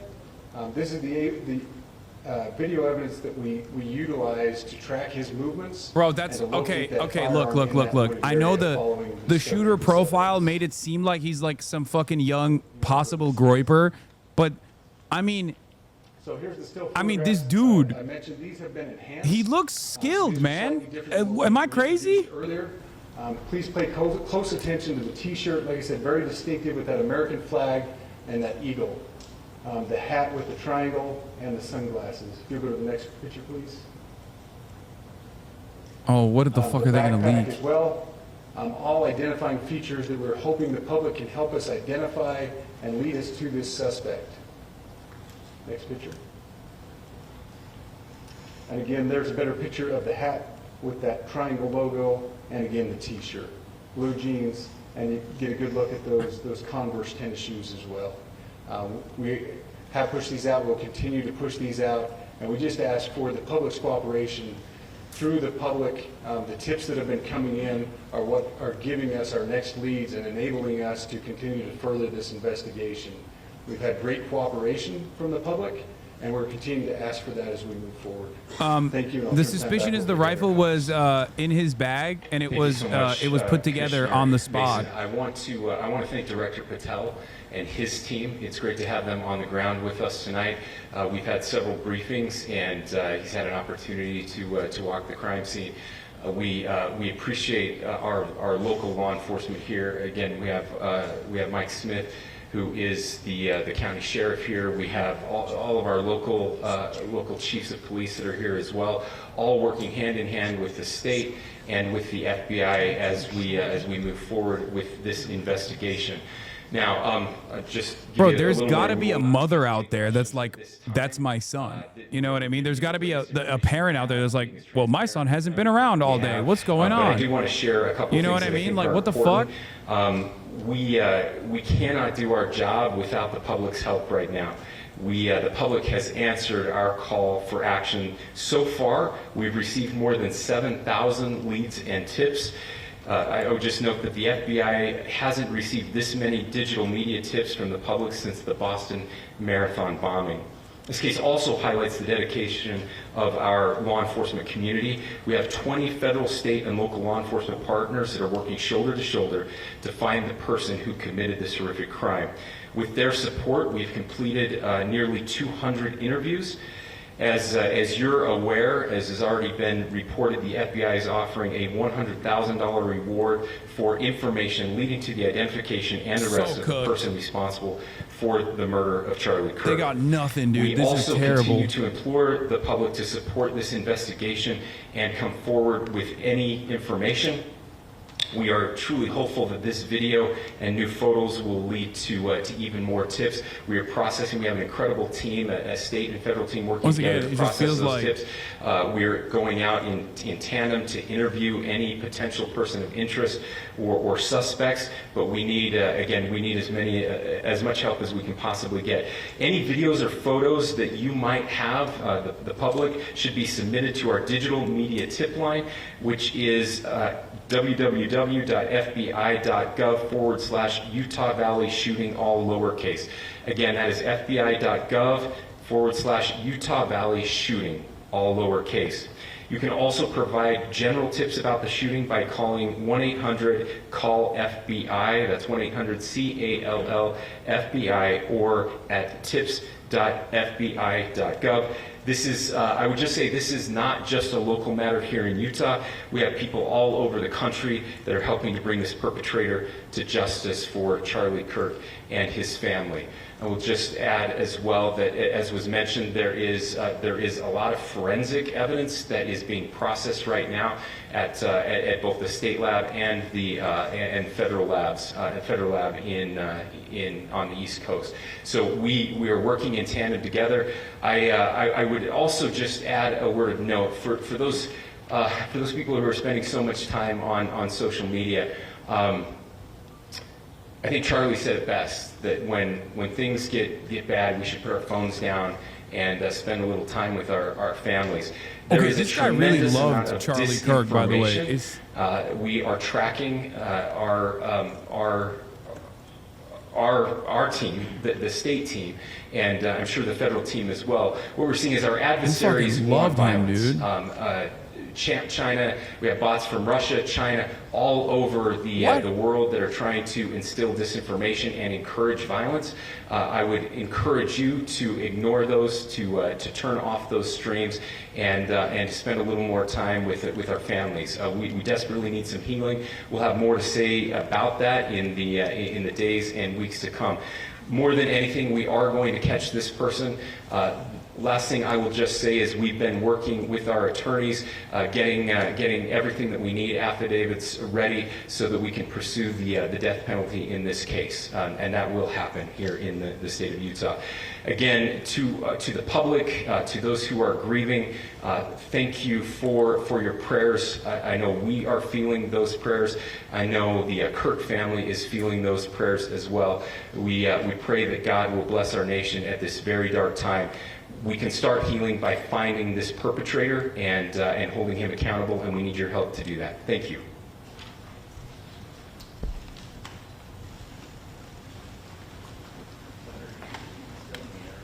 Wait, nothing from... That's it? That's it? No cash money? No cash money? Dude.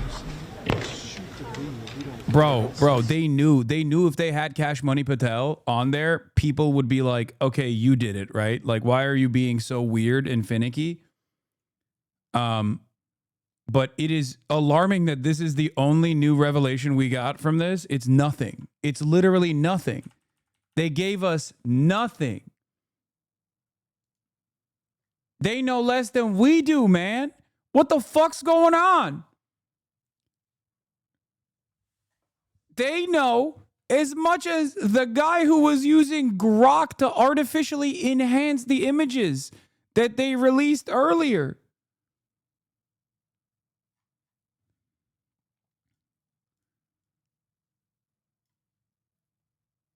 They're probably being careful and don't want the killer to know if they know more. Very common in investigations. Yeah, very common in investigations when you go, hey, we're right at the precipice of apprehension, but please, we are begging you to send us any information you have. Because we don't know shit.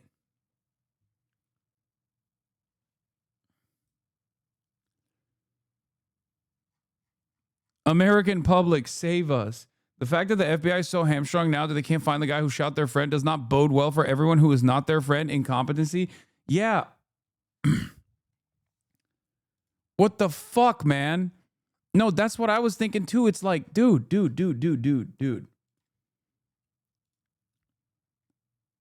This puts the conversations that I've had with federal law enforcement in the aftermath of receiving like what they consider to be credible death threats in a totally different light.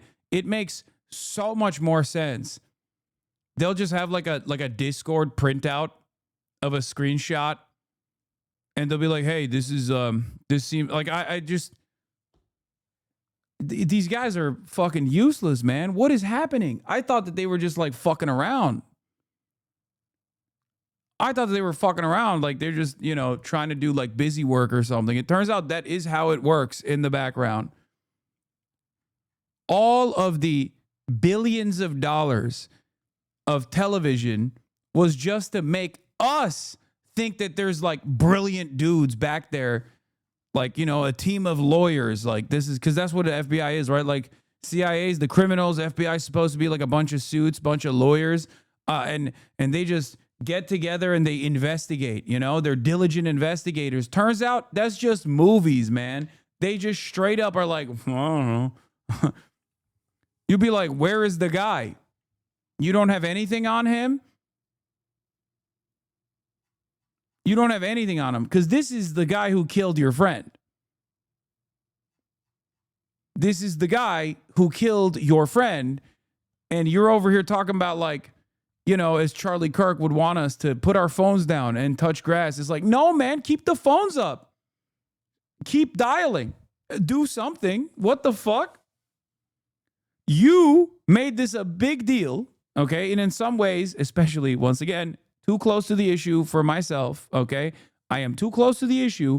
So for me, I'm like, you know, what is happening here? There's just no punishments. There's no penalties. There's no investigation. What's going on here? What the fuck? Not even a little bit? With Not a limp even today. Maybe he hurt himself during that jump, but I know he's a shooter and I know this. I mean, that could be happening right now. The purpose of tonight's press conference was to put out that video, not because you can identify him from that video. It was to garner more interest, garner more play, get more eyes on those photographs that come with the video. They're trying to stir the pot because they're waiting for that call. Yeah, I mean, they had this press conference scheduled for a little bit earlier in the day, and it's been postponed. I mean, actually now almost 6 hours since they, maybe more than 6 hours since they last said that they were going to have one, saying that the developments were coming rapidly. Do you see a difference between what we know today, based on what they said, and what they knew perhaps yesterday evening? Well, I think the big thing right now is the video, right? So now they have this description, they have this the visual of the suspect. They walk through in this press conference. They walk through very specific details: the hat, the details of the hat, the details of the shirt, the details of the shoes. Why? Because something like that is going to stick out in somebody's mind and go, "Wait a minute, that guy has a Converse sneaker. He's acting a little weird. I'm going to make a call." So crowdsourcing information by law enforcement is a common tactic, right? But the challenge right now is, we heard them talk about just the amount of tips that they're getting. The challenge is volume and velocity of these tips coming in. Every single one of them has to be reviewed, researched, and adjudicated as to, is this a valid lead? Is this actionable? Again, if you think about the volume, that is a monumental task right now for the FBI and local law enforcement to do that. But it's that needle in a haystack. It's that one person in the McDonald's that says, I think I see this suspect. And that's where they can action off of it. We also have with us Andrew McCabe, a former FBI deputy director. Andy, I wonder what you think of the progress of this investigation so far. They don't have an identity of this person, and they are. Turns out when people don't like you, they don't want to help you. Brother, if you think the current FBI, who is led by a fucking right-wing podcaster who knows Charlie Kirk personally, doesn't like Charlie Kirk, I don't know what to tell you. What is shocking about this is, like, this is a government run by podcasters, and they killed a podcaster. This is a government run by right-wing podcasters. And this dude shot a right-wing podcaster and killed him. So even if they didn't personally like Charlie Kirk all that much, or maybe they had like a disagreement or something, I feel like they would, at least out of, ensuring that this doesn't happen to them as, brothers in bond, other podcasters, they probably, I assume they would be demonstrating a level of competence beyond what they're doing currently. Not good. Bo Mason, the head of Utah's public safety, told NBC tonight the authorities have no idea about the identity and location of Charlie Kirk's killer. A remarkable definitive statement. This clip just aired on Psaki briefing on MSNBC. What? What is... What? I know you can't say too much here, but is it your understanding that this individual Okay, this also kind of makes me feel like this is like an inside job or something. Like this is no. may be close by or still in Utah? We have no idea. We're exploring leads for individuals out of state. And this man said, "We know you can't reveal too much, but what can you reveal?" And the dude said, "We don't know anything. We don't know anything at all. I don't know if it's a guy or a girl. I don't know what state he's in. I think we found his gun, but it could be somebody else's gun. Really, it's Utah. There's a lot of guns around. Why would they reveal anything? What are you talking about?"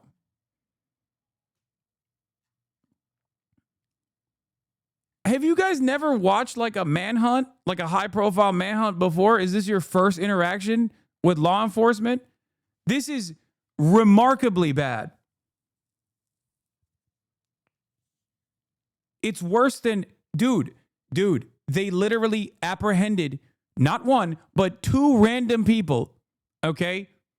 Like in the immediate aftermath. And this wasn't like a murder that took place in a quiet neighborhood far away from prying eyes. Like this was a public event at a fucking college campus where there are a fuck ton of cameras and a fuck ton of people filming the event.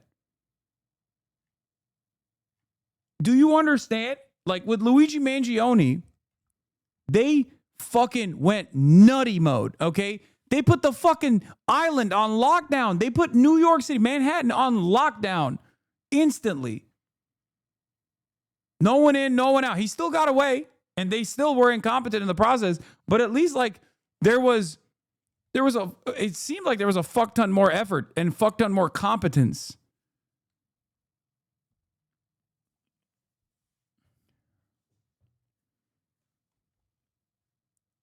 Please lock doors, my handsome angel. Okay.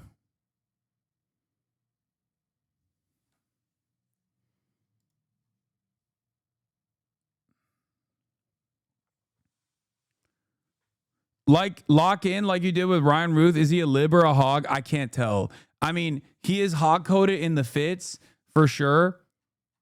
Okay, he's hot coded in the fits. And as soon as I took one look at Ryan Ruth and I was like, that's a liberal. Like, that's like a, he is wearing Converse though. Hogs wear Converse too. Converse is a lib shoe. I mean, I don't know. I think he might be griped up.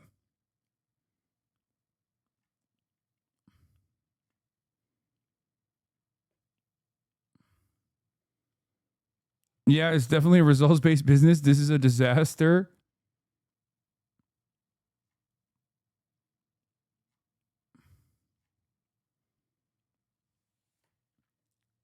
I will say, like, how many fucking libs are in Utah, dude? I mean, there's some, but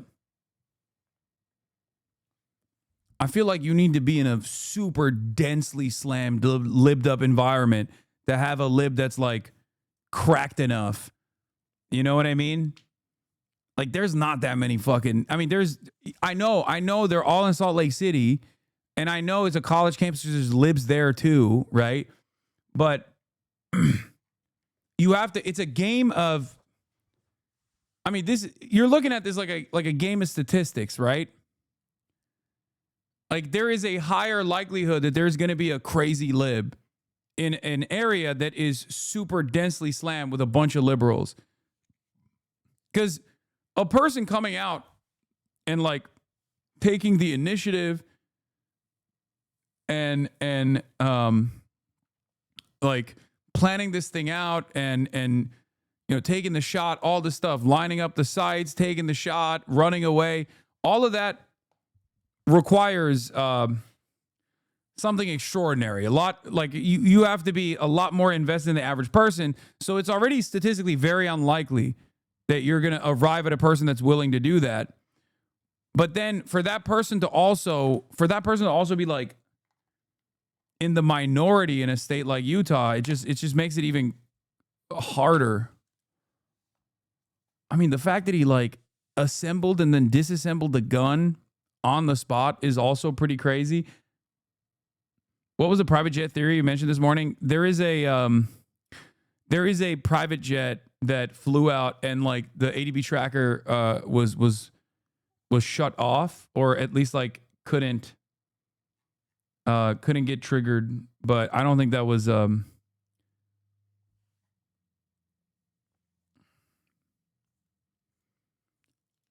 that's not crazy. It's easy to do that, dude. That's not that easy, man. And it wasn't an AR. Chatters, you say, okay, let me tell you something. You say like, oh, first of all, the gun's not even an AR. It's a bolt action rifle. Okay.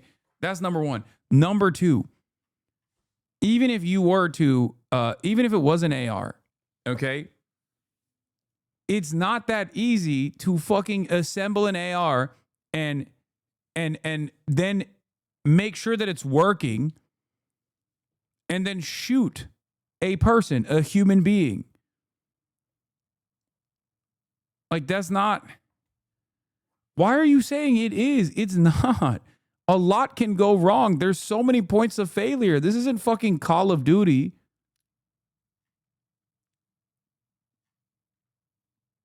What the fuck?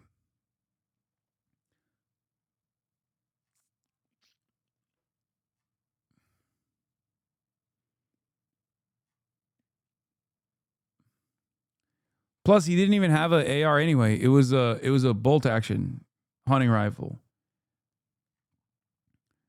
This is why it makes me feel like this guy is at least like military trained or something, but I don't know. Maybe it's Utah. Maybe there's a lot of fucking people who grow up around farms. They go hunting at an early age.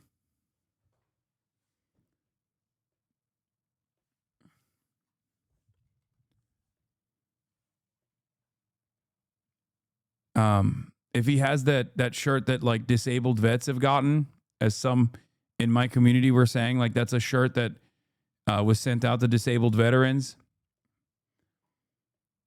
Even narrowing the timeline, he could have I guess he could have a disabled veteran relative if it's not himself, because he looks too young.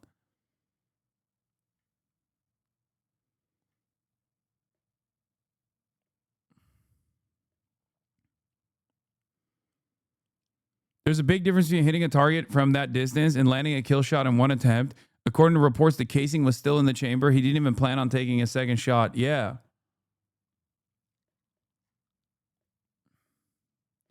I'm a disabled veteran and never got that shirt. Well, L for you, chatter. That's a L, big dog.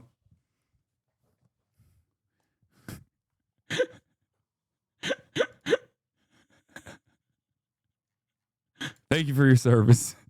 Individuals that live close by, we literally have persons of interest, tips coming in on the tip line that are spanning far and wide. Hope you at least got maximum disability. You know what I mean? Hopefully you got 100% at least. So you got your shit paid out.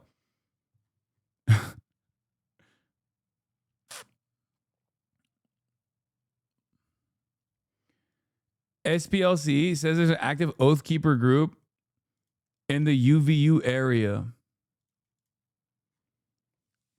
Great.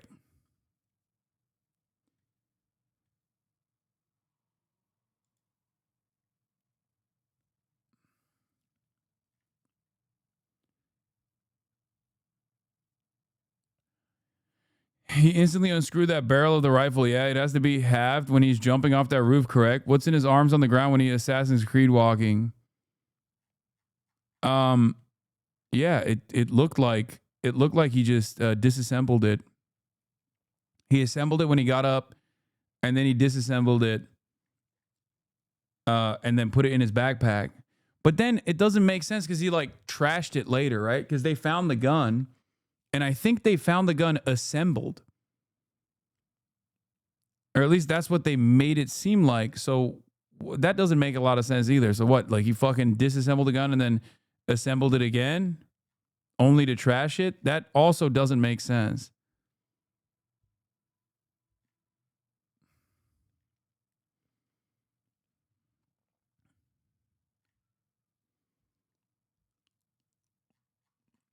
Is he wearing meta glasses in the new angle? No, I don't think so. The focus was inside the courtyard area where the shooting had unfolded. Abby? Yeah. Back in the room here in New York, Jonathan Wackrow, that neighborhood is, as Ed Lavandera just pointed out, going to have a lot of information embedded in it. A doorbell cam. Bro, we have a crazy amount of surveillance in this state. Like, we live under a surveillance state, and it's kind of shocking when you see something like this where, like, a dude with a hat and glasses can just absolutely nuke all of that. Like, that is crazy to me. That a dude, one hat, one skin tight Oakleys, and red states are basically living, it seems like, in an era where you could just like kind of do a murder, and if no one saw you physically do the murder, you were basically good to go. Or like bank robberies, you know what I mean? Remember back in the day? Obviously, I'm not that old either, but back in the day, you could just like kind of kill people and then, you know, they just had nothing. If nobody saw you do it, there was like no way to figure out if you actually did the murder. I didn't say back in my day. I said back in the day, okay? And it feels like, I guess if you're in fucking Utah, they're still like operating as though it's 1930s.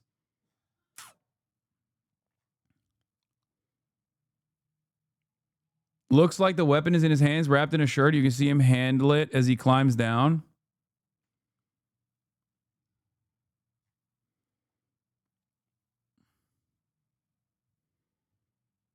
Yeah, if you're a white dude with Oakleys and a baseball cap and like, you know, an American flag long sleeve tee, it's over. You're going free. They have to arrest. What are they going to do? Arrest 80% of the state? They can't do that.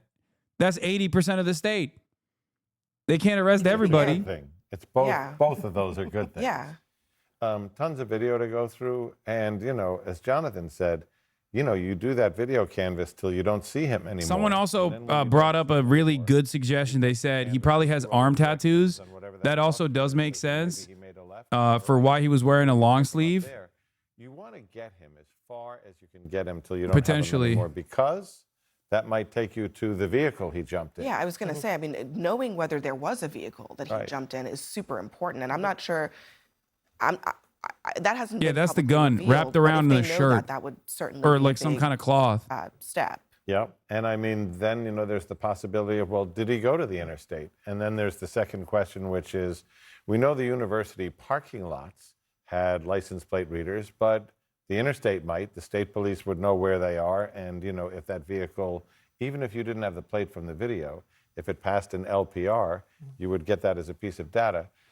The point is, absent somebody giving them a great suspect that they arrest and confesses tonight, they'll do the hard slog, no matter how many days or weeks that takes. Until the right tip comes in, because essentially that is. Think about it this way. Look at the investigation to the Utah student murders. Yeah. Right? No real witness except who saw a dark figure leave the house. No motive, no connection between the victims. And they were able to piece that together with tiny bits of evidence that then came together with so many different techniques, from the video to the license plate to the cell phone towers to the video of the car stop from a police officer months before of a person who had already changed the license plate. These can come together with one bold call, like Luigi Mangione from somebody in a restaurant and the mom starting to get suspicious in San Francisco that that might be her boy, or it can come together through 1,000 pieces that finally fit together like a puzzle. Hey, and Juliet said it. I mean, if you look at those photos, if you know that man, you know him. Yeah. That seems clear. I mean, we can't see his face and his eyes, but his demeanor, his height, you would know that person. Andy McCabe, I just want to ask you, Kash Patel, the FBI director, flew to Utah today, but did not speak. And this is after a couple of days of several tweets that really got ahead of what they actually had in terms of a suspect or a subject in this investigation. What do you make of the fact that we didn't hear from him tonight?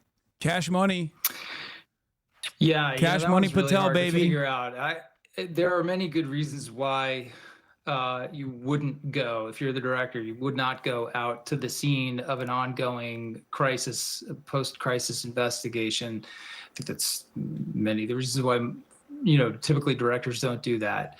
One of the reasons not to do that is because the presence of the director imposes a huge burden on the field office. There's all kinds of arrangements that have to be made. There's all kinds of security concerns that arise. Transportation becomes very complicated.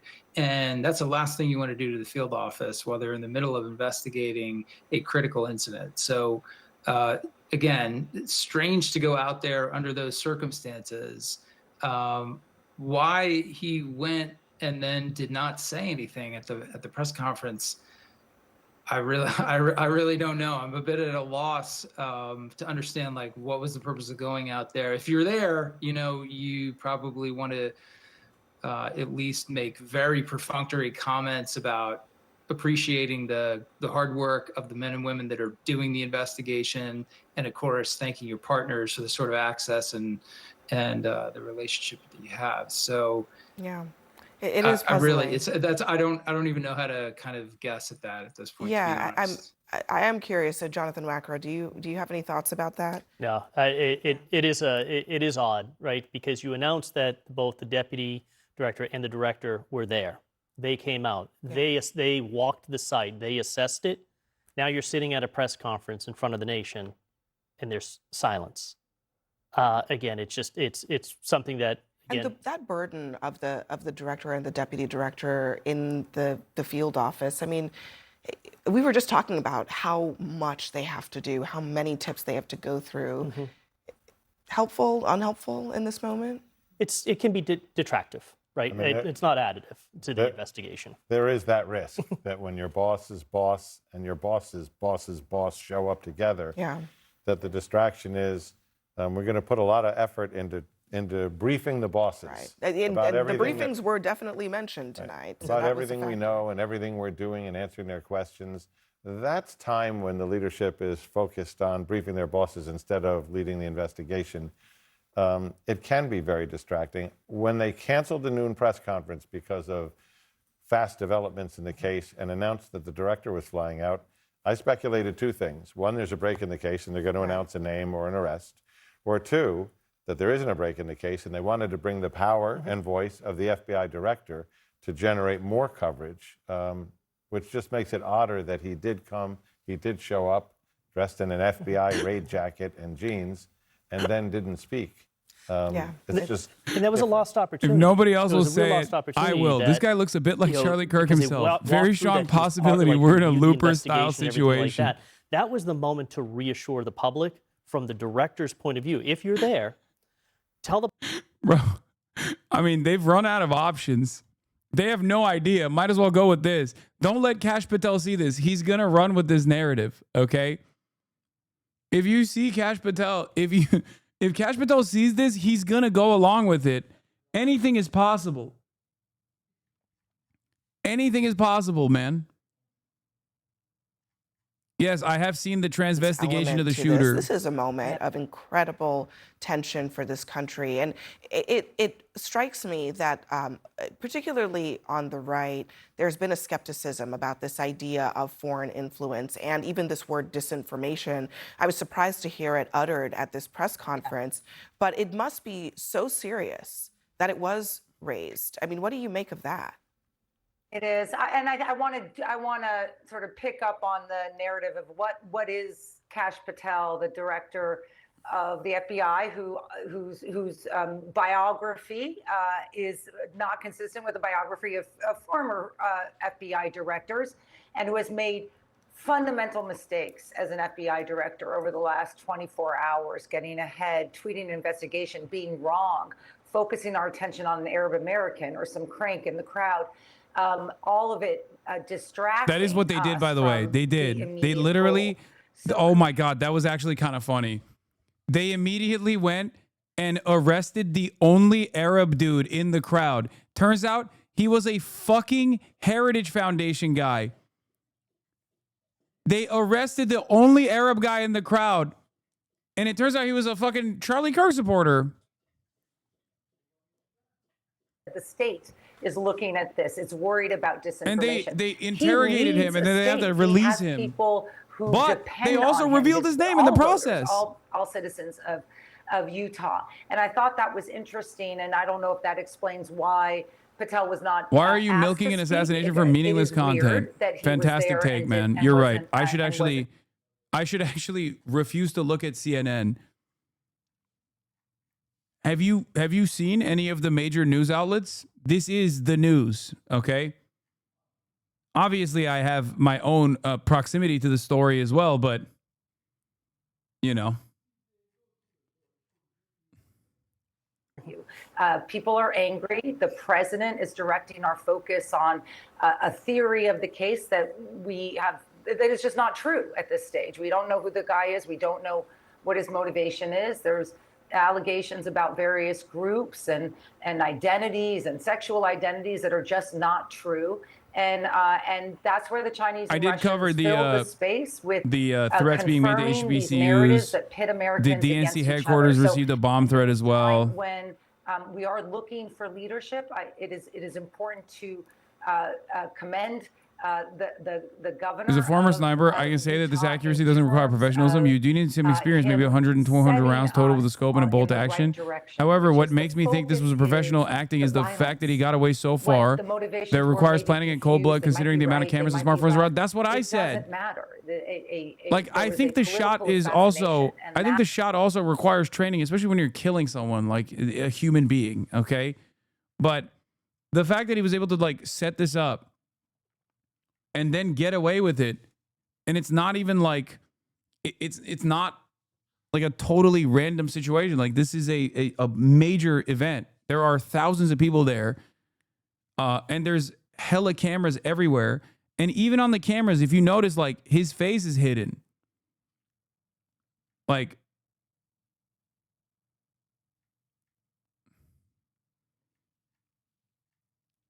not touching the railing, like not touching the fucking stairway rails.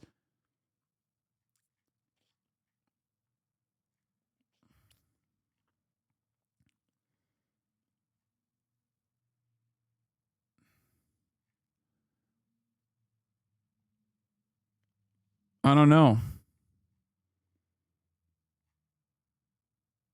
The bullet drop was calculated within a margin of error too, even if he wasn't aiming for the neck. The guy's a trained professional. There is no way that he left zero DNA behind. Also, that's the other thing. Like, how do you not leave any? Like, I mean, sure, you got the arm sleeves, right? No arm hairs or anything, but like nothing. Like, you were on the gravel. He was laying down on the gravel. No hair.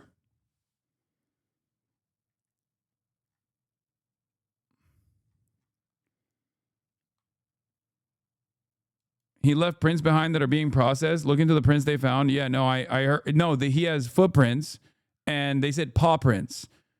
I don't think they said fingerprints.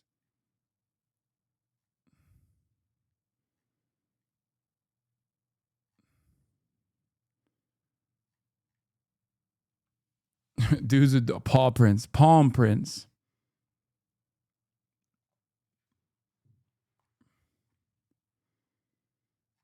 Manimal. Yeah, he is a manimal. Politics saying now I am nervous about my public opinions, which is perfectly valid. Yeah. I mean, a lot of people are scared. You know, Congress talks about, well, we want security details. But as Jonathan knows better than anybody, okay, so that's 6 person for 540 members of Congress, which comes out to 3,000 something. You'd have to double the size of the Capitol Police to be the equivalent of the Philadelphia Police Department. We also have all of these hoax calls, swatting calls into HBCUs. Also, fucking guy who left nothing behind. I can't believe that they were. I can't believe that they were making it seem as though this dude was like a trans activist that put imprints on the bullet. Of copycats or retribution. And if I were not just a member of Congress, but anybody in the public sphere. Right? Article about the shirt. And is the FBI, our law enforcement? Last year, Holoscope Mag, we looked into why the specific shirt is in so many thrift stores and found out the charity behind it produces them en masse to guilt potential donors. Society have normalized violence. right? And we became comfortable with that. Wonder how the DVNF is going to feel now that their shirts are going to suddenly get very popular in a very different context. You know, since Luigi Mangione. Have you seen the shirt? Land of the Free Shirts, a national thrift shop stable, come from the most insidious veterans charities. Targeted killings tied to ideology have become almost the norm. This is the third or fourth assassination attempt that we've seen, and it's not going away. And just going back to, that there's a killer on the loose. This individual went all the way through the pathway of violence. Wait, what is this? The ATF bulletin said the agents found engravings that are interpreted as expressing transgender anti-fascist ideology on an ammunition inside a weapon believed to have been used by the murder of Kirk. Two law enforcement sources told CNN that agents quickly ran an initial search on one of the markings, including a series of arrows, which analysts initially interpreted to be a connection to the transgender community. That information remains unverified. Oh my God. Oh my God. It's literally the fucking bullet markings. Oh my God. Oh my God. They're so stupid. Oh my God. No, it's the fucking, no, it's not Iron Front, dude. No, it's TRN. It's most likely TRN. And it is literally the fucking, the stamp that they put on the back of the bullets. Oh my God. How can you be at the ATF? How can you literally be at the ATF and not know that these are like regular stamps that they have? Yeah, that's it.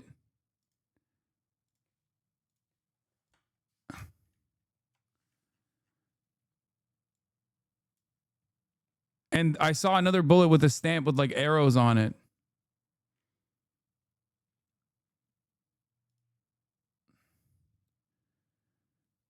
Our Bureau of Alcohol, Tobacco, and Firearms knows nothing about ammunition. They thought that an arrow imprinted on a cartridge was a transgender symbol. It's actually a head stamp. Every cartridge on Earth has this. Some have arrows. It identifies the manufacturer. Idiots. How are people at the ATF unfamiliar with like common... No, it can't be, right? Like, it has to be something different, right? There's no fucking shot. There is no shot that the Bureau for Alcohol, Tobacco, and Firearms is so oblivious to shit that is a common practice.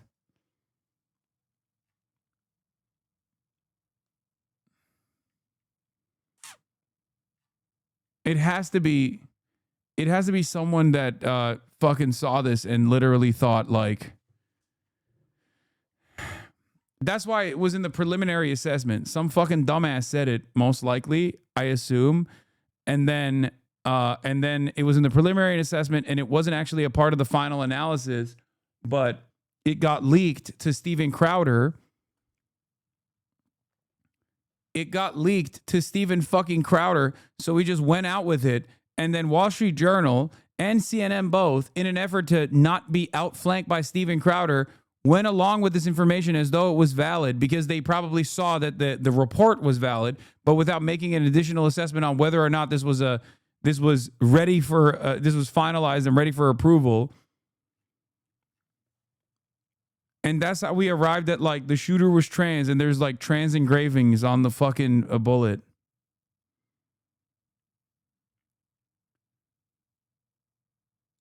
Insane that this is still up. Yeah. Wall Street Journal just posted this and did not even retract it.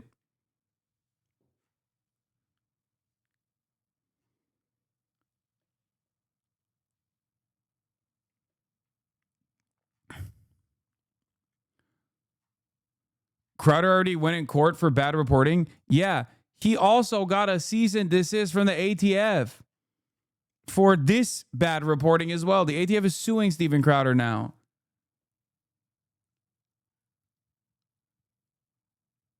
That's also criminal liability too, because you're technically interfering in an active investigation.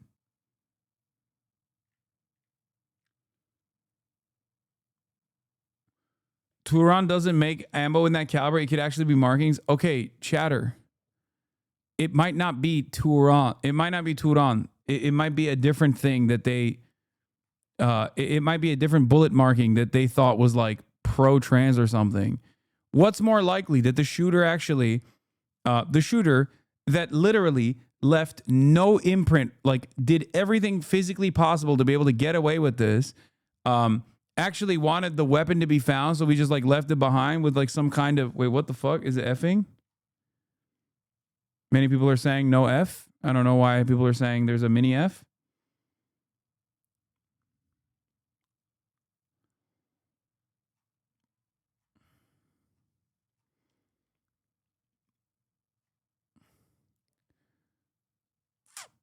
Anyway, after a few followers mentioned they thought this might be referring to a manufacturing stamp, I had a quick look. Many manufacturers stamp with arrows, iron sights, or initials, including TRN. This seems like something that anyone in law enforcement should know if they aren't a podcaster. I don't understand how you can be at the ATF and not know that. Paw prints are a dead giveaway, but sure, keep lying to the masses. That's true. He is a manimal. Yeah, it's right. You're right. I'm going with that as well. The shooter must have been half man, half animal. He gave paw prints away. Oh, fuck me, dude. Holy shit. But yeah, it's from a DVNF a charity that the shooter got their shirt from. But he could have just like basically CCNN. He could have gotten the shirt from, what is this? From your conservative colleagues. I don't know if you've been on the Hill earlier today, or I mean, is that improving any, or is it still as tense as it seems? Well, one, you got to understand that Congress is a microcosm of the United States, right? So there's a lot of tension within the United States. I would argue that the president is right here, and he's right for blaming the left, because just look at the facts. The facts are the school shooter in Minnesota was a left-wing lunatic. The facts are the school shooter in Tennessee was a left-wing lunatic. So these shooters are more and more becoming these radical Nazis. leftists. Both of them were So when the fucking president says that, neo-Nazis he's in a not wrong. Telegram I group. can guarantee you this. President Trump is going to hunt down and find the killer of Charlie Kirk. And if he's not dead already, he's going to bring him to justice. And we should all be rooting for him, because this has rocked the foundation of our republic. When you don't have First Amendment rights, regardless of if somebody's left-leaning or right-leaning, it absolutely destroys the fabric of our nation.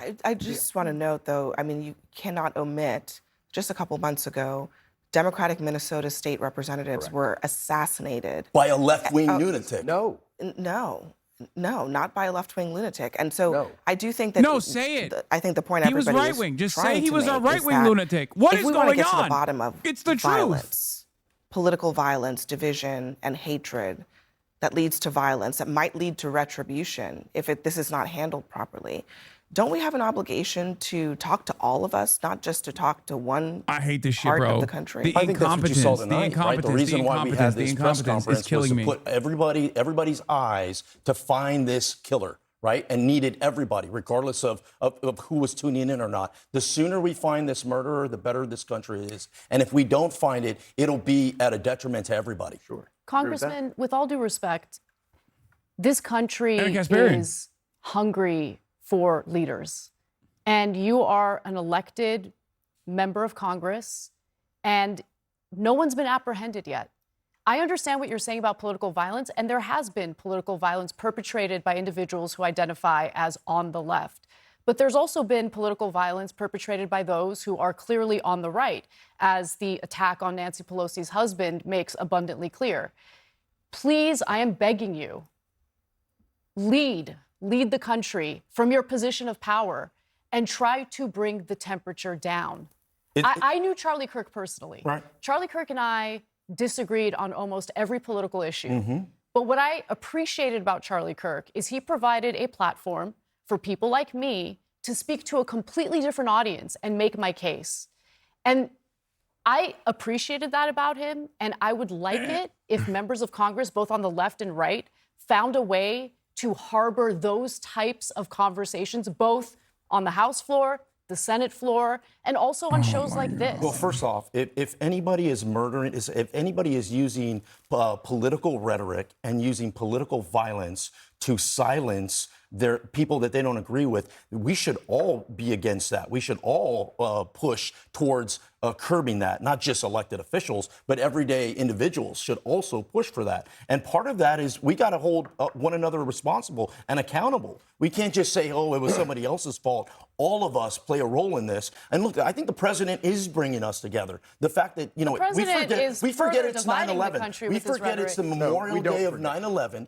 And where was the president? He was at Yankee Stadium today, shaking hands, bringing life to it. Wow, he was really, I'm not a Yankees fan. he was but you really see bringing that America picture together. With him and all the Yankees baseball players. He the was crowd. also referring to the political left as radical lunatics. He was at the U.S. Open. He was at speaks from UFC. both sides The of his president mouth. has been very and active, and I since his appreciate election that. in 2016, Can the I ask political you- rhetoric in this country has devolved further. Can I ask you to respond to that part of what she's addressing, which is what the president said? When I saw someone say this this week, when you hear people, usually online, say they did this, they did that, when we're talking about one man who is a lunatic shooter, criminal, that is so discordant to a lot of this country they're just normal people who are appalled by this. But when you generalize an awful event like this to Oh my God, a whole stop. half of the country, as President Trump seemed to have done today, That's crazy. you're saying that that's bringing the country together, but a lot of people don't hear that. What I'm saying is, sadly, there isn't just one incident. This isn't just on a decline. This is Bro, this person who is of where there is more and more an elected representative has just been lying the entire time. And even Anna's pushback was like not as aggressive as should be. He's just straight up fucking lying. He's like talked about 3 Nazis basically being radical leftists. And instead of blaming one another, it is happening. It is happening. And the fish runs from the head down. To that. But I think the problem is you, sir, as a congressman, just singled out leftist attacks, and that of course leaves out things like the attack on the CDC just a few weeks ago. It leaves out lots of other attacks. I think the point is, particularly in your point of Oh yeah, I forgot about that. Particularly on a day like 9/11, there's an obligation not to try to get political points, but to look at the broader cycle and to say we all need to step up. And we all, so am I, sir. I mean, look at the school shooter at Minnesota. What are the facts in that case? You apparently don't even recognize the facts around the assassination of the state legislatures. Look at the fact. Let's start with the alligator nearest to the boat, which was the Minnesota school shooter. Great. Right? What I'm getting at The is person was these a aren't just fucking one neo-Nazi. issue. Was in a neo-Nazi telegram group. Was in a white supremacist neo-Nazi telegram group. I'm losing my mind. Has all the patterns. Has literally all the patterns of previous white nationalist shooters. Literally put the names of previous white nationalist prominent neo-Nazi mass shooters. What are we talking about? How in the ever-loving fuck did this conversation turn into, oh, the person was actually a leftist? What do you mean? That's crazy. I feel like I'm losing my fucking mind. It's just a lie. He's just lying. He's just straight up lying. Makes people afraid. I can't watch this I shit, play man. What I can't. Senator This makes Kevin me so Cramer pissed. said about what the mood is on Capitol Hill among his colleagues about this issue. I was thinking yesterday, trying to drive out of the Capitol off the plaza, you've got 1,000 people working their way on foot, and we're very, very accessible. I like being accessible, but being accessible is starting to look like being vulnerable. And so I think there's a lot of us that are concerned about that. Being accessible is starting to look vulnerable. Do you feel that way? Are you concerned about your own safety? I am concerned, and so are a lot of my colleagues that are concerned. But this is how you defeat evil. This is how you defeat terrorists. This is how you defeat people that try to change our way of life, is you go right at them. This Saturday, guess what? We're having a campaign event. There'll be hundreds of people there in San Antonio. We are not going to back down. We're not going to be shy. We're not going to be silent. We're going to be vocal. And I think everyone should be that, whether it's a liberal view on the world or whether it's a conservative view on the world. We need to get back to having dialogue. And these people that are using political violence as their solution, they need to be the outliers, not the mainstream. And part of that is us being The world has changed, though, Abby. I mean, I'll give you a prime example. Why weren't there drones at this event? If there was one drone in the air, it would completely change our view on things. I mentioned that because I'm a cryptologist. You mean like a video a physical drone? If you put one drone in the air, all of a sudden, every rooftop is covered. I mentioned that because this isn't the first time there's been a shooter from a rooftop. I want it to be the last it's woke. time. So let's he's right. incorporate- Woke Utah didn't do drones. How much you want to bet this motherfucker's invested in a drone security thing? How much you want to bet this motherfucker's invested in like a mass surveillance drone security company? The future is going to look very different for these types of events. I want you to all stand by. For I guess they didn't have rooftop control, man. What the fuck? Drone control, not gun control, drone control. Still dealing with moderate to severe ulcerative. Oh my God. Yeah, also, so was the shooter in the Evergreen High School shooting yesterday. Desmond Hawley, 16, who was suspected of shooting and critically injuring 2 students, had been radicalized by an extremist network, the authorities said. Very high likelihood, also a part of that fucking Telegram network, just like the Minnesota shooter. Just like the Minneapolis shooter. But hey, guess what, dude? They could just say, oh, these guys are woke. They did it for wokeness. These guys, at this point, like back in the day, not every one of these guys would fucking leave like a manifesto behind, right? They wouldn't leave like telltale markers of what their, opinions are, who they want to kill, why they're doing this. Nowadays, they just write it out. They put a fucking manifesto online. They film themselves writing the manifesto. They fucking cover their guns. They cover their guns with like white supremacist shit. They say they're doing it for white supremacy. They say they're doing it because they're fucking neo-Nazis. And then, after all is said and done, all the right needs to do is turn around and say, that's a leftist. And that's it. That's all it takes. That's all it takes. Right-wingers will look at a person that is screaming that they love right-wing politics. They love it so much. Once again, the Minnesota shooter hung out with Brandon Herrera, who ran for office. He's a fucking right-wing gun tuber who ran for office in the state of Texas. Okay? Said he liked Brandon Herrera. Had Anders fucking Breivik slammed on the gun. Numerous other white supremacist mass shooters. And it's so crazy. It is so crazy that that liberals look at all of that and instead of being like, what the fuck do you mean this guy was left wing? What are you talking about? He has slurs all over the fucking gun. Against the guy. Oh, Brandon Herrera ran against the guy that we just saw on that panel. Amazing. Amazing. So this guy has to know. If a guy who ran for office was mentioned by a fucking mass shooter, you probably know about that, right? So you know the shooter wasn't a leftist, right? Was shot, taking a question from somebody who did not like him. That's right. Somebody who totally disagreed with him. And very few people are willing to subject themselves to that. That's actually very true. And I do really appreciate that about Charlie Kirk. I appreciated the fact that he wanted to, again, provide a platform for people who disagree with each other to have civil debate.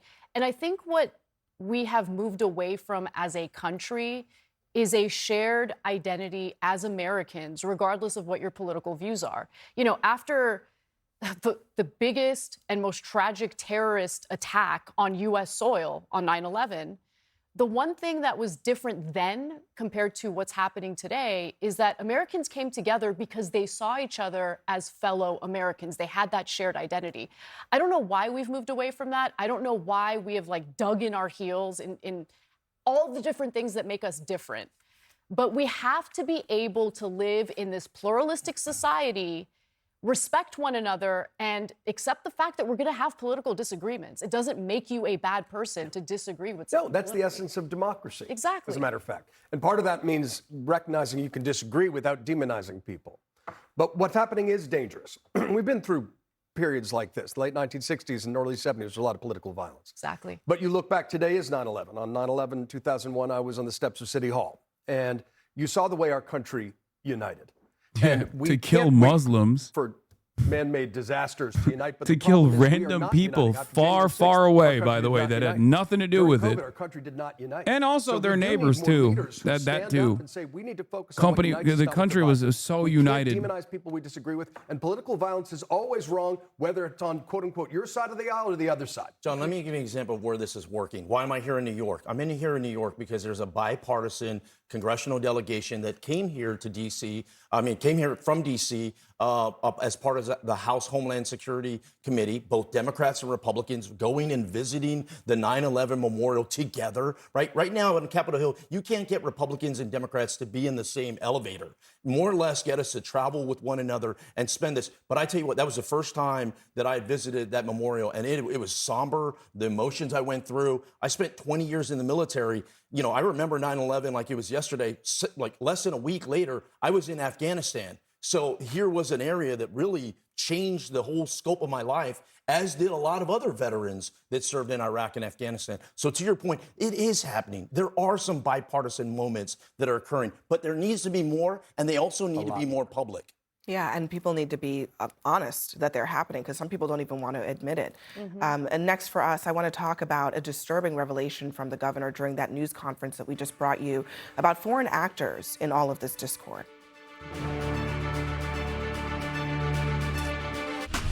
Hold up.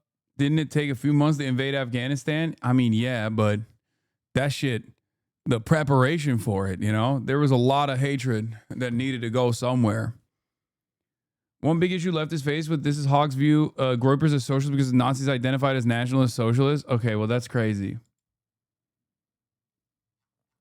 Oh, Mr. Drone Tech.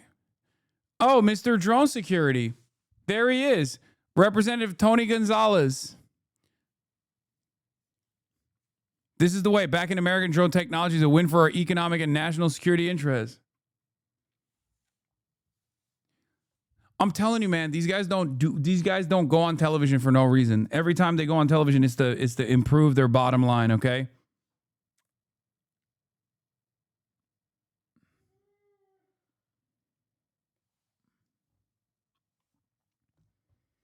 They about to blame this on China if they don't find the shooter tomorrow?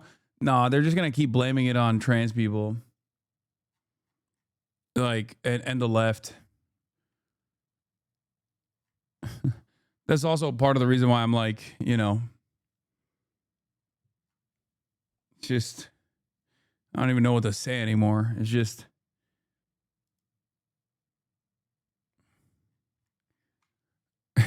so far, the biggest source of disinformation hasn't been Russia or China. It's been Kash Patel and anonymous agents, the trans ideology, and Antifa bullet.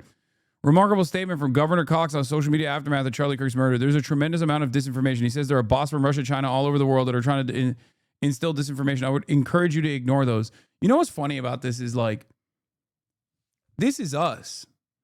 This is homegrown. That's your fucking neighbors. That's your followers, Governor Cox.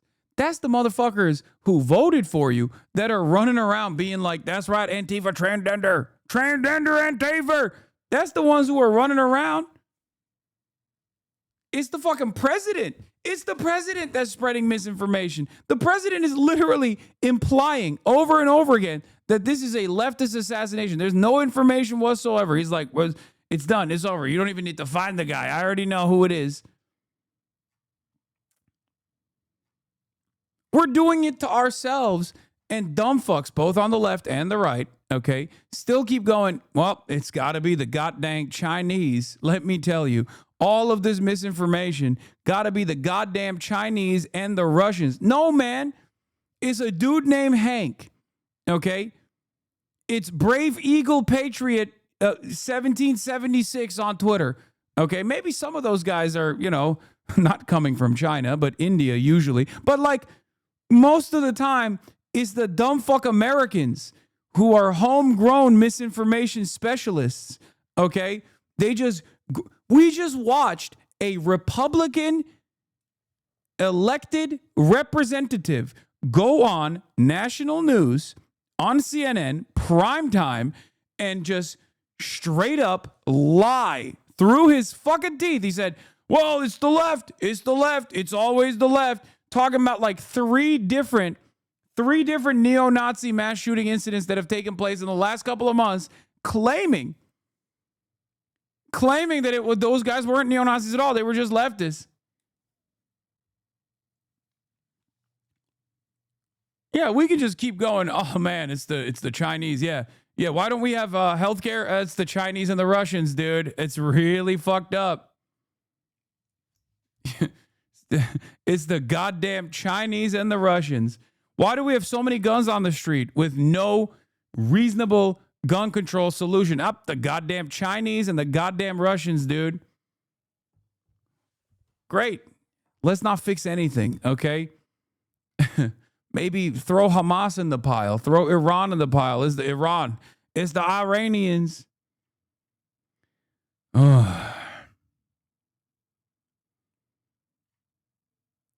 I don't even fucking know what to say anymore, man. All right, I got a lot going on, obviously, and I have to work on it. This one chatter keeps saying audio delay over and over again, which is really funny. Stop. You're the only one who keeps saying there's audio delay. It might be an issue on your end, but I gotta go. Okay. I don't know if I'm gonna be live tomorrow because, like I said, brother's wedding.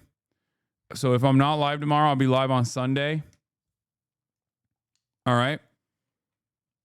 But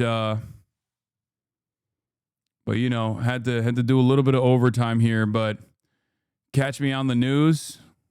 Obviously there are other outlets that I'm going to be speaking to this over the weekend and stuff. And that's it. Here, I'll end it on this. On 911, they stepped on our Peace, heart. everybody. They tried to tear our country apart, but we stood strong. And when the dust cleared, they saw the USA. Yes, we're still here. Together, together, together with Old Glory, we're together, together, together under God, we're together, together, together we're the USA, USA, USA, USA. Yes, 911, we will never forget. Flight 93 saved us from a bad hit. People of the world saw our twin towers gone. Cries of help were heard from our Pentagon. But we're together, together, together with Old Glory. We're together, together, together under God. We're together, together, together we're the USA, USA, USA, USA. Another time, another call. The jewel in the sea, Pearl Harbor's call. They sought to rip our country apart. Instead, they awoke our giant heart. Together, together, together with Old Glory, rest together, together, together under God. We're together, together, together we're the USA, USA, USA, USA.